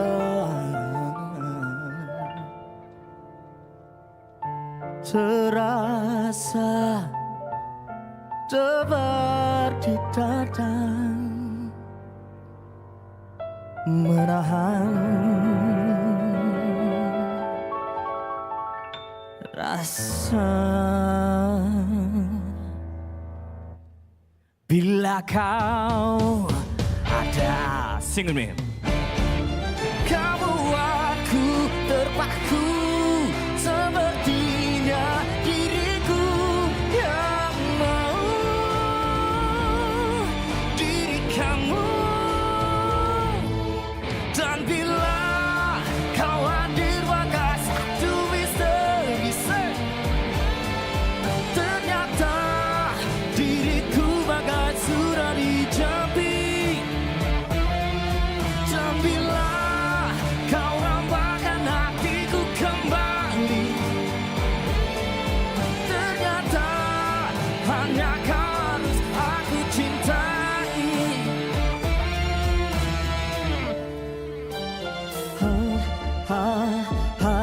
Aku ketar, terasa aku tak tentu arah. Kau buatku terpaku, sepertinya diriku yang mau diri kamu semuanya.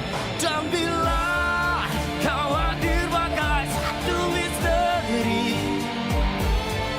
ternyata diriku bagai sudah dijampi. Dan bila kau hamparkan hatiku kembali, ternyata hanya kau harus aku cintai.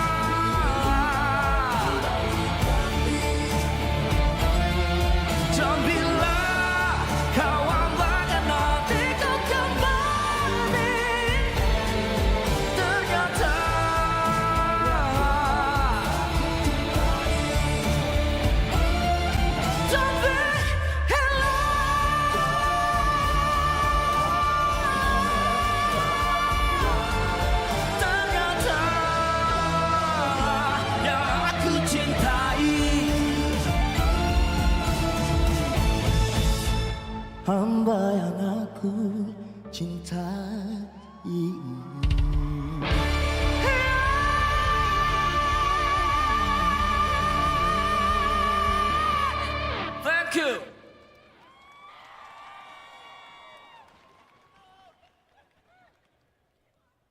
Are you guys ready for the next song? Let's go. Dia.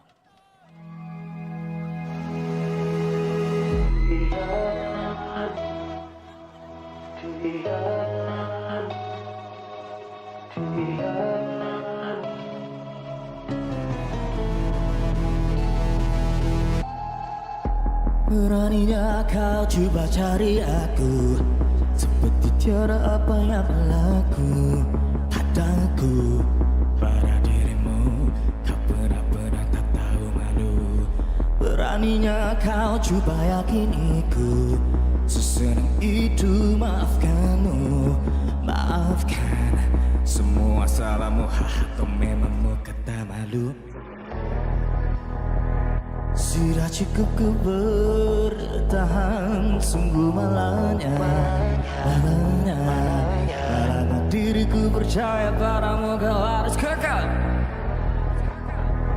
Sudah cukup, sudah diam, sungguh celaka.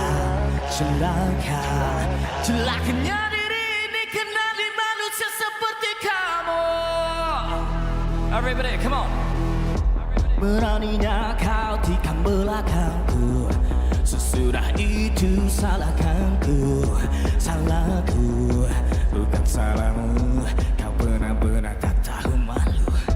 Beraninya kau masih yakiniku, sesenang itu maafkanmu. Maafkan semua salahmu, kau silap besar kau belum.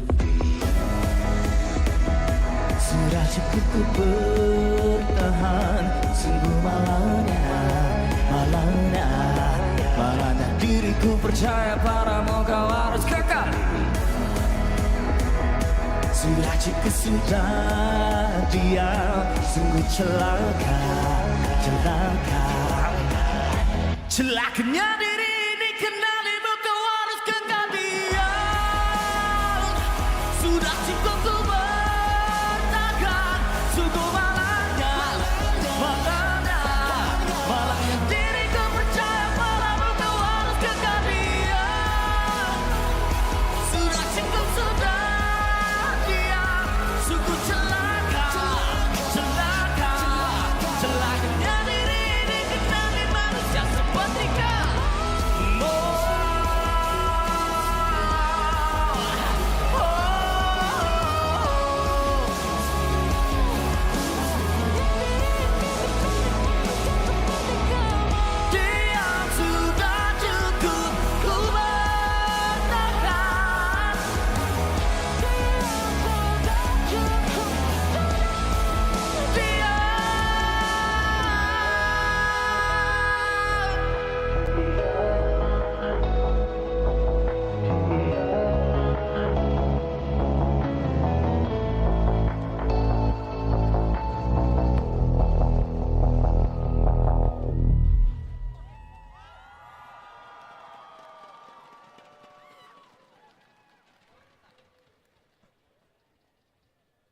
Let's go for the next song.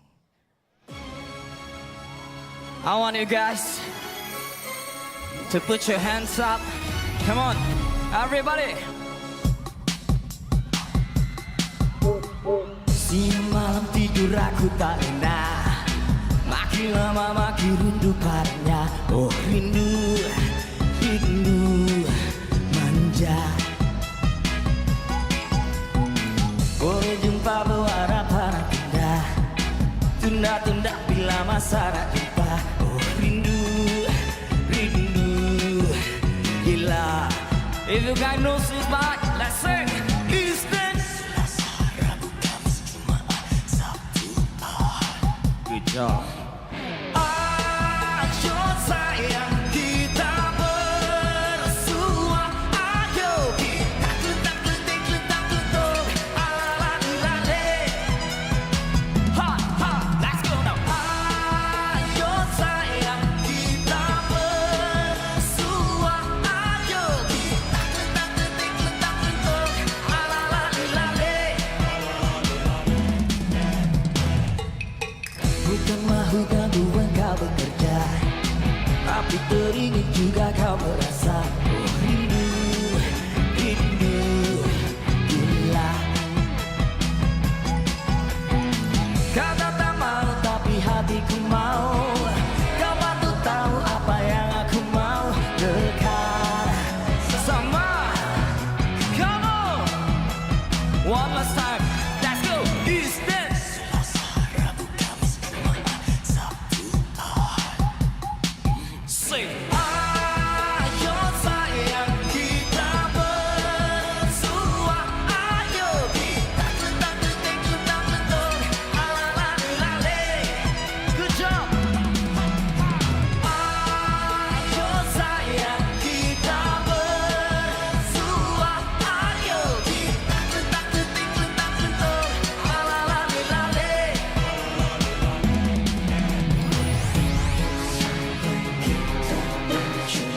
Ayo sayang, punya lama kita berpisah, kan tak boleh bersua.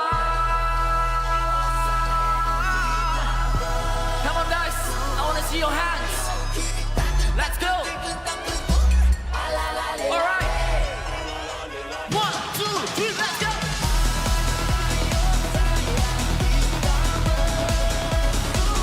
Ayo kita ikutan betul. Alalali. Come on, give it up.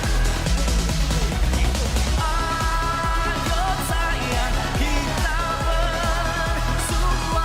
Ayo one last time. Lela bolera. Lela bolera. Alalali. Thank you so much.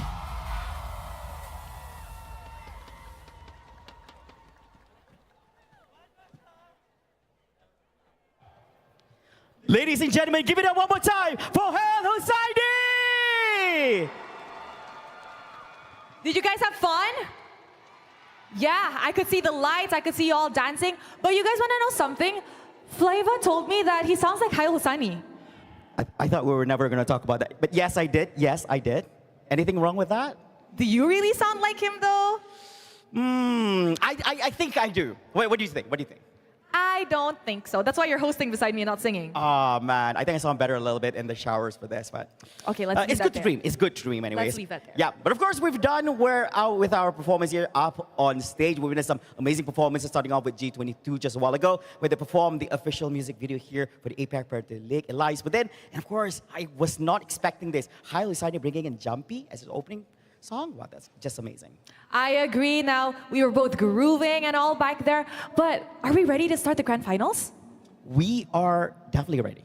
Most definitely ready. And of course, ladies and gentlemen, it is truly a pleasure here as we're about to celebrate this incredible collaboration that makes this event come into fruition. It's all within the Acer APAC region. With that, ladies and gentlemen, we'd like to kindly invite each of the representatives of the Acer offices together with their respective esports teams here up on stage.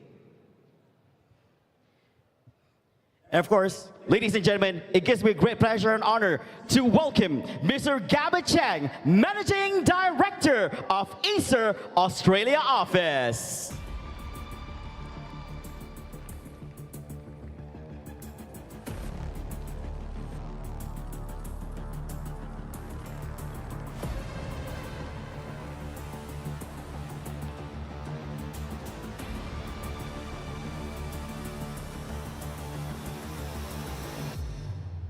Please welcome Acer Australia office Valorant team Next Gen.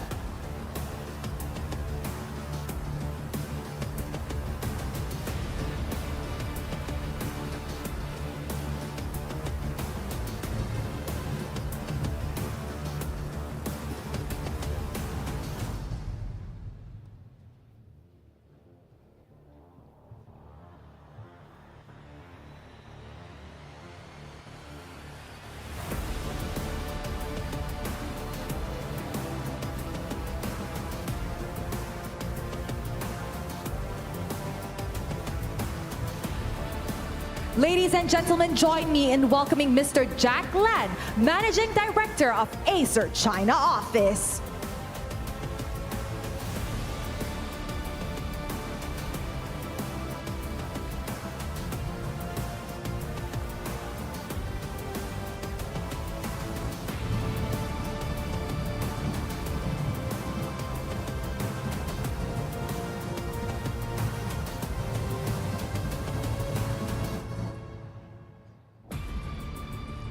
Inviting Acer China Office Dota 2 team to light.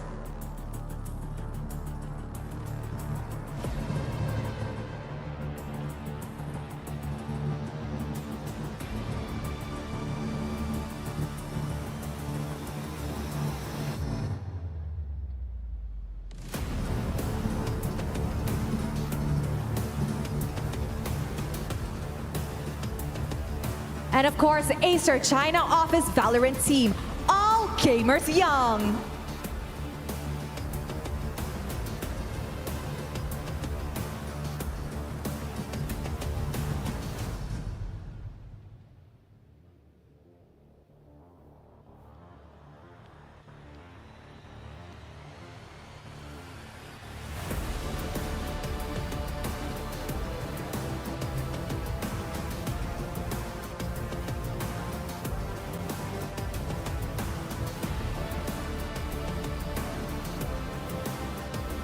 Ladies and gentlemen, please welcome Miss Irene Lam, General Manager of Acer Hong Kong Office.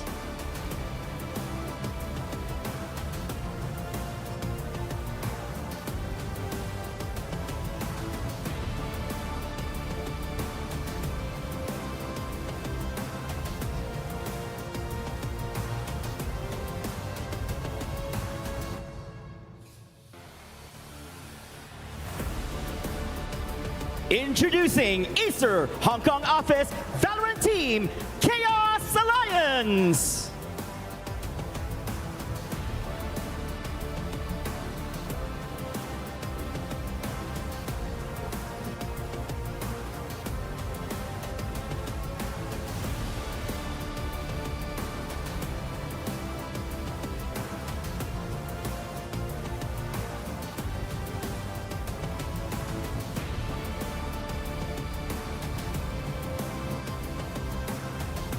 Ladies and gentlemen, please welcome Mr. Harish Kohli, President and Managing Director of Acer India Office.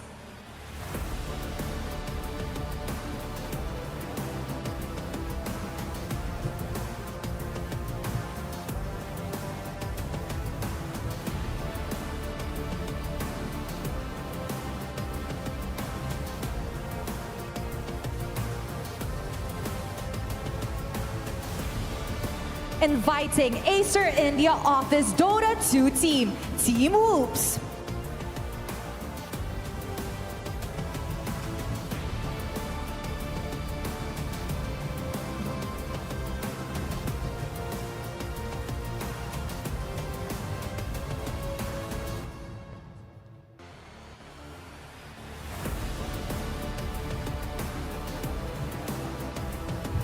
Acer India Office Dota 2 team, Rogue Squad.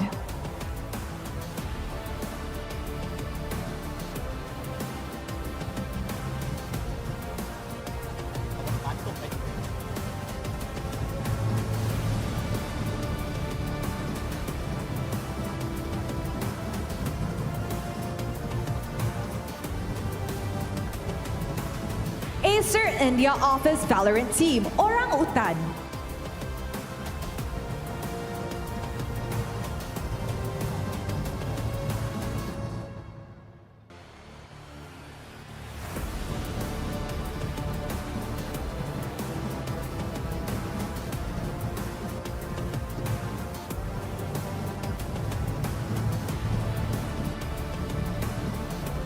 And of course, Acer India Office Valorant team, Team Arrival.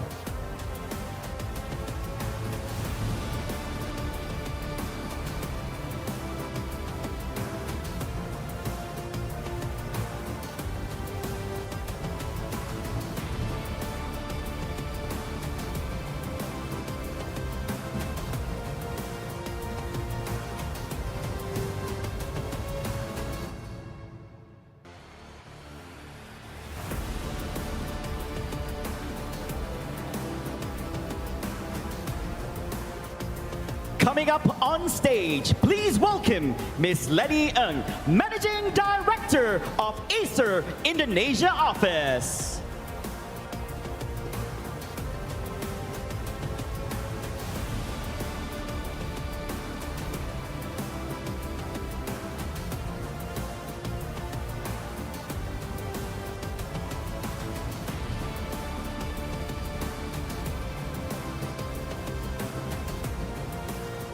Acer Indonesia Office Dota 2 Team, Helios Team.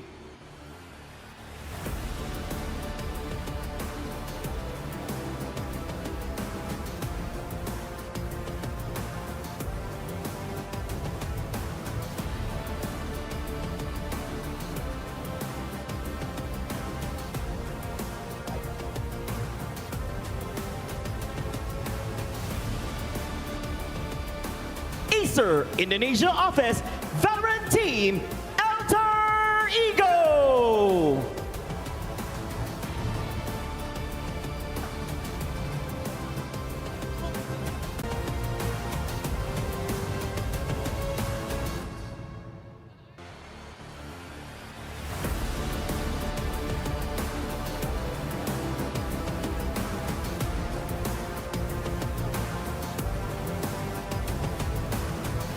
Acer Indonesia Office Valorant Team, Boom Esports.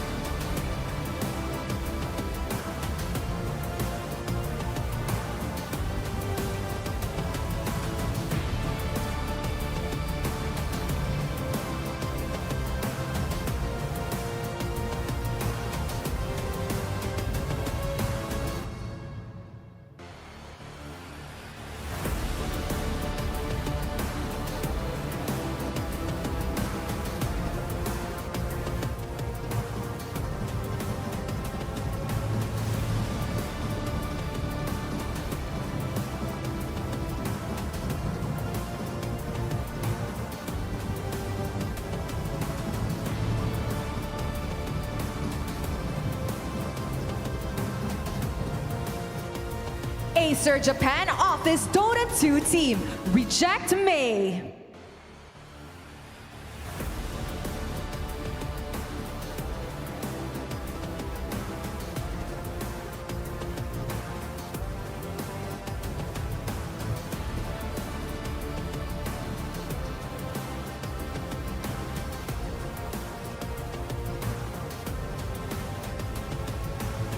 And Acer Japan Office Valorant Team, Crest Gaming Zest.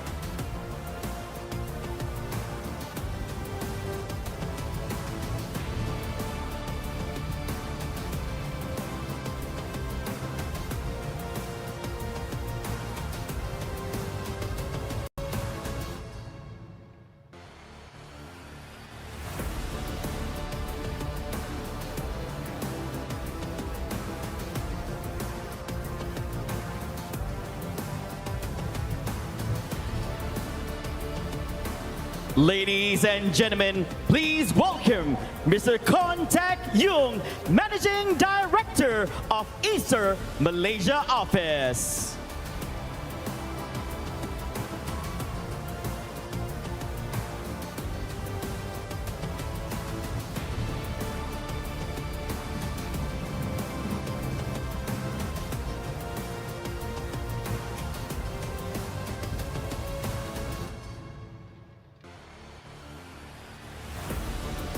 Introducing Acer Malaysia Office Dota 2 Team, Myth Avenue Gaming.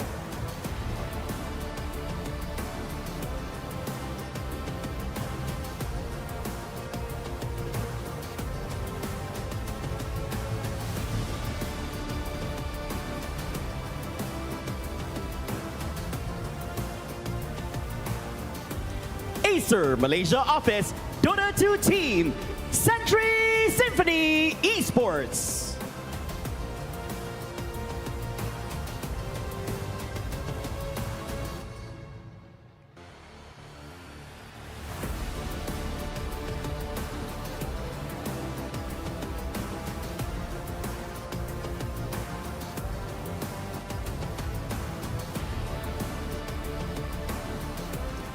Acer Malaysia office, Dota 2 team, TK Esports.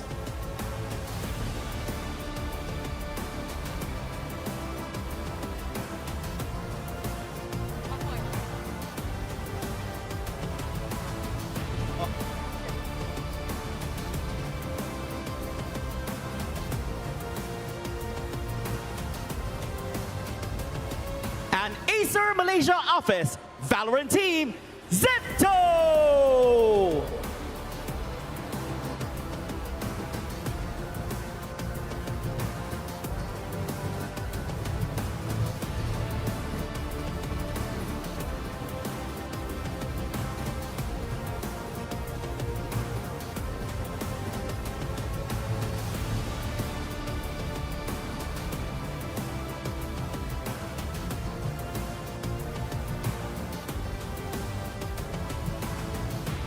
Ladies and gentlemen, please welcome Ms. Su Ong Lim, Managing Director of Acer Philippines Office.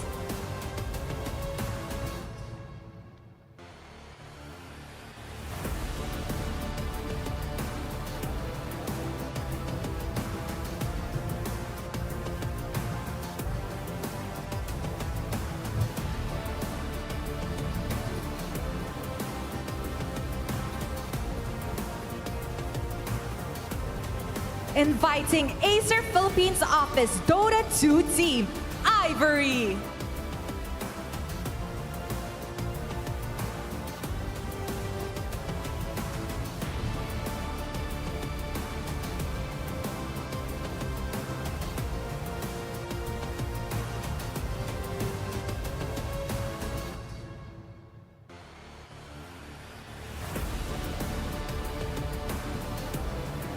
Acer Philippines Office Valorant team, Team Secret.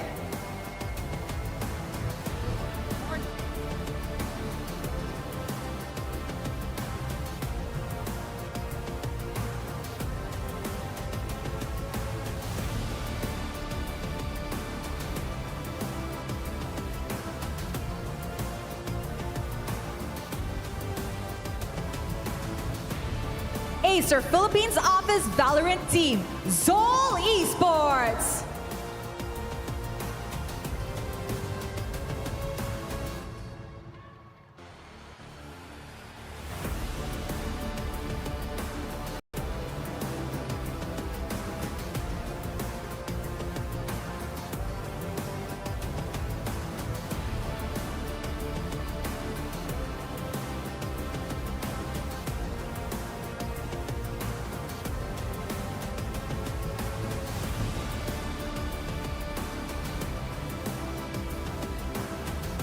Ladies and gentlemen, please welcome Ms. Lee Xijia, Managing Director of Acer Singapore Office.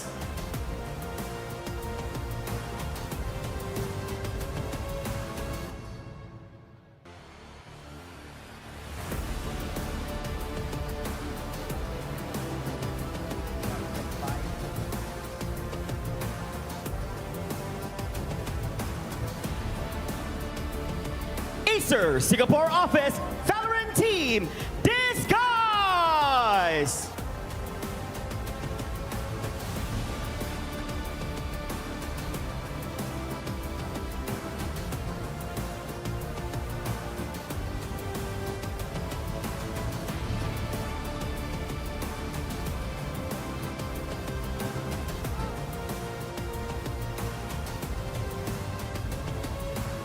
Acer Mongolia Office, Dota 2 Team, 1, 2, 3, Gaming!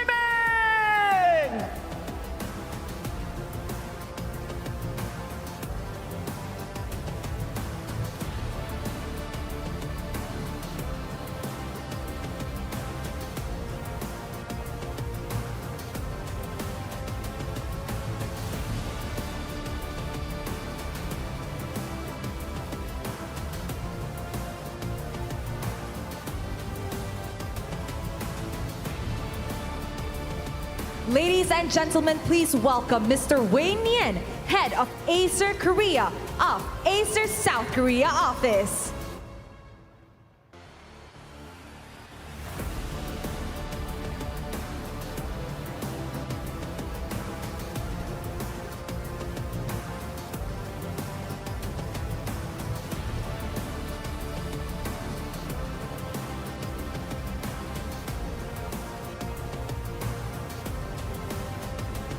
Acer South Korea Office Valorant Team, CN Esports.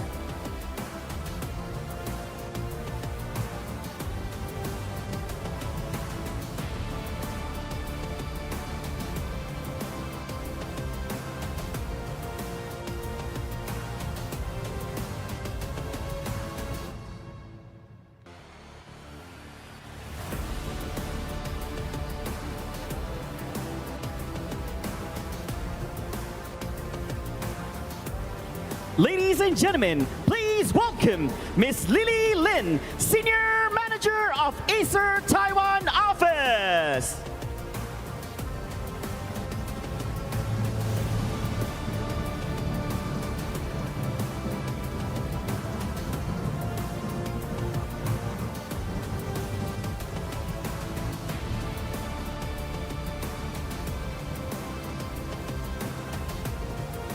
Acer Taiwan Office Valorant Team TUMT Shark!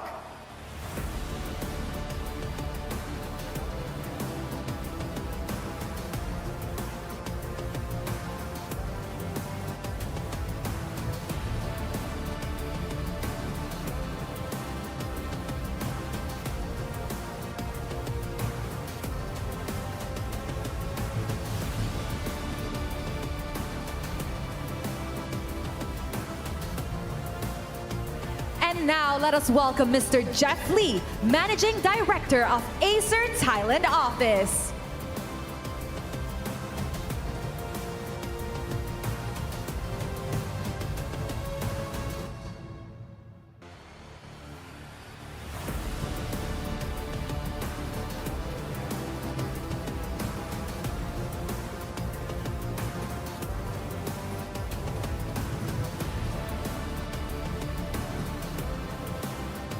Acer Thailand Office Dota 2 Team, Caterpillar.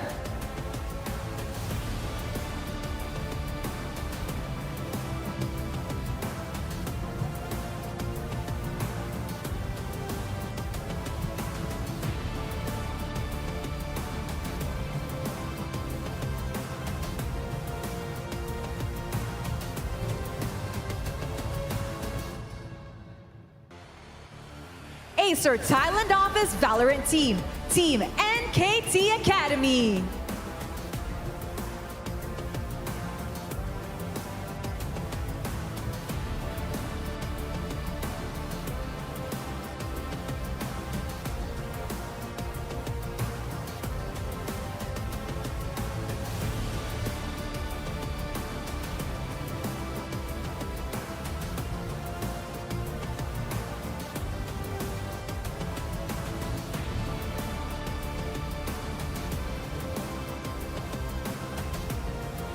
And last but not least, ladies and gentlemen, please welcome Mr. Tony Vo, Managing Director of Acer Vietnam Office.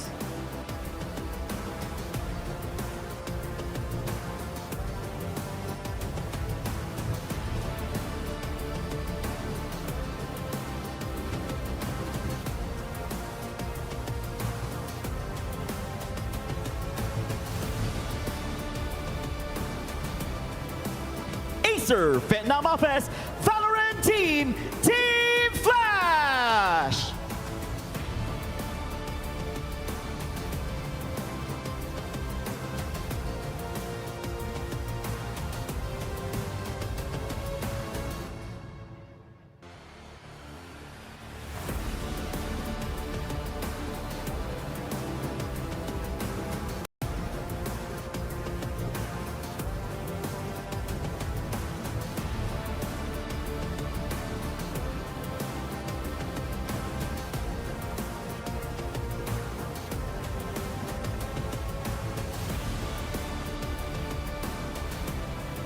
What an incredible moment! It is truly inspiring to see the unity and passion from our Acer offices across the APAC region, each contributing to the dynamic and diverse spirit of this event.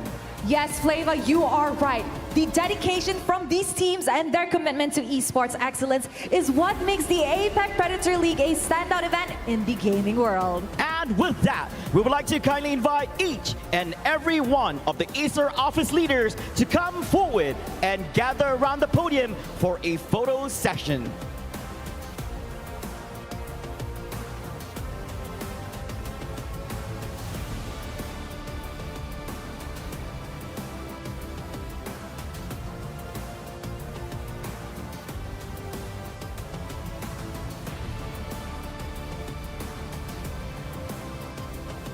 And with that, we would also like to invite Mr. Andrew Ho onto the stage to join along for this momentous occasion.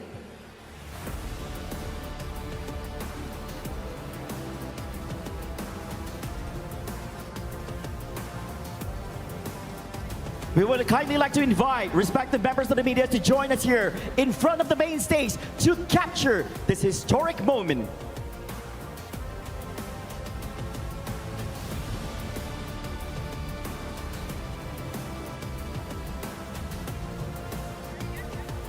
Ladies and gentlemen, honorable VIPs and athletes across the APAC region on the ready. Ready, guys, in 3, 2, 1.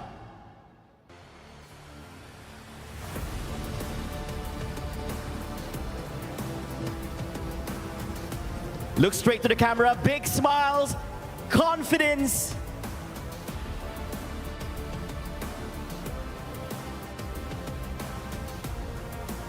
And there you have it. Thank you very much to our dear VIPs. We would like to invite you back to your seats while we get ready for the upcoming Grand Finals match. And of course, thank you to everyone for making this event truly, truly special. Your energy and passion have made this an unforgettable moment. As we stand here at the APAC Predator League 2025 Grand Finals, we're not just celebrating the champions of today, but also the spirit of esports that brings us all together. And of course, ladies and gentlemen, without further ado, it is time to pass the spotlight to our fantastic casters to dedicate themselves, their commentaries over to the match that is about to transpire in a short while. But before all that, we're still giving way to honorable members of the media.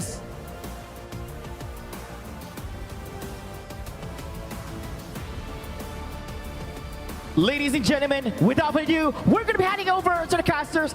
Casters, take it away.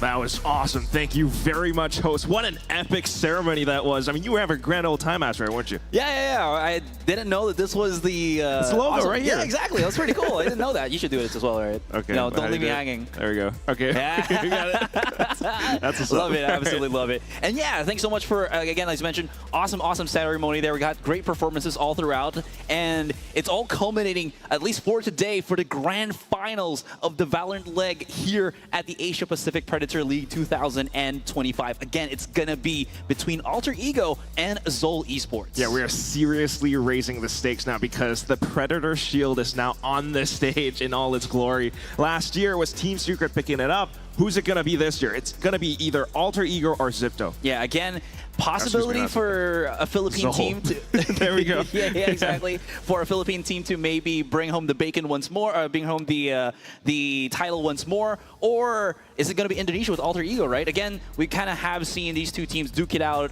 earlier this year in a different tournament, in the Challenger League and so on and so forth. There were some roster changes between the two, but still solid performances all throughout, even with those slight tweaks in the roster. Yeah, you can only imagine how this entire Grand Finals is going to shake up. I mean, first of all, it still is a best of 3, so that has to be mentioned. But at the same time, just thinking about all the different roster shuffles, the patch notes coming through as well. I mean, how have the teams kind of improved and changed up upon everything that they've kind of experienced all throughout last year? I mean, coming into this one, we already saw the quick 2-0s from before, and at the same time, Zol Esports winning out one of those maps in 13-0 fashion. That's right. Yeah, absolutely dominating performance, and this is going to be quite a bit of a doozy because we were talking about how, you know, first series it might be quite quite difficult for Crest Gaming to kind of match the speed at which Alter Ego plays. And then on the same side, it's going to be, it was the Zipto and Zol Esports, two super aggressive teams. And now we've already kind of proven that throughout the rest of the day, where both Alter Ego and Zol Esports, they like to play their own aggressive speed. And that's going to be at least something to,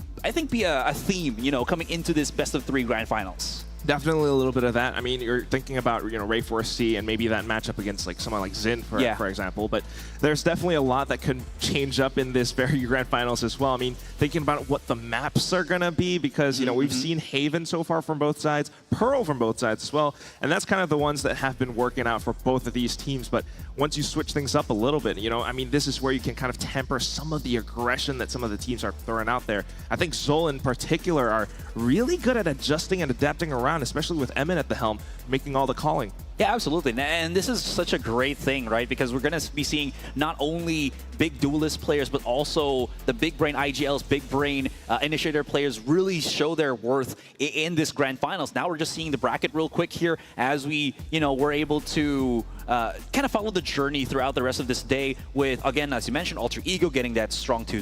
Zol Esports is, again, with the 13-0, and Hot Sauce saw him in the back of the stage. He was pretty happy about that one death performance, which was pretty insane. Near flawless. Yeah, and now again, it is reaching breaking point here as we are preparing for this grand finals. And of course, you know, aside from the bragging rights of being the champions, there still is, of course, the talk about the prizes and everything, which we'll probably get on later.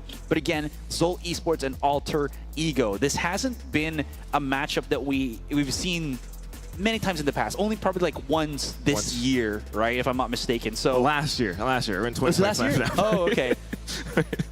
Yeah, it's 2025. That's right. Thank you for correcting me. But yes, new year, new me, and new year, new amazing teams. Definitely watch out for. Yeah, I mean, they have played off against each other before, like you mentioned. And back then, it was Alter Ego taking the win. That was also when, I mean, it's kind of weird to say. I don't know if I should be mentioning it. They actually had, I think, some kind of a tech issue during that Challengers League game that they played. Yeah. And it was Coach Asterisk from Alter Ego who subbed in, and they still won. Like, that's how crazy this team can be. But that said, now that Zol has gone through some roster shuffles as well, Hot Sauce coming in, I mean, we just saw how insane they were. Is it going to be that same performance? I definitely don't think so.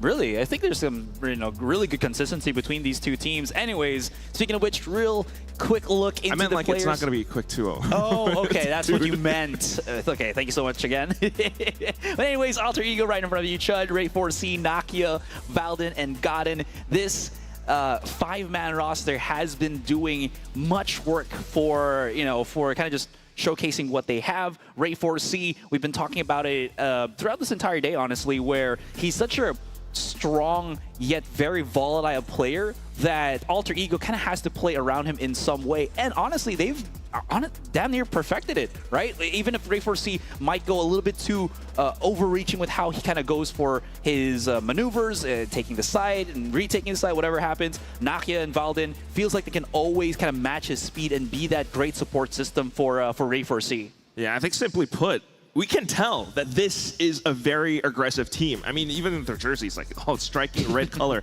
They are just very, very quick and good at what they do, and everyone knows how to play around their core or star duelist, Ray 4C. Yeah. How that is going to face off against this Filipino squad, on the other hand, I am not entirely sure, because they have definitely shown us quite a bit today as well. Some high IQ plays from some of these players. I mean, it's first of all Emin with the calling, but at the same time, you got players like Kakarot and Xin who can swap between the duelist and the sentinel role, but at the same time, players like KevZ as well as Hot Sauce who are just so darn sharp and so darn smart with how they position themselves all across the map. Yeah, it feels like they've really come into as a full team here, and this is what Emon joining Zol Esports for like less than a month or two, if I'm not mistaken. So he's really integrated well with the rest of the team. So you love to see it, right? And you're absolutely right.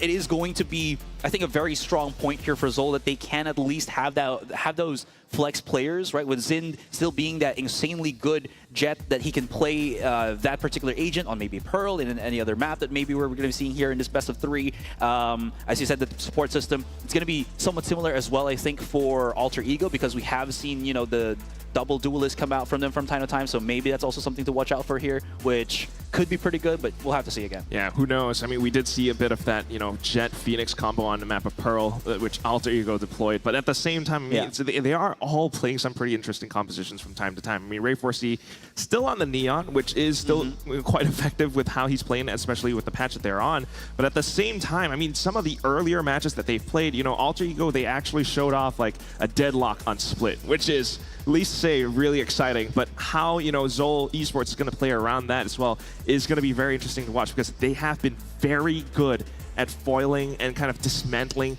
opponent teams' game plans all throughout the entire day. Sure, sure. And again, it all is going to boil down, I think, to how well the map veto is going to, you know, kind of unravel in front of us, right? We were talking about how good the Haven was for both of these teams, honestly, and we'll see how it kind of goes. But of course, before anything else, we'd like to give a big shout outs to the Predator Triton Neo 16, again with their Intel Core Ultra 9 processor. Truly lies within, powered by Intel here. So if you're looking for that next big upgrade, right, you got yourself the Predator Triton Neo 16 to consider. Now, watch out for. We got another laptop as well. Just waiting for it to come out, show up on the screen. But yeah, great laptops coming through. Really, you know, I guess good performance, effective, and it's very good for if you're gaming on the go, which I guess is something that we've been talking about, how we experience that from time to time. Always on the move, right? And of course, if you want another pretty shout it out, butt-kicking laptop, we also have the Predator Helios Neo 16, now having that Intel Core i9 processor with the 14900HX. As to again be the beating heart of this laptop. So if you didn't like the Triton, maybe you like the Helios. There's a bunch of options the Predator has available for us, right? It's the processing power between two laptops. So one of them might be, you know, a little bit more versatile, so you can use it for gaming and other productivity purposes. But for I think this one, you know, you get to use it for, you know, creative tools and then other things like that. Maybe a little bit more, something that demands more processing power. So like you with your VR headset. Really right? awesome. Yeah, maybe. When you're playing your single-player games. Really thinking about it. But yes, basically at the end of the day, just higher numbers for the processor. That's basically what you want. So, Absolutely. Yeah, back to the whole thing, right? Of course, between Alter Ego and Zol Esports. Again, having faced each other before, but now we've got new players coming into this. I mean, if you could think of, you know, a potential matchup, like key players for each team, you know, who would you really pick? Ooh, that's a pretty good one. I think it's going to have to be Emon and Nakia for me. Like, again, the initiators have been such a big factor here. We're talking about, and this is going back to my point, right? You were talking about how Ray4C has been doing good on the Neon, you know, post changes and everything with her being what she is. I think it's only possible for Ray4C because of how well Nakia is able to set up for him. And then you also kind of look to the side of Zol Esports here, and Emon's able to do that for the rest of his team, right? I was talking about earlier today how well he's able to place those Rolling Thunders without really affecting his team in such a spot that if they want to play for retakes, they can push in, still find some opponents on the other side that still concuss and get those basically free retakes. So I think such a key factor in this game with so many super aggressive players is how well the initiators are able to support and counter the other team. Yeah, especially if the, you know, duelist players are the ones that go down first, then you're definitely looking at the initiator players. So it's definitely, I like the direction where this is going. That's right, very good pickup because, you know, Nakia dropped a whopping 39 kills overall from the earlier series of today. So he already is, you know, a very proven quantity for the side of Alter Ego. We saw how he really took things into his own hands at times, especially with the Hunter's Fury timings that he lands so effectively, and also the recons as well. I think he definitely provided that much utility to his team because of how he plays around his kit. But at the same time, if you're talking about Emon, I mean, the dude is not just like straight up initiator. He's not just, you know, making the shots, calling the shots for the team. I mean, he's able to frag out as well. There were these moments where, you know, on a weapon like a Guardian at close to mid-range, he's still able to land nasty, nasty flicks. So definitely keeping our eyes out for some of these players. Yeah, absolutely. And again, it just shows how complete of a package most of the players, or if not all of the players from each of these teams really are, and that's why they're again in the grand finals here for the Predator League. So with all that being said, I feel like we talked about how some of these series it's gonna be an obvious team that has the one up. We kind of talked about that with Alter Ego and Crest Gaming. I feel like coming into this grand finals, it's gonna be a little bit blurred along the lines. I feel like they're kind of similar in matchup, similar in firepower, so we'll kind of have to see who starts what, right? Who gets that first advantage? I'm gonna stop you right there. You're saying this is blurred, so you're like kind of staying on the fence, Asterai? Yeah, I know. Come on, you know which team you're rooting for. Give us the truth, Asterai. Obviously, it's gonna handle the truth? Yeah, can you dig it? Okay. Who are you really rooting for? Obviously, I'm rooting for Zol here. Okay. And if we get to bring home the trophy or bring home the shield once again to the Philippines, it's gonna be awesome. But biasness aside, like why do you think that is? For Zol? For Zol, because I feel like Zol is a team that just has proven themselves over and over again. And they have been a team that has performed well. They might have been denied, the Challenger Series from the Philippines, but they're here to, kind of prove themselves once more at the start of the year. What a comeback that would be if they can definitely swap this back around, right? Again, talking about that loss back in Challengers League from before, but now if they're able to find that win today and to lift that shield up for the Acer Philippines office, that would be freaking awesome. So pretty soon we're going to welcome the teams onto the stage. Of course, leading out first, it is going to be Alter Ego's mastermind. I mean, right up onto the stage, it's Coach Asterisk. I mean, he's confident and he's bringing his team, leading them to that victory. He used to be a player himself, and here he is showing off his experience. Yeah, able to see if he's going to be able to lead this team into the grand finals. And of course, following him right after is going to be the coach of Zol Esports, Coach JCL, the brilliant tactician behind this incredible run that we've seen, honestly, from Zol Esports. And you got to give it to him. He's given them so much guidance, blending strategy, adaptability, and unwavering determination to guide his team to that grand stage and this ultimate showdown for glory. Yeah, it's just so much that he's bringing to it, but here we go. This is now representing that Acer Indonesia office, the unstoppable force with an indomitable spirit and how they swept Crest Gaming in that 2-0 victory. This is Alter Ego!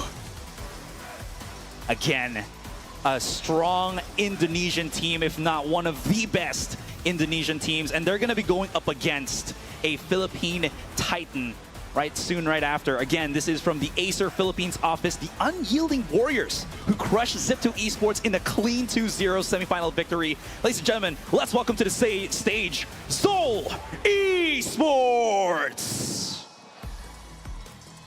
I mean, just seeing how they kind of step onto the stage with that confidence. We saw how effective Zin was earlier on, swapping back onto the jet, pulling out that op.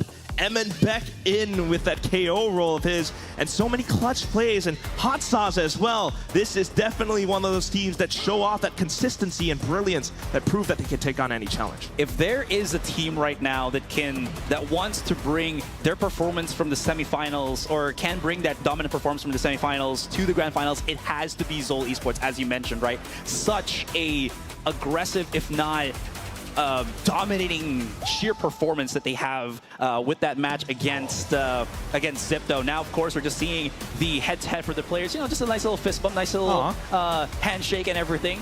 Of course, we got ourselves our sportsmanship here, and they've played with each other for a while now as well, right? During for ranked games and whatnot, on some other tier 2 tournaments and whatnot, in different teams as well. So they know each other pretty well. For sure. We saw them backstage. They were really friendly with each other. So this is, a lot of respect being shown to each other as well. But when it's all said and done, I mean, this is still the grand final. This is all for that top prize. Again, it's a big bag of cash, Asterai, and at the same time, just a lot of pride in that Acer, the Predator shield that's on the stage right there. Absolutely. $65,000 on the line for the first place prize as well. First runner-up will get, I believe, 20. In any case, you're already seeing these teams. I'll be quiet just a little bit because they're going for their final team huddles right now. They're giving as much motivational speaking, and this is the coaches that we've been talking about, right? Asterisk as well as JCL. There it is. The hurrah for Zol Esports. I want to see if there's any big hurrahs for Alter Ego here, but again, they're just keeping themselves as quaint, quiet for the moment. So again, preparing themselves for the start of such a intense grand finals. There it is. Both teams have already hyped themselves up, and we're preparing to go into the map veto in just a bit. Pretty soon. It's always lovely to see, though, the fans in the crowd. I mean, especially for the Filipino side. They've got the flag. They're waving it around. I think there was even a banner at some point with the words, you know, how do you say it? Laban Pinas. There we go. Thank you very much. That's right. Yes. How do you say it? I am not going to say it. I am going to support Alter Ego here. Honorary Pinoy, man. No. I am supporting Alter Ego today. All right. That's what it's all about. Best of 3. If you're rooting for Zol Esports, I'm rooting for Alter Ego. Sure. All right, we'll take it. We'll take it in stride, right? Anyways, again, we are just preparing for this one. And now that we are getting closer into the map veto here, you think the first map that we're going to be getting is Haven? Because both of these teams have already shown it in the semifinals, and I think it's going to be an okay starter map for them, but I don't know. Maybe Abyss is also going to be into play. They might have been hiding it for the longest time, but it feels like it's been auto-banned for the most part. I don't know. Maybe they sneak it in. We'll have to see. I mean, this is definitely one of those where you really have to think about it, right? I mean, do you want to play the maps that your opponents just played? I mean, you could potentially read some of their patterns or tendencies from the earlier matches of today, but is it that quick enough that you can kind of implement those changes or those strats right away into the grand finals? I mean, there hasn't been a lot of turnaround time, so I might be thinking or might be looking at some potential bans. If I were, not Alter Ego, Zol Esports at the very least, I might be thinking about banning a map like Bind, because that's where Ray 4C really spreads his wings as the Rays. Yeah, could also be because they could also allow it, honestly, right? True. Counter strats is a pretty big factor here. Gotta say though, I feel like if a counter strat is what we're talking about, the team that would be able to make it happen today would have to be Alter Ego, because they were the first ones to finish the series, right? They had ample time to watch the match unravel here between Zol Esports and Zipto, and they could formulate something pretty quickly, honestly. So that's something to at least also kind of think about when you're starting this series, again, as the players are preparing to get into the map selection. Yeah, I mean, to say the least, it has been quite a bit of time since the previous match, and now, given the performances and such, so they have taken that time to prepare and rest up for this grand final. And thinking about the maps at once again, I mean, it's just so much to think about and how they could play it. Are we going to see the Haven again? Are we going to see the Pearl again? Or are we going to see some of the other maps? Again, I don't know if it's going to be the Bind being pulled out, but I think, Alter Ego, having expanded their map pool quite a bit since the off-season, it's safe to say that they do have a bit more versatility coming into this one. I mean, thinking about that, again, potential split play with Nakia on the Deadlock being pulled out, I mean, there's quite a bit that, a team like Zol Esports might not necessarily be prepared for. Sure, and again, the last time that these two teams faced each other during the Challengers League, it wasn't really too good for the Zol roster. They did kind of finish both of the games, like losing to Alter Ego 13-7 on Split, as well as 13-11 on Sunset. So that there are maps already that Zol is going to be cautious about, right? So are they going to be okay with maybe bringing those maps out? Maybe they've already, fixed the issues that they had once from those previous match that we've seen against Alter Ego, or is there like a completely new game plan coming into the grand finals? Maybe I'm just reading too much into it. Sometimes when you get into interviews with these teams, they're like, we just try what we kind of do, and then if it works out, it works out, right? Honestly, that's pretty much what it is. I mean, there's just really not that much time to really prepare everything within a single day Asterai. So pros just doing what they can? Oh, that's crazy. Aren't you doing what you can as well? Yeah, exactly. No, that was completely sarcastic, brother. But yeah, again, it is. I think we're just reading a bit too much into it, but there's so many things, right? Anyways, believe we are getting into the map veto already. It's a best of 3 here, Quack, so we only have 3 maps to really get our talents in. And yeah, nothing out of the ordinary here. Abyss in Ascent immediately taken out from the playlist here. Ooh, okay, there we go. So it's going to be the Sunset and Split instead of Haven and Pearl, like what we saw from before. So kind of wanting to avoid everything that they've already shown throughout today, but at the same time pulling out some of the other maps that they played throughout the group stages. So this is one of those where you can definitely prepare quite a little bit more, but at the same time, I mean, they're playing to their strengths. This is what worked for them from the group stage, and now they are showing it off here today on the stage. So we're going to have somewhat of a weird repeat here, right? It was Split that they played first in that last series, but now it's going to be Sunset, then Split, then Bind. Sunset feels like it's going to be the stronger map for Zolt Esports here. I think just because of the fact of the double double initiator. But to be fair as well, this is the first time that Zol will be playing with a slightly different roster. Again, Patman was the one that was playing on that Neon before when they were going up against Alter Ego. Who's it going to be this time? Potentially Kakarot, potentially Xin. We'll have to see if they're even willing to bring out the Neon once more, or are they just going to be going back to the Jet with Xin maybe playing as a potential operator player as the as the map progresses. There's so many things that could be kind of to watch out for here. Where Alter Ego side, because Ray4C is still there, you kind of expect that the Neon should still come out, right? Yeah. I'm gonna have to stop you while you blow up too much smoke for Zolt Esports, because here for Alter Ego, I mean, this is a squad that has been playing together for quite a long time. I mean, arguably against one of the best teams out from Indonesia. They have that much experience. So where you're talking about the double initiator from Zolt Esports,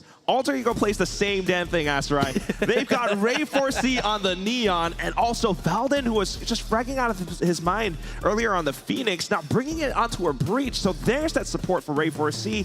In with Nakia as well. There's so much potential for this team to really thwart Zolt Esports' advances. Sure, fair enough, right? And it's going to be that mirror matchup as well. So we're just going to expect very similar outputs in terms of the plays here. And yeah, as you mentioned, you're just pointing out right here, it's going to be Kakarot that will be committing himself to that Neon, while Zind is going to play the anchor once more. And again, it is that ability to switch up for both of these players, right, for Zolt Esports. And it's not out of the ordinary, and I am very much excited to see how this progresses, especially with both players now employing the Neon in Sunset. Yeah, we shall see how that all shakes up. I mean, again, swapping around roles is something that they are fond of. It worked out pretty darn great just a couple of hours ago facing off against Zipto. So we shall see if that kind of performance carries forward into the grand final of the Asia Pacific Predator League 2025. Starting things off once again on Sunset. I mean, just thinking about it, Ray4C versus Kakarot. Kakarot was pretty great on the Killjoy as well. But it all comes down to this map first, this entire matchup kicking things off. Yeah, and again, this is going to be the Sunset map that has seen shifts, right? So there's so much changes that you have to kind of deal with, and you're absolutely right. Again, these two teams now showing, now about to get into that first map. They've shown what they've gotten. 2 teams, 1 trophy. The stage is set for this ultimate showdown. So we'll see who will rise and claim that title and become the champions of, as you mentioned, the APAC Predator League 2025 for Valorant. Yeah, just waiting to get the map started as we hop right into the game. Once again, this is that grand final. This is that matchup between the two teams that have already proven themselves. But right here, starting things off on Sunset, it's Alter Ego on defense and Zolt Esports on the attack. Yeah, 20 seconds before we start onto the pistol, and you're already seeing Zolt Esports concentrate a lot of that body count into A main, potentially just to kind of bully things in. But you can see that Alter Ego are somewhat prepared for a double initiator. Going to be set up for the Alter Ego defense on that A site. If they go super aggressive, you might get hit by a fault line up for a couple of shots, and you're just going to fall down to Gotten, who might be able to feed off of that fault line. So far, so good. Kakarot does break the camera on mid and starts at least trying to get a little bit of contact. See if there's going to be any walk-up on top mid here from Alter Ego. But so far, nothing just yet. Yeah, just kind of biding their time for now. Should, at the very least, controlling market with his positioning. Not really spotting out too much, though, because Zolt are playing the patient game. but still kind of sussing things out for now. There's that contact. Taking down Chud, though, but he managed to get the door down just in time. Yeah, that's pretty big, though, because that means the top mid is going to get exposed. Gotten does want to at least stop them from pushing in, but he gets caught out of nowhere, leaving Nakia and teammate alone on this A site. It's a 2 versus 5 as the Thunder comes in from Zol Esports. One more. They've already spotted him caught in the corner, and that's going to be Nakia down, leaving only Ray4C all the way through B. And this is the pistol round, man. You can't save on this one. You just have to go in, YOLO, see if you can get a couple of kills, maybe even the 1 versus 5. But we'll have to see because there's too many angles and maybe not enough time. It all starts out with at least the 1 kill, right? But he's already going so close. Right up next, neck to neck against Kakarot. Tries to go for the flick, but Kakarot gets the headshot instead. So Pistol heads over onto Zol.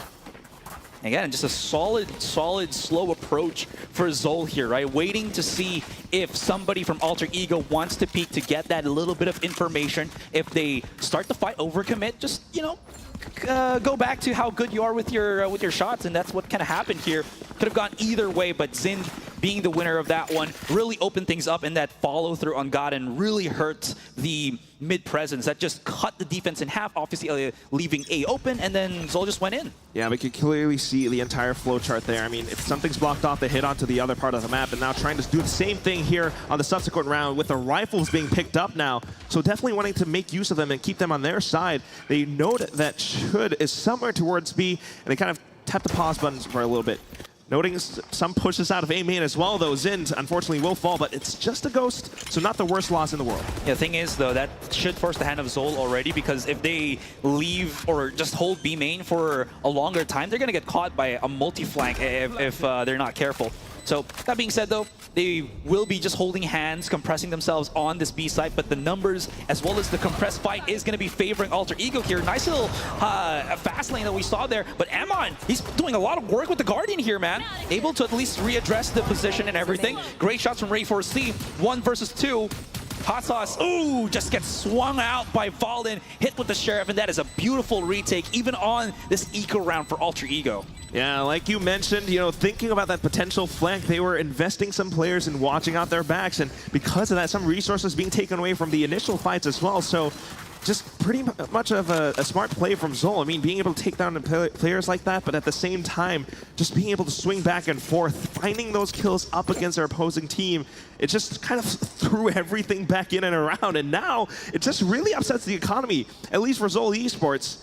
Alter Ego definitely feeling a little bit more comfortable with full buys now. Yeah, absolutely. The balance has been broken, right? Now, is there going to be any aggressive push that we're going to be seeing here from Alter Ego? Seems like Ray4C will just, you know, swing a little bit, see if he can get some contact with the Phantom of his, but he's going to have to be careful because the Sheriff's still pretty viable, pretty deadly, honestly, from Zol here.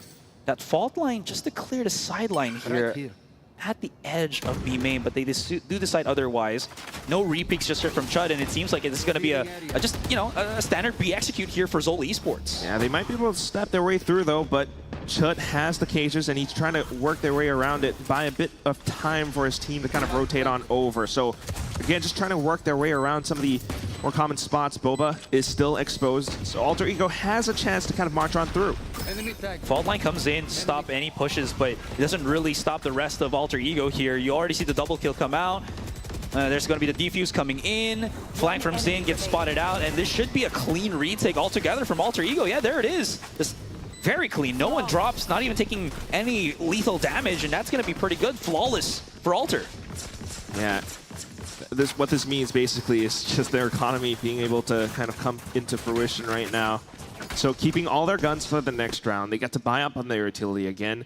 Zol Esports will have to come in with their own full buy, but with the spike plant, you know, not too bad. Emin does earn that Rolling Thunder. Or maybe it's with the death that he earns the Rolling Thunder, but that said, it still is a very viable tool that they then get to employ for the next round. They haven't really gotten too much mid-control here for Zol Esports, other than that pistol round that we saw, right? They just kind of tried doing some shenanigans on mains. To be fair, again, their economy was kind of broken. Not kind of, but really broken. So now that they have the rifles, yeah, they have more options to try to employ, I guess, an aggressive take here on mid, like we're seeing here now. A little bit more careful. Definitely wanting to capitalize on their guns to the max potential. But for now, just holding outside of tiles. not spotting out too much. They've noted before that Chud does often play up around market, so trying to smoke that off, smoke off these early info sightlines to bait some reactions out. But nonetheless, nothing much found, nothing much being made from the side of Alter Ego. In fact, it's Zol who are trying to make that move in towards the A site, but blocked off. Gotten kind of receives a little bit and kind of hangs back as well. And that's the info that they were looking for. Yeah, good bait as well for the fault line. That's going to be offline for, what, 30 more seconds? So now they're trying to work their way onto this A site. It's still not going to be pretty easy. It's a double push, comes out on elbow here, spots it out. No picks from either side, but it seems like, yeah, there it is. Rolling Thunder's already used. Aftershock slows them down ever so slightly, but this site should be taken by Zol Esports relatively safe right now. Gotten though. Oh, whoa, those recon darts really hurting. Kakarot just playing right around the edges of the smoke. I mean, trying to evade that Rolling Thunder. Kakarot just pushes the issue and goes even further in, takes down Ray4C with a double kill. Yeah, and that's a beautiful, beautiful thing for Kakarot there, especially when he was already pretty low in that fight. Now the retake comes in. You're seeing Kakarot just running around the site here. They know he's at the corner of things. Hot Sauce able to just hit the first shot. Comes around. Chud does get the pick, but does get immediately, or his teammate does get immediately refragged. It's only him in a 3 versus 1. Goes in for the swing into high-low from Amon and teammate. That's going to give Zol another round here as they get themselves a successful gun round. So a pretty clear game plan in mind from Zol Esports, right? You know, kind of taking things a little bit slow. They wanted the info that they were looking for, and as soon as they spot out, okay, it's 2 players trying to hold down towards halls, what we're going to do is to make use of that Rolling Thunder, and it just completely connects into the site. So disabling, fully disabling a lot of these Alter Ego players, which then allows for them to get full control over the site. But what was really impressive was Kakarot. I mean, he not only got the site, he continued to push out in towards A-Link, where he found a couple of players. Yeah, and to be fair, you were mentioning about Godden, you know, with the position that he had. Never mind, it's just going to be a full-blown push here from Zol Esports. I was expecting, again, what was the shenanigans happening from Kakarot there? It was the mid-push as they now come into this site. That smoke's not really giving too much coverage, and Valden just holding the angle, getting multiple kills already here. The wide little swing. Houseout's not really getting the picks, but finally gets the shot off. Now it's a 2 versus 2. They haven't really gotten full control of this B site. There's a minute plus on the clock in this 2 versus 2, so they can still choose to go potentially to A. But he's kind of pinned down around the left side, Asrar. Emin, he needs to kind of hop on over. Hot Sauce, in fact, just kind of watches the angle for him and takes down Gotten. Gotten was trying to watch out for any potential crossover, so unfortunately, losing the player instead. That's going to be then pretty much the round handed over to Zol Esports. Ray4C just checking out the A side. If it's, you know, if they're not here, then it's pretty much going to be the save. But they're still, you know, trying to take things a little bit slow and steady, careful, just to keep as much in their pockets as much as possible. But otherwise, there's like 30 plus seconds. Yeah, I know. I think Ray4C is just waiting for a call potentially here from Zol to go the other way. And I like how I like that. No, it's a good idea, but Zol Esports is just, you know, they're kind of going for the triple brain of just not going to A site. We're not gonna fake them, guys. We're just gonna wait and get push on this B site, which kind of works out, right? You don't have to clear so many angles anymore. Just plant it on B, and you're gonna be fine. But now that just means that Ray4C has to run all the way from A back to B and play the 2 versus 1, where he's gonna have to clear every single possible corner once again. I mean, if you at least find that 1 kill, but for sure you anticipate that they're hiding inside of B main. If not, I mean, takes a bit of time to clear on market, so he's just kind of hopping over, does find out the first, gets the burst into Hot Sauce, and pops the overdrive, slides in for the clutch, 1-on-2, takes down Emin, and then gets the defuse. What? Ray4C is... He even just looked at the spike to tap it, and he immediately gave it up just so that he charges on B main. He didn't even... I was expecting that he was going to maybe check the back of the site, right? He just full commits instinctively and just outright reads the positioning of both the Zol players that they were going to be both on B main. What an insane and honestly unbelievable play from Ray4C. You don't do this, but he does, and it's nutty. All the reflexes. I mean, he dodged that flash so instinctively. Yeah. Well, that said, I mean, that is the round being picked up by Alter Ego. Zol now needing the opportunity to strike back. Shadows traveling. You kind of just know, right, that you're screwed when that happens. Ooh, Ray4C, he's on a hot streak here. He's able to get himself another kill. Sure, the shock light's going to be a bit of a bother for him, but Hot Sauce picks it up back again. Now, dust settling.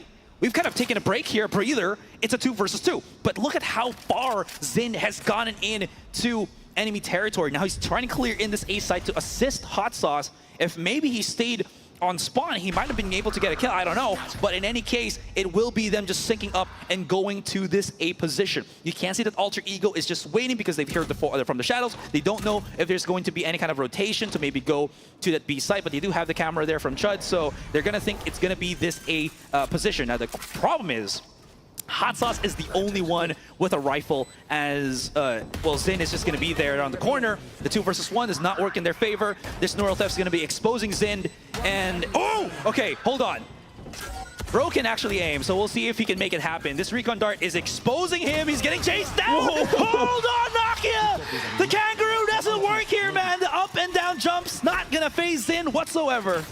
Yeah, it all comes down to it. I mean, the entire firefight breaks out, but down to the 2-on-2, and it's just these acrobatics that really kind of favor Zol being able to track their crosshairs through, just not allowing for Alter Ego to find what they were looking for.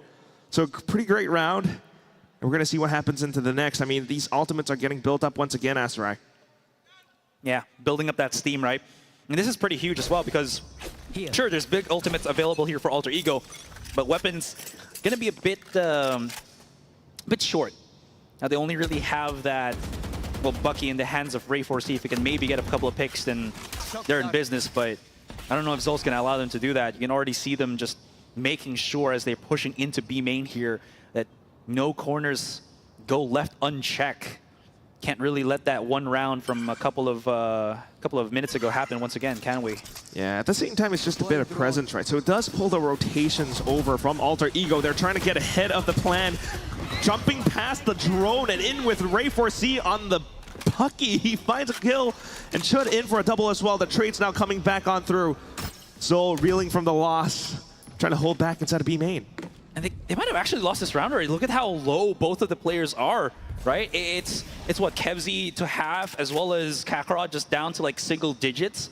And that was such a nasty play from Alter Ego too, because of the flash, because of the relay bolt, everybody from Zol forced themselves into the corner where the Bucky just multi-shotted multiple people from Zol Esports, which is, I mean, like, pretty insane.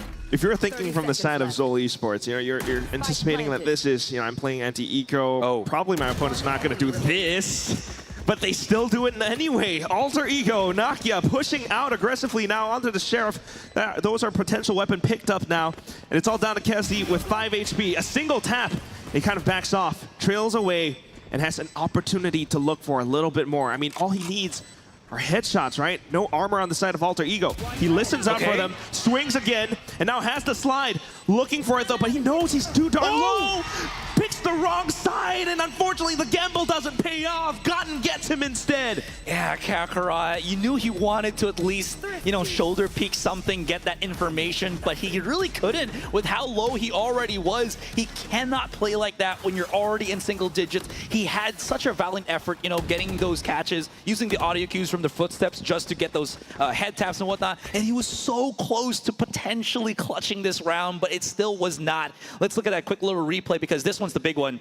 Yeah, everybody hugged that corner, and Alter Ego was just delighted to go for the punish. That was absolutely nasty. You don't really see that even on an eco, so that was a pretty sick play from Alter Ego, all things considered. Yeah, super close.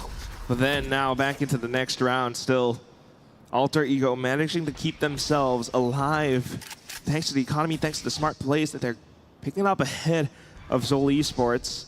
Zol Esports definitely needing to pay respect to them now because in a lot of these, you know, near tight corners, you're never quite sure if Ray 4C is going to spring up against you with a shotgun. Yeah, again, we have two Neons, but they play completely different styles. Ray 4C is just reckless abandon, while Kakarot plays, I feel like a more composed duelist play, you know, with him being that sole duelist right now for Zol, at least in this particular game. In any case, Zol's been a little bit laid back. I think they're trying to figure out where Ray 4C might be as well, which is a pretty good idea, you know. You don't want to, as you mentioned, just see a Ray 4C charging at you and just sliding, getting those nasty kills. Surely. But as the early phases of the round kind of pass out, it's going to be now Zol committing in towards the B side. Oftentimes, it's only just Chud anchoring it out of this side. So if they can pinch on against him, that could be the successful play. He is pretty darn low, but he has the angle up against Zol instead. Takes down Hot Sauce. So even though the spike's down, the Hunter Spirit gets committed. Rolling Thunder as well. A counter Hunter Spirit coming out, but it only catches onto one player. Nakia fires back. Kevzi for the second kill too. Yeah, so that's going to give us a 3 versus 3 as the round continues. No spike defusal started just yet. There's going to be the ultimate already. Kakarot just wants in to go for the fight, and Kevzi picks up the 4K with the assist. This is what Zol needed to work with. Sure, there's going to be some rounds, some positions that's just a little bit exposed, but you know what? It's part of the game, and Zol Esports, they continue to try to just keep the fight going. Yeah, I mean, if you got the ultimate, why not use it, right? That was a really expensive round for both teams, but it does give them the effect that they were looking for, especially for Zol Esports. Kakarot just burning them down, Kevzi to clean up the kills at the end of the round. But that said, I mean, just very effective with how Zol are really trying to pry apart the map. You take things a little bit slow, and then you kind of find that single player on the weaker site. So now switching things up a bit more commitment in towards A.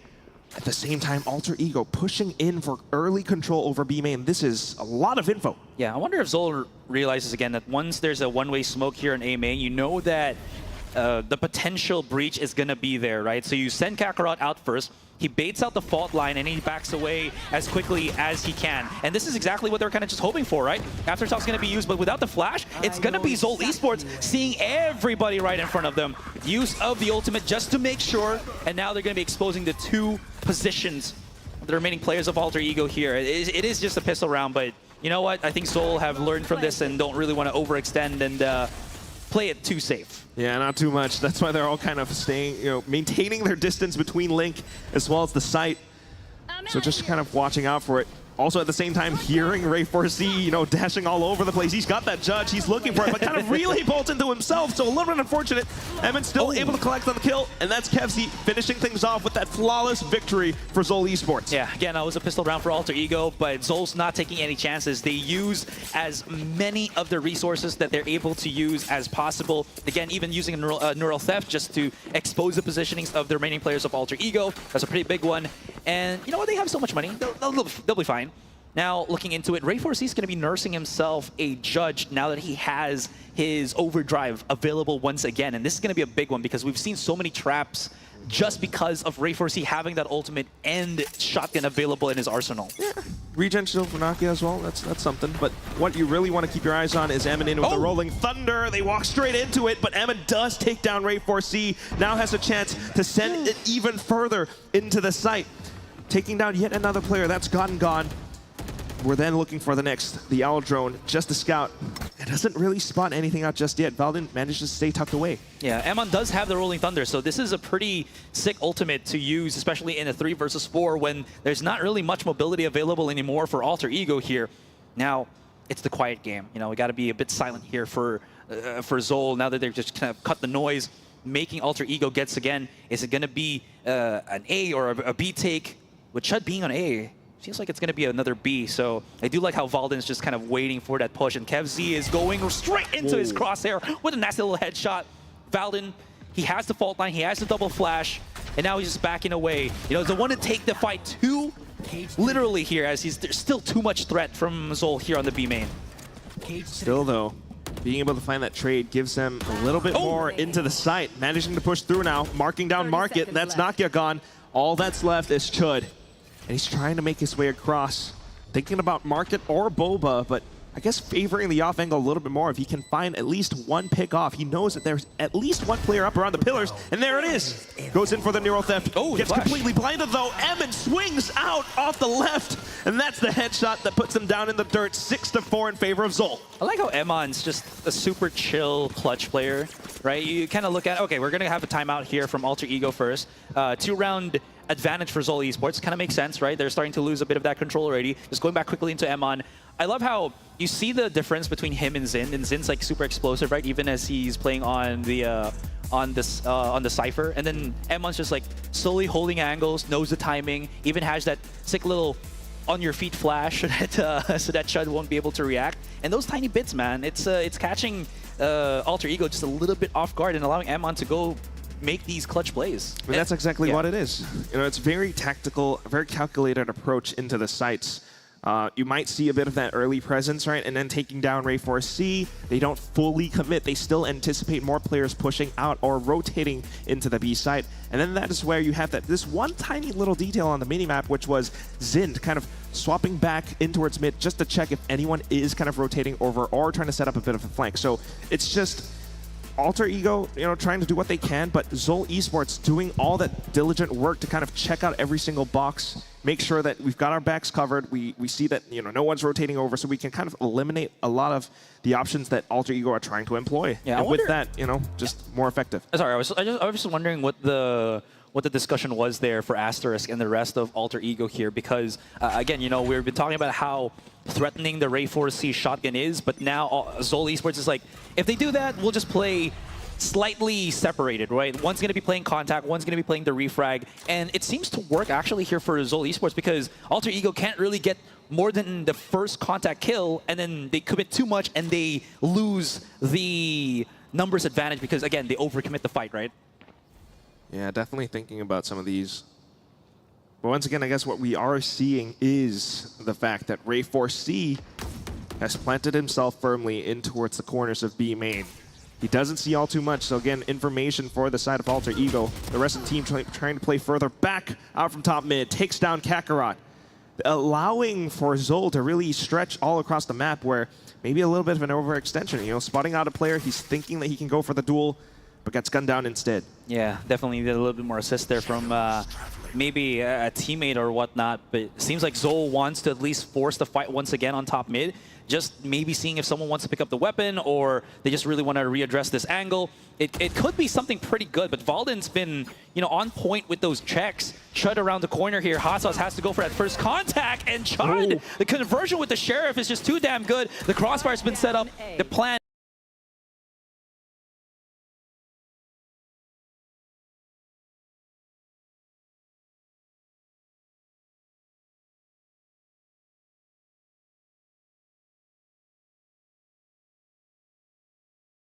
At 4-6, Alter Ego managed to convert that round without losing a single player to 5-6. I mean, Zol just completely getting baited into this top mid position, and everyone then getting sandwiched forward. It was all Sheriff kills, Asterai. Yeah, that was brutal. Like, those are the kind of situations that you just hate to see your teammates just go down one by one. Oh, how did you get eliminated? Oh, just a Sheriff shot. I couldn't really get the pick. That's gotta hurt. But Alter Ego, really good conversion from this team. Again, as you mentioned, on the eco round. Kakarot wants to go in for the charge, but there is a tripwire right on top of him. Look at God's position as well here. If Kakarot's not careful, he might actually get spotted and shot from a pretty awkward off angle. Interesting. Ooh. Oh, but spotted out Hot Sauce as well. I mean, yes, Gotten was the one that we were kind of looking at, but at the same time, across the mini-map, Hot Sauce, alongside that fast lane deployed by Kakarot, he actually used the Omen TP, the ultimate, to get towards the back of Defender spawn, sussed out by his opponents, and now it's going to be the Rolling Thunder. A bit of a set play into the A site. Oh. It does connect, and that's going to be Nakia getting taken down. Then you got to think about the back of spawn once again. Yeah. Nakia kind of going a bit too aggressive, right? He's triggered the sound caution of that Cypher Cage, and Zin's just like, I'm just going to shoot and see what happens. Works out pretty well.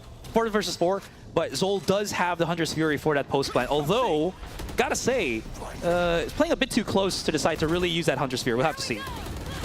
Oh, it's going to be Ray 4C using the ultimate already. Zindo able to get the double kill. It's a 2 versus 2 as the round continues. That spike is out in the open. Is there any flashes available? Aftershock is going to be able to stop it. 1 versus 1. Zin almost picks up the ace here, but Emon finish is it off to at least finish us with this first half.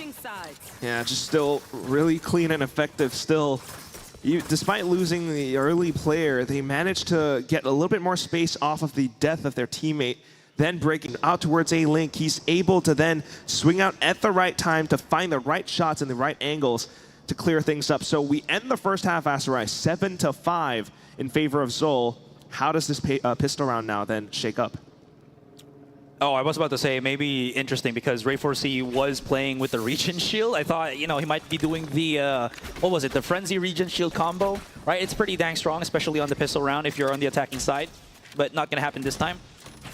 A4C is making a lot of noise on A main, though, just trying to spot out any kind of utility being thrown. And it just feels like a very standard start for Alter Ego here. Just, again, spreading themselves, not too thin, but enough that they can play those refrags with the 2-1-2 split and just try to get that quick map control and have options. If they can't really take the A side, they can at least rotate and maybe, you know, have a little bit more ability to go elsewhere if they make a mistake. Still, though, not much spotted on the other side, and Zol are actually investigating down mid. So it's a lot of space granted for Alter Ego. They managed to go through elbow, clear out everything. They're calling the site clear. They're getting the spike down. We're swapping sides. Zol's taking a little bit too much time. Now back in towards main as well as Link. Oh, now they know that there's something up on A main here. Kakarot, I don't know if he got spotted by that drone. He's going to be in a very, very difficult position here. But yeah, the retake has to come through right here and now. Fault line comes in, and everyone's just falling down from Zol Esports here. They haven't really gotten any meaningful control onto the site itself. It's going to be down to Hot Sauce in a 1 versus 3, but that spike is already very close to exploding. Gets stunned by the fault line, and that's going to be a free kill here for Nakia as it spots him out, just again fumbling here on elbow. And honestly, a pretty just clean take for Alter Ego, all things considered. Yeah, just unfortunate timings all across. Zol had a kind of a game plan to go for these, 2-on-2 splits, but then, not seeing anything shaping up too early on in the round. They started to get antsy. They start to rotate on over. And with 5 players pushing down mid, that's just sights open for Zol. And with that, they managed to push in. Not only did they get the spike down, what really made the difference was how they continued to push further up, further deeper into spawn, and then eliminating some players like Kakarot. From there, they kind of suss things out that the rest of them are coming from the back. So next round now coming in, they've got the guns, they're careful with it. It's Ray 4C, it's taking down Zint. Yeah, and a nice little follow-up on that recon dart just to make sure that nothing else is, kind of just tucked away in the back of the site. And so far, this is, as you mentioned, a pretty clean take here for Alter Ego. Zol's going to have a hell of a difficult time, I think, retaking this, unless maybe Emon has a good starting util to, well, give them a free kill. We'll have to see how that kind of goes. Not quite sure if that's definitely going to be happening, at least trying to make some of these pistols work, but for now, Valden able to fire back against Kevzi. Hot Sauce, though, hopping off and finding action of his own. Emon getting one as well. Valden makes it a bit of a trade, but here come the flashes. It's not quite enough to fend off Valden, so that's the 3rd kill for the guy. Another kill into the round, and Alter Ego evens out the score. Sure. I mean, it is going to be a bit of a pricey round for Alter Ego, but all things considered, like you mentioned, it's going to be that 7-7. Didn't really expect that to be the case with the amount of kills, right? Because I thought that Zol was already in a spot where they couldn't really make anything happen, but somehow able to push out through back of the site into the front. Works in their favor. Now we're going to see Zol have their first gun round in this second half, able to pick up the Vandals, so they will have some players be on half shields, but it shouldn't matter too much, I'd say. Yeah, but what I'm wondering about is Valden being close to his ult as well. But at the same time, that was a pretty successful round, getting 3 guns away robbed from Alter Ego. So some of these players are working on either the regen shield or light shields. So they're going to have to be a little bit more careful with how they're approaching the B side. In fact, just kind of breaking the trip and then straight into the side they go. It's Ray 4C again. Look at that support from Valden. Perfectly flashed onto Kevzi. Yeah, and that's going to be an upgrade into the Vandals as well, right? 5-4. No big ultimates still available for Alter Ego, but they have better, I think, post-plan positioning at this point. They've committed to really just having so many crossfires on this B site. And I don't know, Emon's going to be pretty important here with those flashes, because look at how just pretty stacked everyone is for Alter Ego here. Here's the fast lane coming in. Kakarot really wants to push to the side, but he can't really find the opening that he's kind of hoping for. Now, oh, he's not able to get the weapon out in time. That's going to be unfortunate as Hot Sauce comes in, as well as Emon. Now, the numbers just dwindling ever so quickly. Hot Sauce doing as well as he can. 4 bullets, but he was just jumping a bit too much. Couldn't really reposition, recenter his aim, and that's going to be him falling down. The retake unsuccessful, and Alter Ego take the round advantage. A lot of the early round advantages just being taken by Alter Ego and also cemented into their positions as well. I mean, once you take the site, they're setting themselves up in the post-plant positions. It takes a couple more seconds for the rest of Zol to really set up their retakes. And with the flashes coming through from Emin as well, I mean, you saw how kind of through the smokes, Alter Ego were repositioning around some of the corners. So That's how they're then able to relay off of each other to collect on these trades. Even with Kakarot sliding out there, it was just way too out in the open that allows for all the trade protocols to come on through. So tech timeout now being called by Zol, having lost the lead in the first time.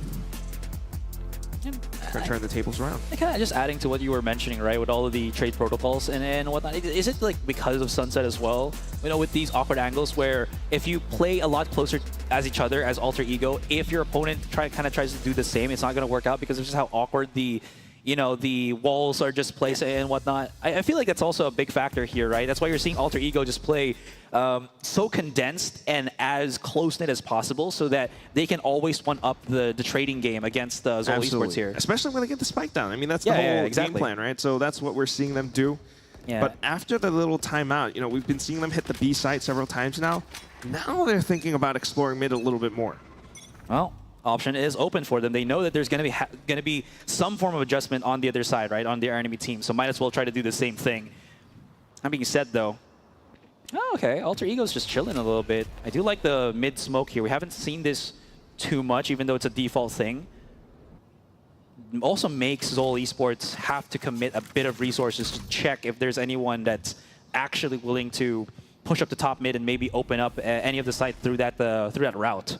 Yeah, it is after a timeout after all, so just trying to take things slow and steady.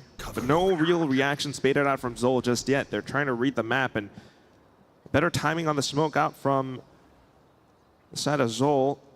Just trying to control A once again. So the drone comes through just to clear out elbow. Nothing spotted either. Both teams not entirely sure what's happening on the other side. Just a little bit more presence towards A. So Alter Ego thinking to head back in towards B, and that's when they find Kevzi trying to cross on over. Yeah, that's exactly what. Whoa, where did that come from? Was that a collapse shot with the 2K for Emon here? Well, however it might have happened, that helps them out in the numbers in the trade game. You can already see Ray4C just tripping up both of the wires there. He gets exposed. Gonen's going to be planting the spike in an awkward angle. Zin comes in from up above and hits him with the fly swatter. Now it's all down to Chud in an awkward 3 versus 1. And somehow this push from Alter Ego gets pushed to the wayside, and Zol Esports come out on a thrifty. I'm going to need a replay. That should not have happened. We need the POV of Emon straight away. Oh, so quick. I mean, it was just the first player dropping. Kevzi fell outside of B because, thinking of some potential hits towards the A side, right? That's where the smokes were placed. But as he hops on over, there's that kill out from Alter Ego. But then Emon swings off of the death and then gets a collapse shot with the Sheriff. He came out from top mid as well. I think, you can see it on the X's on the minimap where both of them got the collapse shot. So Emon just had, right place at the right time. We're definitely wanting to see how it happened. Obviously, first-person for sure. perspective, that's right. I know what you mean. I know what you mean. But we got to work with what we got, right? Anyways, Ray4C charging out immediately on elbow here. This could be a big trap for Zin because he's kind of rocking a hard place, right? And you can see the quick rotation from Zol Esports just to make sure that he's not going to get pinched from the flank or from that push that might come out from elbow. Yeah, I like this from Zin as well. Trying to play so close to the smokes. He's got his camera, and he's got his teammates right around the back just to mark down the exits of elbow. It's Alter Ego waiting for the smokes to dissipate. We're still keeping our eyes on Ray4C, of course. And Emon's just right around the corner. I mean, if Ray4C just kind of elude his crosshairs for the time being, he's able to back off and then send in more utility, and that's what he's looking to do. Fault line being sent out. Valden trades for one of his own. But that said, it is Ray4C early on into the site.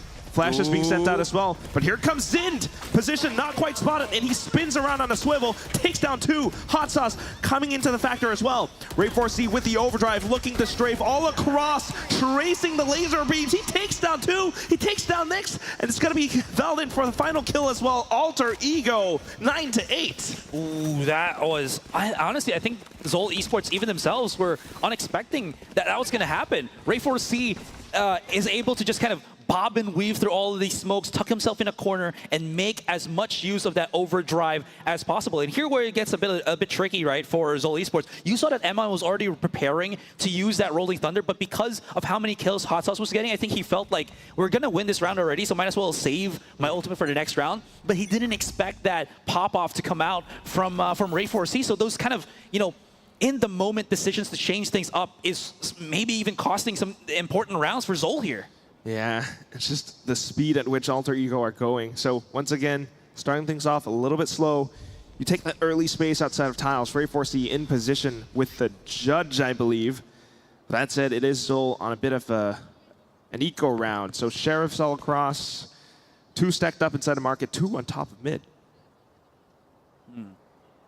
Again, kind of similar to what we saw from Alter Ego a couple of rounds ago, going for that aggressive mid push, but the smoke's a little bit more different now. Kakarot, ooh, his elbow was spotted. Ray4C wants to go for the charge, but it's another very tricky fight right here and now. Godden's gotten the 2 picks onto Kevzi and Hot Sauce. No more players for Zol on the B site, as now it's going to have to be Zol Esports once again rotating to try to stop them, fend off the oppressors, the attackers, as they plant that spike here and now. Just quick enough to get it down. Once again, working against the pistols, so feeling somewhat comfortable. Ray4C tucks himself into the corner around the pillar. His teammates all towards B main as Zol tries to extend across. Aftershock does push Ray4C out of position. He gets taken down by Kakarot. The smokes do come up though. It just buys a little bit more time. Gotten then revealing his position up on top. Emin with the Rolling Thunder, and it does connect well enough. Buys some time, but the Hunter's Fury comes out. Nakia trying to fend him off the spike, but he already has it half. He manages to stick the defuse, and that's the round for Zol Esports. The Hunter's Fury, man, it doesn't matter. If you have full HP, you can tank 1 shot, put the spike to half, and then your teammate does the same. And I think Kakarot also realized they're way too far from B main, or that entryway to B main into the site to really stop me from having that defuse. So might as well just YOLO it, especially when I'm the Neon and I can run faster than them to start defusing the, the spike. Yeah, and that's pretty much the game plan. They have those numbers. It came down to a little bit of a chaotic moment, but it still worked out pretty darn effectively. Yes. So the Rolling Thunder from Emin, I mean, these calls, again, just saving it for the right time works out so darn well, but Alter Ego onto the next round, back in towards mid. Once again, here we go. Are they going to realize this? Because this time there's no one to receive this contact on top mid. Seems like it's just back away. There is the ultimate used by Kakarot, I believe, as he wants to scare them off potentially away from top mid, but it's the market push that actually comes through. Look at these headshots coming in from Hot Sauce though, but Godden responds in twice in kind as he gets the advantage in terms of those kills. And what's even more problematic here for Zol is that there's a whole enchilada for Alter Ego, especially that Rolling Thunder available from this breach. With that potential to thwart any incoming retakes, just hiding inside of B main, waiting for the initial approaches, the spams into the boxes. They know exactly where they are, Asterai. Yeah. Aftershocks out for a little bit more positioning, but the From the Shadows committed as well. Gotten getting up right behind them. Rolling Thunder gets sent out, and this should be when Gotten strikes. Chut peeking out alongside his teammate as well. They only lose at least 1 player, but Alter Ego picks up the round nonetheless. Yeah. Set play to boot. That's a very, very clean push there from Alter Ego. They really love going for that market play, you know? And it actually is working quite well because there's not really any form of util that stops them. Sure, there may be like, you know, someone that pops a couple of shots from Boba all the way through the entryway on market there, but we don't see Zin strip wires there. He's kind of committed all the way through A. I think Alter Ego also realized this, and they've been pressing like three rounds now in that specific manner of push, and there hasn't really been any answers from Zol Esports. So if I wonder if JCL is going to be, you know, telling his team to maybe bring the Sentinel onto B just to kind of address it, but obviously that will also expose A, but we'll have to see what the adjustment is because they can't really allow that to happen any further. I mean, that's what it could be, right? You know, trying to work their way, finding the counter against a player like Ray4C, just trying to slow down Alter Ego as they head into sites. It's either that or maybe some kind of proactive push out. But nonetheless, the score is incredibly tight, Asterai. I mean, how is this for the first map of the grand finals here in APAC Predator League 2025? Oh yeah, this has also been that last time out that we saw has been the second one. So Zol has exhausted all manner of taking a breath, taking a breather in this first map. So that's going to be at least something to take into account for. And you're absolutely right. What a great start this has been for the first map. Alter Ego, even though they have that 1 round advantage, I think they're completely in the driver's seat here. You can see that Zol is just on the upgraded pistols. Not really what they were kind of expecting. We'll see how this goes. The shots connecting. Great reposition. Hot Sauce does get devoured by the Aftershock, but it's a 1-for-1 trade. But Sin gets spotted by Chud. He's all the way alone on the site. The rest of the players from Zol Esports coming in from B, but this is a commitment into A, and they will be rewarded by that spike planted down. Yeah, really quick and effective. I mean, it's a bit of a set play, right? You have the relay bolt alongside the Aftershock from Valden. And it just managed to catch a second player as Chud still continuing to be that playmaker for the side of Alter Ego around the other side of the site. So even with utility being sent out now, yet another flash, another fault line, there's only so much that Emin can do. It's a Vandal in his hands, but he's the last guy standing, and Valden swings out at the right time, at the right place. 2 kills. Just to close it out, it's 11-9 in favor of Alter Ego. Alter Ego are looking nigh unstoppable in Sunset. As you mentioned, 2 more rounds, and they will be able to put a point on the board already, 1 step closer to potentially being champions here at the Asia Pacific Predator League. Now, Zol Esports, they will have the rifles. Buying up into this gun round, this is going to be a crucial one. It's not only to stop, Alter Ego from getting map point, it's also to stop from them bleeding economy here, because they've been kind of pushed to play eco for so many times now, I think in the second half alone. And still continuing to pick up the pace. I mean, we were looking for those adjustments, but not quite there just yet.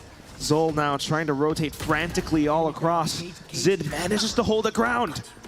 Yeah, Ray Farcio has already been spotted as well. He takes it out. That's going to be the spike planted, at least in default for the moment. Valden, though, gets the nasty 2K, and players rotating through Boba. Zin's been exposed here, trying to win a couple of battles, but Valden is just stopping him dead in their tracks, and this is dwindling the numbers of Zol Esports. Hot Sauce through the smoke. It's going to be a fight for his life alongside Amon, but it doesn't work out. Gotten's just gotten the perfect smoke to just force them out and punish them, and now Alter Ego are at map point. Smoke's just refreshing at the right time, right? I mean, everything throwing into it. Once again, it's Ray 4C with the early acrobatics all across the map, but then with the rotations coming through, although Zin was able to find the first pick, just the way that everything plays out afterwards, Alter Ego, once again, playing that tight together, are able to find those trades, are able to take down and prevent Zol from really breaking it through into the site, even with Hot Sauce's skills. Yeah, it's just difficult, right, to be in that position for Zol here. You think it's a good start, but there's layers upon layers that you just have to kind of try to beat Alter Ego here, but it's just not working. Trying to slow things down a little bit now. Alter Ego create some question marks in the minds of Zol. Where could they be heading towards? Look at the positioning out towards mid, though. Zind all the way towards the bottom of it. Off angle from Market being held by Hot Sauce as well. Yeah, there's the Rolling Thunder already set into play if ever. Ray 4C. Oh, he gets caught by Hot Sauce. He was boosted up on Market there, so it's a step in the right direction here for Zol Esports. Spike not going to get planted just yet. Godin is getting at least exposed in terms of his positioning. Kevs uses the ultimate already, and it's going to be fight to push out as ultimates are being utilized. That's going to be the punish onto Kevsey, but Chud does immediately get refragged by Hot Sauce. So it's a 3 versus 2. Numbers favoring Zol Esports for the first time in a while. Zin has already found the flank that he's kind of hoping for. Picks up the weapon, knows that Valorant is the back of the site. He's not going to have the timing into this one and gets the perfect backstab. Now it's all down into Gotten, and Hot Sauce picks up the 3K to keep Zol alive. Just a calm and collected play. Hot Sauce in with the initial off angle from Market, playing on top of Info. But then at the same time, Zind with the slow but effective flank all the way from the back of B, May, and Asarai. 2 more rounds for overtime, and it is possible.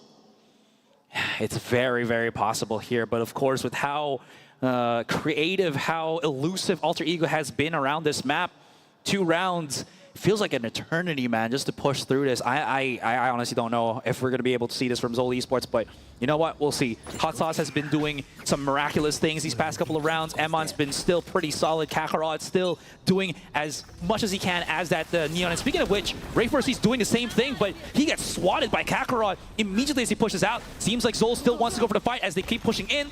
Smokes, stuns coming in, Emon's still there, and this is a numbers advantage that Zol want to take advantage of. The thing is, they might have been overcommitting to this one. As the Rolling Thunder gets used, they're going for the chase. Can they back away in time? Oh my god, Emon gets around the corner. Here comes Sin for the backstab. And in terms of numbers, it's still favoring Zol, but anything can happen at this point. You can see Chud trying to at least re-encompass the situation, knows that the rotation, the flank, the wraparound from Zin is a possibility. And it's a guessing game. It's a game of cat and mouse. Where is my opponent? Can I get that one kill first before he can? And we still have 55 seconds left in this round.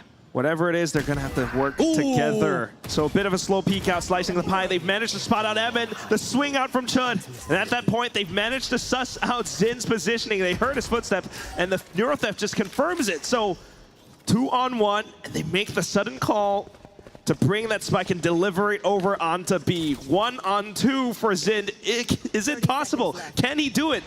Alter Ego are down pretty low HP. Yeah, it's very possible here, especially when Zin's tripwires are still on that B site. He does have that camera as well. It's only going to help him at least check market, but it's better than nothing, right? In any case, Chud, oh, I like this crossfire. If he can't get across right now, he might actually just lose his life. Finally gets through it. Knows that the spike is not planted in front of him, so he has to go around through the back of the site. He's gotten around the corner here to his left. Is he gonna even check it? He does. 1 versus 1. Knows that Chud is around the corner here, and Zin makes it happen. The 2 versus 1, the 12-11, and Zol Esports keep the dream alive here in Sunset. Just completing the clutch for the Philippines right now. Zind, what a play. So careful as he sneaks on through market. The initial cage just to give him a bit of added security, but at the same time checking a lot of the corners. Careful and steady. It is now 1 round for Zol to make this in overtime. Ooh, like I mentioned, man, it feels like it's gonna be a rough, if not incredibly long 2 rounds, right? You have to dig deep to try to one-up Alter Ego. They've already, speaking of Alter Ego, they've exhausted their second timeout as well here. And both teams are on at least their last legs in this first map. Like you mentioned, it's either we go into that overtime or it's gonna be the 1-0 already for Alter Ego here. There has been a bunch of adjustment for both of these teams. You're seeing Zol be a lot more proactive as they push out to try to counter Ray 4C that's, you know, doing Ray 4C things. But now, Alter Ego might shift the tempo once again, and Zol Esports might place themselves in a head trap where they're expecting Ray 4C to be there, but not. So there's so many things happening. What I'm really wondering about, though, is how the economy looks for the side of Alter Ego. And there it is. I mean, not too perfect. You do have that one ultimate on the side of Gone Ray 4C, a little bit close to his overdrive, but he is forced to go back to that judge, which, you know, he might as well be a little bit more comfortable on anyway. Zol, on the other hand, though, they have spent some ultimates. They have the rifles and everything purchased up. Can they really complete it? Kakarot trying to push out a little bit more aggressively. Tries to sprint back into safety. But it is also Emin finding a little bit of contact inside of market. Yeah, and again, this is a multi-pronged approach that we're seeing here for Alter Ego as well as Zol Esports trying to one-up each other. It's a 3 versus 3. Spike still somehow delivered into the back of the B site, but now they're trying to stop it dead in its tracks. There's going to be the drone use. Godin spots out Zind. Numbers now favoring Alter Ego, and they have the positioning, all things considered. Kevzi using the shock dart to at least throw a bit of a wrench in the plans of Alter Ego here. Speaking of Alter Ego, they've just multi-stacked B. Now, it's going to be both Hot Sauce and Kevzi trying to work their magic into this one. Spots out Nakia as the dark cover comes in. Is there any flashes? Is there going to be any big things that Alter Ego will try to use? Or just go for a triple push because they're pretty low in terms of HP. It's so damn close. The push out, the swing out, no! Kevzi couldn't make it happen. Godin gets the final kill. And that's going to be the first map here for Alter Ego. 13-11. Down to the wire. The defuse almost getting stuck to at least half, but that's when they come in with the coordinated push out, swinging out together as a trio, taking down the numbers from the side of Zol. Kevzi and Hot Sauce not quite able to convert. It was so darn close, they almost made it happen, but Alter Ego still being able to stand tall. The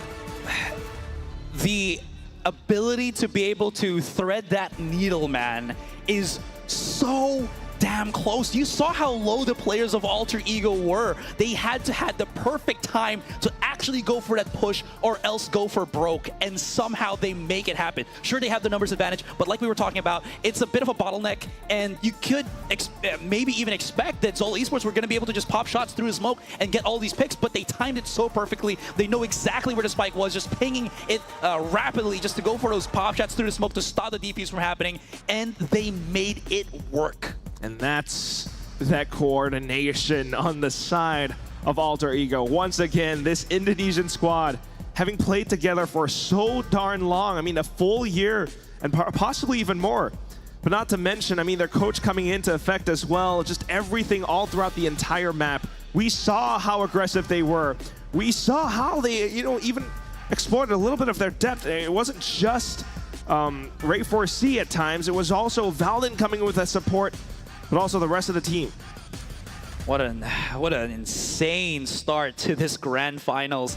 It was just back and forth, back and forth. You never really knew who was going to be coming out on top, but wow, what a performance from both teams. But Alter Ego ultimately coming out on top here. And I got to say, the longer this game went, it felt like the more control Alter Ego really had. Sure, there were some stellar rounds that we saw from Zol Esports altogether, right? Especially in that second half, but it felt like they had to go for individualistic heroics just to make it happen. And sure, that's cool and all, but you're not going to be able to make that a sustainable, you know, way to win the game, especially when Alter Ego is just this coordinated again throughout the rest of this map.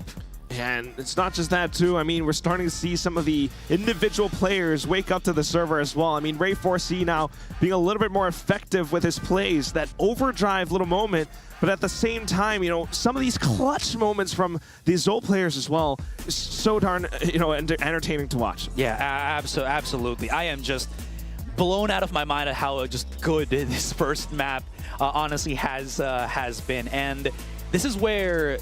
This is the same map that they actually had, like, what, a very close game between each other in the Challenger Series. So it's kind of interesting to see that kind of happen once again here in such a fashion. In any case, this just means that Alter Ego, they're 1-0, and we're going to be going to Split, which honestly I feel like is one of the weaker maps for Zol Esports. And you did mention how Alter Ego, they do employ that Deadlock from time to time, and I feel like Deadlock, she's been getting some good rap on Split specifically, just because of how good her utility really is in just stopping that compressed push, right? And Zol Esports is all about that. It feels like it's not going to be a good mix here for the Filipino team. Right, so that's why we could see a potential third map. I mean, it's been so close, but who knows how the next one is going to go. Maybe a little bit more in favor of Alter Ego, them picking the map after all. But that said, it still is, you know, a pretty darn good performance coming out from Zol. I mean, they were showing up a lot of different looks. You know, they were trying to stay on top of Ray4C with that Judge and Bucky, honestly. And it kind of worked out for them at times, but also kind of worked out against them at times. Yeah, it's a thing where you have to try to counter it, because if not, you're just going to be, you know, in a really rough spot. But if you counter it too much, there's still so many things available for Alter Ego to try to use. And you know what? We're kind of expecting Ray4C to be the MVP, but it's not really him. It's Chud that has been just silently getting that 26 kills from the anchoring position. When they were playing on the attacking side, he's just great at those refrags and the clutch position, the clutch play as well. So this man has done a good amount of job just to be that follow through. I feel like this entire first map for Alter Ego, and it really shows him being the MVP. Follow through is right. I mean, that's really what the whole thing shaped up to be. We saw a lot of these moments where, you know, while the rest of the team might be making a lot of early noise and creating that early pressure against Zol, especially when you're thinking about, like, you know, one of the 8 hits, right? Yeah. It's always the quick pushes out from Ray4C in towards elbow, and he gets supported from support from Valdin as well as maybe Nakia. But then you have Chud, and he's kind of alone sometimes, but he's just playing his own position out from the other side, you know? Yeah. And then he swings out to find that angle in towards stairs, in towards the site, and that's exactly what he uses to collapse onto even more kills for the entire team. So many rounds going his way because of these plays, but also, you know, on the defense as well. I mean, single-handedly anchoring down B that way, he's just so darn good at it. Yeah, absolutely. And now we're just going to be looking at the overall stats for the entire game as we see here. Sind, he's done the same thing with Chud, honestly. He's really given, I think, a big boost here for Zol Esports in terms of just being able to hold his own on the anchor position, so he frees up the rest of the 4 players. Unfortunately, there really is just that slight bit of aggressive deviation that is just better for Alter Ego altogether, right? So now, as we are preparing ourselves to get into Split, are we going to be seeing a Zol Esports to try to put Zind and Kakarot on a double duelist? Is that something that they're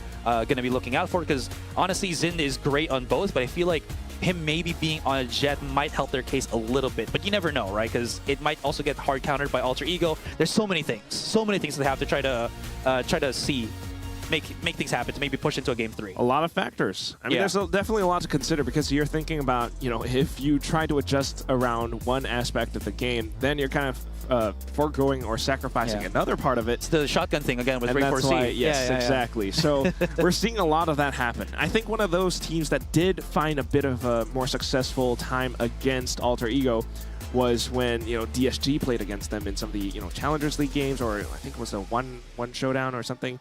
Both times Alter Ego played against them and they lost, you know, because they really figured out how to work against Ray 4C and that Neon or the Rays, which is, I think one of it is really creating that distance between them, you know, kind of figuring out where he might be, but then just kind of bypassing a lot of what he does. And because of that, you know, just kind of not feeling that pressure that, you know, Alter Ego definitely sends against you when they're rushing so many times in a row. Like, it's things like that that, you know, I think Zol Esports are trying to employ, but they haven't quite figured out the solution just yet. Yeah, either that or Zol Esports is just playing the same level, right? But or the same style, and it just feels like they're clashing. And if Zol try to deviate away from that, it's going to be them adjusting to something that they're not really familiar with. So, I don't know. In any case, we are going to be going for a quick break here, guys. So when we come back, it's going to be map number 2. We'll see how this goes. But again, don't go anywhere. We'll be right back.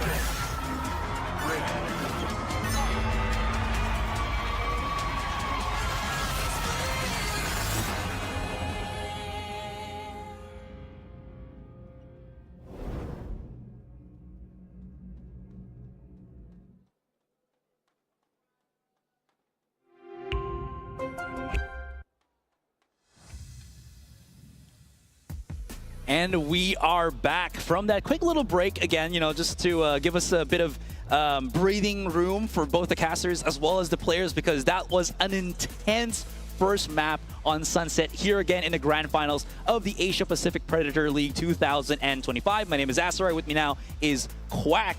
And you hold this for now because I've been enjoying this amazing You're really Predator. fond of this. Is it light stick? Is that what you light call stick? it? Yeah, I'm gonna call it light stick. It's a light stick. You're really fond of it. Swish and flick. Yeah. Wingardium Leviosa. Okay. Right? All that good stuff. All right, but yeah, I mean, you're absolutely right. It was incredibly intense, incredibly tight. Could have been overtime, but yeah, fortunately it wasn't. So, unfortunately it wasn't. So, it's going to be then the next map.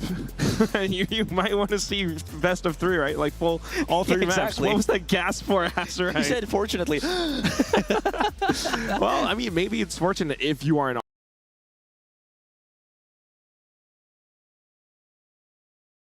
alter ego fan. I mean, they're very excited to see how it works, especially against a team like Zoe, who are, you know, pretty, you know, adept at how they are able to kind of adjust around their opponents. But, you know, this is like what you mentioned before as well. Like, they kind of play close, tight, and condensed, and this is where, you know, maybe that deadlock really starts to thwart a lot of their incoming plans. Sure, and again, there's going to be that bit of adjustment as well from Zoe Esports here, because the last time that we've seen them at least play that split against Alter Ego, it was still Patman playing as the single duelist on the Neon. Now, you know, before we went into the break, I was talking about potentially the double duelist, Kakarot as well as Zind, who's going to be taking that that helm. But yeah, just talking about it, it seems like there is a couple of options available for Zol to maybe deploy against this deadlock. I imagine it's going to be, you know, the same composition that they played a couple of days ago. The group stage against CN Esports, I think the Korean team, and that was the one that they had that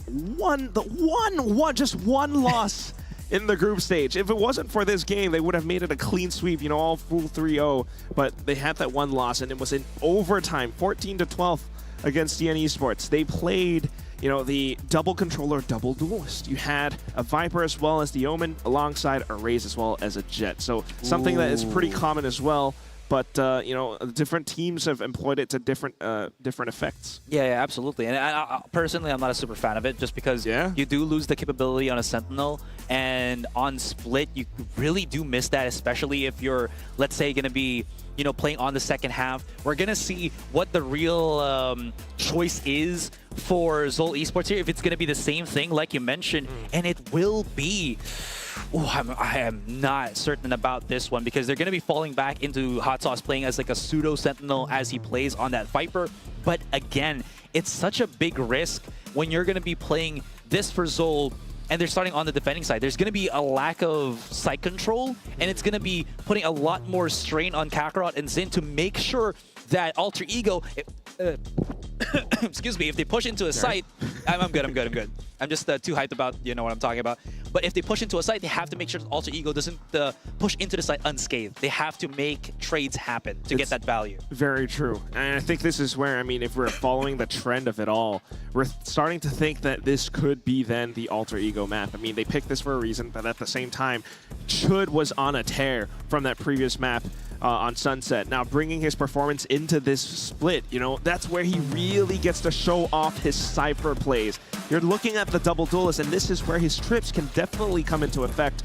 But you're definitely, you know, thinking about his teammates as well, because just being able to play those controllers on this map is definitely something you want to keep your eyes on. Hot Sauce, you know, he's able to play in for a lot of mental conditioning with the toxic screen on the attacking side, but for now, definitely, you know, being that pseudo sentinel on the A side. Meanwhile, it should be, you know, more often than not, KevZ kind of anchoring down B with his Omen. You can send out that paranoia into Garage very effectively. So starting things off right now with Soul on the defense, Alter Ego on the attacking. Our second map of the grand final in the Predator League 2025. Yeah, there has to be some form of fight right now from Zol Esports, and immediately this mid-push is what we're kind of expecting here. Lots of firefights happening, but Alter Ego's coming out on top ever so slightly. Nice little flash as well. Ray 4C does get the pick on the Zin with the blast pack, and as the dust settles, as that mid-fight concludes, we're only left onto KevZ by himself, and he is all the way through the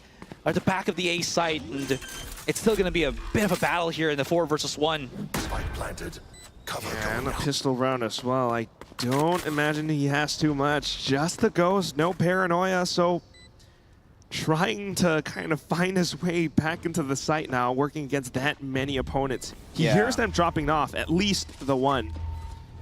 Kind of shift walks past the sonic sensor for now. Camera spotted as well. Oh, but he's been spotted instead.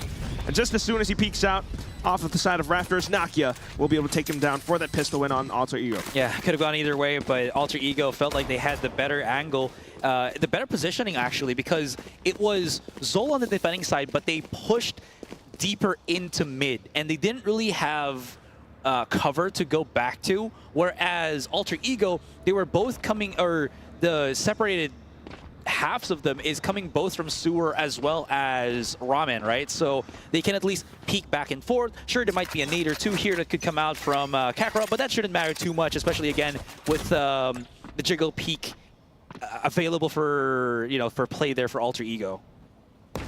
That's it. Next round, just the upgraded weapons for the side of Alter Ego.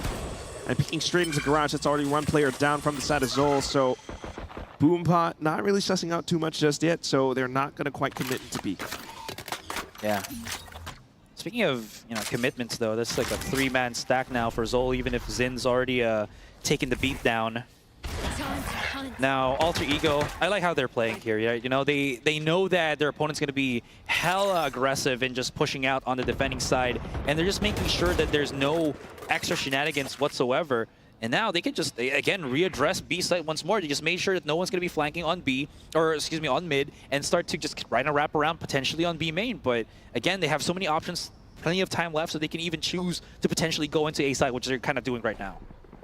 This is where then you want to keep your eyes on Emin. You can definitely tell from his perspective already that he hears the footsteps, right? You have that little radius on your minimap that tells you exactly how much you can cover. And he knows that they're in towards the site. So maybe trying to set up some kind of a potential flank. Is it going to be enough, though? Chud does have utility on the other side, as well as the kills coming into the site. They've managed to push even further deep, and they take down Emin just in flawless fashion. So 2-0, perfect start for Alter Ego for now. Yeah, with this type of approach that we're seeing from Alter Ego, and now Zol is going to be on their gun round. It's going to be, again, an interesting thing to see how they're going to be approaching with the weapons, right? Because we're talking about how easily Alter Ego can just push, and if not, bait utility from Kakarot. Once Kakarot is forced to use his nade already, they don't even have to commit to the site. They can even just choose to wrap away around, maybe go mid, go to the B site. There's so many things. And again, Hot Sauce, he can only really do so much as the Viper, as like that Super Sentinel as I was mentioning. Still, though, trying to fight for it at least. But unfortunately, the Toxic Screen is only able to do that much. So Alter Ego initially losing Ray 4C thanks to the well-held position from Zind. He's continuing to peek out just to see if there's any more pushes coming through into this A site, but no. Alter Ego are off towards the other parts of the map, mid, in towards Hot Sauce. Using that snake bite just to give him a bit of room to try to reposition in. Kevzi, great shot onto Nakia. That's going to stop the push on Garage from ever happening. Two players of Alter Ego now knocking their door on Heaven. Got and spotted out Kevzi here, but it's still going to be a very difficult moment for, well, these two players, and it works out swimmingly well for Zol Esports. So clean. I mean, that was one hell of a 3v5 conversion. Just being able to find those kills against Alter Ego, right? I mean, not quite allowing them to convert it into a win. You find Ray 4C, you continue to peek out, and even with Chud trying to do what he can up around ramps, it's going to be that bit of a trade, and then the pinch down in towards B. Hot Sauce, you know, playing his position to perfection. It's enough information that he's then able to trail off for his teammates to come in. So next round coming through, once again, the same smoke just to block off, and a bit of ramps as well as A site. But a bit more contention into mid as well. The Poison Cloud now trying to get employed to block things off for Alter Ego. Yeah, and I do like this. All right, you know, I've been kind of dragging on too much about not having a Sentinel, but as you mentioned, because they still have Kevzi putting himself, helping out with the one-way smokes as that Omen, it's giving much more, you know, stopping power here for Zol Esports. And Zin's just, again, able to create that tempo, create that much threat as he plays as that Jet. Good starting pick as we saw in mid here, and he's still here. He really wants to go for this fight right now, especially when Hot Sauce is hovering somewhere on Mail to help him out. Yeah, quick opening pick, and also sussing out that Should could be lurking around the corner as well. So great little smoke placement from Kevzi just in the nick of time. Emin finds the kill, and once again, we are faced in a 3-on-5 for Alter Ego. All the way into mid. What are they gonna do? Sure, you get the GrafNet in towards Vents, but that's the best. I mean, straight into B, and Hot Sauce is here, ready alongside Kevzi. Yeah, Godspot in position for him. Immediately gets that contact, he'll just drop away. But look at the timing, he's just perfect on that one. Goes in for the push, spots out the contact onto Valden, but Godin, you have to be careful about this, man. He's always that person that you just never know that can always pop off. It's gonna be the 3 versus 2. 15 seconds left into the clock. They still have hold of the spike. If they can at least find a little bit of a safe spot for the plant here on B, that's gonna be the important thing. Kakarot comes around, and once with the big flank already. And somehow, I think they might be able to plant the spike here in the 3 versus 2. The wraparound as well from Kevzi, not getting any picks whatsoever. And it's very plausible, very possible. Valden stuck. There's no way to flush him out, though, so this smoke is actually helping them out. Now it's Kakarot and Kevzi playing the wraparound, and that's going to be a solid retake for Zol here to pick up the 2-2.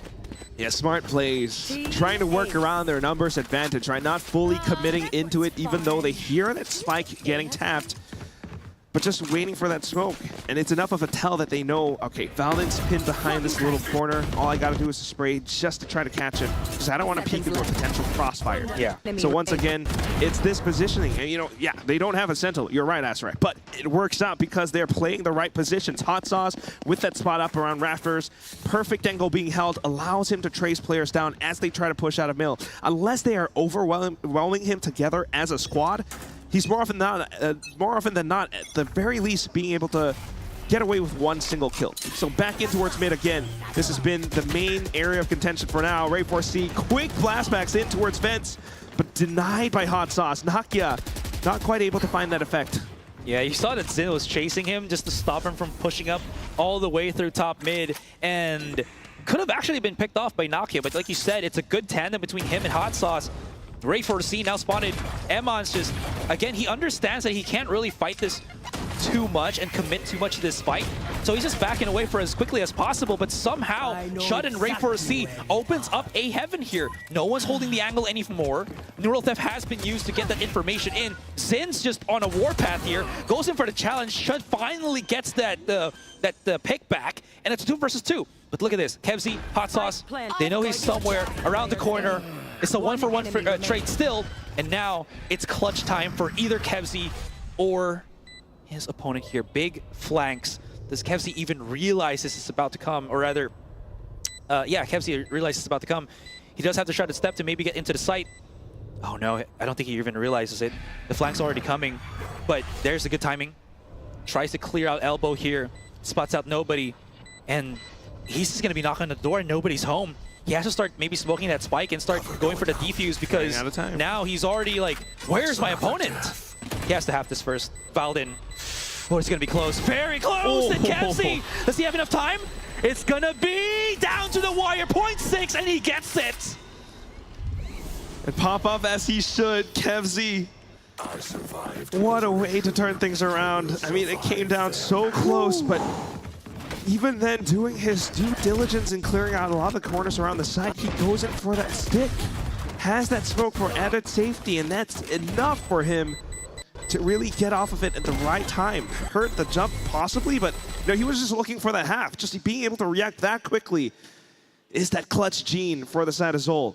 Honestly, I thought Valden was going to win that round because of just how good his initial position in a 1 versus 1 were, right? But you know what? He held his angle way too long. If he pushed up, he might have been able to spot out Kevzi there and gotten the free pick. Again, it's just those what ifs, right? But what if on the next round, it's gonna be now Alter Ego in with a bit of a set play off the GrafNet into the A site, not quite finding much. Zol playing it safe. Down to the retakes, 5-on-5. Screens is being blocked off by the barrier mash, so this is just A lot of these Zol players trying to work around their positions, in towards Heaven, in towards Ramps. They try to fight back. Yeah, and there's only like 2 more players here, right, holding the angle for as long as possible. Nakia, though, they forgot that he's here in Heaven. The Annihilation! It reeled one in! It's a 1 versus 2. Kevzi, it's all down to him once again, but it's a number advantage against him. Oh my god, Nakia from all the way the backside of A. He gets 2 kills into the ultimate, and he reels in a sick round for Alter Ego. Just a clear set play again, right? Just going in quickly into the A site, but then locking things out, knowing that Zol can only come out from Heaven. I mean, thanks to that barrier mash not being dealt with, it's just pretty clear where their opponents are going to be. So yeah, perfect timing, perfect angling on the Deadlock ultimate, the Reckoning as well. So 3-3, we tie up the score. And Alter Ego looking to create that win streak once again. Yeah, it's been a hard-fought battle for both teams just to get these numbers, these rounds picked up. Okay, Ray 4C, as a Trailblazer, clears a path for him. He just starts going in. GrabNet actually also catches him, but shouldn't matter too much as, again, he's not really in any danger. Nice little push play from Alter Ego that is going to allow them to play the post plant already. And we do know that, well, as of Zol here is just going to be playing with the upgraded pistols. Okay, but this time it is the barrier mash in towards the top of Ramps. Should continuing to lurk towards the back, so providing additional support to the other Sentinel on the team. Here. But otherwise, for now, I mean, you can only walk through screens as well as Heaven, and that's when the showstopper from Ray 4C gets deployed, just trying to buy even further time away. Gotten swings out, gets the initial pick. Kevzi in for one of his own, but Ray 4C now being able to find the kills as well. Valdon with the burst, able to gun things down. So all things are so good so far for Alter Ego. Yeah, again, like you mentioned, it's just a scare tactic to use that ultimate potentially here for Alter Ego to stop the push coming out from Zind and the rest of them. No real meaningful entry available for Zol Esports, so that's a bit of a problem for them, but at least now Zol, it's still only that 1 round deficit. They will have their guns up and running once again, which is a step in the right direction, and plenty of the ult economy for Zol is up and running here. Emon needs another, another takedown to get his Seekers up and running, so it's honestly looking a lot brighter for Zol here, who has been, as we mentioned, kind of hot and cold on the defending side. Yeah, just trying to avoid or adjust around a lot of these set plays, but just as it happens, the set play now gets adjusted into the B site. Alter Ego finding a lot of successes as they push on through. Omen TP utilized just to clear out the back of Garage. Kevzi not quite being able to find the timing to get that TP through. So it's all down to Heaven now. Spawn is just way too hot. Kevzi tries to investigate it at the very least. Yeah, one-way smoke you can see already set up by Kevzi here. Zind, oh, that is a very, very confusing position to actually drop into, especially when the smoke actually is still blocking out Primality's vision. Hot Sauce caught onto Hell, a bit too heated for him, and now Kevzi just has to play for the save game. There's just too many angles, not enough time, not enough firepower to really deal with the mess that was just laid in front of them. And honestly, Zol, I like the idea, but it felt a little bit rough on the push out from Zind there. Trying to push out from Heaven? Yeah. He tried to use the Kevzi one-way smoke, right, to maybe get on top of the smoke and maybe drop into the site, but he fell into his own cloudburst, and as he pushes out, there was no way that he knew exactly where his opponent was, so he has to just go for the raw peaks, and too many angles, too many opponents of Alter Ego, again, hand in hand in refrags. It is a difficult position to be in if you're Zind. And that said, I mean, it is Alter Ego finding a lot of these early advantages again. I mean, thanks to their quick and snappy set plays with how they're able to get into sight that effectively. It's that coordination that we saw from the previous map, and they are doing it again, Asterai. Off to the next one. Back into Garage, and we're looking at Ray 4C looking to aggress into back of sight. Kevzi tries to dodge, manages to get away, and it's Hot Sauce in with the Sheriff that gets the kill. Zind for the second one as well. Yeah, another flash in their eyes. Great repositioning from Kevzi there. Able to use his flash alongside his teammates just to help things out. Seekers have been used already as well from Zol here. Emon making sure no flags are going to be coming from, these weird little angles and whatnot. That being said though, Alter Ego still has the spike in their hands, so if they can get a kill or two here, it's still pretty plausible for them to rally back. But that being said, Zol, they've picked up the weapons, upgraded already, and this is an incredibly strong continuation to the round for them. Just being able to find those adjustments, knowing that it's been set play after set play. Now trying to work around the angles though. Nakia finds his positioning outside of garage. He manages to spot out two. Tries to go in for the waterfall now, it should, but getting gunned down by Hot Sauce. It's all down to Valden. 20 seconds left, and he's got the spike. Tries to deliver it all the way over into the A site. Yeah, he has time for this. And once he plants this, he's going to have his Seekers up. So this is just looking, honestly, in a 2 versus 1, this is still looking pretty good. You'd say that maybe the Viper Spit is available there for Hot Sauce, but it's not really in a situation you want to use it, right? Especially against Valden that wants to play that more hidden 2 versus 1. And I like how he actually waits a little bit for it so he gets maximum value, because now he doesn't have to guess anymore where they're going to be coming from. Really good positioning for him. Now he knows both of them through A main, spots it out, but Hot Sauce is just very much aware of what his opponent was trying to do. Yeah, the Seekers kind of, might have given it away if, in fact, knowing that, it was coming out from the side of the site, looking at how it's hugging the wall, just then kind of alerts him that he might be peeking out of elbow. So them being stuck up together in that fashion, just a little bit unfortunate for Valden. So 4 on 5, I mean, not too bad, but still a good little opportunity for Zol Esports to find their way to tie things up. Zind now with the operator. I do like this, right? Again, you have that option, might as well use it. Have the money as well for it. I wonder if he's going to be able to get that first pick here as he chooses to go out for that B main aggression. You can't see that they're both jiggling each other. I wonder if there's going to be any repositions from Godin there. Nakia's just waiting. The smoke's about to dissipate in a couple of seconds, and Hot Sauce, he knows that there's a bit of heat here and decides to just back away and really, again, he can't really do anything. And now he's given some form of control to B-Heaven that potentially could be picked up here by Alter Ego. Oh. Trying to cycle through their smokes, and Rayforce, he tries to bypass those smokes by blast packing into vents, but that's where Hot Sauce is lying in wait. So good little pickup. And Alter Ego now tries to assess their options. Back in towards Mail, back in towards B-Heaven. Zind though, ooh, right at point blank range. Nakia guns him down, and instantly the barrier mash just to fend him off. Straight into the side, and it's both Omens trying to duke it out against each other. Paranoia is being sent out, and Gotten gets the better of Kevzi. Kakarot trying to find a little bit more positioning out from the top. But nonetheless, things have been blocked off. Viper's Pit deployed, but not quite the spacing that they need. The spike goes down for Alter Ego. Yeah, I think they were kind of hoping that maybe they could push Heaven here, but they decided to go otherwise, using that Viper's Pit to get closer and closer, but of course, this ultimate of theirs could actually potentially backfire if they're not careful through it. Kakarot waiting patiently at the edge, knowing that they can start that defuse and start waiting for them to come to peak, but Godin, what a shot from him, oh man. It's not looking too good. Hot Sauce dropped down the Viper Spit out to the open Emon in a 1 versus 1. Godin into the corner. There's still time for him to make it happen, but no, the classic, the 4K, Godin gets it.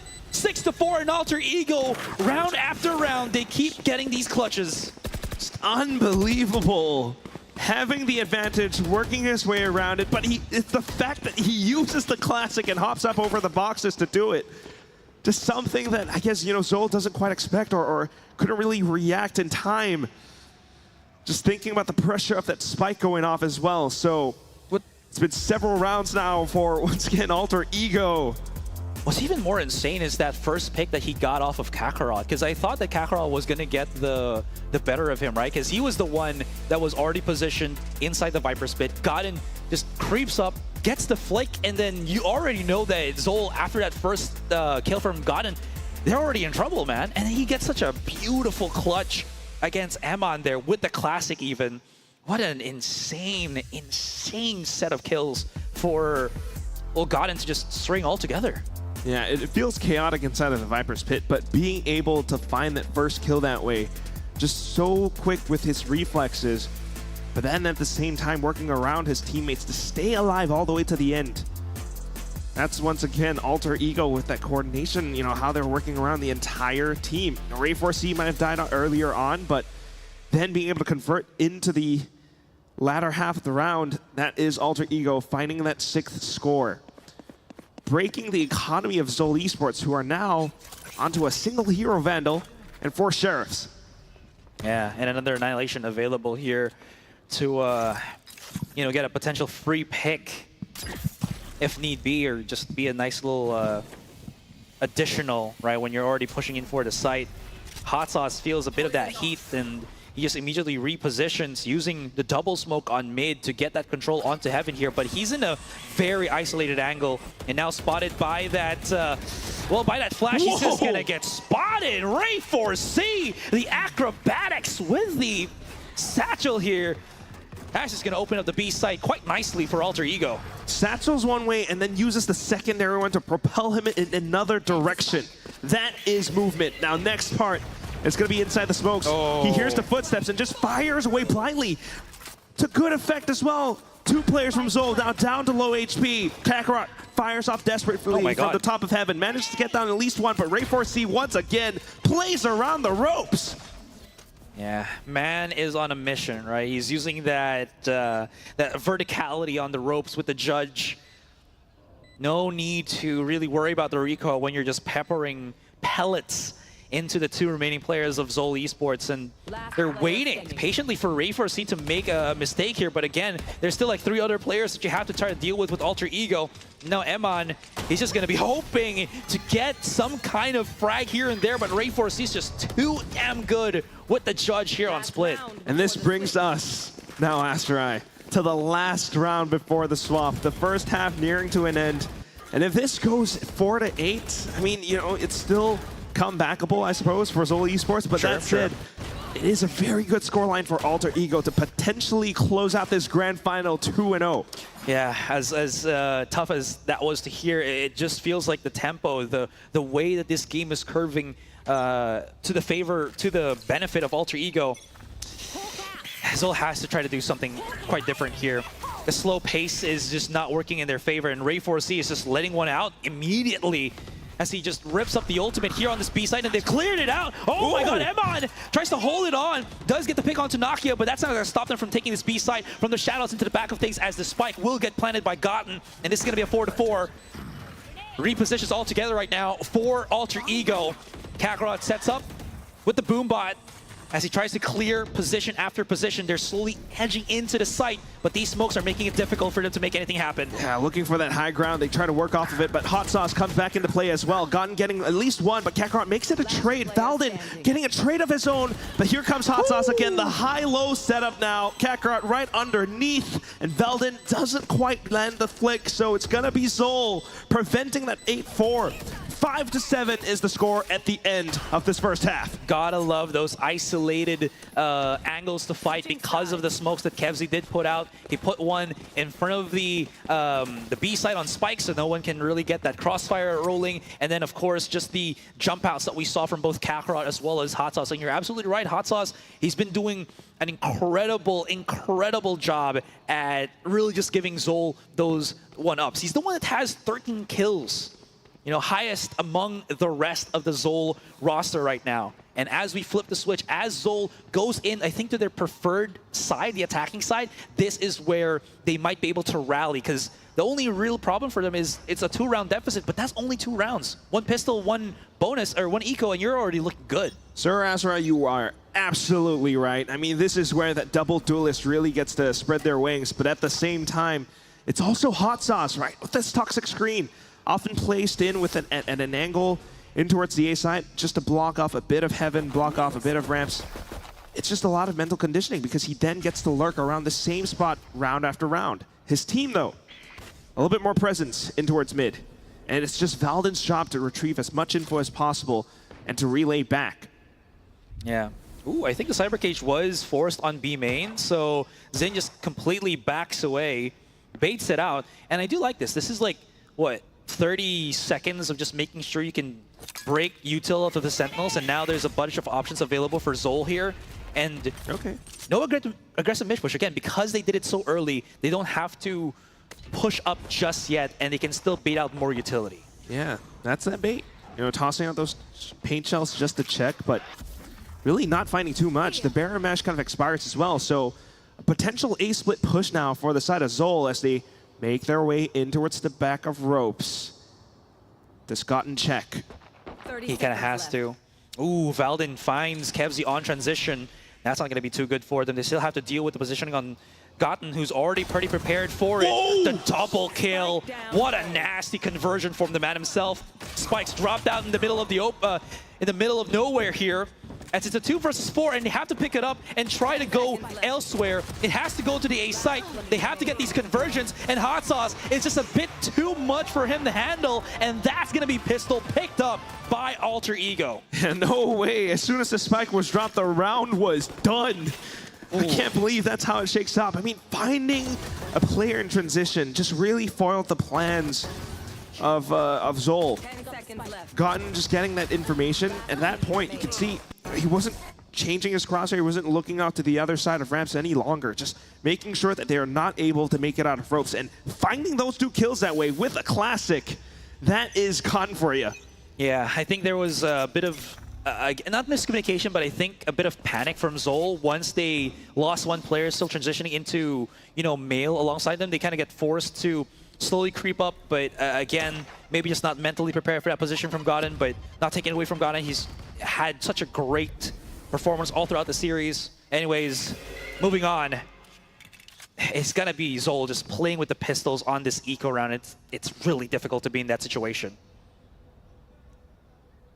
Trying to find, you know, anything possible just to thwart the plans, but dashing straight into the sonic sensor. A good little collat for Valden to boot. All easy pickings for Chud as Nakia fires off on the Guardian on the other side of stairs. Ray 4C now coming in for the action. The double kill. 9-5 for Alter Ego now.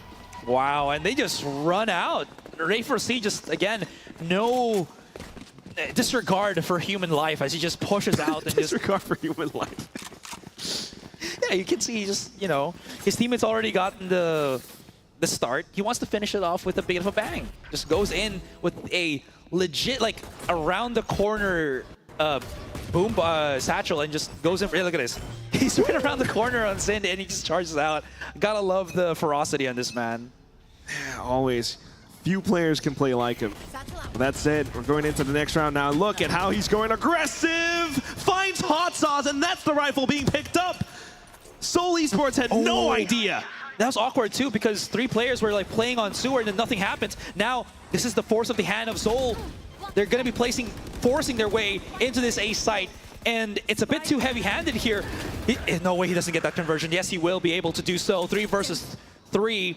Valen spots out Kevzi. Reduces the numbers ever so slightly, and now Kakarot frantically trying to put down this spike. Numbers favoring Alter Ego. Sin has a position, has a play to maybe wrap around here, but the problem is it's a 3-man stack for Alter Ego. Ooh. They want to compress the firepower here, and I don't know what's going to happen, man. Yeah, trying to play out from heaven. I mean, this is a chance. Zind, he has a great angle to try to fight back. Kakarot will be able to take down Ray 4C. Down to the one-on-one.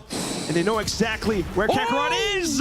Valden swings out for the triple kill. Takes down Kakarot and denies that bonus conversion. It's going to be Alter Ego picking up the bonus round. It's a clean 10-5 right now.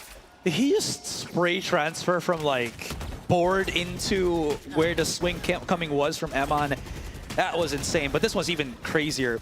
Ray 4C, as he pushes out, there was some shots that was coming from sewer, but then you saw the immediate smoke, the dark cover to blot out the vision of Seoul Esports. As you mentioned, it's a set play, and it's a pretty disgusting one when you realize how difficult it is to do that, but Ray 4C just makes it look effortless. Yeah, it's just so incredible at how they're able to make these plays happen. And once again, it really creates that pressure. It really throws away any plan that Zol will try to cook up. Oh, here we go. Zol tries to go in with the aggression of their own. Both blast packs coming in through, but the grab net connects on the Kakarot. Still able to get a bit of a spray through. Emin in with a shot into Ray 4C, but Gotten makes it a trade. So being able to hold his ground, his teammate comes in to try to bail him out, but Emin fires more shots back. Kevzi in with a share shot of its own too. We're back in for a 2 2-on-2 situation on A. Yeah, but the thing is, they have to play around the better utility. Falden drops in. Kevzi, great shot as he gets that refrag. It's another 1 versus 1.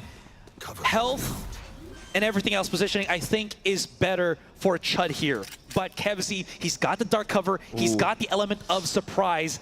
If he can find the timing, he might be able to get the clutch into this one. He doesn't know where Chud is going to be coming from. Even checks A main. He's so unsure of this 1 versus 1, and Chud is playing him like a fiddle. He still has to go for this plant on the spike.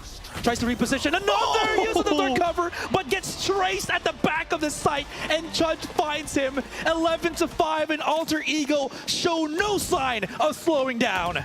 No sign of slowing down, no mercy in this grand final. And with a scoreline like 11-5, Asarai, this is now Seoul Esports' last chance at buying up. I mean, they're going to face overtime, potential overtime or bust after this point. It's going to be series point if they lose the next map. So, I mean, the next round. So it's going to be the tech timeout now being called by Coach JCL.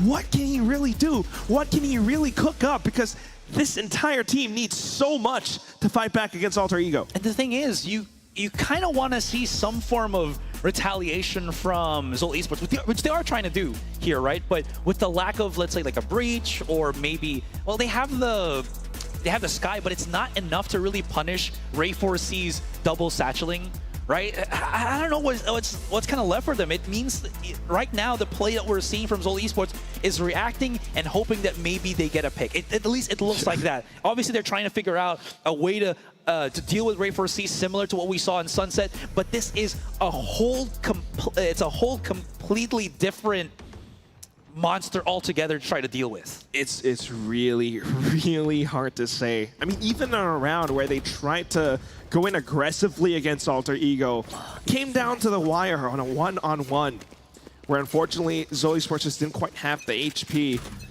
to play it out to the end. So maybe taking things a little bit slow, looking to suss out or figure out that positioning, and then to pinch onto a player. They go in for a bit of that default hold. Slight pushes up with the toxic screen into ramps. But alongside that, like shot being fired out. Yeah, I like how you broke the camera with an op. I don't know, you don't see that every day. Anyways. Assert dominance. Yeah, just show that you have a 4,700 cred weapon, right? But I mean, he got spotted out already. Chud, do it. Do it. Peek. No. Peek him. Gonna play it safe inside of elbow.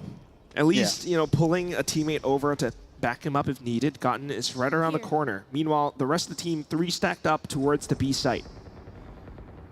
And look at just how, again, composed both of the teams are right now. They don't want to make any mistakes happen here. And I think Alter Ego also realized, because Zin has also showed his hand that he's holding the operator, they can play this as slow as possible. And they know that Zin can't really dash into the site without getting first an orb or a pick, so that he can't really use those blades to, be aggressive. But still, at the very least, they confirm that there are at least 2 players on the site looking to take down Gotten now. Kekrot goes for the risky play out the ropes, gets sniped down. Gotten continues to hold down his ground out towards screens to back up Chud. Running out of time now as Seoul Esports as they try to press the issue. Hot Sauce going further in. Kevzi forced to stick down onto the spike. They managed to hold their ground, but all it is Emin up on top of Heaven alongside Hot Sauce trying to fire back. 2 for 2. They managed to get some shots in. Ray4C though makes it a trade.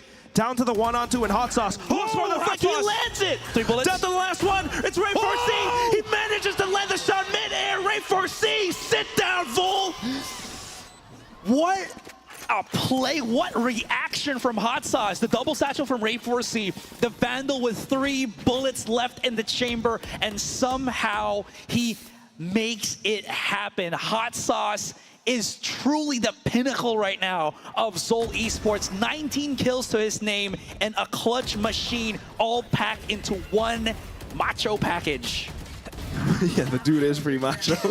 If this round hadn't gone this way, the map might have been over, but thanks to Hot Sauce, Seoul gets to extend their life on this map. The next round coming through now. And once again, we start things out with a steady hand. Oh, Chud.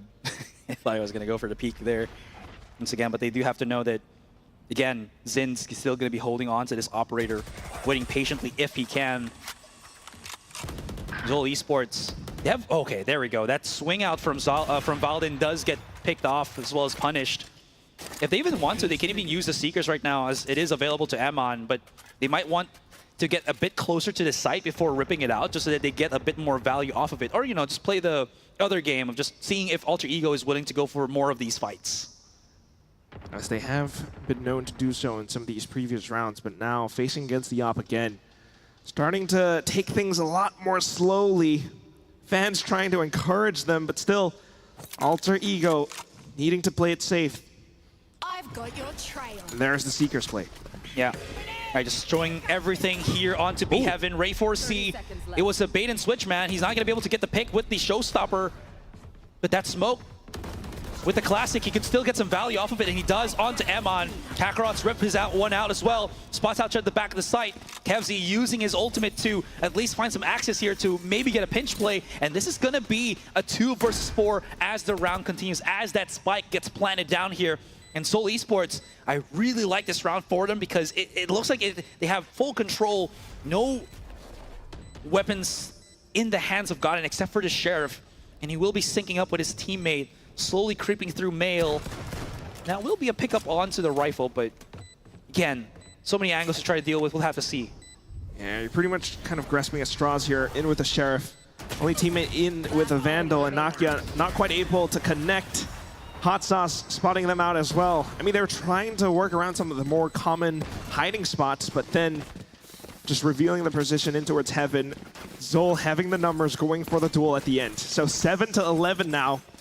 Not too bad of a score for Zol, and at the very least, they continue to afford some weapons. Zind in with an op has been pretty darn effective thus far in the past 2 rounds. Yeah, as long as he can get one pick, that's all he really needs. He can threaten better positioning with his operator more and more. Because again, he doesn't have to be the one pushing into the side. Kakarot can be that man for Zol here.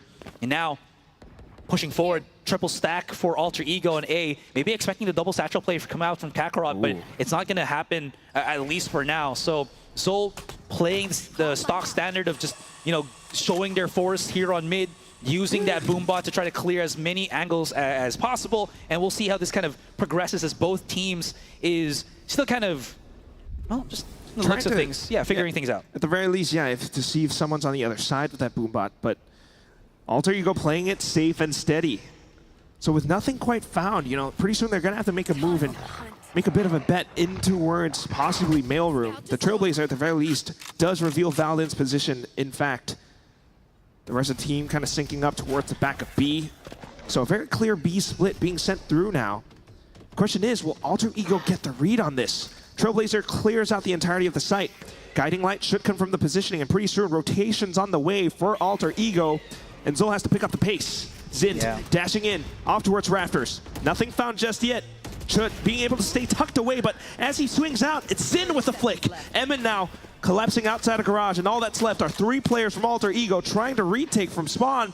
They call that the site's too hot, and it's going to be a save. Yeah, what a clean execute altogether for Zol Esports there, right? You were kind of wondering that if Alter Ego actually starts getting picks on the B site, Godin can always just from the shadows to assist very quickly and just maybe break the offense for Zol, but that was a very, very clean push. And again, I didn't even expect Zind to be able to help out on the push with an operator, right? He just holds an angle and spots out Chud out in the open, gets the flick, and then that just seals the deal for the B-side take. Just at mid-range, too. I mean, it's pretty darn effective with how he's able to find these effective flicks when he's just able to dig down deep into his own position. His teammates all around him spreading across the site to clear everything out. So there it is. That's one of these rounds where we see a more successful take on the attacking half for Zol Esports. You know, not too blindly aggressive, nothing too fancy, but just clear and tactical approaches all across the map, right? Sure. B-split push, a bit of A presence, and then sneaking out into Heaven with 3 players. And now there's a bit of trouble here for Alter Ego. I think this one more round, if they're not able to win this, money is going to be a bit of a problem right now. And this is where it gets interesting, man, because a while ago we were looking at what, 5-11. Now with 3 rounds in the pocket of Zol Esports, a potential comeback in this second map is pretty plausible. And again, saying that because there still is that 3-round deficit that they have to, you know, play around against Alter. And so far, the biggest factor, like we mentioned before, has been Sind in with this op. Working alongside the entire team as well, in with the boom bots and the smokes. Get the Once double again, stack for that placing on the Sentinels on A, man. I think it's the first time we've seen this, right? Yeah. They've always had like a swap on both him and Chud and Nokia on both A and B. But now it's the multi-stack on the A side. I really do like this. It's overkill, but it works when you know your opponent is committing to one side. Especially when Gon clears out that B is, you know, kind of left open. So the rest of Zol continue to push on through. Chud tries to stay tucked away. Kakarot off towards the back, but it's just a bit of a trade. Emin will be able to trade right back against Chud. Wait, Valdin now coming back through, and Kakarot swings back in towards elbow. The pick out. Ooh, the shot actually connects, but not going to get the pick. It's just a bit of a tag here and there. Ray 4C out in the open, can't really get close as Hot Sauce finds him all the way from heaven. And that's going to be Sind getting another shot into God. And 9-11, we've changed the pace. And Zol Esports, just 2 more. They forced out the timeout from Alter Ego here. And Alter Ego, they're feeling the heat here, man. They're feeling way in trouble. Very much so. They haven't quite found a solution to deal against the approach from Zol Esports. I mean, at times it's the op. At times it's a quick set play. And just with how calculated they are in breaking around the other parts of the map, Alter Ego has yet to find a way to work against it. You know, you thought the double Sentinel stack on A side might have been the answer, but not quite. Yeah, and I do like the route that, you know, Kakarot did take just so that he doesn't get messed up by the double Sentinel, because usually the sound sensor is going to be placed potentially nearby so that they can at least go for the peek out. It did look a little bit like maybe there was a mistake there from Zol, because you saw where Chud was placed and he's just hiding at the back of the side. I thought that was going to be like 2 kills for him, but maybe because of the paranoia, maybe because of whatever else, because I couldn't really see what was happening to Chud. He couldn't get those converted kills, and then he just got isolated from the rest of Alter Ego. And even though Valdin was there to maybe pick up a couple of kills, he was just a little bit too late, and Zol was already looking to deal with him as he entries from elbow. Definitely a lot of some of these potentially chaotic moments, but nonetheless, still kills being picked up by Alter Ego. They still have a lot of potential for trades, and with this timeout, so far, Coach Asterisk's timeouts have been somewhat effective. So we shall see if the Judge and Sheriff play works out for Alter Ego. Playing it safe for now. Ray 4C inside of Mail. And Zol taking their time with things as well. Yeah. Again, you know, now that they've gotten themselves a bit of momentum, a couple round swings, right? They still can't really play on their laurels just yet. Can't take it too lightly, especially when Ray 4C is still... Yeah, but now they found him with that Trailblazer. Sure, back away, you know, right? Just go the other direction. I think it's a very smart move. They know that even if they deal with the double Sentinel from Alter Ego, it's not going to phase them as much. Which begs the question, what is the adjustment in this round? How are these double Sentinels going to work array against an incoming Zol? Trying to play it back from screens and elbow. It's just the Sheriffs, though. The camera does give a lot of information at the very least, but as soon as Zol spots it, there they go. Flashes in alongside the paint shells. The sonic sensor is not quite finding that trip that they need. Chud, though, goes further up ahead, lands the initial shot. Then the trades come in. Kakarot, Emin, Sind in with the op once again. All the way towards the back, the playmaker for the team, Vind. Valdin trying to fight back, but Hot Sauce guns him down. Yeah, that was a very, very clean take here for Zol Esports. Sure, there was 2 deaths there, but it's all calculated deaths as well, because you see how much trades just went very quickly in the favor of Zol. Alter Ego were just pushing out, going for that contact, seeing what will work for them, but then you can immediately see right here, as soon as they peek out, get that first pick, there's always somebody from Zol that will try to go for those refrags. And Zin, as he plays the devil's advocate all the way from A main, he's going to be able to spot anybody delayed pushing back in and shoot at that long range with the operator, which has been pretty darn effective. And for sure, that's what we're starting to see again. It's that op always towards the back lines, but now Timeout has to be called for this round, right? The full buy for Alter Ego. And what we're seeing is the Sentinel back in towards the B site, the deadlock that is. So gotten alongside Nakia trying to play in towards B, they managed to seal off Garage for now. And that is, you know, enough information. Yeah, sure, right? If someone double satchels through that, Sound Sensor is going to give, honestly, a very good position, very good opportunity for Gotten. Okay, barrier mesh used, and not going to be able to push that for a bit of time. Trying to lure them into Ray 4C, I think. That's what this setup is for, especially with the barrier mesh. Zol kind of avoids it though, so thinking to find some kind of a timing to push in towards B Heaven perhaps, but not quite finding it just yet. So Hot Sauce looking for some kind of a lurk pick in towards A as well, but nothing found. And just as the timer goes down to 30 seconds, Valen sends the Seekers, confirms the positioning of Zol, knows that it's all up around Mail, and tries to reposition around stairs to get those sprays in. But Sind, what is this updraft? He gets the blade. It's down to Godin as well, and he finds a bit of a trade of his own inside of Garage. Tries to hold on to his crucial position as well, while the rest of his team set up for the retake. Yeah. Oh, that is a missed opportunity there. Ammon's going to have to deal with Gotten first. Goes in, but actually wraps around. He's still going to be holding this one. What? And Gotten still has control of Garage. This is not looking too good for them. Rocking a hard place, and we're all down to Kakarot. 1 versus 2. Gotten repositions. It's the 1 versus 1. He's got Showstopper. Deliver on the payload. Ray 4C. It's going to be close, but Kakarot gets it. Oh my goodness, the rocket delivery system, and Kakarot keeps it alive for Zol. 11-11, the equalizer. And now we're neck and neck here in the second map. It might be neck and neck on the score, but the economy not favoring Alter Ego whatsoever. What started out as a 5-11 scoreline, like you mentioned before, Astrai, has now gone full circle. We are 11-11.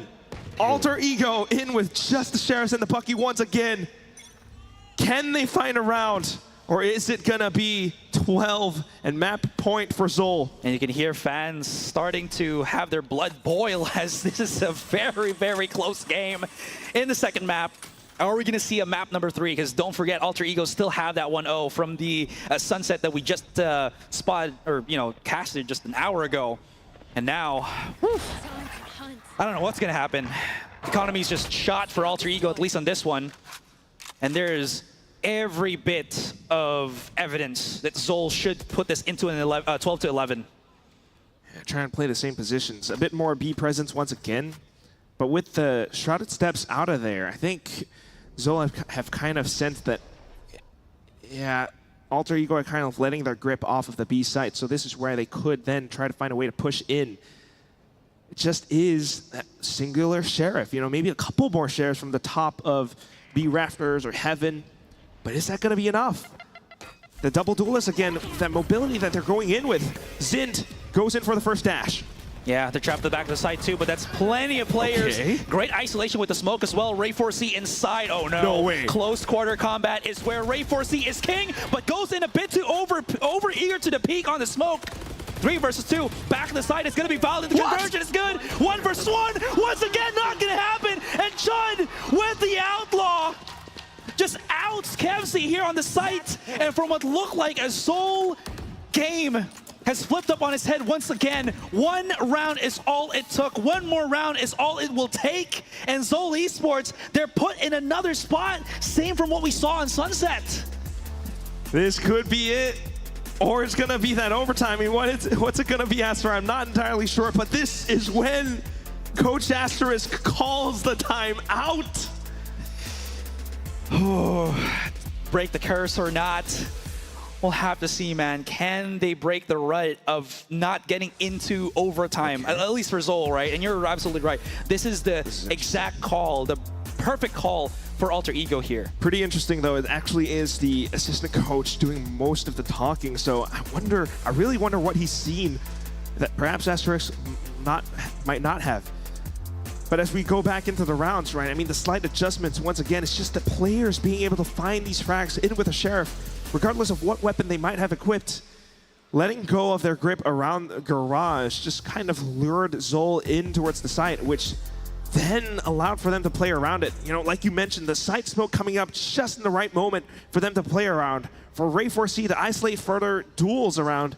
And even though he doesn't find the frag necessarily, his team, you know, it was then able to arrive on site just in time. Yeah, that Valden reposition at the back of the site was pretty huge, honestly. Especially with him being able to pick up a rifle altogether. All things being said. Gravnet setup. They're looking for a potential rush from Zol in towards A. Yeah. Didn't throw it out though, so he's just going to be using the sound sensor as well as the barrier mesh here on the A site. Godden's... I do like the positioning of Godden, because he can always just shrouded step away if he feels that, you know, spot on ramp's a bit too hot. I don't know how I feel about what this means for the other parts of the map. Chud is the only one looking to anchor down the B side, and you know, it can work, but at the same time, you know, we're thinking about Valden as well as Ray4C towards Mail once again. Info not quite on their side. It just is the Bear Mesh trying to flush Zol into uncomfortable positions, but Zol plays the patient game instead, Asarai. Yeah. Once again, it's 11-12. This could be anyone's game. But if it is Alter Egos, and we close out the grand final. They haven't cleared anything out as well, so Gotten's still in a really good spot to just get a couple of kills here, which he actually has gotten already. Zind has swapped out to the Vandals. Whoa. He's trying to go for that entry frag, which you did see here and now. So it's a 4-4. Not too bad for Zol Esports, but work is not done just yet. Hot Sauce now uses the Viper's Pit, and we're going to be playing here as we continue the game. All right, chill. We got this. We got this. It's still continuing, but Naki has spotted out Zind's off-angle position.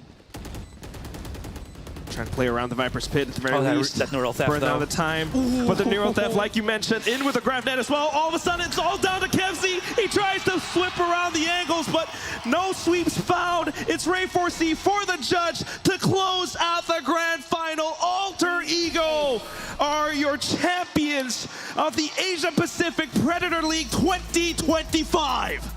What a final round for Alter Ego. The Viper Split was already there in front of their faces. They somehow they managed to spot Zind, convert that into a neural theft, and then everyone inside the Viper Split gets exposed. What a difficult time for them.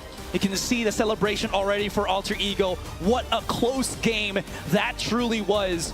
And unfortunately, we got our answer here for the Zol fans. They could not push this into an overtime. A very valiant effort, but a 2-0 victory for Alter Ego. Just came down so incredibly close, Asarai.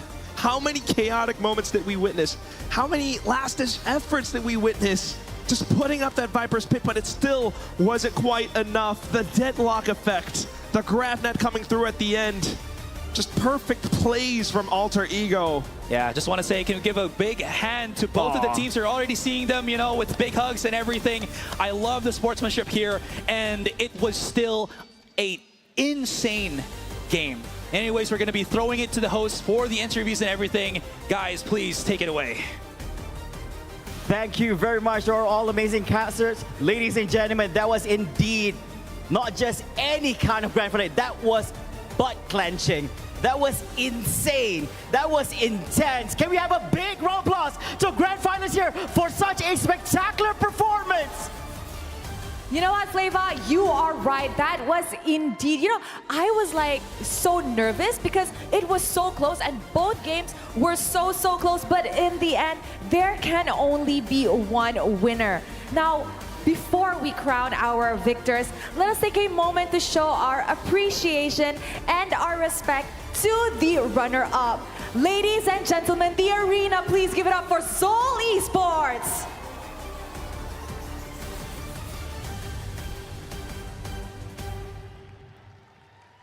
They have truly done their best, and we could see from the games itself that they really did try this grand finals. No doubt about it. It was an insane performance. Map number one as well as number two performance over here. And of course, we're joining together players here right on our right.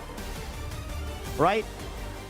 Okay, a little bit to the center, guys. All right, I think that is great. First of all, do you have your mics with you? Do you have the mics with you? No?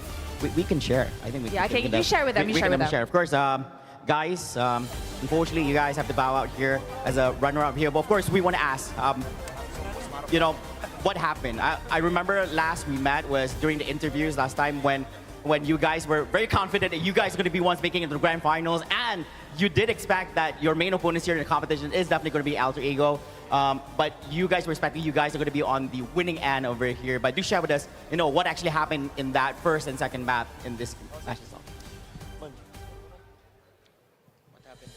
I think we just made too many mistakes, and yeah. And at first, the Alter Ego is hitting their shots, and we're not on. Our team is not really on the same page. The first map, that's why it's really hard to bounce back as well.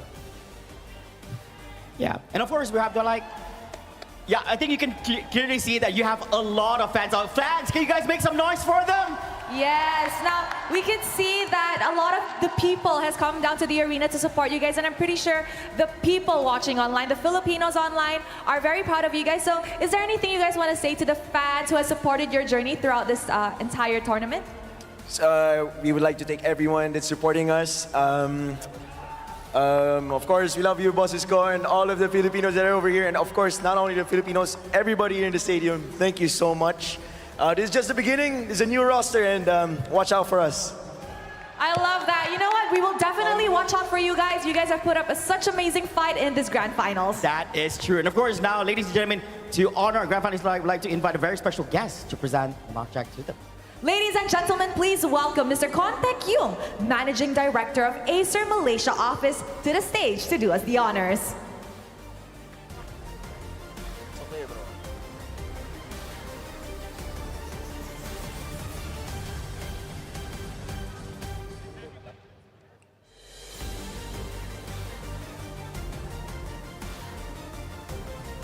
Ladies and gentlemen, it is now time to celebrate the achievements of our runner-up team. Mr. Kontek Yung, please present the mock check to our remarkable runner-up. Here we have, ladies and gentlemen, our runner-ups team, Zol Esports, winning themselves $20,000 US as their runner-up here at the Asia Pacific Predator League 2025.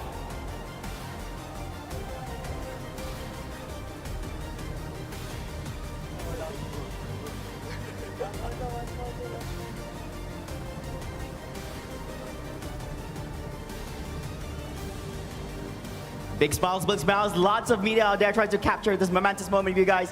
All right, thank you very much. Left. And thank you very much once again for joining us here at the grand finals.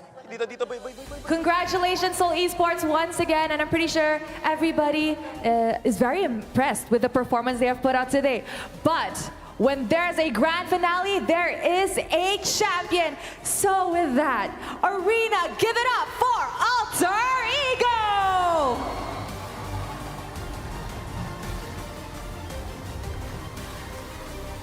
Here we have our champions, Alter Ego, descending down to the main stage after their 2-0 victory in the grand finals. And of course, guys, congratulations. However, before, we celebrate even further, let us get Mr. Kontek Yung once again to present you guys with your mock check.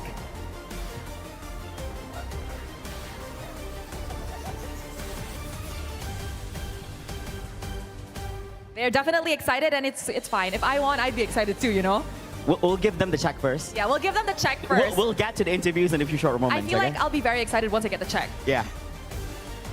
Now, surprisingly, they're more excited for the interviews rather than... Right? Yeah, right. Surprisingly. All right, can we please have the mock check? Here we have, ladies and gentlemen. He's very excited to talk to us. Should we swap? Should we do the interview? Right? Photo, right? Sabar. Relax. We're going to give you the mock check first, all right? All right, you guys can get your mock check. Smile for the camera, guys.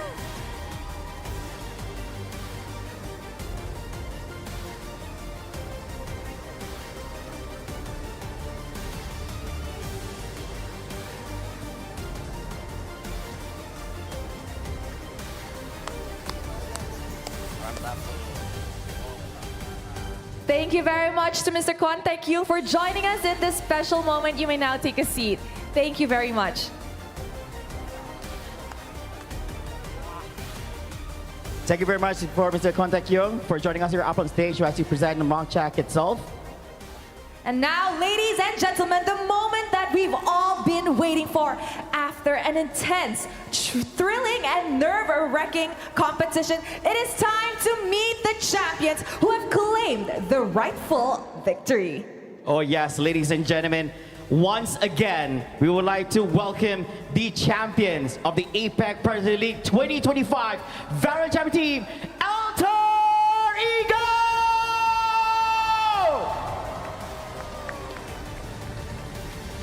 Okay, interview time. You ready? All right, now this is it. This is it. Yeah. Okay. We gave you your checks. We've announced you guys as champions. We'd like to know more about what has inspired here in the grand final itself. Yes. So first of all, we'd like to ask, how are you guys feeling after that 2-0 victory up against your opponents? Of course, happy. Yeah, very happy. Do share with us, what are your thoughts about your opponents there in the grand finals? Because let's be honest, witnessing map number 1, map number 2, they were on the chasing end. They were tailing you guys. Despite you guys being in the forefronts, you guys were leading, you guys were so close to clenching it all, but they were chasing you down and close to actually forcing you guys into the extras as well. How are you guys feeling about that? We just give prank to make them happy and make them down again. Okay. That's nice. This is brutal. That's brutal. I didn't expect this interview to be this way. Now, I have a question. Knowing that it was such a close game, did you guys actually get nervous just now? They could have pushed you guys to a game 3. The last game? Yes. No nervous. Maybe some problem. Yeah, a small mistake make big. Definitely. Small mistakes have big impacts, especially in the big stage. That is definitely, and especially since, everybody's playing for high stakes, so everybody just really wants to win. Yeah. Yeah. Of course, we have to ask you this, right? Since you guys were already in the lead for both maps and stuff, you're so close to actually just sealing the deal for it. But then they were gaining up. How was the communication between you guys? Were you guys panicking? Was it stress? No, what was going on? Cannot be stressed. If you stress, you're gonna keep losing. So just like I said to my every team, calm down. No need to be tail. The win on us. I think that's an amazing response, I would say, coming up for a question itself. Okay, maybe to wrap this up, anything you guys want to say to the fans and to the people who are supporting you guys? I think my coach want to say something to... Yes, please. Sure yes. thing. We would love to hear from the coach himself.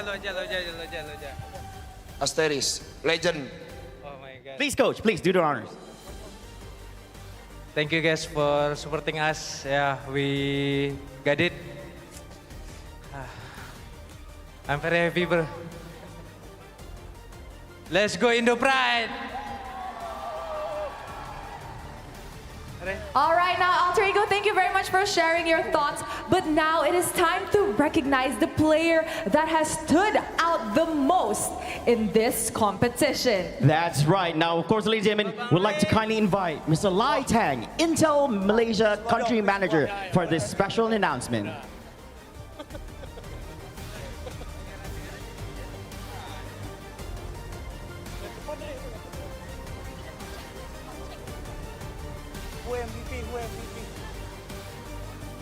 Who MVP?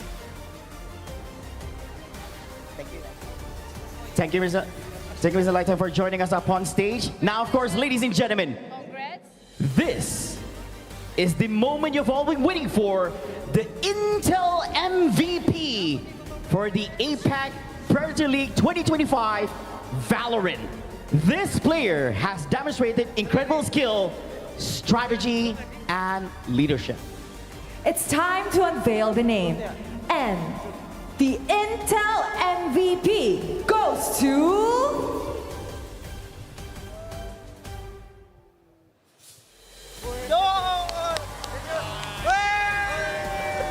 Ladies and gentlemen, this is your Intel MVP! Congratulations! He's shouting already. How are you feeling? How are you feeling? I just feel so excited to win the MVP. Yeah, We can feel it. We can feel it. Excitement, can most feel it, definitely yeah. for their stuff. Was this something that you expected or? Take a photo. Take a photo. Take a photo. We'll take a photo first. It's very hard. I'm trying to manage between the scene.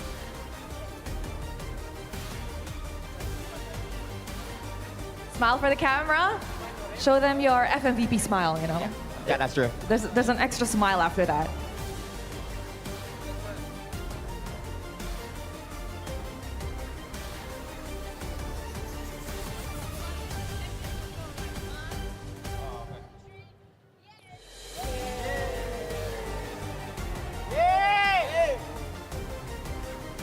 All right, once again, ladies and gentlemen, give a big round of applause to our champions and together with our MVP here for the Valorant APAC Predator League 2025. And ladies and gentlemen, the moment that we've all been waiting for, the culmination of all the hard work, the battles and the triumphs. It's time for our champions to lift the Predator Shield. That's right, and of course, Alter Ego, this is your time to shine. You've earned this moment as being our champion here for this competition. And now it is time to celebrate it in style. We want everyone here to feel the energy, the excitement, and the pride.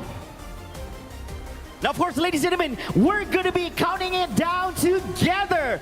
Get ready, everyone, together with our champions, because this is the pinnacle of the APAC Predator League 2025.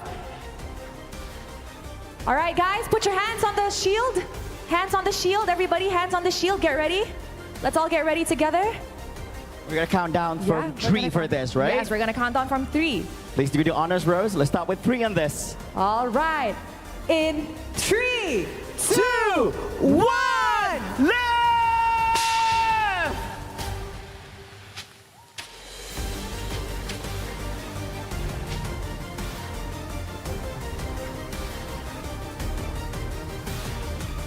A huge thank you and congratulations to all of our amazing players, our passionate fans, and the entire APAC Predator League community for your unwavering support. You all have made this event truly special. That is right. The action, the victories that we witnessed here today, and the unforgettable moments has truly been a true celebration of the very best in esports. And we want to thank each and every one of you who joined us here today, both here in person and for those who are tuning in online through our official live stream, wherever you may be, for making this an unforgettable experience.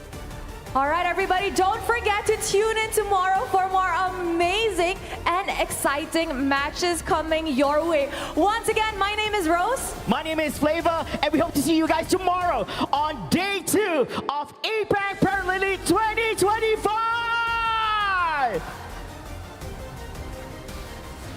Thanks for watching, everyone.